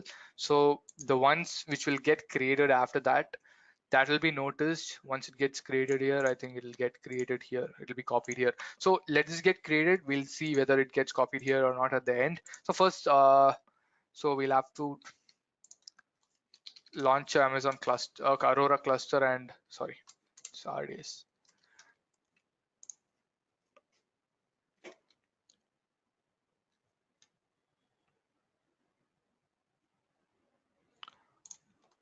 So here, if you create a Aurora database, then uh, do a cross-region replication. The entire database architecture will be replicated there. Everything will be there. The data will be there. The same number of compute heads will be there.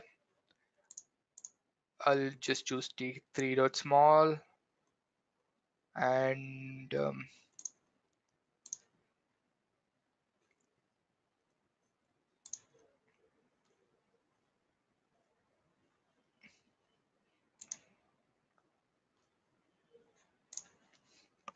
yeah, so I've created the database.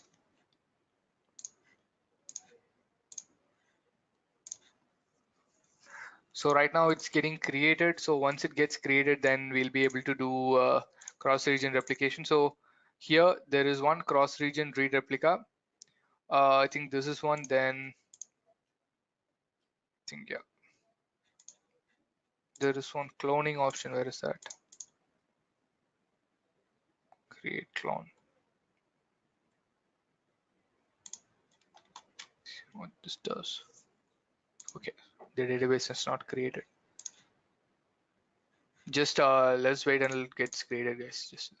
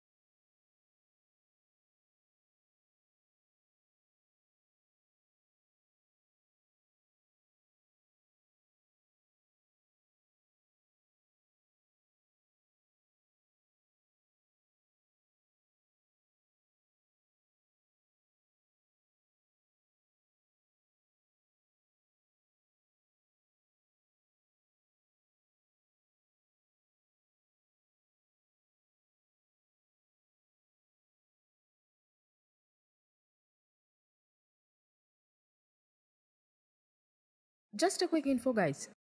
Test your knowledge of AWS by answering this question. Amazon S3 is which type of storage service? A. Object. B. Block.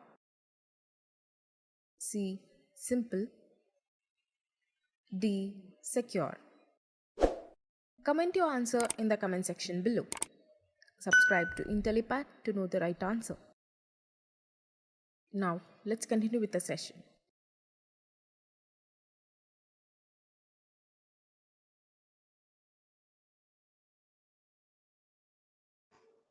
Did we lose your voice, Cody? no. No, I'm just checking.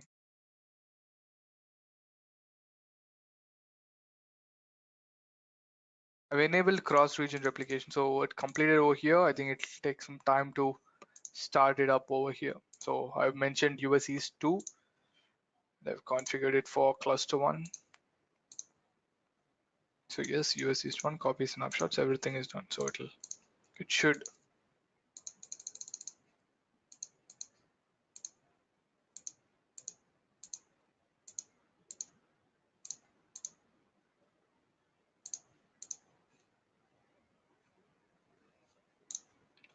Okay, so let's see this at the end. It's taking some time to do that.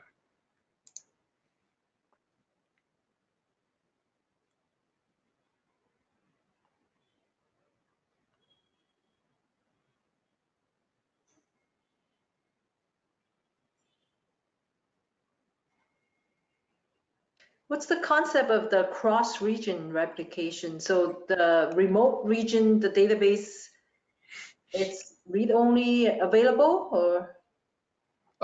So the thing is, so for for example, for one primary database in your local, so you can create 5 regions. You can create 5 read replicas. So like in one particular region, you can create 15 read replicas for one primary database. So like that, in 5, you can create up to 5 different read replicas in 5 different regions. And for those regions, for every read replica, you can create 15 up to, it's the same thing, same concept, but the primary database is just one. When this primary database fails, then so you will have another database over here. What is that? So your, according to your priority, according to your tier priority, it'll create one more. So for example, you'll already have a replica, so that replica will become your primary database. But you'll not be able to create a primary database directly using cross-region replication in your in other regions. But you'll have to take a snapshot, then go copy your snapshot to the other region, and then you'll have to launch a new primary cluster.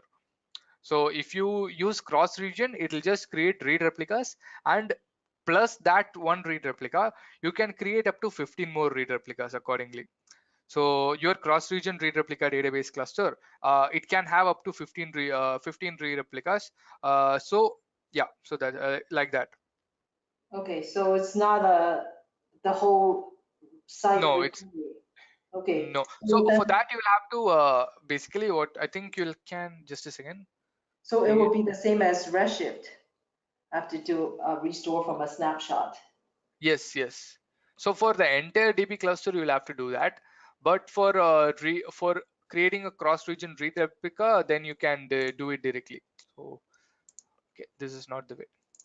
So for read replicas, I think you can. It's pretty simple. It's the same options. You can just go with this.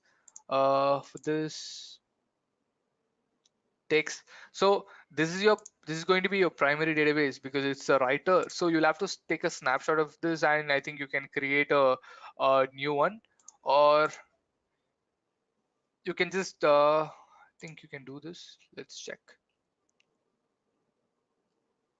No, you cannot. Yeah, so only option would be for the primary database, you'll have to take a snapshot of it and then create one more in the respective region on which you will have to create a DB cluster. But for cross-region replication, you will be allowed to create read replicas in 5 different regions. After creating those read replicas, you can go to that read replica and create up to 15 different Aurora replicas for that particular replica. And also, yeah, so the connectivity between those read replica and this primary database instance will have a lag. So that is also provided in the documentation. It will have a lag, but that is the only way you can do. So the thing is, between the source database cluster and these read replicas, between regions, they have the networks are totally different. So obviously there will be lags. Yeah. So right now, let's just create one cross-region replica. So create cross-region read replica. You'll have to just click on the database cluster for what you'll have to create one. Choose, then choose the region. I'll go with Oregon because it's already open. I'll go with Oregon. And so Amazon VPC. Okay, it does not exist in this region. So I think they only provide you certain regions, I think. So yeah, they provided Ohio, so I went with Ohio.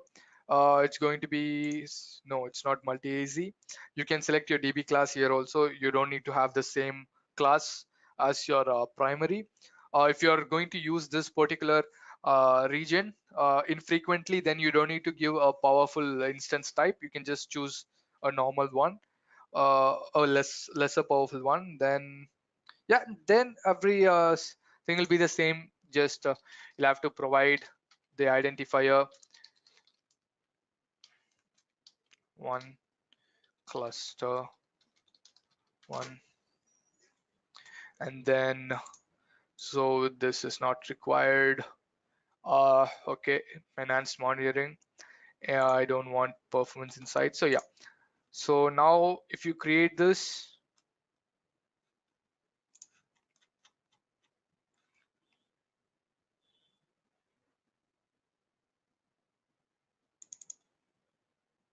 okay, you should also, they provide another thing. So database one doesn't have bin logs enabled. So we'll have to enable bin logs for this. So I think I'll have to go to the parameter group.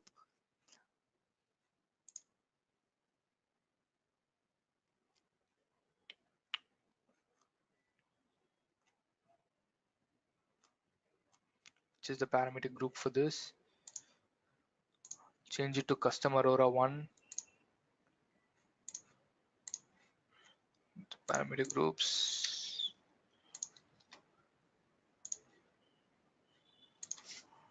Bin log.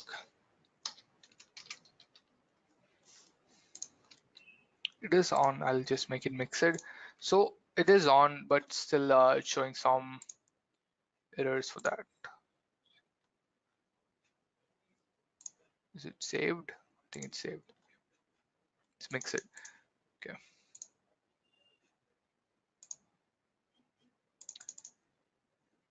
So now it is available. I think it modified. So now let's try once again.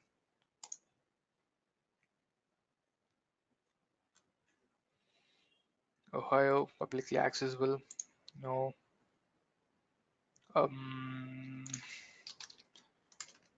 DB1, DB1, cluster, DB cluster 1.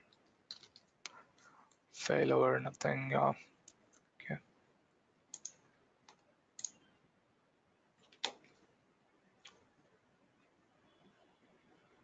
Doesn't have cluster parameter group in sync on writer. Oh, just a second. It's still modifying. I think once it modifies, will be. It's not on sync. Oh, yeah. I think I'll have to. Where is that configuration? It is in sync, but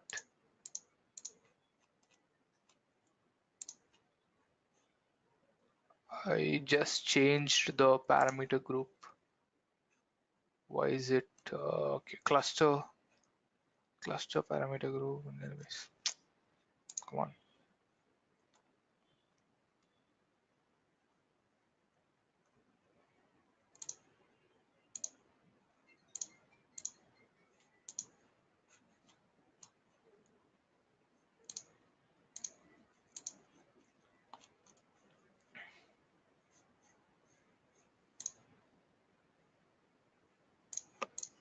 I think that's just a second, guys. I'll.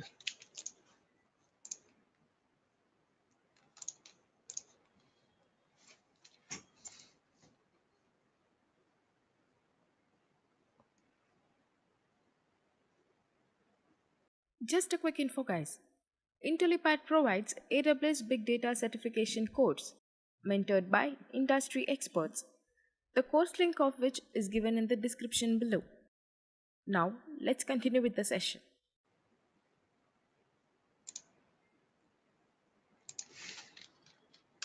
Bin log format. It's not available for this. Custom Aurora 1. Selected custom Aurora 1 also. So now we'll try once again. So the thing is, for cross-region replication, your bin logging should be, binary logging should be on for the databases which you're doing, replication for. So it's applying.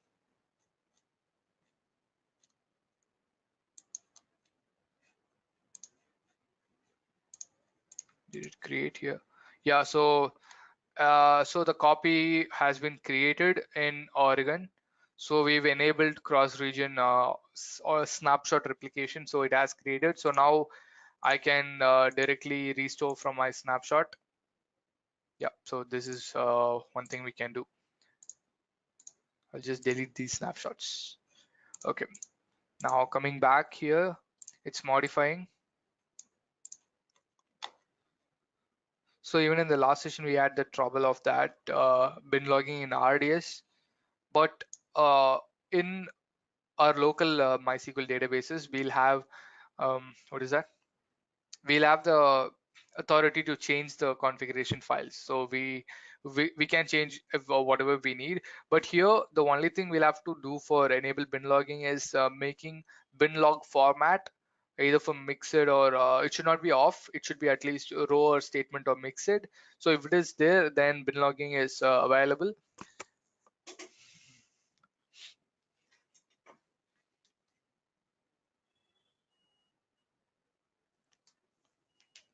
It's still taking some time.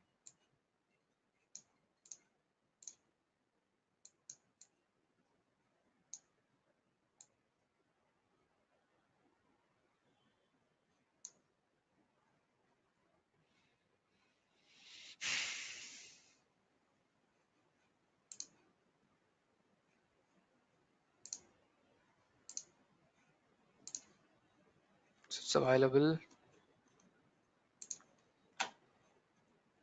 Pending reboot, so I have to reboot this. So once I reboot, the changes will be made. So once the changes are made, then we'll be able to I think we'll be able to cross region replicate. So the thing is, it's just simple. To cross region replicate, you'll have to choose the database cluster and hit this. You can. If you want to create one more replica, go to add reader. If you want to clone this entire database cluster, go to create clone. And if you want to restore to the last known snapshot, not the so you can go with this. If you want to create a auto scaling for replicas, go with this. So yeah. So right now it has to reboot. Once it reboots, we'll check once again for cross-region replication.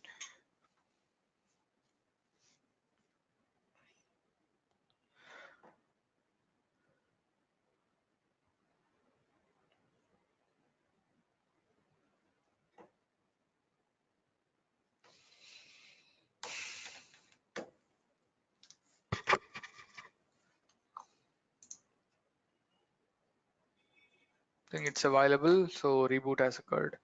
We go back to configuration. In sync, yeah. So I think we'll be able to do right now. Let's check once again.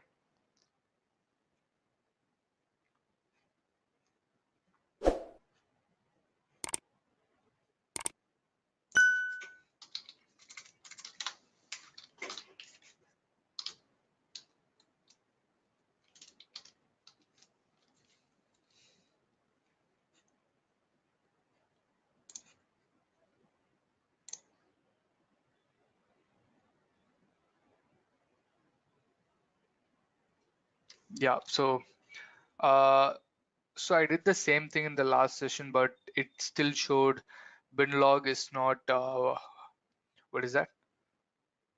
Not enabled. So I don't know. There are some bugs with this. So right now the read replica has been initiated. So right now we'll have to go to Ohio region and check whether it is getting created or not.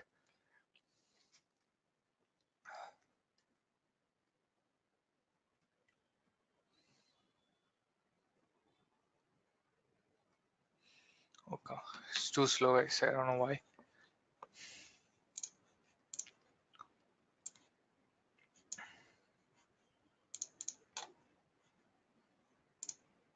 So I think once it completes there, I'll be able to see this. Just close these, close these. I do not have a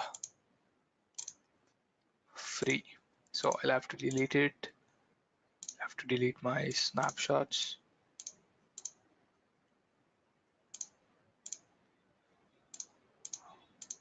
So I think this will get deleted once the cluster is gone. Then fine. It's still loading.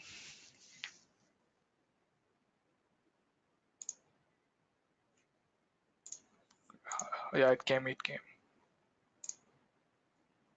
so there are so yeah, so we've created, so there are two instances. I think I clicked on, yeah, so I unchecked multi availability zone, I guess, but okay, I do not remember properly. So so it created two read replicas for me. They both are readers, and you can see that over here.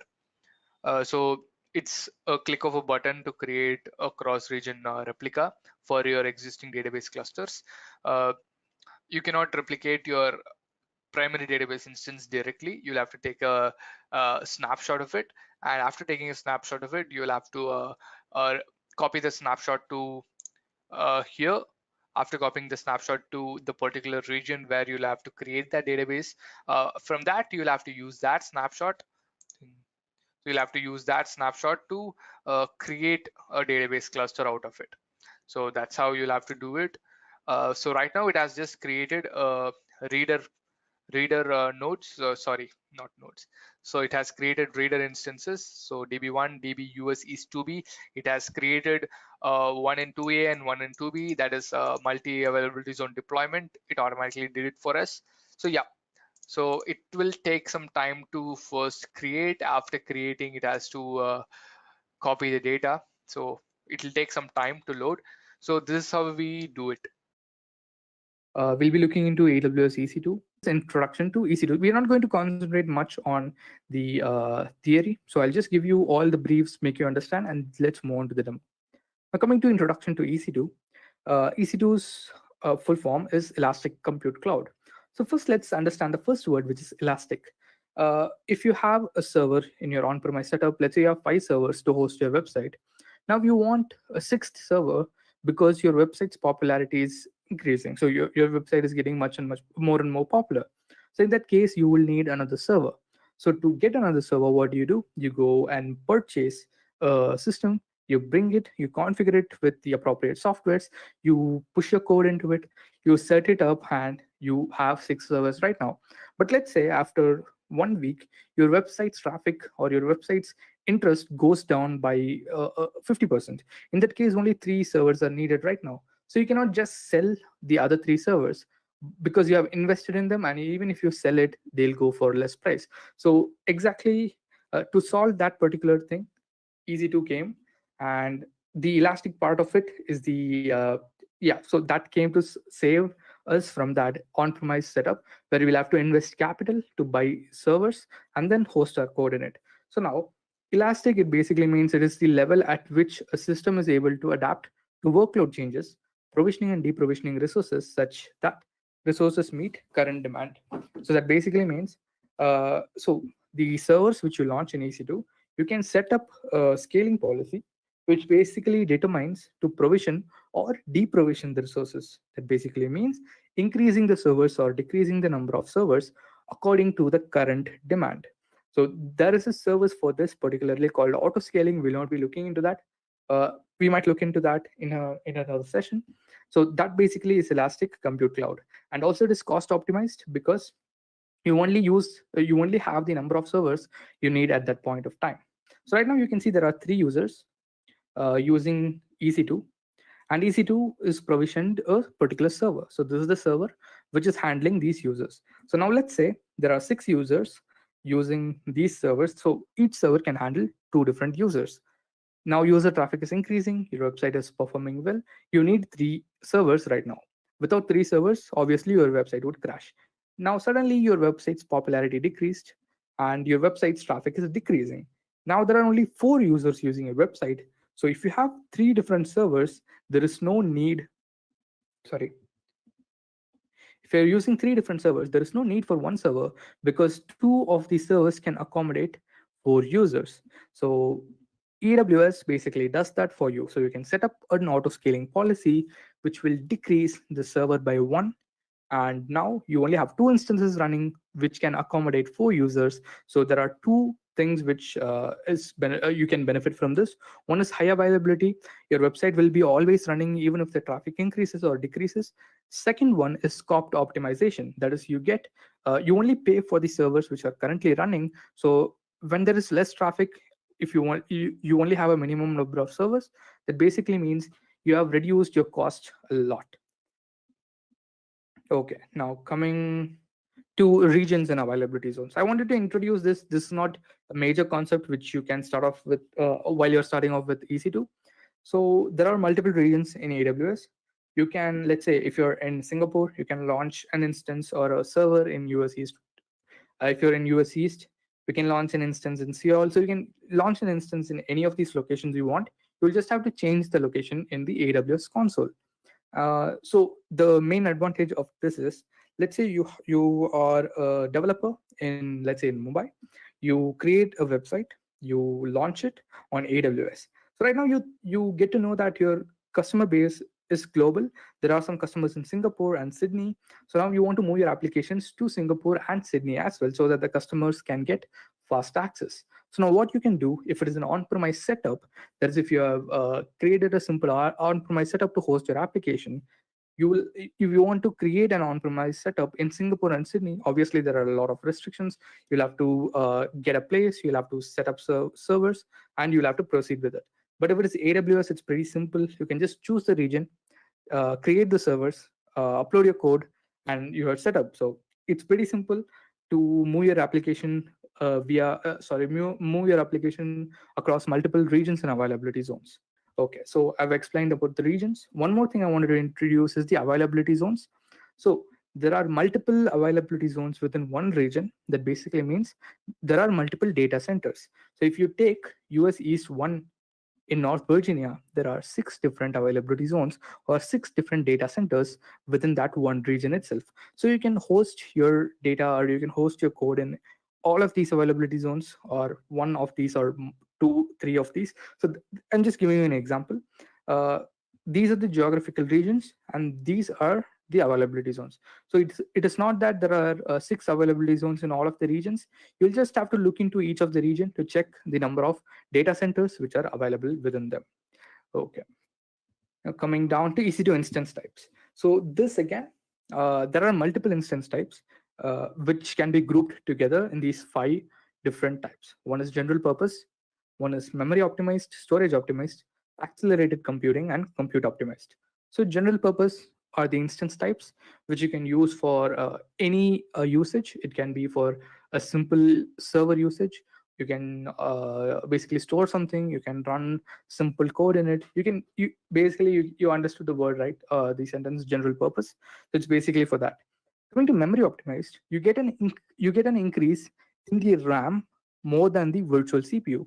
So you get CPU and RAM in each of these instance types. So the RAM comparing to the virtual CPU will be a higher number. So for example, you might get 100 GB of RAM and 20 virtual CPUs, that is computing power. Coming to storage optimized, in this case, you will get an increase in storage, and also you get SSD storage. That is, your storage is faster than all the other instance types. So if your application which you're going to host in your EC2 server requires a lot of read and write, in that case, what you can do is you can use storage optimized instances, because they give you an increase in the read and write throughput, so that you can retrieve data and upload data to your EC2 instance, or you can retrieve you can basically retrieve data from a database which is running inside the server within basically faster than the other EC2 instances. Sorry, guys. Now coming to accelerated computing. In this case, these instances basically provide you a burstable performance. Let's say you are running an application in these instances which have a baseline performance of 20%, and suddenly an algorithm starts to run, and your CPU goes to 90%. If it is a normal general purpose instance, there will be some it might slow down, but accelerated computing has the power to handle that much. So it can handle high performance computation. Coming to compute optimized, it is basically the vice versa of memory optimized. In compute optimized, you get more, basically you can, for example, as I told you, in memory optimized, if you have 100 GB of memory and 20 virtual CPUs, in compute optimized, you might have 50 virtual CPUs and around 120 GB of RAM. So the compute optimized, that is the virtual CPU numbers, will increase in compute optimized. So these are the instance types which you can go with. But if you're practicing, if you're starting off with AWS, go with the general purpose instances, because they come under free tier. What is meant by M5, M4, X1, E? Okay, so basically they are the names of the EC2 instance types. I'll show you while creating the demo.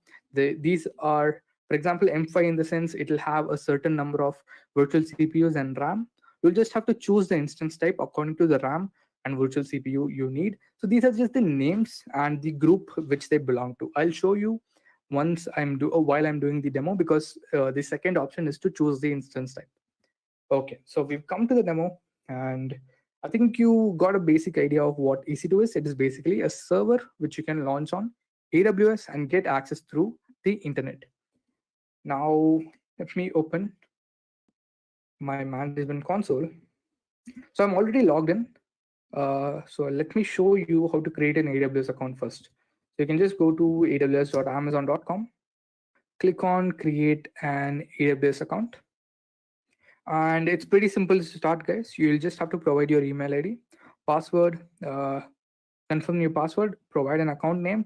The next step is basically a payment gateway where you'll have to give your debit or credit card details. Don't worry about it. You get 12 months of certain free services, which I'll be showing you. So first, it'll take a minimum amount. If you're from India, it'll take ₹2.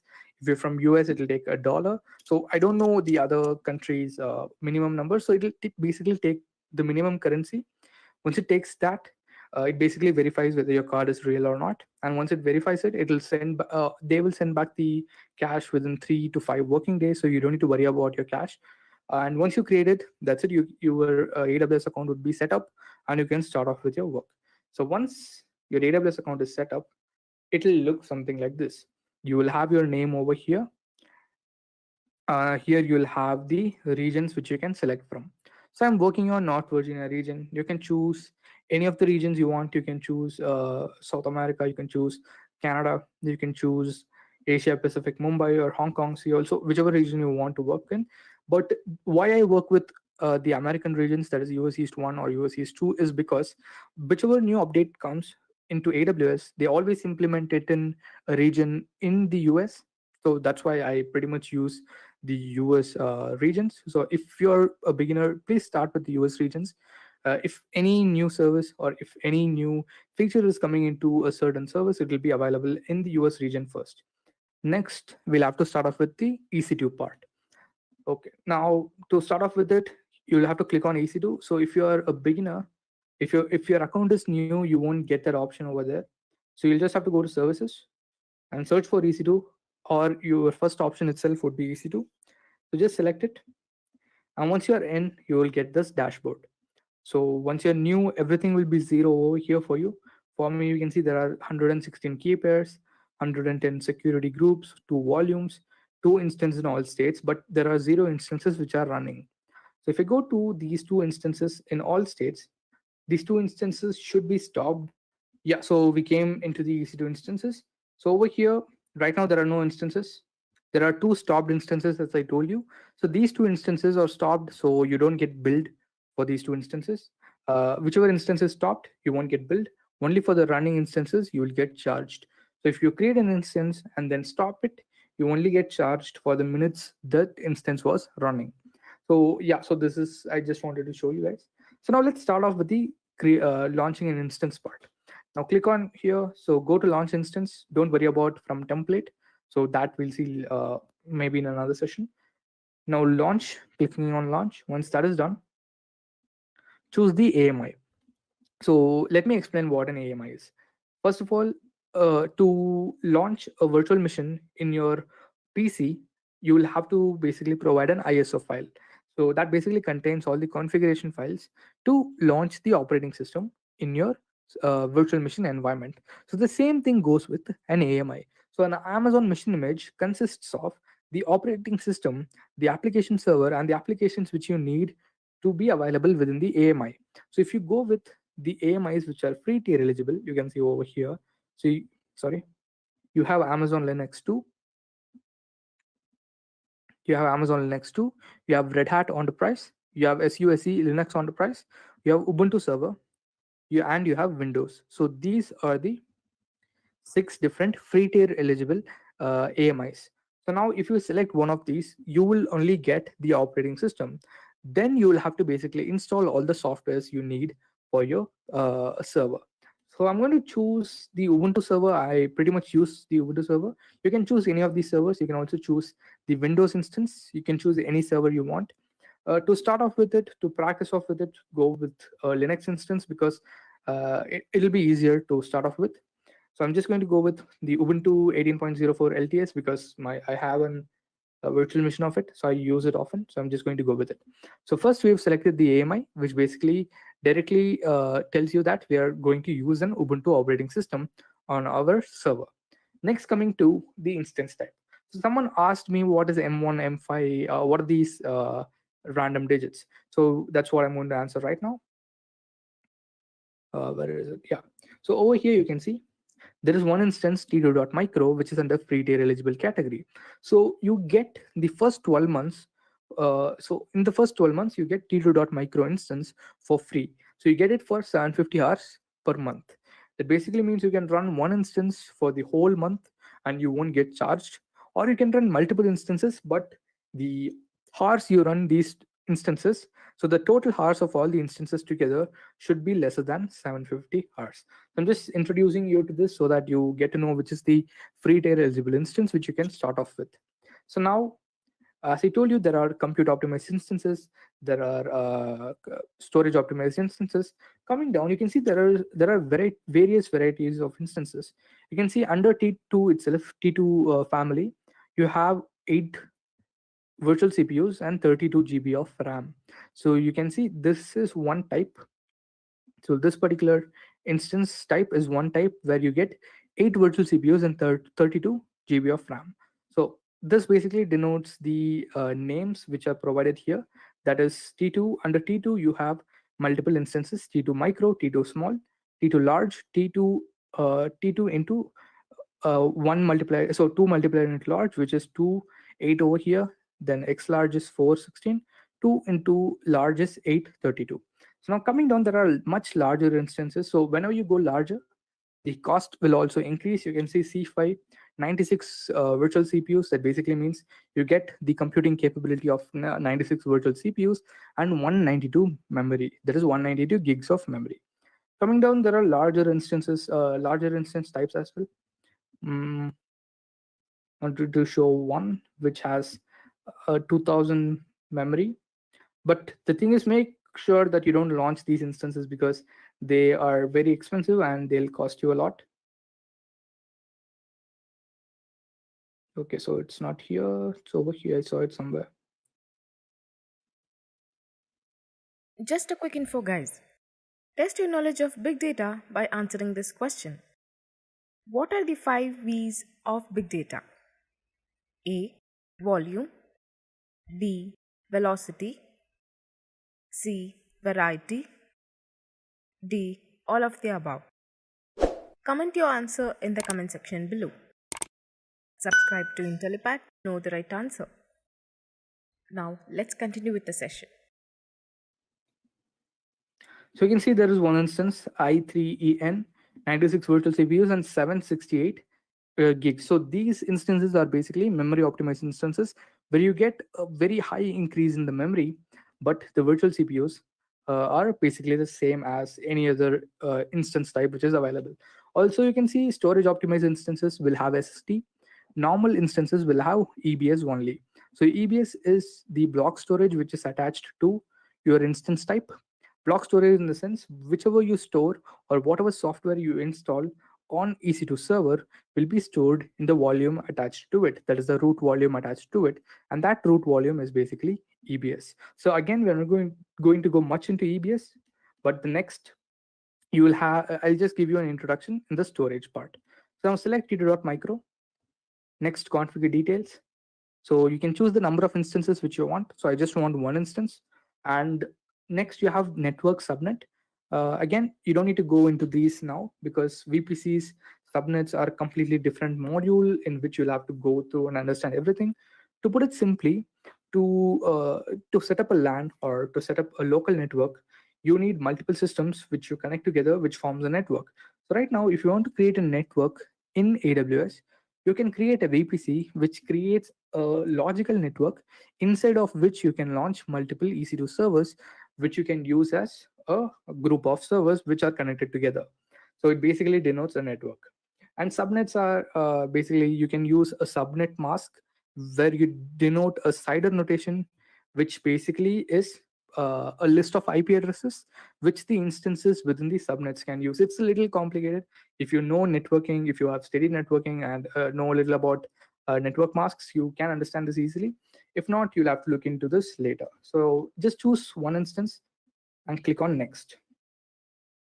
Next is the root storage. 8 GB is more than enough. And also under free tier, that is for the first 12 months of your AWS account, you get 30 GB of EBS storage free. That basically means even if I create a storage volume for 100 GB, I won't get charged, but I'll only get charged if I store 30 GB of content inside of this 300 GB storage volume. So make sure you don't go more than 30 GB for per month, otherwise you will get charged. Now I'm just going to go with 8. Also this one, if you unselect this, if you delete the EC2 instance after this particular volume will not get deleted. If you select this, the volume will get deleted on terminating the EC2 instance. So this is the volume. Next, coming to tags. So tags are pretty much to track the instance. So if I provide name and web server, so this particular name will be attached to the instance. If I have 10 different servers which are running the same web server on the same website within it, I can name all of those servers with the same tag. And if I want to check all of those instances at once, I can search them with this particular tag, and I'll get only the servers which have this tag. So other servers will not be shown in the search. So it's basically to filter and track them, nothing much. This is optional, you can ignore this as well. Going to the next step, which is again important. So again, this comes under VPC, but this is basically like a firewall which you create. So now this particular instance can be accessed from any IP address. That basically means even you can access this instance if you have the private key file which I'll create. If you don't have the private key, you will not be able to log in. But if I give you the private key, you will be able to log in into the instance which I'm going to create. But if I don't want you to log in, even if you have the private key file, I can change this IP into my own PC's IP address. So only I can log in, even though you have the private key file. I can use the private key to log in into this. So if you want to know what is private key, obviously I'm going to explain it. So now first go with SSH. SSH means secure shell. It basically lets you log in into the instance securely using the private and public keys. Also add one more rule. So not right, you don't need to add this. I'm just going to add this because I wanted to show you how to basically install software within this. So go with HTTP. I'm just going to go with custom. So anybody should be able to see. Even you should be able to see. So I'll launch an instance and I'll give you the IP address of the server so that you can paste it in your computer if any of you have, and you can see this particular instance which I'm going to launch, the web server which I'm going to launch. So right now everything is done. Every step is provided. Next, click on review and launch. Coming down, you can see you can just check all the details once and click on launch. So once you click on launch, it will ask for a key pair. You can either create one or use an existing key pair. So first, let me explain what is a key pair. So key pair has two keys. That's why it's called a pair. You have a public key and a private key. So the public key is stored inside the server. The private key is the one which you download to your PC. So now, while logging into the instance, you will have to provide the private key or upload the private key to the server, and the private key will be used to decrypt the public key. If it successfully decrypts the public key, then you will be given access to the server. If you use a wrong key, you will not be able to log into the instance. It's pretty simple. It's like entering your home. If you use the wrong key, your lock won't open. So the same thing here, it is basically for security. So now I'm not going to use an existing key pair. I already have one, but I'm not going to use it. I just wanted to show you guys how to create one. So click on create a new key pair and type in a key pair name. So I'm just going to type as North Virginia live key. So that's a question. Creating key pair, I think I explained it. So North Virginia live key. And once you provided the key pair name, click on download key pair and you will get your key pair downloaded. So it is a .pem file. You can see over here, North Virginia live key.pem. So we cannot directly use the .pem file in the Windows system. So we'll be using a software to log in into the instance. If you're in Ubuntu or Linux operating system, then the login process is a little different. You'll have to use the SSH command. But right now, as we are in the Windows PC, and most of you watching this might have a Windows PC. So I'm just going to go ahead with it. So I've downloaded it. I'll just close this and click on launch instances. So the instance is successfully launched.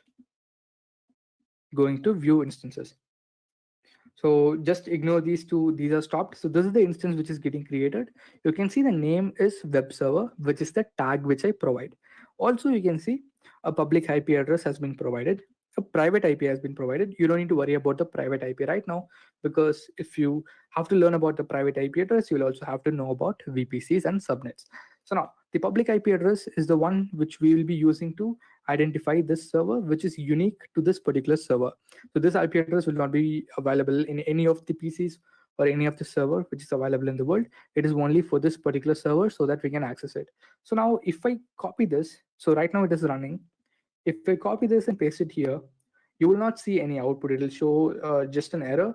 So you can see this site can't be reached because there is no server running inside of this. There is no web server running inside of this. Yeah, so inside of this EC2 instance. So now we'll have to log in into that. Okay, now let me show you this particular tool, Putty and Puttygen. So you will need these two tools to log in into the EC2 instance. So now where you can get these, you can just type in Putty download. The first option over here is download Putty. Enter that, and over here you can see you can download Putty here. Click on it. So if you're using Windows, just select it from these two options. If you're using a Unix source, maybe any Unix, you can just download it and untar it and start using it. So here I just installed this. You guys also can install this. Once you install it, you will get both these tools, that is Putty key generator and Putty configuration tool. So these two tools will be available. Okay, so I've shown you that. Now going back, so what we'll have to do is we have to convert our PEM file into a format which the Putty tool will allow. So the Putty tool will not accept .pem files. It will only take Putty private key files. So we'll have to convert it into a Putty private key. For that, we'll have to use Putty key generator. So clicking on load, so change this to all files because it only searches for .ppk files. You can see I already have some key pairs. I'm not going to use them. Clicking on all files, you can see the key pair which I just downloaded is over here, North Virginia live key. So I'm going to select this and open. So just click on OK. Now it has been converted into a PPK file. That's it. You don't need to do any other hard work. You'll just have to upload the key, the Putty generator key will change it into a Putty readable format and give it to you back. Once that is done, click on save private key. Click on yes. Provide a similar name. What is this? Okay, I'll leave that. Provide a similar name. I'm just going to provide North Virginia live key. Oh, sorry. I'm going to provide North Virginia live key, but don't give .pem because it will be stored as the a .ppk file. Okay, so now the first step is done. So once this is done, just close it and open Putty. So now guys, you guys know that we created a security group which allowed port number 22 to SSH into the instance. So that is why we need it. So if you go to security, so this is the security group which we created, and you can see port number 22 is allowed via a TCP protocol from any IP address. And the protocol which we need is SSH, which is also a TCP. It is under a TCP protocol. So now opening Putty. So first you'll have to select this, but you don't need to because it is the default option provided here. SSH port number 22, and here you'll have to provide the host name. So I just copied the host name from here. Sorry. So this is the host name, guys. The public IP address. Copy it, paste it over here. So now the host name is provided, port number is 22, and the connection type is SSH. So the second step is to upload the private key file. So to upload the private key file, go to SSH, go to authentication, and over here you can see private key file for authentication. Click on browse and choose the appropriate key. So if you choose the wrong key and if I'm trying to open it, it won't work. So you'll have to choose the appropriate key, which is North Virginia live key. Opening it and open. So once this is shown, click on yes. And right now you will see there is a login as option. So let me just make the screen a little bigger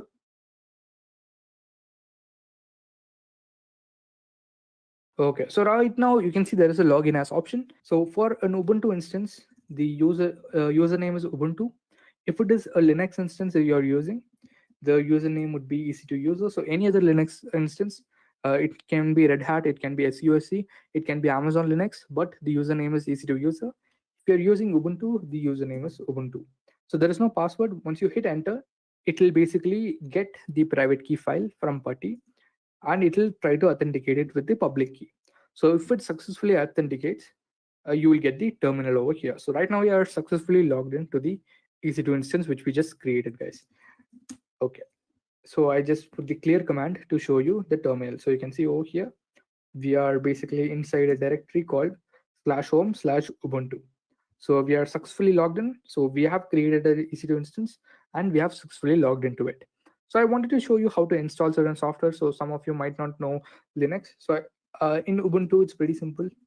You just have to provide sudo apt-get. So apt-get is a package manager, which is basically like an install wizard, which lets you install certain software. And the first thing you'll have to do every time you launch an instance is update it, because certain softwares might not be updated in the instance which you just launched.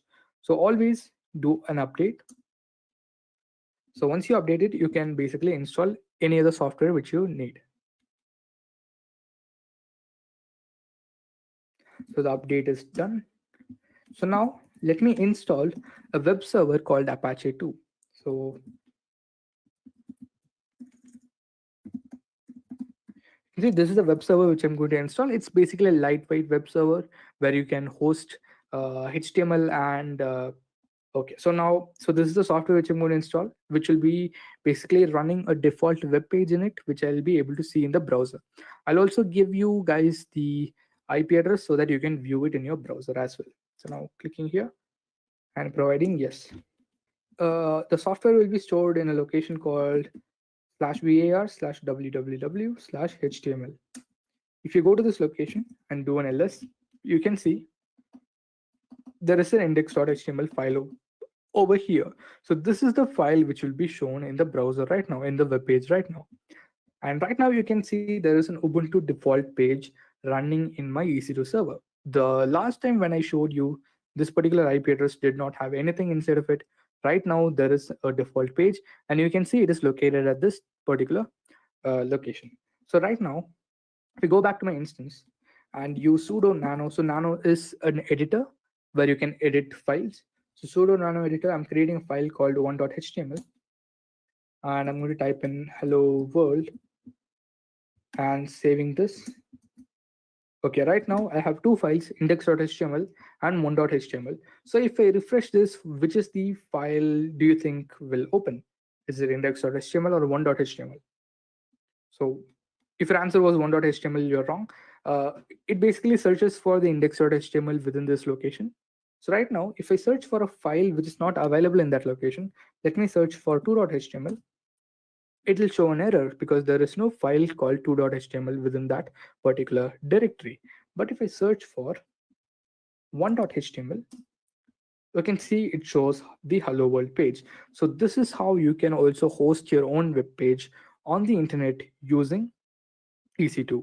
So pretty much you're just installing a basic web server in which you're uploading your files. So if you want your website to appear whenever you type in the IP address, in that case, what you'll have to do is you'll just have to delete this index.html file and create a new index.html file and put your code inside that index.html file. Okay, so I think I've covered how to create an instance and how to launch a web server as well. So this was not part of the session, but I just wanted to show you guys.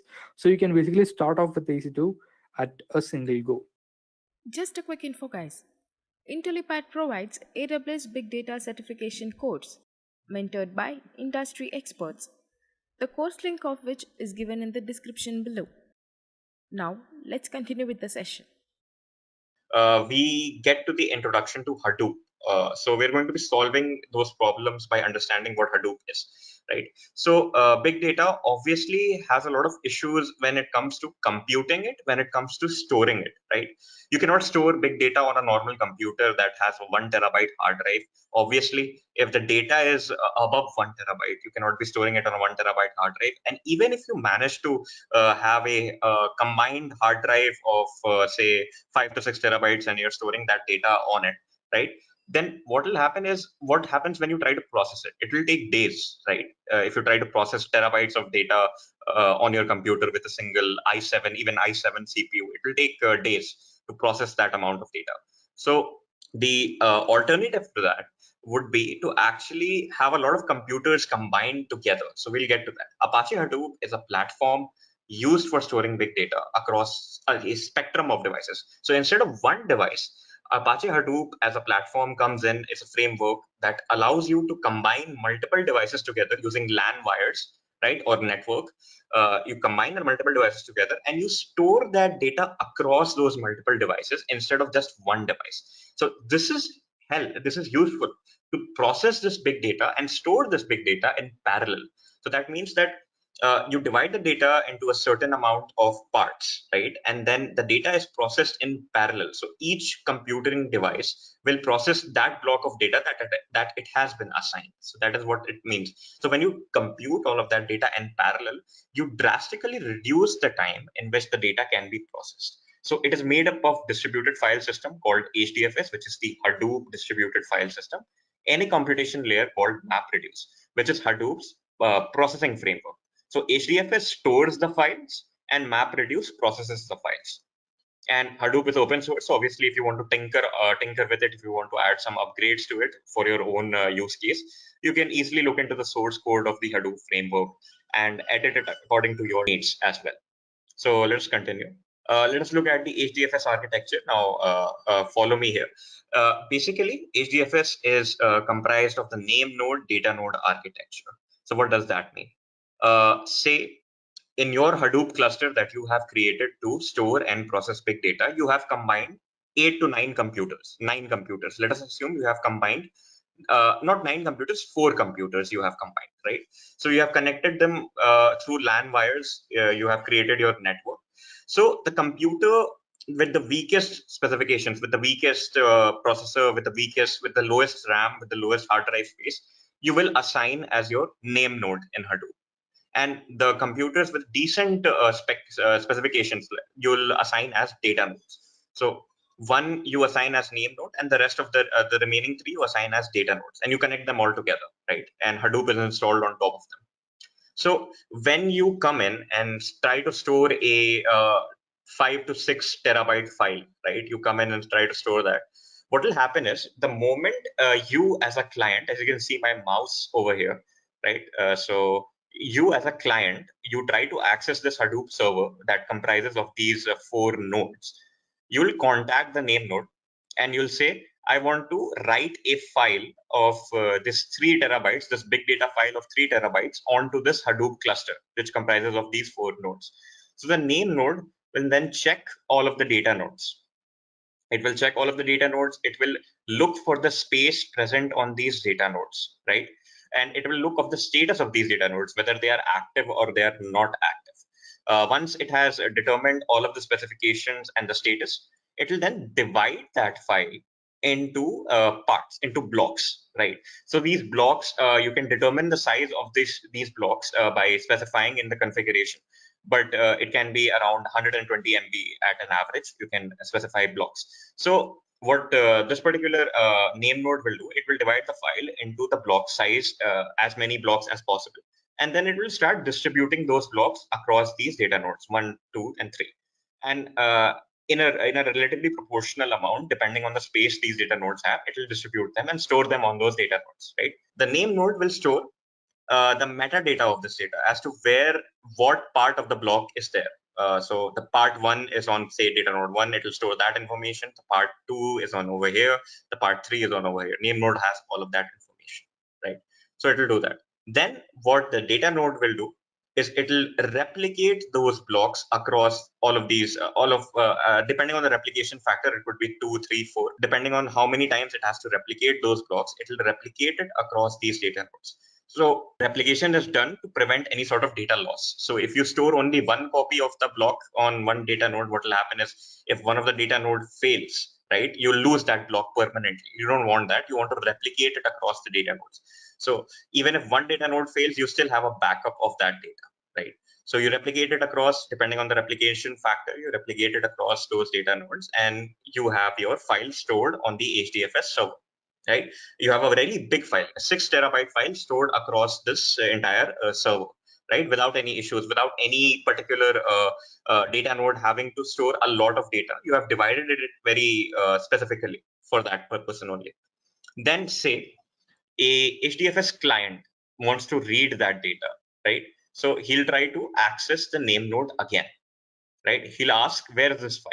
The name node will tell that client the file is present. The first part of the file is present on this particular data node. The second file is present on this. Third part is present on this, right? And the best thing about the data replication is that the client will read the files that are closest to him. So from a latency point of view, from a closeness of device point of view, where there is the least latency involved, the client will fetch that data from the least latency causing data node, right? So the closest block that he has, he'll fetch it from this data node. Even though this green block is over here, the original green block was over here, it replicated and it was stored on data node 3 as well. So the client read it as well from the data node 3 because it is the closest to him, right? And similarly, he'll read the other blocks as well. He'll combine all of the other blocks. Basically, the data nodes will combine all of the other blocks and give him the combined view, and the client will be able to read the data. So this is how storage happens in the HDFS. So let me look at some of the questions that have come up. So one question is by Rupam. He asks, in that case, 3 terabyte files will become about 12 terabyte files with the replication. So not exactly. So here I was talking about only 4 nodes, right?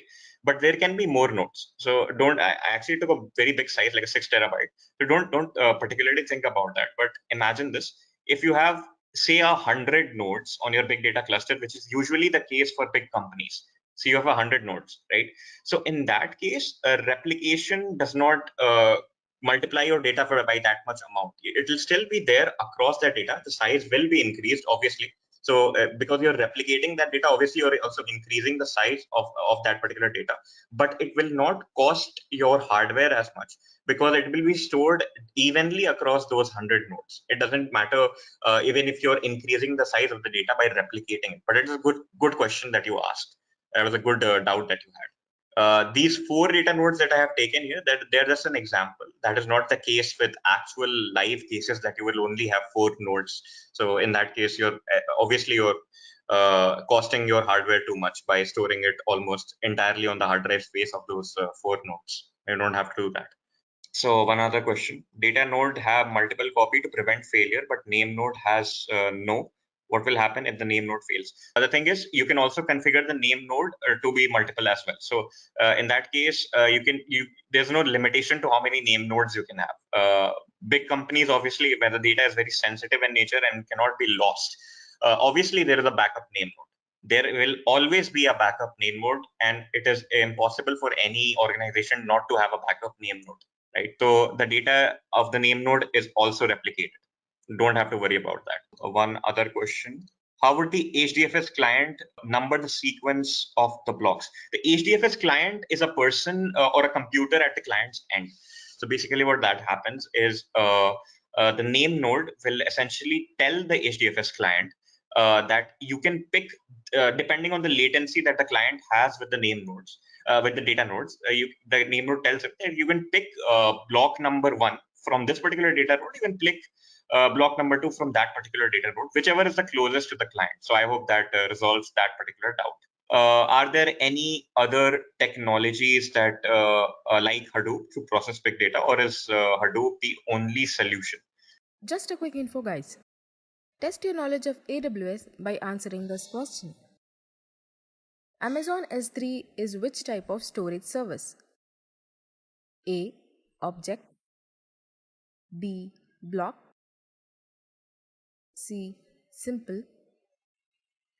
D. Secure. Comment your answer in the comment section below. Subscribe to Intellipaat to know the right answer. Now, let's continue with the session. There are other solutions as well in today's world. Obviously, there are other solutions, but obviously there is this thing that Hadoop's MapReduce, the processing framework of Hadoop, which we're going to discuss in a moment over here. The processing framework of Hadoop is now outdated. The MapReduce is not used as much anymore. It is used for fundamental concepts, for very custom programs, but it is not used in much frequency anymore. What we still use though is the HDFS. We still use technologies based on the HDFS, the Hadoop Distributed File System, for our storage. We do that. So Hadoop is still relevant in that way. We use Hadoop for storage today, very, very frequently. We do use it. What happens if the name node fails? So I have already answered what happens if the name node fails.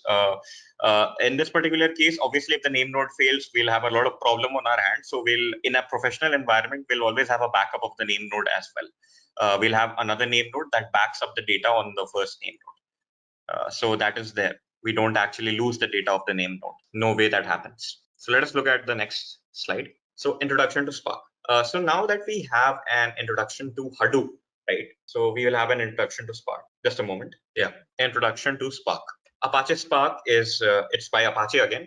Hadoop is also by Apache. Spark is also by Apache. So these are essentially technologies that are developed in universities and organizations, and then Apache adopts that particular technology. It becomes open source. So Spark is also an open source framework that has been developed for cluster-based programming. So oftentimes in big data domain, you will see this term being used called cluster-based programming. So this term is based on Hadoop's original idea to combine a lot of computers together, commodity level hardware, very user level hardware, not advanced hardware like servers and everything. Normal computers together to create a cluster in a network and then install Hadoop on top of it. So it was originally developed as an upgrade to Hadoop's MapReduce framework for big data analytics. Hadoop's MapReduce framework, we'll talk about this. So what happened in MapReduce was you had these file blocks present on various data nodes across your cluster. The MapReduce framework essentially took the big data that was there on the respective block, on the respective node, data node. It took it, and then the data was present on the disk. Obviously, the hard drive, the data was present on the hard drive. It took it from the hard drive, put it into the RAM. Then from the RAM, it was then put into the CPU. The CPU processed that data, and then it output that data back into the RAM, and from there it was back into the disk, right? So the problem with this particular approach, right, when you get the desired output, there are a lot of input-output delays. So what does that input-output delay mean? So essentially what that means is that when you transfer data from your hard drive to your RAM, in order for it to be processed by your CPU, there is some latency, there's some delay involved to that. So since you're dealing with big data, right, what you'll often find yourself doing is transferring it from the data from hard drive to RAM, and then RAM to hard drive. So what that does is it increases the time in which your processing will happen, right? So this was the case earlier on when RAM used to be really expensive. Like today, RAM is really cheap. You get like 64 GBs of RAM on your mobile phone, right? That is how cheap it has become. Earlier, RAM was really expensive. So we used to have like 2 gigabytes of RAM at maximum on a computer system, right? That was even on the higher side, that you had 2 gigabytes of RAM. That was a really extremely good computer, right? So to process this data, we were relying on the hard drive more than the RAM, because we used to store all the intermediate information in the processing on the hard drive and then put it back into the RAM. So that caused a lot of input-output delays. So as RAM became cheaper, right? So we came up with Apache Spark. It uses a Spark engine for its processing framework, which is the framework engine, the processing engine. The usage of the Spark engine over the traditional MapReduce framework emphasizes on in-memory processing and the shared use of variables across nodes. So this makes Spark about 100 times faster. So what that means is that when you have this huge amount of RAM, like 16 to 64 GBs of RAM on your computer, then you can simply transfer that data from your hard drive once into your RAM. RAM is what memory means, by the way, for those of you who are not familiar. In memory means RAM, right? That is not your hard drive memory. Hard drive means disk memory. In memory means random access memory, right? So this is where the RAM is, right? So you transfer that when you start with your processing job, right? You transfer that data only once from your hard drive to your RAM, and then it stays in the RAM until the job is complete. So all of the information that is created, all of the intermediate data that is created, that is still present in the RAM. The hard drive is not contacted again until the output has been created. When the output has been created, you can surely store it in the hard drive or not, depending on what you want, right? Until the output is created, you don't need to store it back in the hard drive. So this absolutely decreases the input output delay that you would have from transferring the data back and forth from the RAM and hard drive, right? So this makes, in the long run at least, when you have a really big task, when you compare the efficiency of MapReduce and Spark, if you have a really big task, right? Spark is about 100 times faster than MapReduce in that particular case. So that, I hope you understand why that is. So any questions in this particular regard? So there's one question that I can see. Can Spark work on file system that are not HDFS? Yes, Spark is compatible with file systems that are not HDFS. In fact, that is what we're going to be discussing in the next slide.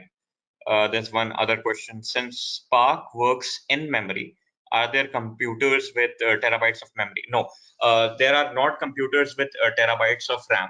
But if you have like 6 gigabytes to 8 gigabytes of RAM across 100 computers, then across 100 to 1,000 to 500 computers, depending on whatever there is, right? You will have a lot of RAM in collective together, right? So that works for it. And one other doubt that is there, that is a very valid doubt. What if the size of the data is greater than the RAM on that particular node, which is a very viable case, right? So in that case, what happens is you will have a certain percentage of data still present on the hard drive, right? It will still be there. And as much data as you can, you'll put it onto the RAM. You'll process that first, and then you'll take the data from the hard drive and process it later, right?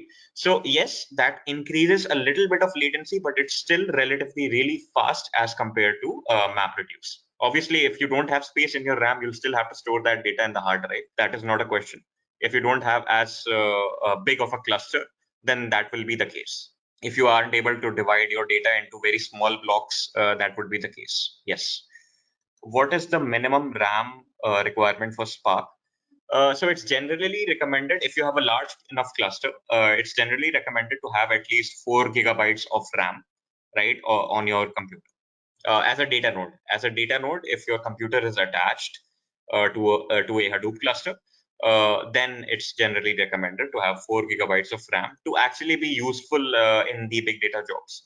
But you can have lesser RAM as well. There's not a minimum requirement. It'll just be that your data node, your particular data node, will not be as effective. So it will be a bad investment in the first place. So for data nodes, there's not a minimum requirement. Obviously, if you're running a single node cluster, which means you don't have any data nodes, you only have, say, a what do we call it, a name node and data node combined together because you're doing it for practice purposes, then it's recommended to have 8 gigabytes of RAM on your single node system. 8 gigabytes of RAM for practice purposes. So let's look at the next slide. So there's the topic that comes up is elastic MapReduce on AWS. So usually the traditional way of implementing big data is you have a client and you have a big data cluster, which is a Hadoop cluster, right? You have all of these computers attached together and they are acting as one single unit, which is called the Hadoop cluster. So you remotely access that and then you perform your big data jobs. So this is the traditional way of doing it, offline way of doing it, essentially, if you're working from office where there is a big data cluster. The other way to do it is using AWS cloud services, right? So there are a lot of advantages associated to cloud services. So the advantages would include you don't have to have an administrative team administration team that handles your cluster. You don't have to have a team that installs a new node on your cluster or deletes a node from your cluster. You don't have to have a maintenance team. You can essentially, with AWS Big Data Services, it's just a click of a button. You can create as big of a cluster as you want, containing as many master and data nodes. You can have that big of a cluster. You just have to enter the number in their UI. And secondly, you have the option of auto scaling. So that means that whenever the workload increases and your cluster is not of a good enough size, right? So in that case, you can simply tick on the auto scaling option, and the cluster size will increase or decrease automatically depending on the workload. So you can see how easy this makes the entire Hadoop administration process, right? You don't have to have a team, you don't have to pay a team, you don't have to AWS Big Data. It's a managed service. If you have an issue with it, you can simply contact their customer support. So that is the advantage essentially when you're talking about cloud services in general. So AWS is not the only service that provides this, but it's definitely the service with the best features, right? So Microsoft, Azure, and Google Cloud also provides big data services, but with AWS, you'll find that it is the most convenient way to actually use big data clusters. A lot of big companies use it. A lot of moderate, medium companies also use it. Because who has the time to actually have a cluster in office? Because that's just old today, right? Unless you want really, really low latency jobs. In that case, say big companies like multi-billion-dollar companies, they usually have these big clusters in their campuses themselves. So there's one question, very relevant question, I believe. It means that this will eliminate Hadoop admin jobs in the future. No. So Hadoop admin jobs will always be there, because it depends on the use case if you want to use cloud services or not. So say I am sitting in India, right? And I have a Hadoop cluster in the United States. So from India to the United States, whenever I try to contact that cluster, it will take me about 250 milliseconds at an average to ping that server, right? So that is quite a high latency. And say if I am working as a stock market broker, right? That is life or death for me, because 250 milliseconds of delay as a stock market broker can essentially break my trade, right? So when you're trying to analyze a lot of amount of stock market data at once, right, and you want that data to be processed really frequently and really fast, that 250 milliseconds of delay can cause you a lot of money, right? So that is just a stock market example. But if you want low latency, then you will have to install these Hadoop clusters in-house, right? You will have to have the server in-house. You will have to have those commodity hardwares attached in-house. You cannot have them on the cloud, because the cloud will always have latency, because you will never be close to the cloud, which means you will never be close to the Google servers or the Amazon servers or the Microsoft servers. So I hope that answers that doubt. Will not eliminate Hadoop admin jobs in the future, because somewhere somebody is administrating the Hadoop, right? It's not happening automatically. So even in Amazon, somebody is doing that, particularly, although it's automatically handled, but there are issues involved with that as well. So you need to be proficient in admin as well, for those of you who have that admin job. So how does EMR cost compare with Microsoft offering? EMR is cheaper than Microsoft's offering. So Amazon is the most flexible with price, actually. I have found personally in my experience, Google Cloud and Microsoft are expensive as compared to Amazon. Amazon also has a lot of options for learners, right? So if you're training, then it also gives you a lot of free tier options. Like you can use one of their EC2 instances and whatnot for free. So Amazon is better in pricing. So while we implement Hadoop in local, do we need hundreds of computers to do it? It depends on your use case. You might need hundreds of computers to do it, or instead of having hundreds of computers specifically for that process, what I mean by hundreds of computers is that you have employees in your office that are in the hundreds, right? You're not actually buying hundreds of computers specifically for your Hadoop cluster. Make sure you understand that. What happens is you have hundreds of computers in your office for your employees. You reserve a certain section of that computer. All of those computers are, by the way, connected to the network together. You reserve a certain section of those computers right? And that is used for your Hadoop cluster. So the employee will work on whatever he is working on, but a certain section of the computer's computing resources have been reserved for the Hadoop cluster. So nobody notices any difference. So that is what it means. So that is what commodity hardware essentially means. The second option for you, especially when hardware has now gotten a lot cheaper, right? You can also have server farms in your office, right? You can have server rooms, which will do the exact same thing. You can install Hadoop on server rooms as well. Earlier, people used to use a lot of commodity hardware as well because having server farms was a lot expensive. But today, hardware is cheap. You can go for server farms as well. So you have two options essentially, depending on how efficiently you want your job. Obviously, server farms will do it a lot more efficiently. So let us get to the next part. Live workshop. We're going to be analyzing a Facebook pseudo sort of Facebook data set. We're going to be analyzing that with the EMR. So we're just going to run you through the process of that. It's very interesting for those of you who are looking at this for the first time. I was looking for a Facebook logo. Don't mind me. So let me do that. Yeah. So firstly, this is the AWS Management Console. So if you have AWS account, this is how it looks like, right? You have a dashboard and you have a lot of services available to you. So all of these services accomplish different needs. It depends if you want to do machine learning, if you want to run a virtual server for your website, you can do with the EC2, right? What we are concerned with today is EMR. So EMR is Elastic MapReduce. So once you open that, as you can see, I have a lot of clusters that I had opened earlier on as well. So this is how the dashboard for Amazon EMR looks like. So this is used for big data, right? You have a lot of options in this particular case as well. You can create notebooks, like these will create Jupyter notebooks on top of your EMR, right? So you can simply go into the UI section. You don't even have to look at a terminal screen. You can simply open up a Jupyter notebook and implement your Python code or your Spark code on that terminal using the big data cluster, right? So you have that option as well. So firstly, I'll go to the cluster. I'll click on create cluster, right? So I'll go on. So what is the EMR? It is like MapReduce. So it's called Elastic MapReduce, but it does not actually, you don't necessarily have to use MapReduce with it, right? So I'll show you what that exactly means. It's just called Elastic MapReduce. That doesn't mean we're always using MapReduce with it. Yes, EMR can use Hadoop and Spark at the backend. You can, no, you cannot, EMR cluster is not free tier. For those of you who are wondering, with Amazon EMR, creating EMR is not free tier. What you can do is create EC2 instances, right? And then you can attach them together and create your, you can just install Hadoop on one EC2 instance, and then you can go ahead. EC2 is free tier. One of the EC2 machines is free tier. You can go with that. Definitely, I don't think you'll have to pay much if you decide the machine. So I'll just go through this particular option. So I'll just go to advanced options, right?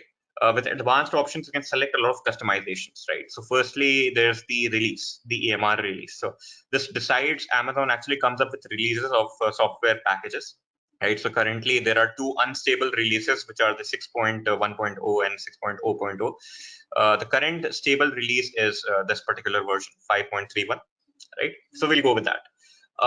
You can then select what softwares you want to install, what frameworks you want to install. Very convenient, right? You can select Hadoop. Obviously, we want to install because Hadoop is obviously going to be there. We're going to be using the HDFS for our purpose, right? And then we have Hive. We don't need Hive for now. We can have you. We don't need you for now. We need Spark. Let us look at other softwares. We don't need Presto, HBase. Yeah, so other than that, we don't need anything, right? So we only need, for now, I think, and hope I'm not messing this up. Yeah, so we don't need anything particularly other than the softwares we have currently. If we do need, then I'll have to go again and create the cluster again. All right, so all of the other configurations are correct. So we don't need multiple master nodes. We can say we have the option to have multiple master nodes. For our case, we don't need that because we are only practicing, right? And we have steps, which are optional. So steps basically means that if your process has completed, then you can shut down your cluster for the time being so that you're not priced for anything. So you have that option. We're not going to be doing that. We're going to be going slow. We're not going to be adding steps to it, right? So I'll click on next. Then the important part comes up. So we can select our networking settings. So these are related with Amazon security. Very big topic. We don't need to get into that. So here we have cluster nodes and instances, right? So this is where your pricing particular model comes in, right? So in my case, I can select what sort of machine I want to use, right? So as you can see, it does not have free tier machines, but we can see the size and the RAM, right? The GB and the cores that the processor has for each of these machines. So we can select according to our need what sort of machine we want the master node to be, right? So each of these machines are priced differently. You can look at the prices. So you probably wouldn't have to deal with all of this for a training purpose, but when you're dealing with companies and whatnot, so you'll have to look at pricing. And you can see the size of the SSD. So this is a 3.6 terabyte SSD essentially. And you have 768 gigabytes of RAM on one machine. So you can understand how expensive this particular machine would be. So for now, I'm not going to be selecting any custom instances. We're just going to be go with the M5X large. And we can go with a core node. We don't need two core nodes. Core node is what a data node is essentially. We'll just go with one, right? And we can see this configuration. We have 16 gigabytes of RAM. We have a volume of 64 GBs, and we have 4 virtual cores. So we'll go with that. And we also have the option for enable cluster scaling. So this basically means that adjust the number of Amazon EC2 instances available to an EMR cluster with this custom automatic scaling policy. So that means that say your workload suddenly increases and it's your cluster is not big enough for your workload to be handled in a reasonable amount of time. So in that case, if you have enabled cluster scaling, it will automatically add new instances to your cluster so that your job is done in a reasonable amount of time. When you say MapReduce, is it a synonym for Hadoop? No, it is not a synonym for Hadoop. MapReduce is a processing framework attached to Hadoop. Hadoop has two elements, HDFS and MapReduce. What else AWS services do we need apart from EMR? You can use a lot. You could use Amazon Kinesis. You can use data warehousing tools like you have other tools available to you, Redshift, all of these things. You can use that. Data visualization, QuickSight. All of this is basically covered in an extensive big data course that we actually provide. All right, I'll call the cluster my cluster. No issues with that. Next, no security settings particularly. I have to give a workshop key as my SSH key pair because I want to connect to my terminal, my master node. So there's a key that I have created already for that, and I'll create the cluster. So this takes some time. Meanwhile, I'll answer any doubts. Also, meanwhile, what I can do is actually put our data set on the S3. So we want to actually access our data set when we run our Spark job. We want to put it somewhere. So I'll put it on workshop practice, right? So I already have one data set. I'll put another. Click on add file, and I'll click on this. So this is the sudo Facebook CSV. So once that is being loaded, I think that has been loaded. Yeah, so I'll click on upload. So is there any specific? So I'll allow public the read access, right? Because I want this to be accessed by my cluster actually. And then I'll click on upload. What is the issue? Okay, so I'll then click on upload. So the file has been uploaded. Yeah, so I'll just keep this address over here. I'll click on the file and I'll keep this particular area assigned on this tab, right? I'll close this tab and I'll go back over here. It's still on starting.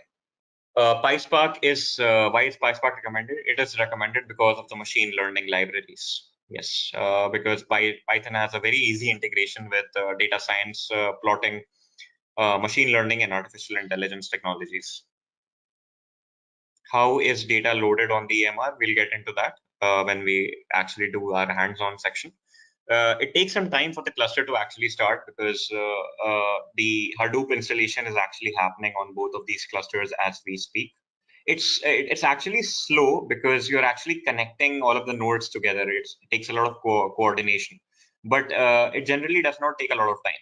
It's relatively easy for it to relatively fast compared to the other option that you have, which is actually installing it in house. This particular, when we're dealing with a slow when we're dealing with a low number of instances, it will take around 5 to 6 minutes, 5 minutes at maximum. But when we're dealing with larger workloads, then it can take a larger amount of time. It depends on how many instances are there. So what is EBS and SSD? So the difference between EBS and SSD is that SSD is obviously your solid state drive and EBS is your normal hard drive volume. So it's the difference between the speeds of a hard drive that you have on your computer and a SSD, which is extremely fast writing and reading.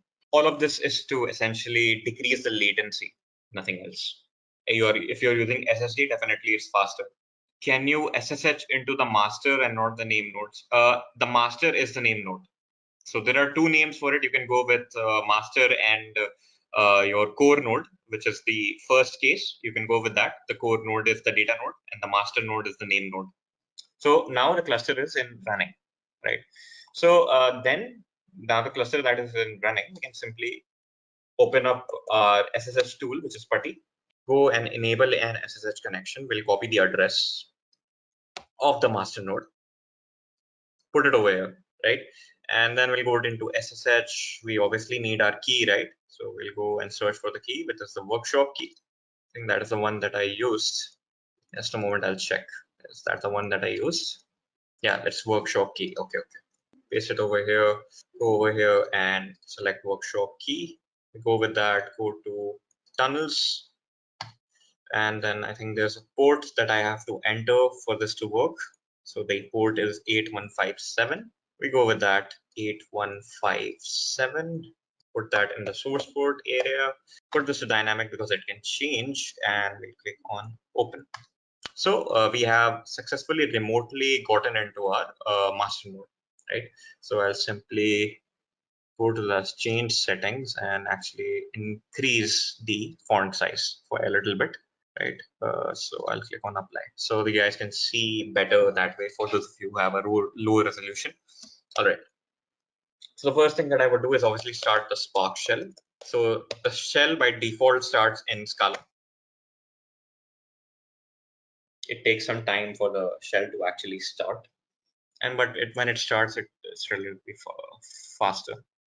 Yeah.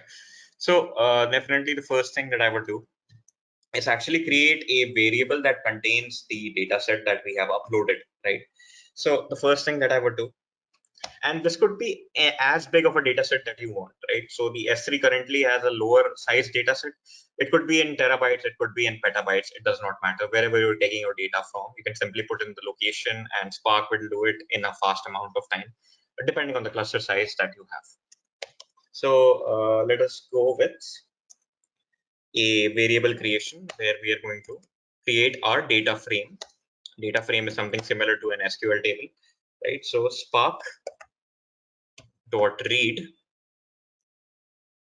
dot format, and the format is a CSV because the file that I had uploaded was a CSV file, right? Put in a dot over here, go to the next line. Option, I want the headers to be included in the column names. The files do have headers. We'll look at how the file looks in a moment. And I want the header to be true because I want the headers. Go another option. And for schema, I want it to be treated like an SQL table, so I'll put this to true as well. Option, and finally fail fast for memory management purposes.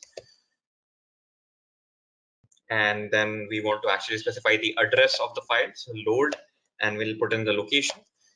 So I'll simply go over here and copy the location, the copy path of the file. Go back, paste it over here, put in a double quote, and that will create our data frame. So it will take some time. it connects to the S3 bucket, and then it imports the file. But once it has imported, it will not take time because then obviously we have it in the RAM. So it took some time, but we have the data set now. So what I'll do now is, for convenience purposes, we're going to be using Spark SQL. So we're going to create a table name for this data frame. We're not going to refer to it as DF. We're going to call it something like FB. Let's call it Facebook for the initials. Let's call it FB. So create a temporary view, create or replace temp view. So this is going to be temporarily the name of the SQL table. So let's call this FB, right? And we do that, put in a double quote over there and press enter. So we have changed the table name to FB for Spark SQL access. It's still DF, but when we're referring to Spark SQL context, it's called FB. So we'll type in spark.sql and let's look at the data set. Select star from FB, which is an SQL statement. So if you're coming from an SQL background, you can understand how simple that makes it for you, right? So you simply have to implement up until here, you have to implement the Scala code or the Python code, and then you can simply go ahead with your SQL knowledge. That is how easy it is. Now you're simply implementing it for big data, right? You're not implementing it for small data on your MySQL. You're implementing it for big data sets. So from FB, and then limit this to like 3 because I don't want my entire screen covered with the data, right? And then I'll simply type in show. Now show is important. If you don't type show, it will not actually give you the output. So there's some error. Okay, I did not spell limit correctly. Just a moment. Yeah. So this is how the table actually looks like, right?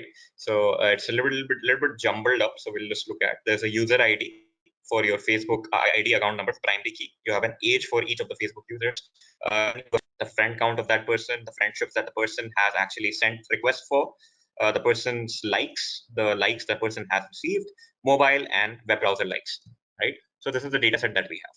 All right, so let's open that back again and we'll begin with our process. So say I want to find out the number of rows, the number of records that we have in this particular data set. So I'll type in spark.sql, I'll type in select count, and then put in an asterisk over there. So this is simple SQL from now, right? There's no difference between this and SQL.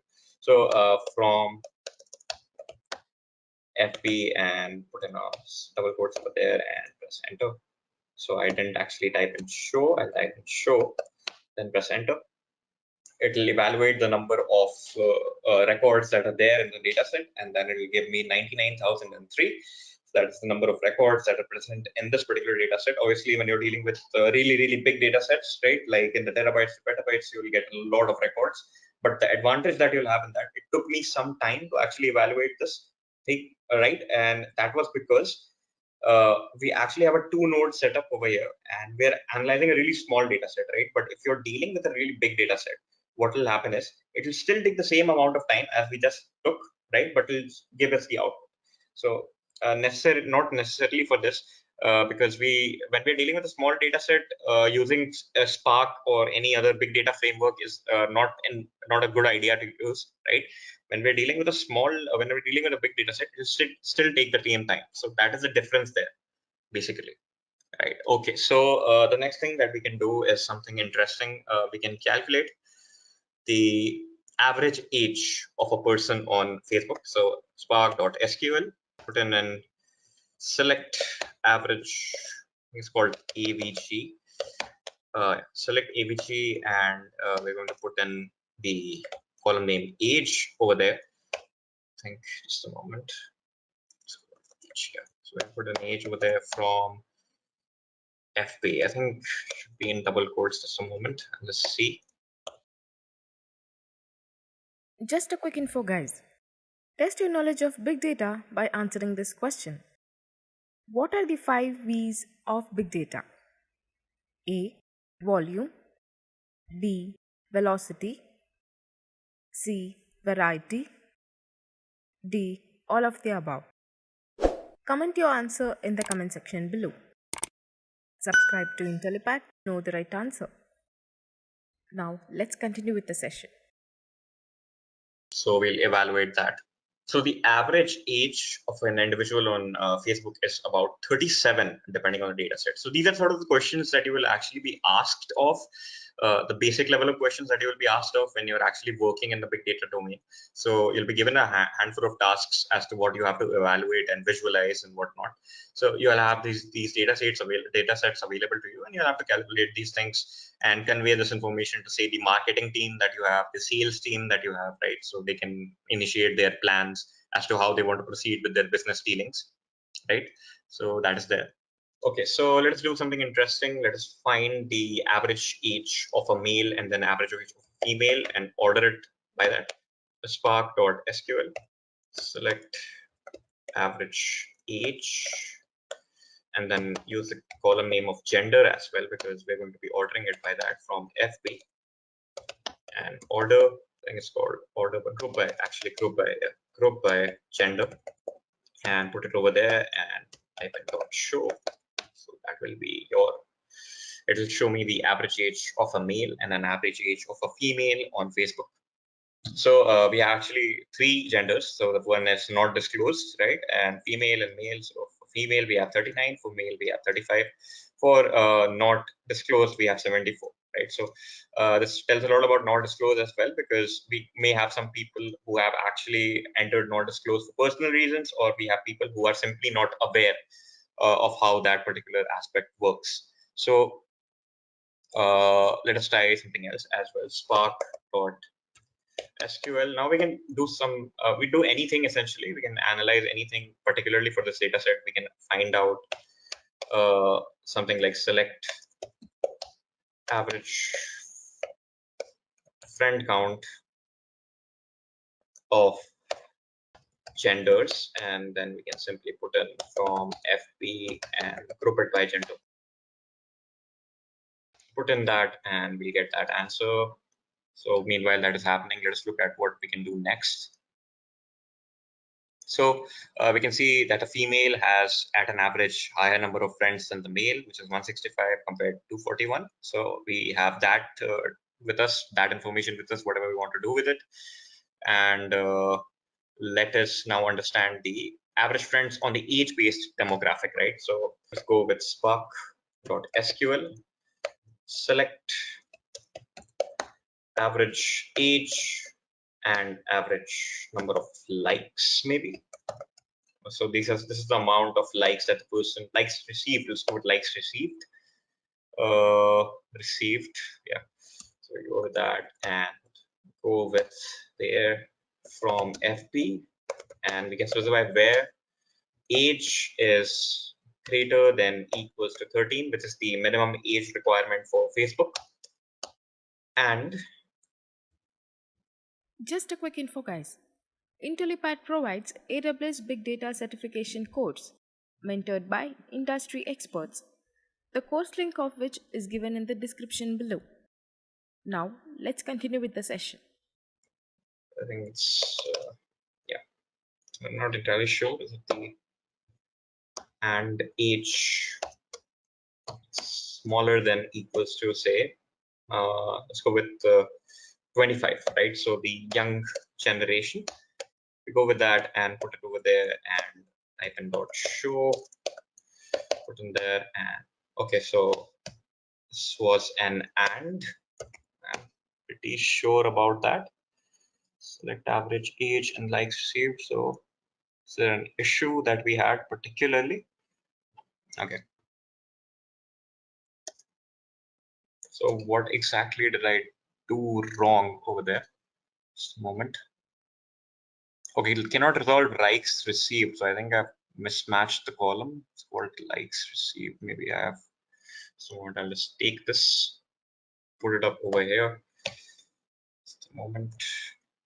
Yeah, so there was a typo. So we can see that the average age of people who are between the age of 14 and 25 is 19. So in the young sort of side on Facebook, we have 19 as the average age, and the likes those persons have received are around the area of 200. So there's that, and We'll go up and look at something else we can do with that. We can look at friend count, right? And we can also do something interesting with this. We can look at mobile likes, so we can understand their usage, like how many, the usage of mobile phones as compared to web browsers. We can understand that from this. So firstly, let us go with the friend count. I think we have already dealt with the friend count. Let's go with the mobile likes and the website likes. So let's go with that. Spark.sql, select from average, type in mobile underscore likes, and from FP where age is 13 greater than equal to 13 and age is less than equals to 25. We'll go with that and type in dot show, put it back over there. So what else did we do wrong over here? Unenclosed, we didn't add a double quote over there, so we put that and we get our output. Does it give a squiggly line when the column name is spelled incorrectly? No, it does not. When you're dealing with the terminal is very minimalistic in nature, so you would not get the squiggly line. You will get the squiggly line if you're using some sort of a UI based implementation of it, like you're using a notebook or something. You will get a squiggly line in that. So what are the other questions that we have? Can we access the Spark cluster in any AWS compute engine? So no, you cannot actually do that. You cannot access the Spark cluster, but yeah, you can actually do that. So if you have actually created an EMR cluster and you have a separate sort of compute engine, like an EC2 instance running separately, right? If you have configured the inbound rules correctly, if you have configured the security profiles correctly and the network subnet correctly, you can actually do that. So you can connect your EC2 instance with the Spark cluster and run these jobs remotely as well. That is also possible. So that is mostly something that is possible. No issues with that. All right, so this is essentially what we can do with that, and we can check the same for higher age demographics, say for greater than 25 and above, essentially 25 and above. Let us see for that. So this is the average mobile usage. If we compare this with the higher age demographic, let us understand how much activity. Understand this from that the higher age demographic has a generally lower mobile usage than the younger age demographic, right? But we can also check this for website, so web browser, computer. When we do that, we can see that it's 44 for a higher age demographic, and if we simply go ahead and put this back, just a moment, and put this back to www for a younger age demographic, see that it's 55. So we can see that at any age group, the usage of the younger people is higher of social media accounts, social media websites than older people. So that is there. So that is about, I mean, you get the gist of it, right? We can go on and on with creating questions and solving those. But these are the sort of things that you would be actually asked of when you're working in the big data domain. So yeah, there's that. So there's one other question. If you want to create this EMR with just EC2 instances, how do we install Hadoop to use more than one machine? So creating this manually using EC2 instances is very much possible, but it's a very time-taking task, right? So there are a lot of variables attached to it. Hadoop is not that easy to install. That is why there is a Hadoop administrator course, right? It's a very sort of complex thing to do. So yeah, but you can go about and do it. So we're not going to actually go over that in this particular course because I am also not aware of how to do Hadoop administration. Hadoop installation you'll run into a lot of errors essentially when you do that, and you'll have to keep solving them as you move ahead with your job, right? So the first question says, what is the difference between an AMI and an instance? So guys, an AMI is nothing but a template of an operating system. It's just like a CD that you have of an operating system which you can install on any machine on the planet, right? Similarly, an AMI is a template or is an installation of an operating system which you can install on any servers which fall into the Amazon infrastructure. All right, you have many types of AMIs. You have Windows AMI, you have Ubuntu AMIs, you have CentOS AMIs, etc. There are a lot of AMIs that are present in AWS Marketplace, and you can install them on any servers which are there in the AWS infrastructure. All right. Coming on to instances, what are instances? So instances are nothing but the hardware machines on which you will install AMI, right? So like I said, AMIs are templates which can be installed on machines. These machines are called instances. And again, instances also have types based on the hardware capacity. For example, a 1 CPU and 1 GB of machine is called T2.micro, right? Similarly, you have T2.large, you have T2.extra large, then you have IO intensive machines, you have storage intensive machines, you have memory intensive machines, and all of these have been classified in different classes, right? Depending on their hardware capability. So this was the difference between an AMI and an instance. Our next question asks us, what is the difference between scalability and elasticity?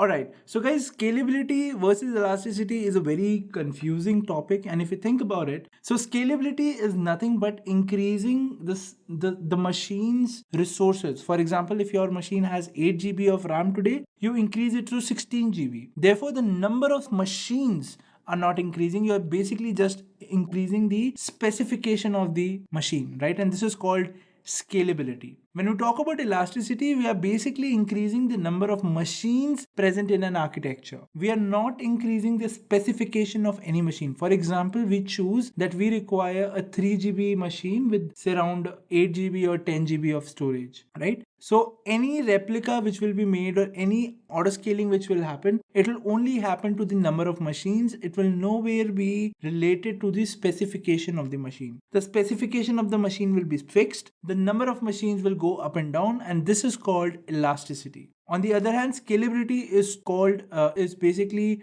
termed as the change of the specification of the machine. That is, you're not increasing the number of machines, you're basically just increasing the specs of the machine. For example, the RAM, the memory, the hard disk, etc. And this is the basic difference between scalability and elasticity.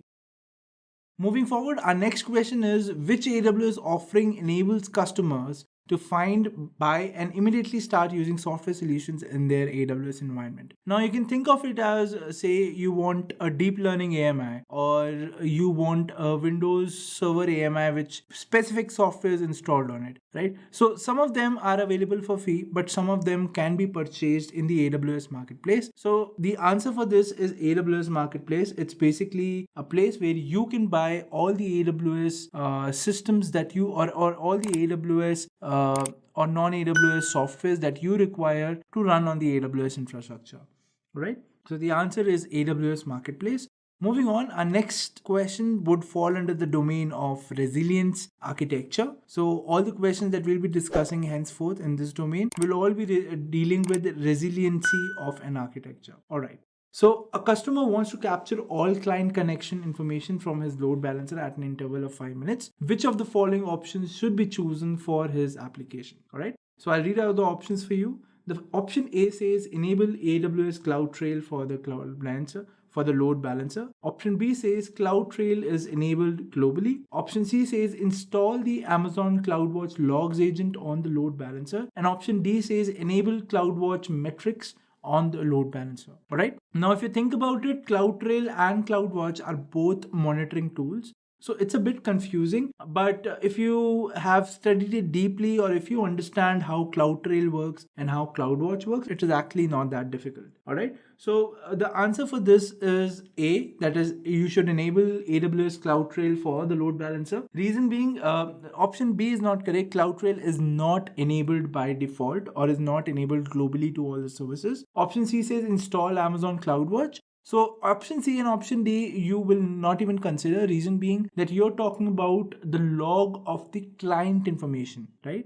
What all people are connecting to the load balancer, what IP addresses are connecting to the load balancer, etc. CloudWatch deals with the local resources of the instance that you are basically monitoring. For example, if you are monitoring EC2 instance, CloudWatch can monitor the CPU usage or the memory usage of that particular instance. it cannot take into account the connections which are getting connected to your AWS infrastructure, right? On the other hand, CloudTrail deals with all these kind of things wherein client information or any kind of data which can be fetched from a particular transaction, all of that can be recorded in the logs of CloudTrail, and hence for this particular question the answer is enable AWS CloudTrail for the load balancer. Moving on, our next question is, in what scenarios should we choose classic load balancer and application load balancer? All right. So for this question, I think the best way to answer this question would be to understand what exactly is classic load balancer and what exactly is application load balancer. All right.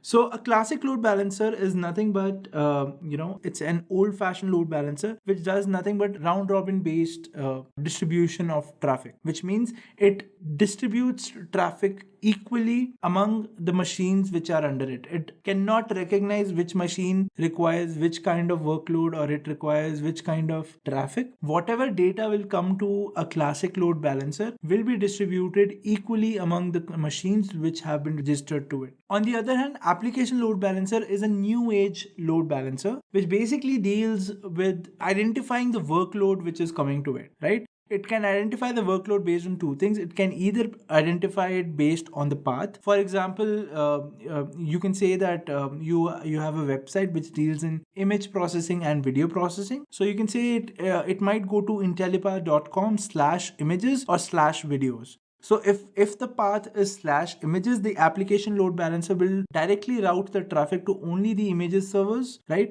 And if the path is /videos, the application load balancer will automatically route the traffic to the video servers. And this is application load balancer. So whenever you are dealing with multivariate traffic, that is traffic which is meant for a specific group of servers, you would use application load balancer. On the other hand, if you have servers which do the exact same thing, right? You just want to distribute the load among them equally, then in that case you would use a classic load balancer. Our next question says, if you have a website which performs two tasks, that is rendering images and rendering videos, both of these pages are hosted on different parts of the website but under the same domain name. Which AWS component will be apt for your use case among the following? Alright, so this I think is an easy question, reason being we just discussed this, right? So the answer for this is application load balancer, reason being the kind of traffic which is coming is specific to its workload, and this can be differentiated easily by an application load balancer. Okay, so we are done with the resilient architecture questions. Now let's move on to the performance architecture domain, where we'll be discussing about how to about architectures which are performance driven, right? So let's take a look at the first question. So the first question says, you require the ability to analyze a customer's clickstream data on a website so they can do behavioral analysis. So your customer needs to know what sequence of pages and ads their customers clicked on. This data will be used in real time to modify the page layouts as customers click through the site to increase stickiness and advertise click-through, which option meets the requirement for captioning and analyzing this data. All right. So the options are Amazon SNS, AWS CloudTrail, AWS Kinesis, and AWS SES. So let's first start with the odd one out options, right? So we have Amazon SNS, which deals with notifications. So obviously, because we want to basically we want to track user data, right? So SNS would not be the apt choice for it, because sending multiple notifications in a short amount of time would not be apt. Similarly, SES would also not be the apt choice, because then we will be getting emails on basically the user behavior, and this would amount to a lot of emails. So hence it's not an appropriate solution, I think. Then we have AWS CloudTrail and AWS Kinesis. Actually, both these servers can do this work, but the keyword over here is real time, right? You want the data to be in real time. So since the data has to be in real time, you will choose AWS Kinesis. CloudTrail cannot pass on logs for real-time analysis. Kinesis is specially built for this particular purpose, and hence for this particular question, the answer will be AWS Kinesis. Moving on, then our next question is, you have a standby RDS instance. Will it be in the same availability zone as your primary RDS instance? Okay.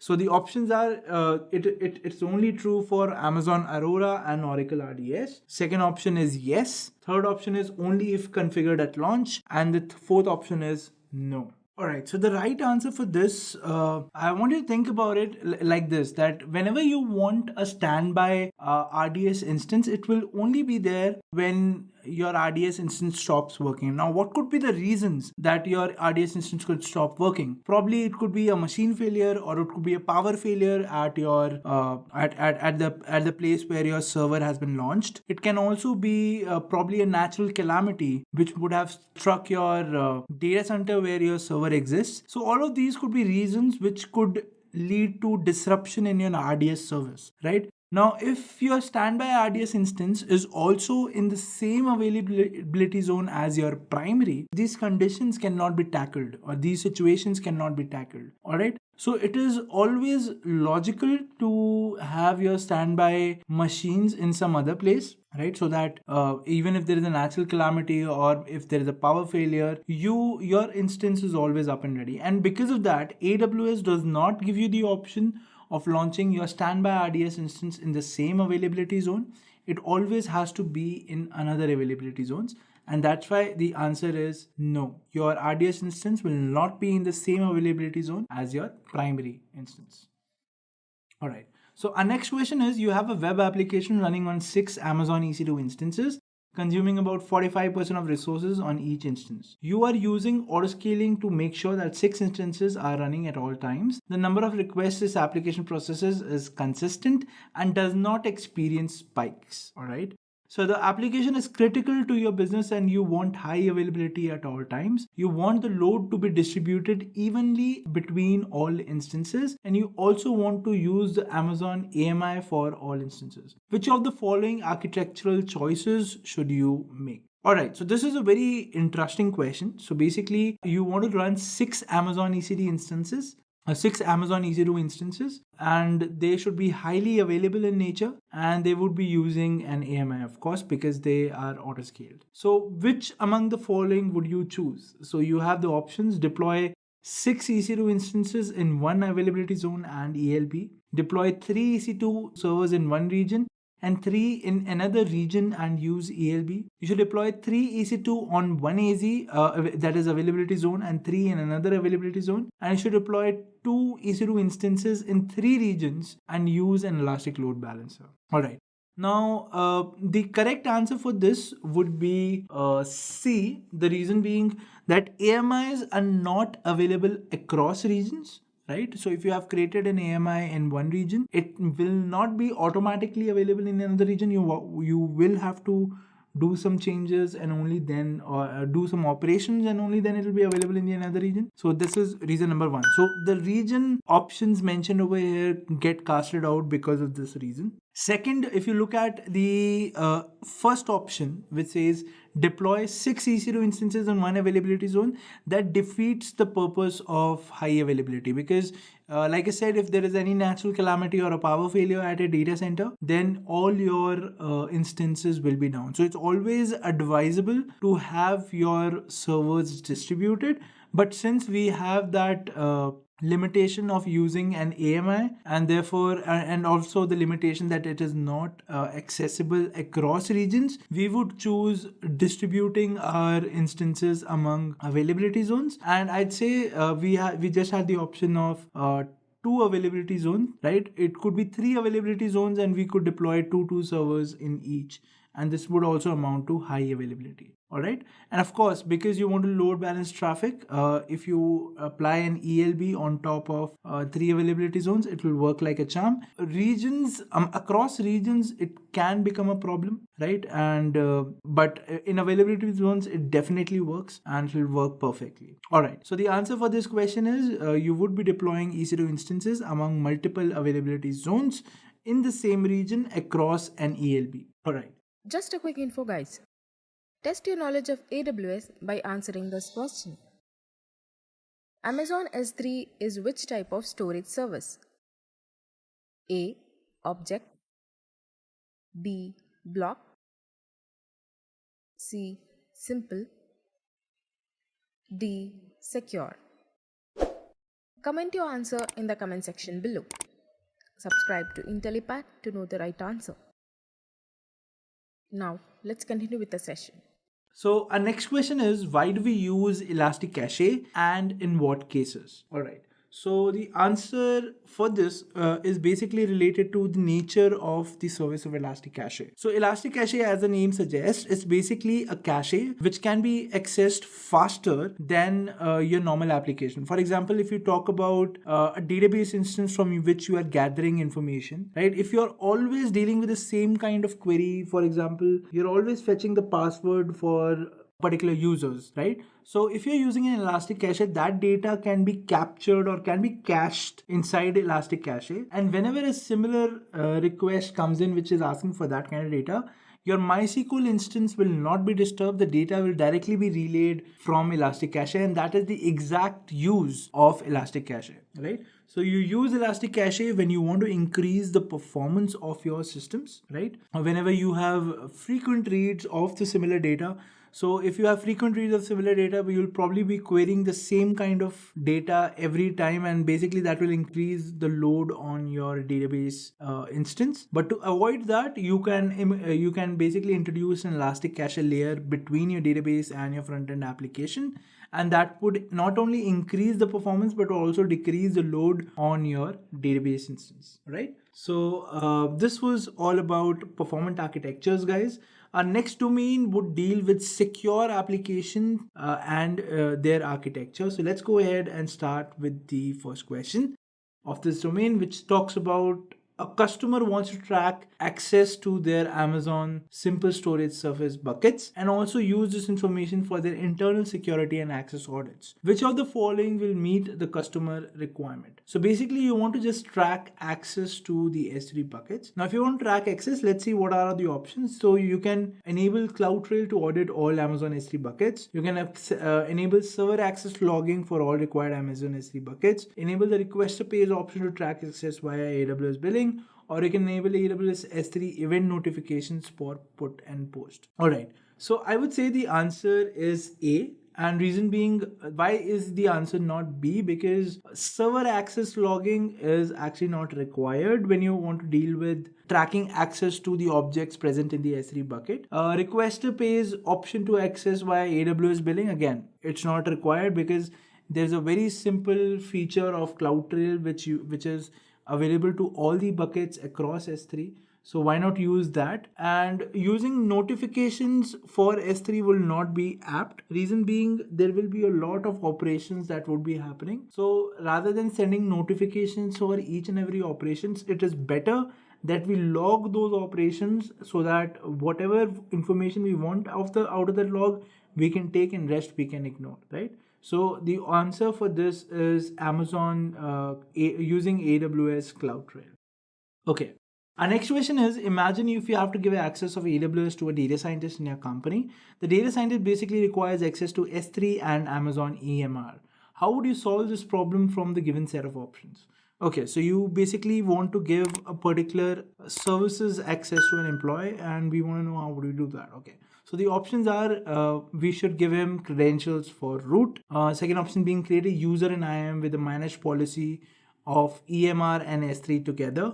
Create a user in IAM with managed policies of EMR and S3 separately. Give him credentials for admin account and enable MFA for additional security. Okay, so a rule of thumb, guys, never give root credentials to anyone in your company. Even yourself, you should never use root credentials. Always create a user for yourself and access AWS through that user. All right.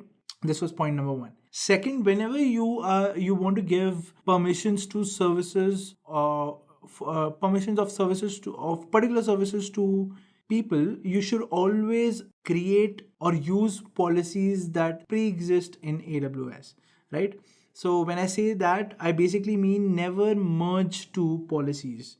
Okay, so for example, if you are using EMR and S3 together, that basically means that you create a policy that gives you the required access in one document. That is, in one document you mention the access for EMR, and in the same document you mention the access for S3 as well.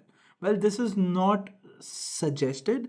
Reason being, you have policies created by AWS, which are basically created and tested by AWS. So there is no chance of any leak in terms of security aspect. Second thing is, see, needs change, right? So if tomorrow your user says he doesn't want access for EMR anymore, he probably wants access for EC2, right? So in that case, what will you do? If you had the policy in the same document, you would have to edit that document, correct? But if you created documents separately for each and every service, all you have to do is remove the document for EMR and add the document for the other service that he requires, probably EC2. You just add the document for EC2 and your S3 document will not be touched, right? So this is more easier to manage than to, writing everything in one document and editing the code later to give permissions of specific services that he requires now, right? So that is something that is not much manageable. So the answer for this is create a user in IAM with a managed policy of EMR and S3 separately. All right. Let's move on to the next question. So how would a system administrator add an additional layer of login security to a user's AWS management console? So this is a simple question. The answer for this is enable multi-factor authentication. So multi-factor authentication basically deals with rotating keys, that the keys are always rotating. So every 30 seconds, a new key is generated, and this key is required while you're logging in. So once you've entered your email and password, it will not straight away log you in. It will again give you a confirmation page for a code that you have to enter, which will be valid for those 30 seconds. Now this can be done using apps. So you have an app called, if you have an app from Google, you have apps from other third-party vendors as well, right? So these apps are basically compliant with your AWS, right? And you can use them to have access to the keys which are changed at every 30 seconds, all right? So it is better. If you want to enable multi-factor authentication, it is the best way of adding a security layer over the traditional username and password information that you enter. All right. So our next domain deals with cost optimized architectures. So let's discuss these questions as well. So our first question is, why is AWS more economical than traditional data centers for applications with varying compute workloads? All right, so let's read out the options. So we have Amazon Elastic Compute costs are billed on a monthly basis. Okay. Amazon EC2 costs are billed on an hourly basis, which is true. Amazon EC2 instances can be launched on demand when needed, true. Customers can permanently run enough instances to handle peak workloads. All right. So I'll say, because this question is talking about the economical value of AWS, option B and option C are correct.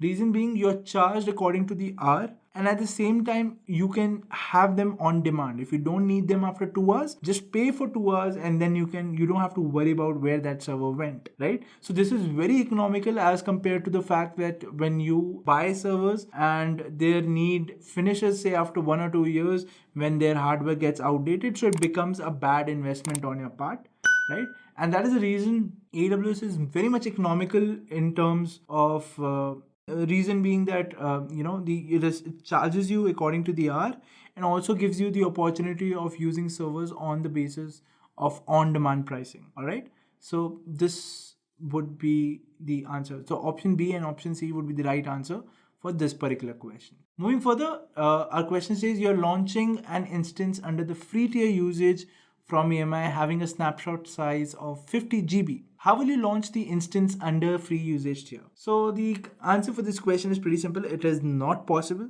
right? You have a limit on how much of snapshot size you can use that would fall under the free tier. 50 GB is not the size, is basically a size which will not fall under the Amazon free tier rules, and hence this is not possible. All right. Our next question says your company runs a multi-tier web application. The web application does video processing. There are 2 types of users which access this service: premium users and free edition users.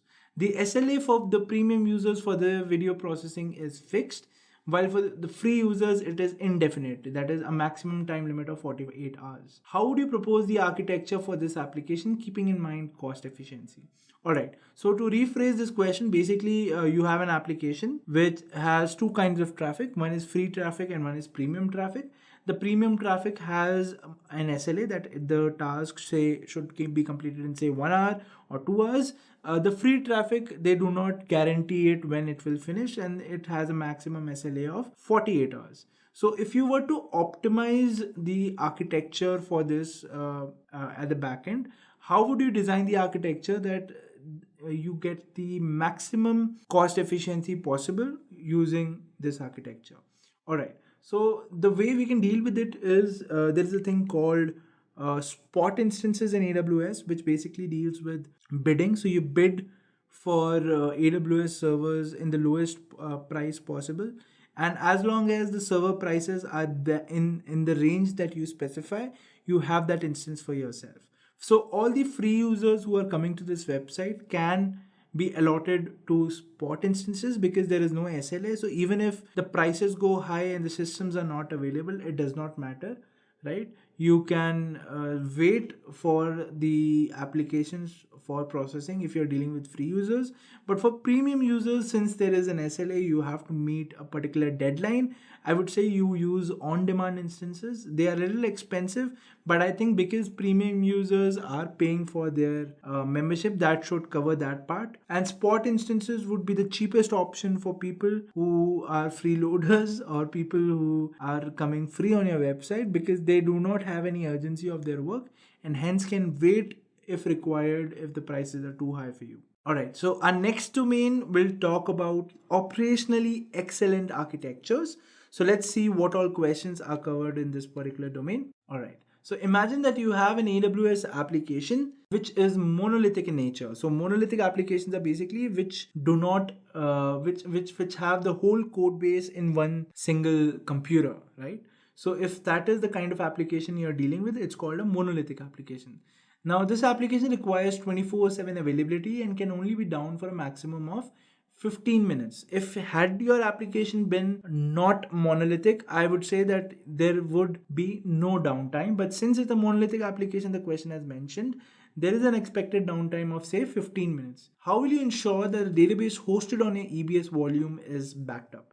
Now, since it's a monolithic application, even the database resides on the same server as that of the application. So the question is, how will you ensure that a database is backed up in case there is an outage? So for this answer, I'll say the answer is pretty easy. You can schedule EBS snapshots for your EC2 instance at particular intervals of time, and these snapshots would basically act as a backup to your database instances which have been deployed on EC2. So hence the answer is EBS instance snapshots. Alright. Our next question is, which component of AWS global infrastructure does AWS CloudFront use to ensure low latency delivery? Now, AWS CloudFront is basically a content delivery network, which basically means if you are in the US and the application that you're accessing has servers in India, it will probably cache the application in a US server so that you can access that application faster than to send traffic packets over to India and then receiving them back.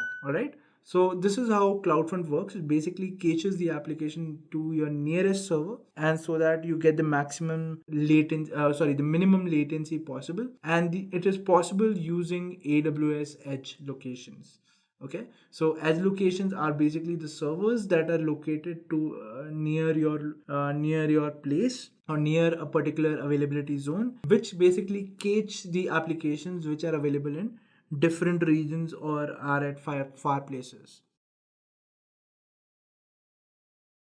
So coming to the first question on the Stop Hadoop interview question set, it is, what are the differences between Hadoop and Spark? This is a very commonly asked question and it has a very simple answer, to be honest. We'll be comparing three simple points here. One is how storage is handled in Hadoop and Spark, the other one is the processing speed, and the third one is the availability of libraries. So in terms of dedicated storage, Hadoop has its own file system, right? It has its native file system called as the Hadoop file system, while Spark Spark lacks a native file system. Then you're talking about processing speed. Hadoop has an average processing speed when you compare to large amounts of data, because here Spark is really very good at handling large amounts of data without having to do much when you compare it to Hadoop. Coming to the next point, which is libraries, right? So Hadoop has the connection with multiple tools, multiple libraries, and Hadoop is pretty much a big tool. But then when you think about the native availability, where a lot of people depend on it, so Spark provides the Spark Core, you have the Spark SQL, Spark Streaming, Spark Graphics, Spark MLlib. So you have all of these libraries that come attached with Spark, while you will have to learn and integrate these new things in case if you want to use all of these with Hadoop as well. So that extra learning curve in terms of Hadoop is required. Coming to question number 2, it states, what are the real-time industry applications of Hadoop? Hadoop, as you might know, it is already called as Apache Hadoop. It's one of the world's most famous open source program, especially for the world of distributed computing, where we handle large amounts of data day in and day out. The world generates 2.5 quintillion bytes of data a day, so we needed a solution to handle all of that, and Hadoop does just that. So when you think about the practical applications of Hadoop, all the way from the small scale industries to handling a little bit of the big boys as well. So think about Google, think about Yahoo, think about Facebook. So all of these guys also have a solution for their big data, because they are generating a lot of data, right? So everything from managing traffic on the street, handling streaming processing, working on content management, how to archive emails, how to save them, working on fraud detection, which is very important in today's world, fraud prevention, targeted advertising, and guys, you can go on and talk about the applications of Hadoop for a long time, and then make sure to keep your answer concise. Do talk about 2 or 3 points, or if you do know some of the applications, then make sure to note at least 5 of it. So with this, we can come to the third question that states, how is Hadoop different from other parallel computing systems? Well, this could very well be the first question through which your interview starts. So Hadoop is actually a distributed file system that lets us, handle a large amount of data, to store it, to work with it on, either local machines, offshore servers, or even on clouds as well. So when you think about it, if your data is stored in multiple places rather than one place, it creates redundancy, yes. But here we have the good amount of redundancy, because if your data crashes, if you tend to lose your data because if one of the nodes stopped working, then your data is still there. So in a distributed manner, you can store data on multiple places. You can use the processing power of multiple machines to actually go on and work with your data. So this does not happen in a relational database, because when you think about it, right, so if you have a relational database, you have to query the database, you have to pick up all the tables, records, columns, and it'll be a manual task, and you really cannot make use of multiple machines to do this effectively. It is a good enough method, of course, but at the end of the day, it is not as fast as what Hadoop can do. And of course, Hadoop also provides a scheme where you can build your own column databases, and just for this, we have the Hadoop HBase. HBase is very similar to SQL, and here we actually go on to run queries on the rows, on the columns, wherever it's required. And basically, this is Hadoop's approach to making sure your data storage and access protocols are done easier. And this is how Hadoop is different from the other parallel computing systems out there. Coming to question number 4. Question number 4 is a very important one. It states, what are all the modes that Hadoop can be run in? Well, it's a pretty simple question with a very straightforward answer. Hadoop can be run in 3 modes. One is the standalone mode, the second one is the pseudo distributed mode, or what we call as the single node cluster, and then we have the fully distributed mode, which is also called as the multi-node cluster. Coming to standalone mode is actually the default mode of Hadoop, where it uses the local file system where you're working on for all the input and the output operations. So this is not used popularly in the case of a production environment, but mostly when you're testing or when you're debugging, right? So a standalone mode is very important. One highlight you have to talk about when you talk about standalone mode is that it does not support the usage of a Hadoop file system, because it's using the local file system. So make sure to mention that. And then when you're thinking about the pseudo distributed mode, right? So what happens in pseudo distributed mode is that you will have to provide 3 files for configuration. There's the core site.xml, you have the hdfs site.xml, and the mapred site.xml, right? So for MapReduce, for core, and for working of hdfs, you have to provide a configuration on which this mode works on. So if you're running on one node, it means that both So if you're running sudo distributed mode on one single machine, it means that that machine itself is the master and that machine itself is the slave node as well. So this is one thing you have to note. And then coming to the fully distributed mode. Fully distributed mode is of course the production phase of Hadoop, where this is where Hadoop is known to be very powerful, and this is where it beats all the other tools out there, because here data is used and data is distributed across multiple clusters, multiple nodes, and once you have more than 2 or 3 nodes, we call it a Hadoop cluster. And using clusters, you can have a separate node which is a master node. You can assign all the other slave nodes as well, and then work with it in a chain of command in a very structured way. So this is the advantage of the fully distributed mode. Now, moving on to question number 5, it states what are the operating systems on which Hadoop works? Hadoop supports a lot of operating systems. In fact, it's an open source tool, and the support for multiple operating systems were being added one after the other. It's mostly preferred to use Hadoop with Windows or Linux, because most of us almost use Windows or Linux, right? But then for the people who are using OS X, or the people who are using Apple's operating system, or let's say even the BSD, which is also called as the Berkeley Software Design OS, the support for Hadoop is there. So there is a lot of flexibility in terms of what operating system can be used to run Hadoop effectively. So make sure to mention 3 or 4 of these when asked. Coming to question number 6, it states, what is distributed cache? What are its benefits?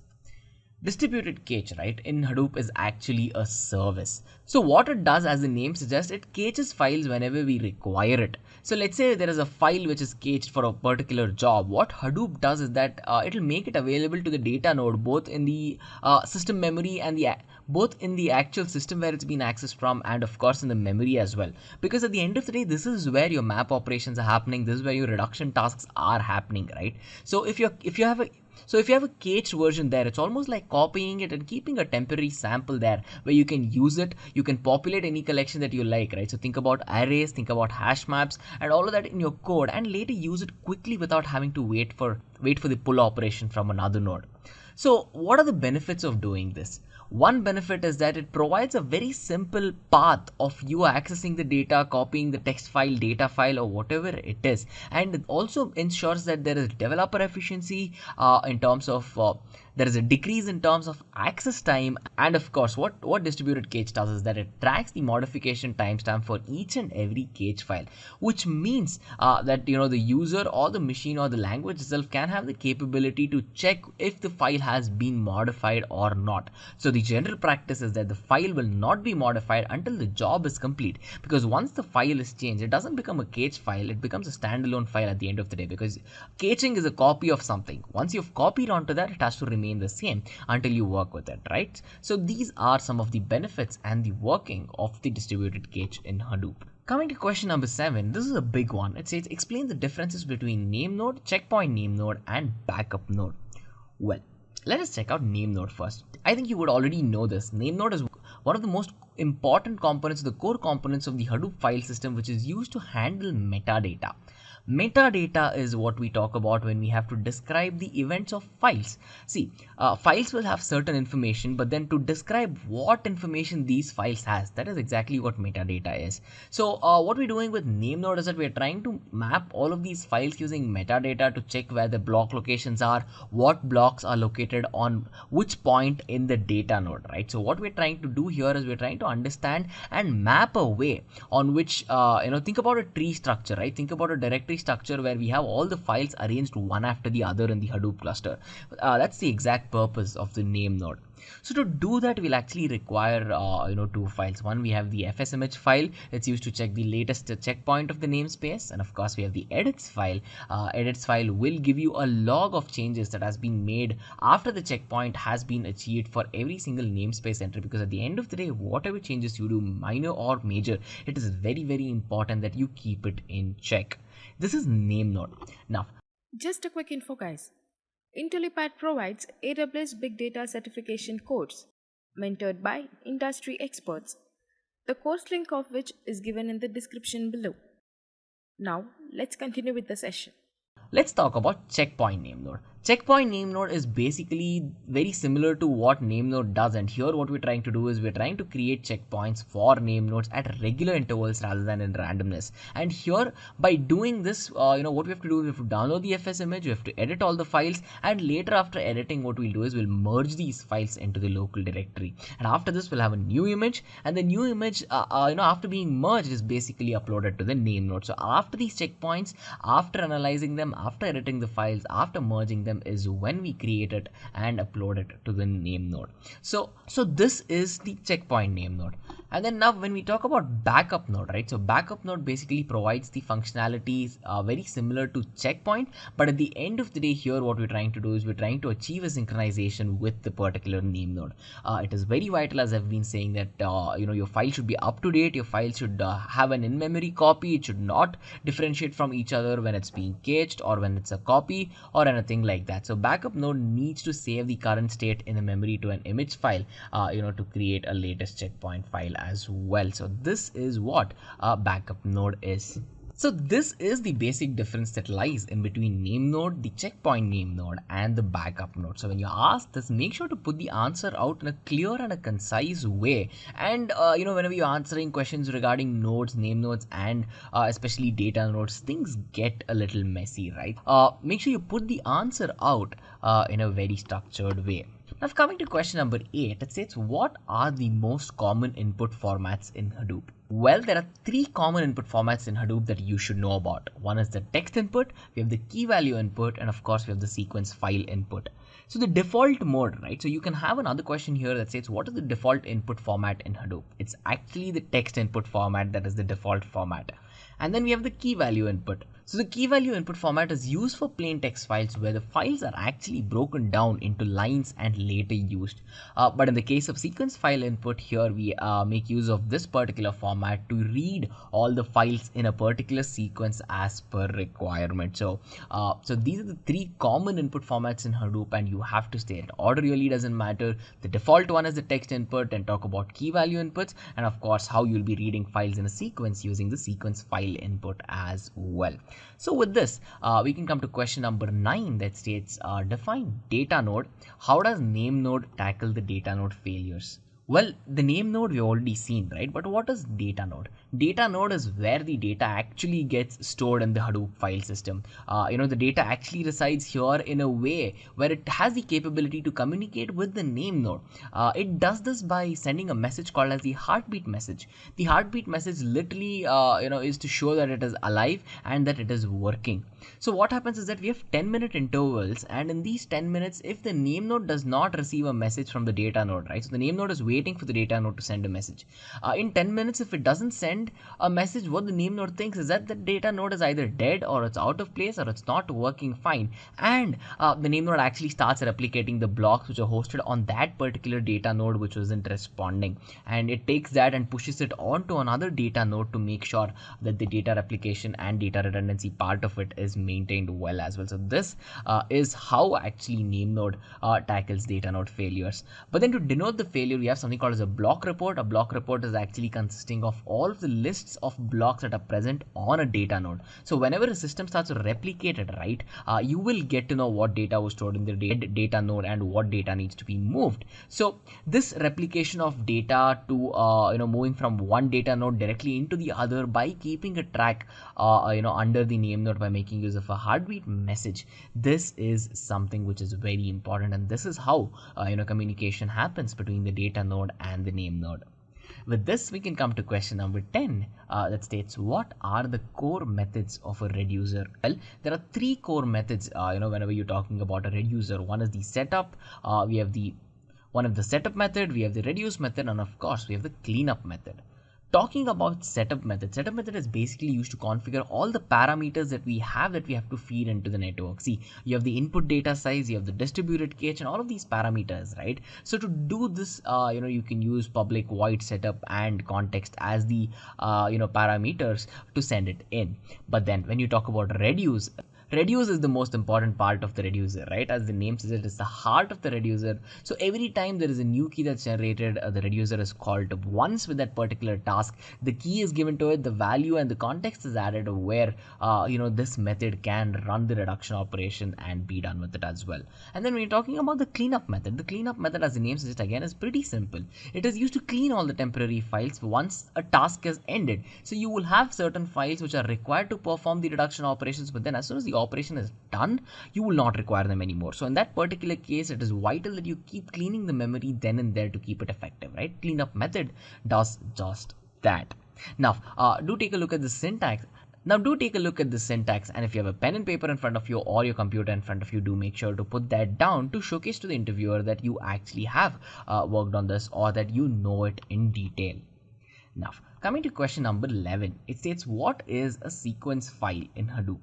A sequence file is basically a flat file, in Hadoop. So whenever we're talking about flat files, especially here in the case of sequence file, it contains binary key value pairs. And, we have the map inputs, we have the map outputs, where the map output actually gets stored, as a sequence file internally here itself. So if you're thinking about what classes does this sequence file provide, it provides you the sorter class, reader class, writer class, and each of these file formats, right? So there's actually three formats that you need to know about. One is the uncompressed key value records. Then we have the record compressed key value records where only the values get compressed. And then you have the block compressed key value records where, it's not just values here, but both the key and the value gets collected in separate blocks and compressed. And the size of these blocks, right, this is assignable to you. So having it uncompressed, compressing only the values, or compressing both key and value in the case of sequence files are very important. So these three classes in the binary key value pair, see a lot of usage in the daily world. So it is very vital that you answer this like that. Next, coming to the 12th question, it states, what is the role of a job tracker in Hadoop? Job tracker, as the name suggests, again, its main function here in Hadoop is to basically handle resource management. So we have something called as task trackers, where the job tracker actually handles and manages the task trackers. So it will be checking for resource availability, it will be checking for task lifecycle management, it will be understanding about what's going on in terms of fault tolerance, in terms of the task's progress, and much more. So there's a lot of things that the job tracker does in Hadoop, right? So it is basically a process that runs on a separate node and not on a data node. And this is a very important point that you're supposed to mention. And then of course the job tracker communicates with the name node to identify the data location. And if it finds the data, then it will execute the task. If it cannot find the data, then of course it goes into redundancy. But then one important thing is that it will monitor all the individual task trackers and submit your overall job back to the client. It's like, hey, it takes in all the data, it works with it, executes all the tasks, and sends it back in a structured way. So what it does is that it also tracks the execution of the MapReduce workloads, the operation, and the tasks local to that particular slave node, and creates a file where you can track that as well. So in terms of what job tracker does, is it does a lot of things and it does them very effectively. That's the important part here. Coming to question number 13, it states, what is the use of record reader in Hadoop? So when you think about it, we have input split, right? So input split basically defines a slice of data, but then what it does not do is that it does not describe how to access this slice of data, right? So what the record reader does is here is where this class comes into the picture. Here we take the byte oriented data from its source, we directly convert it into the record oriented pairs, right? So you already know it, it's the key value pair. And after we convert the byte oriented data into its key value oriented data, then we give it to the mapper, where the mapper can handle the task, it can read it and work with it. So in the background, what happens is that the input format, right, it actually defines the Hadoop record reader instance where it keeps adding up onto that list about what's going on, what files got converted, and if the mapper is ready to pick it up or not. So in that particular case, even record reader adds a lot of value to Hadoop. Now, coming on to the 14th question, it says, what is speculative execution in Hadoop? Well, one important limitation we have to talk about every time we discuss about Hadoop is that whenever you're distributing a lot of tasks on multiple nodes, right, Sometimes it is not always that you have nodes which are really fast. So a few slow nodes will actually limit the execution. It will limit the efficiency of the entire program, right? So when you think about it, there might be multiple reasons of why a task is slow. In a small scenario, this is a very simple thing to find, and you can work with it, hunt for the node which is slow and replace it. But when you're thinking about a large scale solution, it is not easy to detect which node is slow. So what we try to do here is, instead of fixing all of these slow running tasks, Hadoop will actually try to detect what tasks run slower than an expected time. It'll have an expected time through which the task has to finish. It'll see what task is taking more time than the expected time, and it launches other tasks as a backup in case if this is taking more time. So this backup mechanism that exists in Hadoop, right, this is exactly what we call as speculative execution. This is a very important thing to maintain high efficiency throughout the execution of our task, getting closer to our big data handling goals, or whatever it is. Speculative execution is definitely one of the most important things that's adding a lot of value in the community of distributed computing. So when you ask this question, make sure to give it out in a concise way. Coming to the 15th question, it says, what happens if you try to run a Hadoop job with an output directory that is already present? Just a quick info, guys. Test your knowledge of big data by answering this question. What are the 5 V's of big data? A. Volume. B. Velocity. C. Variety. D. All of the above. Comment your answer in the comment section below. Subscribe to Intellipaat to know the right answer. Now let's continue with the session. Well, if your directory is already present, what Hadoop does is a very simple thing. It will give you an exception saying it already exists, because you really cannot create a directory when already one is created, right? So a Hadoop job requires either a creation of brand new directory or working with it as well. So in that particular case, to run a MapReduce job, you need to make sure that the Hadoop directory will not exist, because if it does, it will not work. It will give you an exception.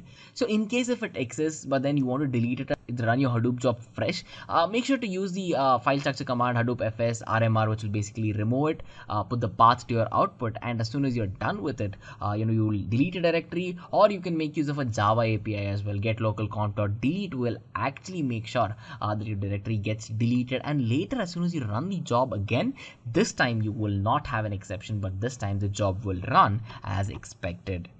Now, coming to question number 16, it states, how can you debug Hadoop code? See, to debug Hadoop code, one very important step you always have to check is to check the list of the MapReduce jobs that are currently running. And once you see the logs, once you see all the jobs that are being run, there you have to make sure that there are no orphan jobs which are running. If they're running, make sure find the location of the RM logs, make sure to check it out, and especially when you run the command that's given on your screen, right, with the resource manager. So what it does, it will look for the log directory. It is very important that there should be no orphan jobs running. So based on what we find on the RM logs, right, we have to check if the worker node was involved in the execution of task or not. To do that, we have to log into that particular node, right? Because without logging into that node, we cannot see if a worker node was involved in the execution of a task. To do that, you can use psef grep inode manager, and using this, you can log into the node to see if it is the worker node that was involved. So later, after doing this, what you'll actually do is examine the node manager log, where the majority of the user level logs come from here, for every single MapReduce job out there. So this is a structured way, an ordered way of how you can simplify and debug Hadoop code. If you have a Hadoop structure running on your machine, if you have a standalone structure, or let's say if you're connected to a multi-node structure as well, open up your laptops to show all the working of this practically to the interviewer. That will add a lot of value to your candidature at that particular company.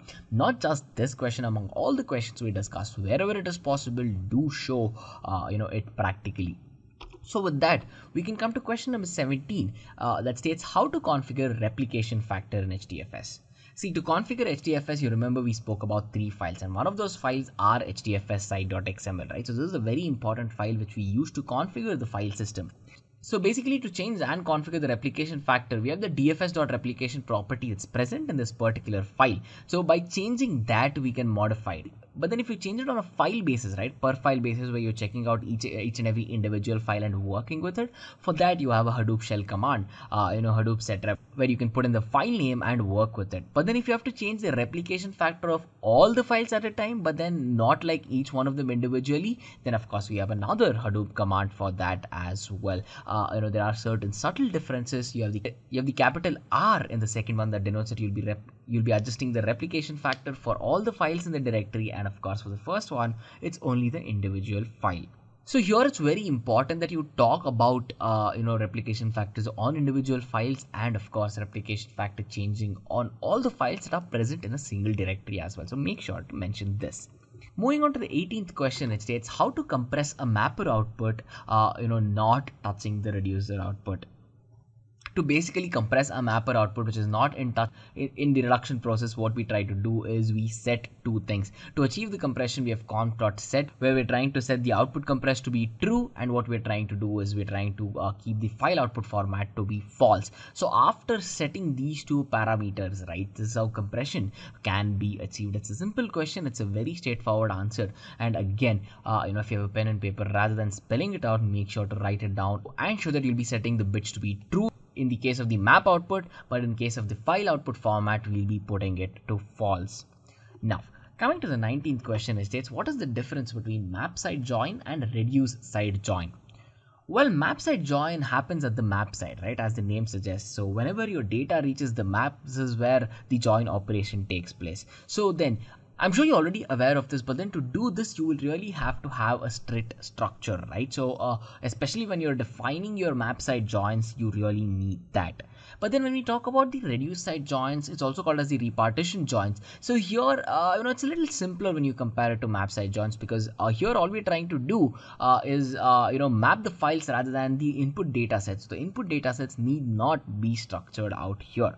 So when it comes to that, but then when you talk about efficiency, right, map side joins are more efficient here, because in the case of reduce side joins, it'll have to go through a lot of sorting phases. It'll have to go through a lot of shuffle phases where, you'll be coming in touch with a lot of network heads, and it might take a lot of time and, work power to actually get the job done in the case of the reduce side joins as well. So hence, this is one of the reasons why people prefer the map side join. But then to do that, you need the structure, and this is a very important point that you should talk about. Now with this, let's come to the 20th question that states, how can you transfer data from Hive to HDFS? Well, it's a very simple question with a very simple answer. You just have one query that you have to write where you can, pick up the data from your Hive and push it onto your HDFS. It's a Hive command, it's insert override directory, where you have the / select star from EMP, where, EMP is the directory, where EMP is actually the record there, and after you execute this query, you can import whatever files you want from Hive to HDFS. So the output that we get here is actually stored in part files in the specified Hadoop file system structure as well. So that's one very important thing too. So if you're expecting a very complex process of transferring files from Hive to HDFS, well, sorry to disappoint you, because it is pretty simple, as you can see on the screen. Coming to question number 1, it states what companies make use of Hadoop? Well, there is a lot of companies that make use of Hadoop. In fact, there's thousands of companies right now making use of Hadoop, even when you're watching this particular video. The big boys are Yahoo and Facebook, because Facebook developed Hive to perform analytics, and we have Yahoo is one of the biggest contributors in the entire creation of Hadoop. We have Amazon, we have Netflix, we have Adobe, we have eBay, we have Spotify, we have Twitter, we have a lot of other companies where each of these products have one particular or multiple use for Hadoop. So it can be a very small scale solution that they're trying to implement, or in fact it can be a very huge thing that they're trying to add on to their company by making use of Hadoop as well. So in that particular case, right, Hadoop is very, very well regarded and used a lot in many companies out there today. So question number 22 states, how do you stay up to date with the new and upcoming concepts in big data? So the 22nd question states, how do you stay up to date with the new and the upcoming concepts in big data? You have to know one thing is that this is a very commonly asked question here, because with this, right, the interviewer wants to understand what your interest is, where your interest lies, and what are your abilities of learning something new and how can you learn it well. So talk about how you've learned things in the past, talk about how you're planning to use these past learnings. Probably you could have taken an easier way to learn, a more structured way to learn, or there are many other concepts which keep coming out, right? So the tool of today will become obsolete tomorrow, and it is very vital that you know the latest versions of the software, what are the changes that happen. And it's not only that, it's about how you change yourself with these new changes, or how you plan to impart these new changes in a very simple way, in a fashionable way in your particular project of whatever you're handling. So the interviewer wants to understand this. He or she wants to understand your interest, your ability to actually find, and how you will learn new things, because in a production environment, when you're looking for a job, it becomes very vital that you have to pace yourself and learn new things rapidly. So make sure to keep this answer concise, but then put it out in a clear way. If you have a path, it can be very different from what I told you. You might go on the internet, check a couple of YouTube videos, pick up a certification program, or whatever it is. You really have to mention your way on how you plan to learn new things. As an added bonus, talk about how you've used these new things as well.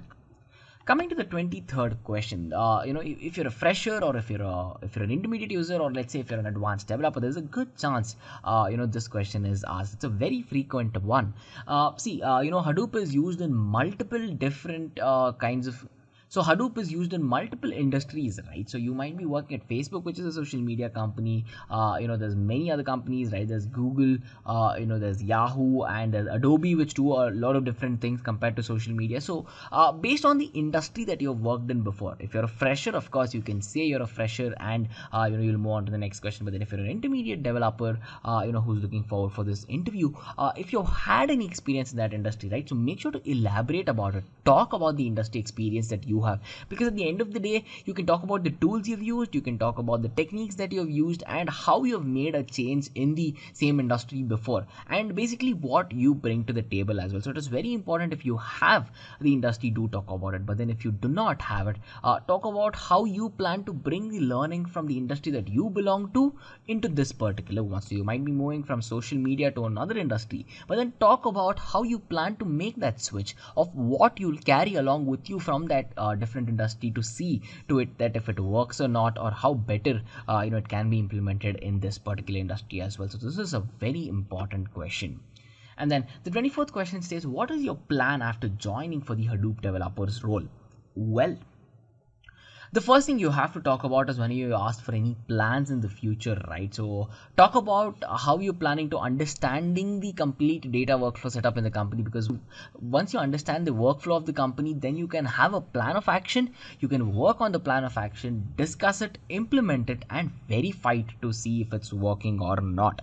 Don't just say that you're going to step into the company and start changing things around, because that definitely wouldn't work in a production environment. So you yourself have to get very familiar with what's going on, what's already existing, and then you can work on seeing what can be changed, what can be made better, or in fact, if you fit into the actual requirement that is already there, and you will not have to change anything. So in multiple cases like that, it is very vital that you state out a plan of action, right? You joining, you learning new things, you talking to the people who have done it, see what can be done better, verifying if it can actually be done better, and doing it better. So this is something that would add a lot of meaning to your particular interview as well.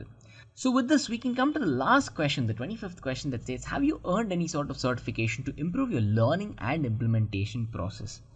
Well, I am sure if you're at this point of time, if you're at the 25th question, you will already know the value of what a certification program would bring to you, right? So you will have a lot of experts teaching you a lot of content over a couple of months. You'll be picking up industry level projects. You'll be working on real-time projects. You'll be given thorough training where basically you have learned all the concepts thoroughly.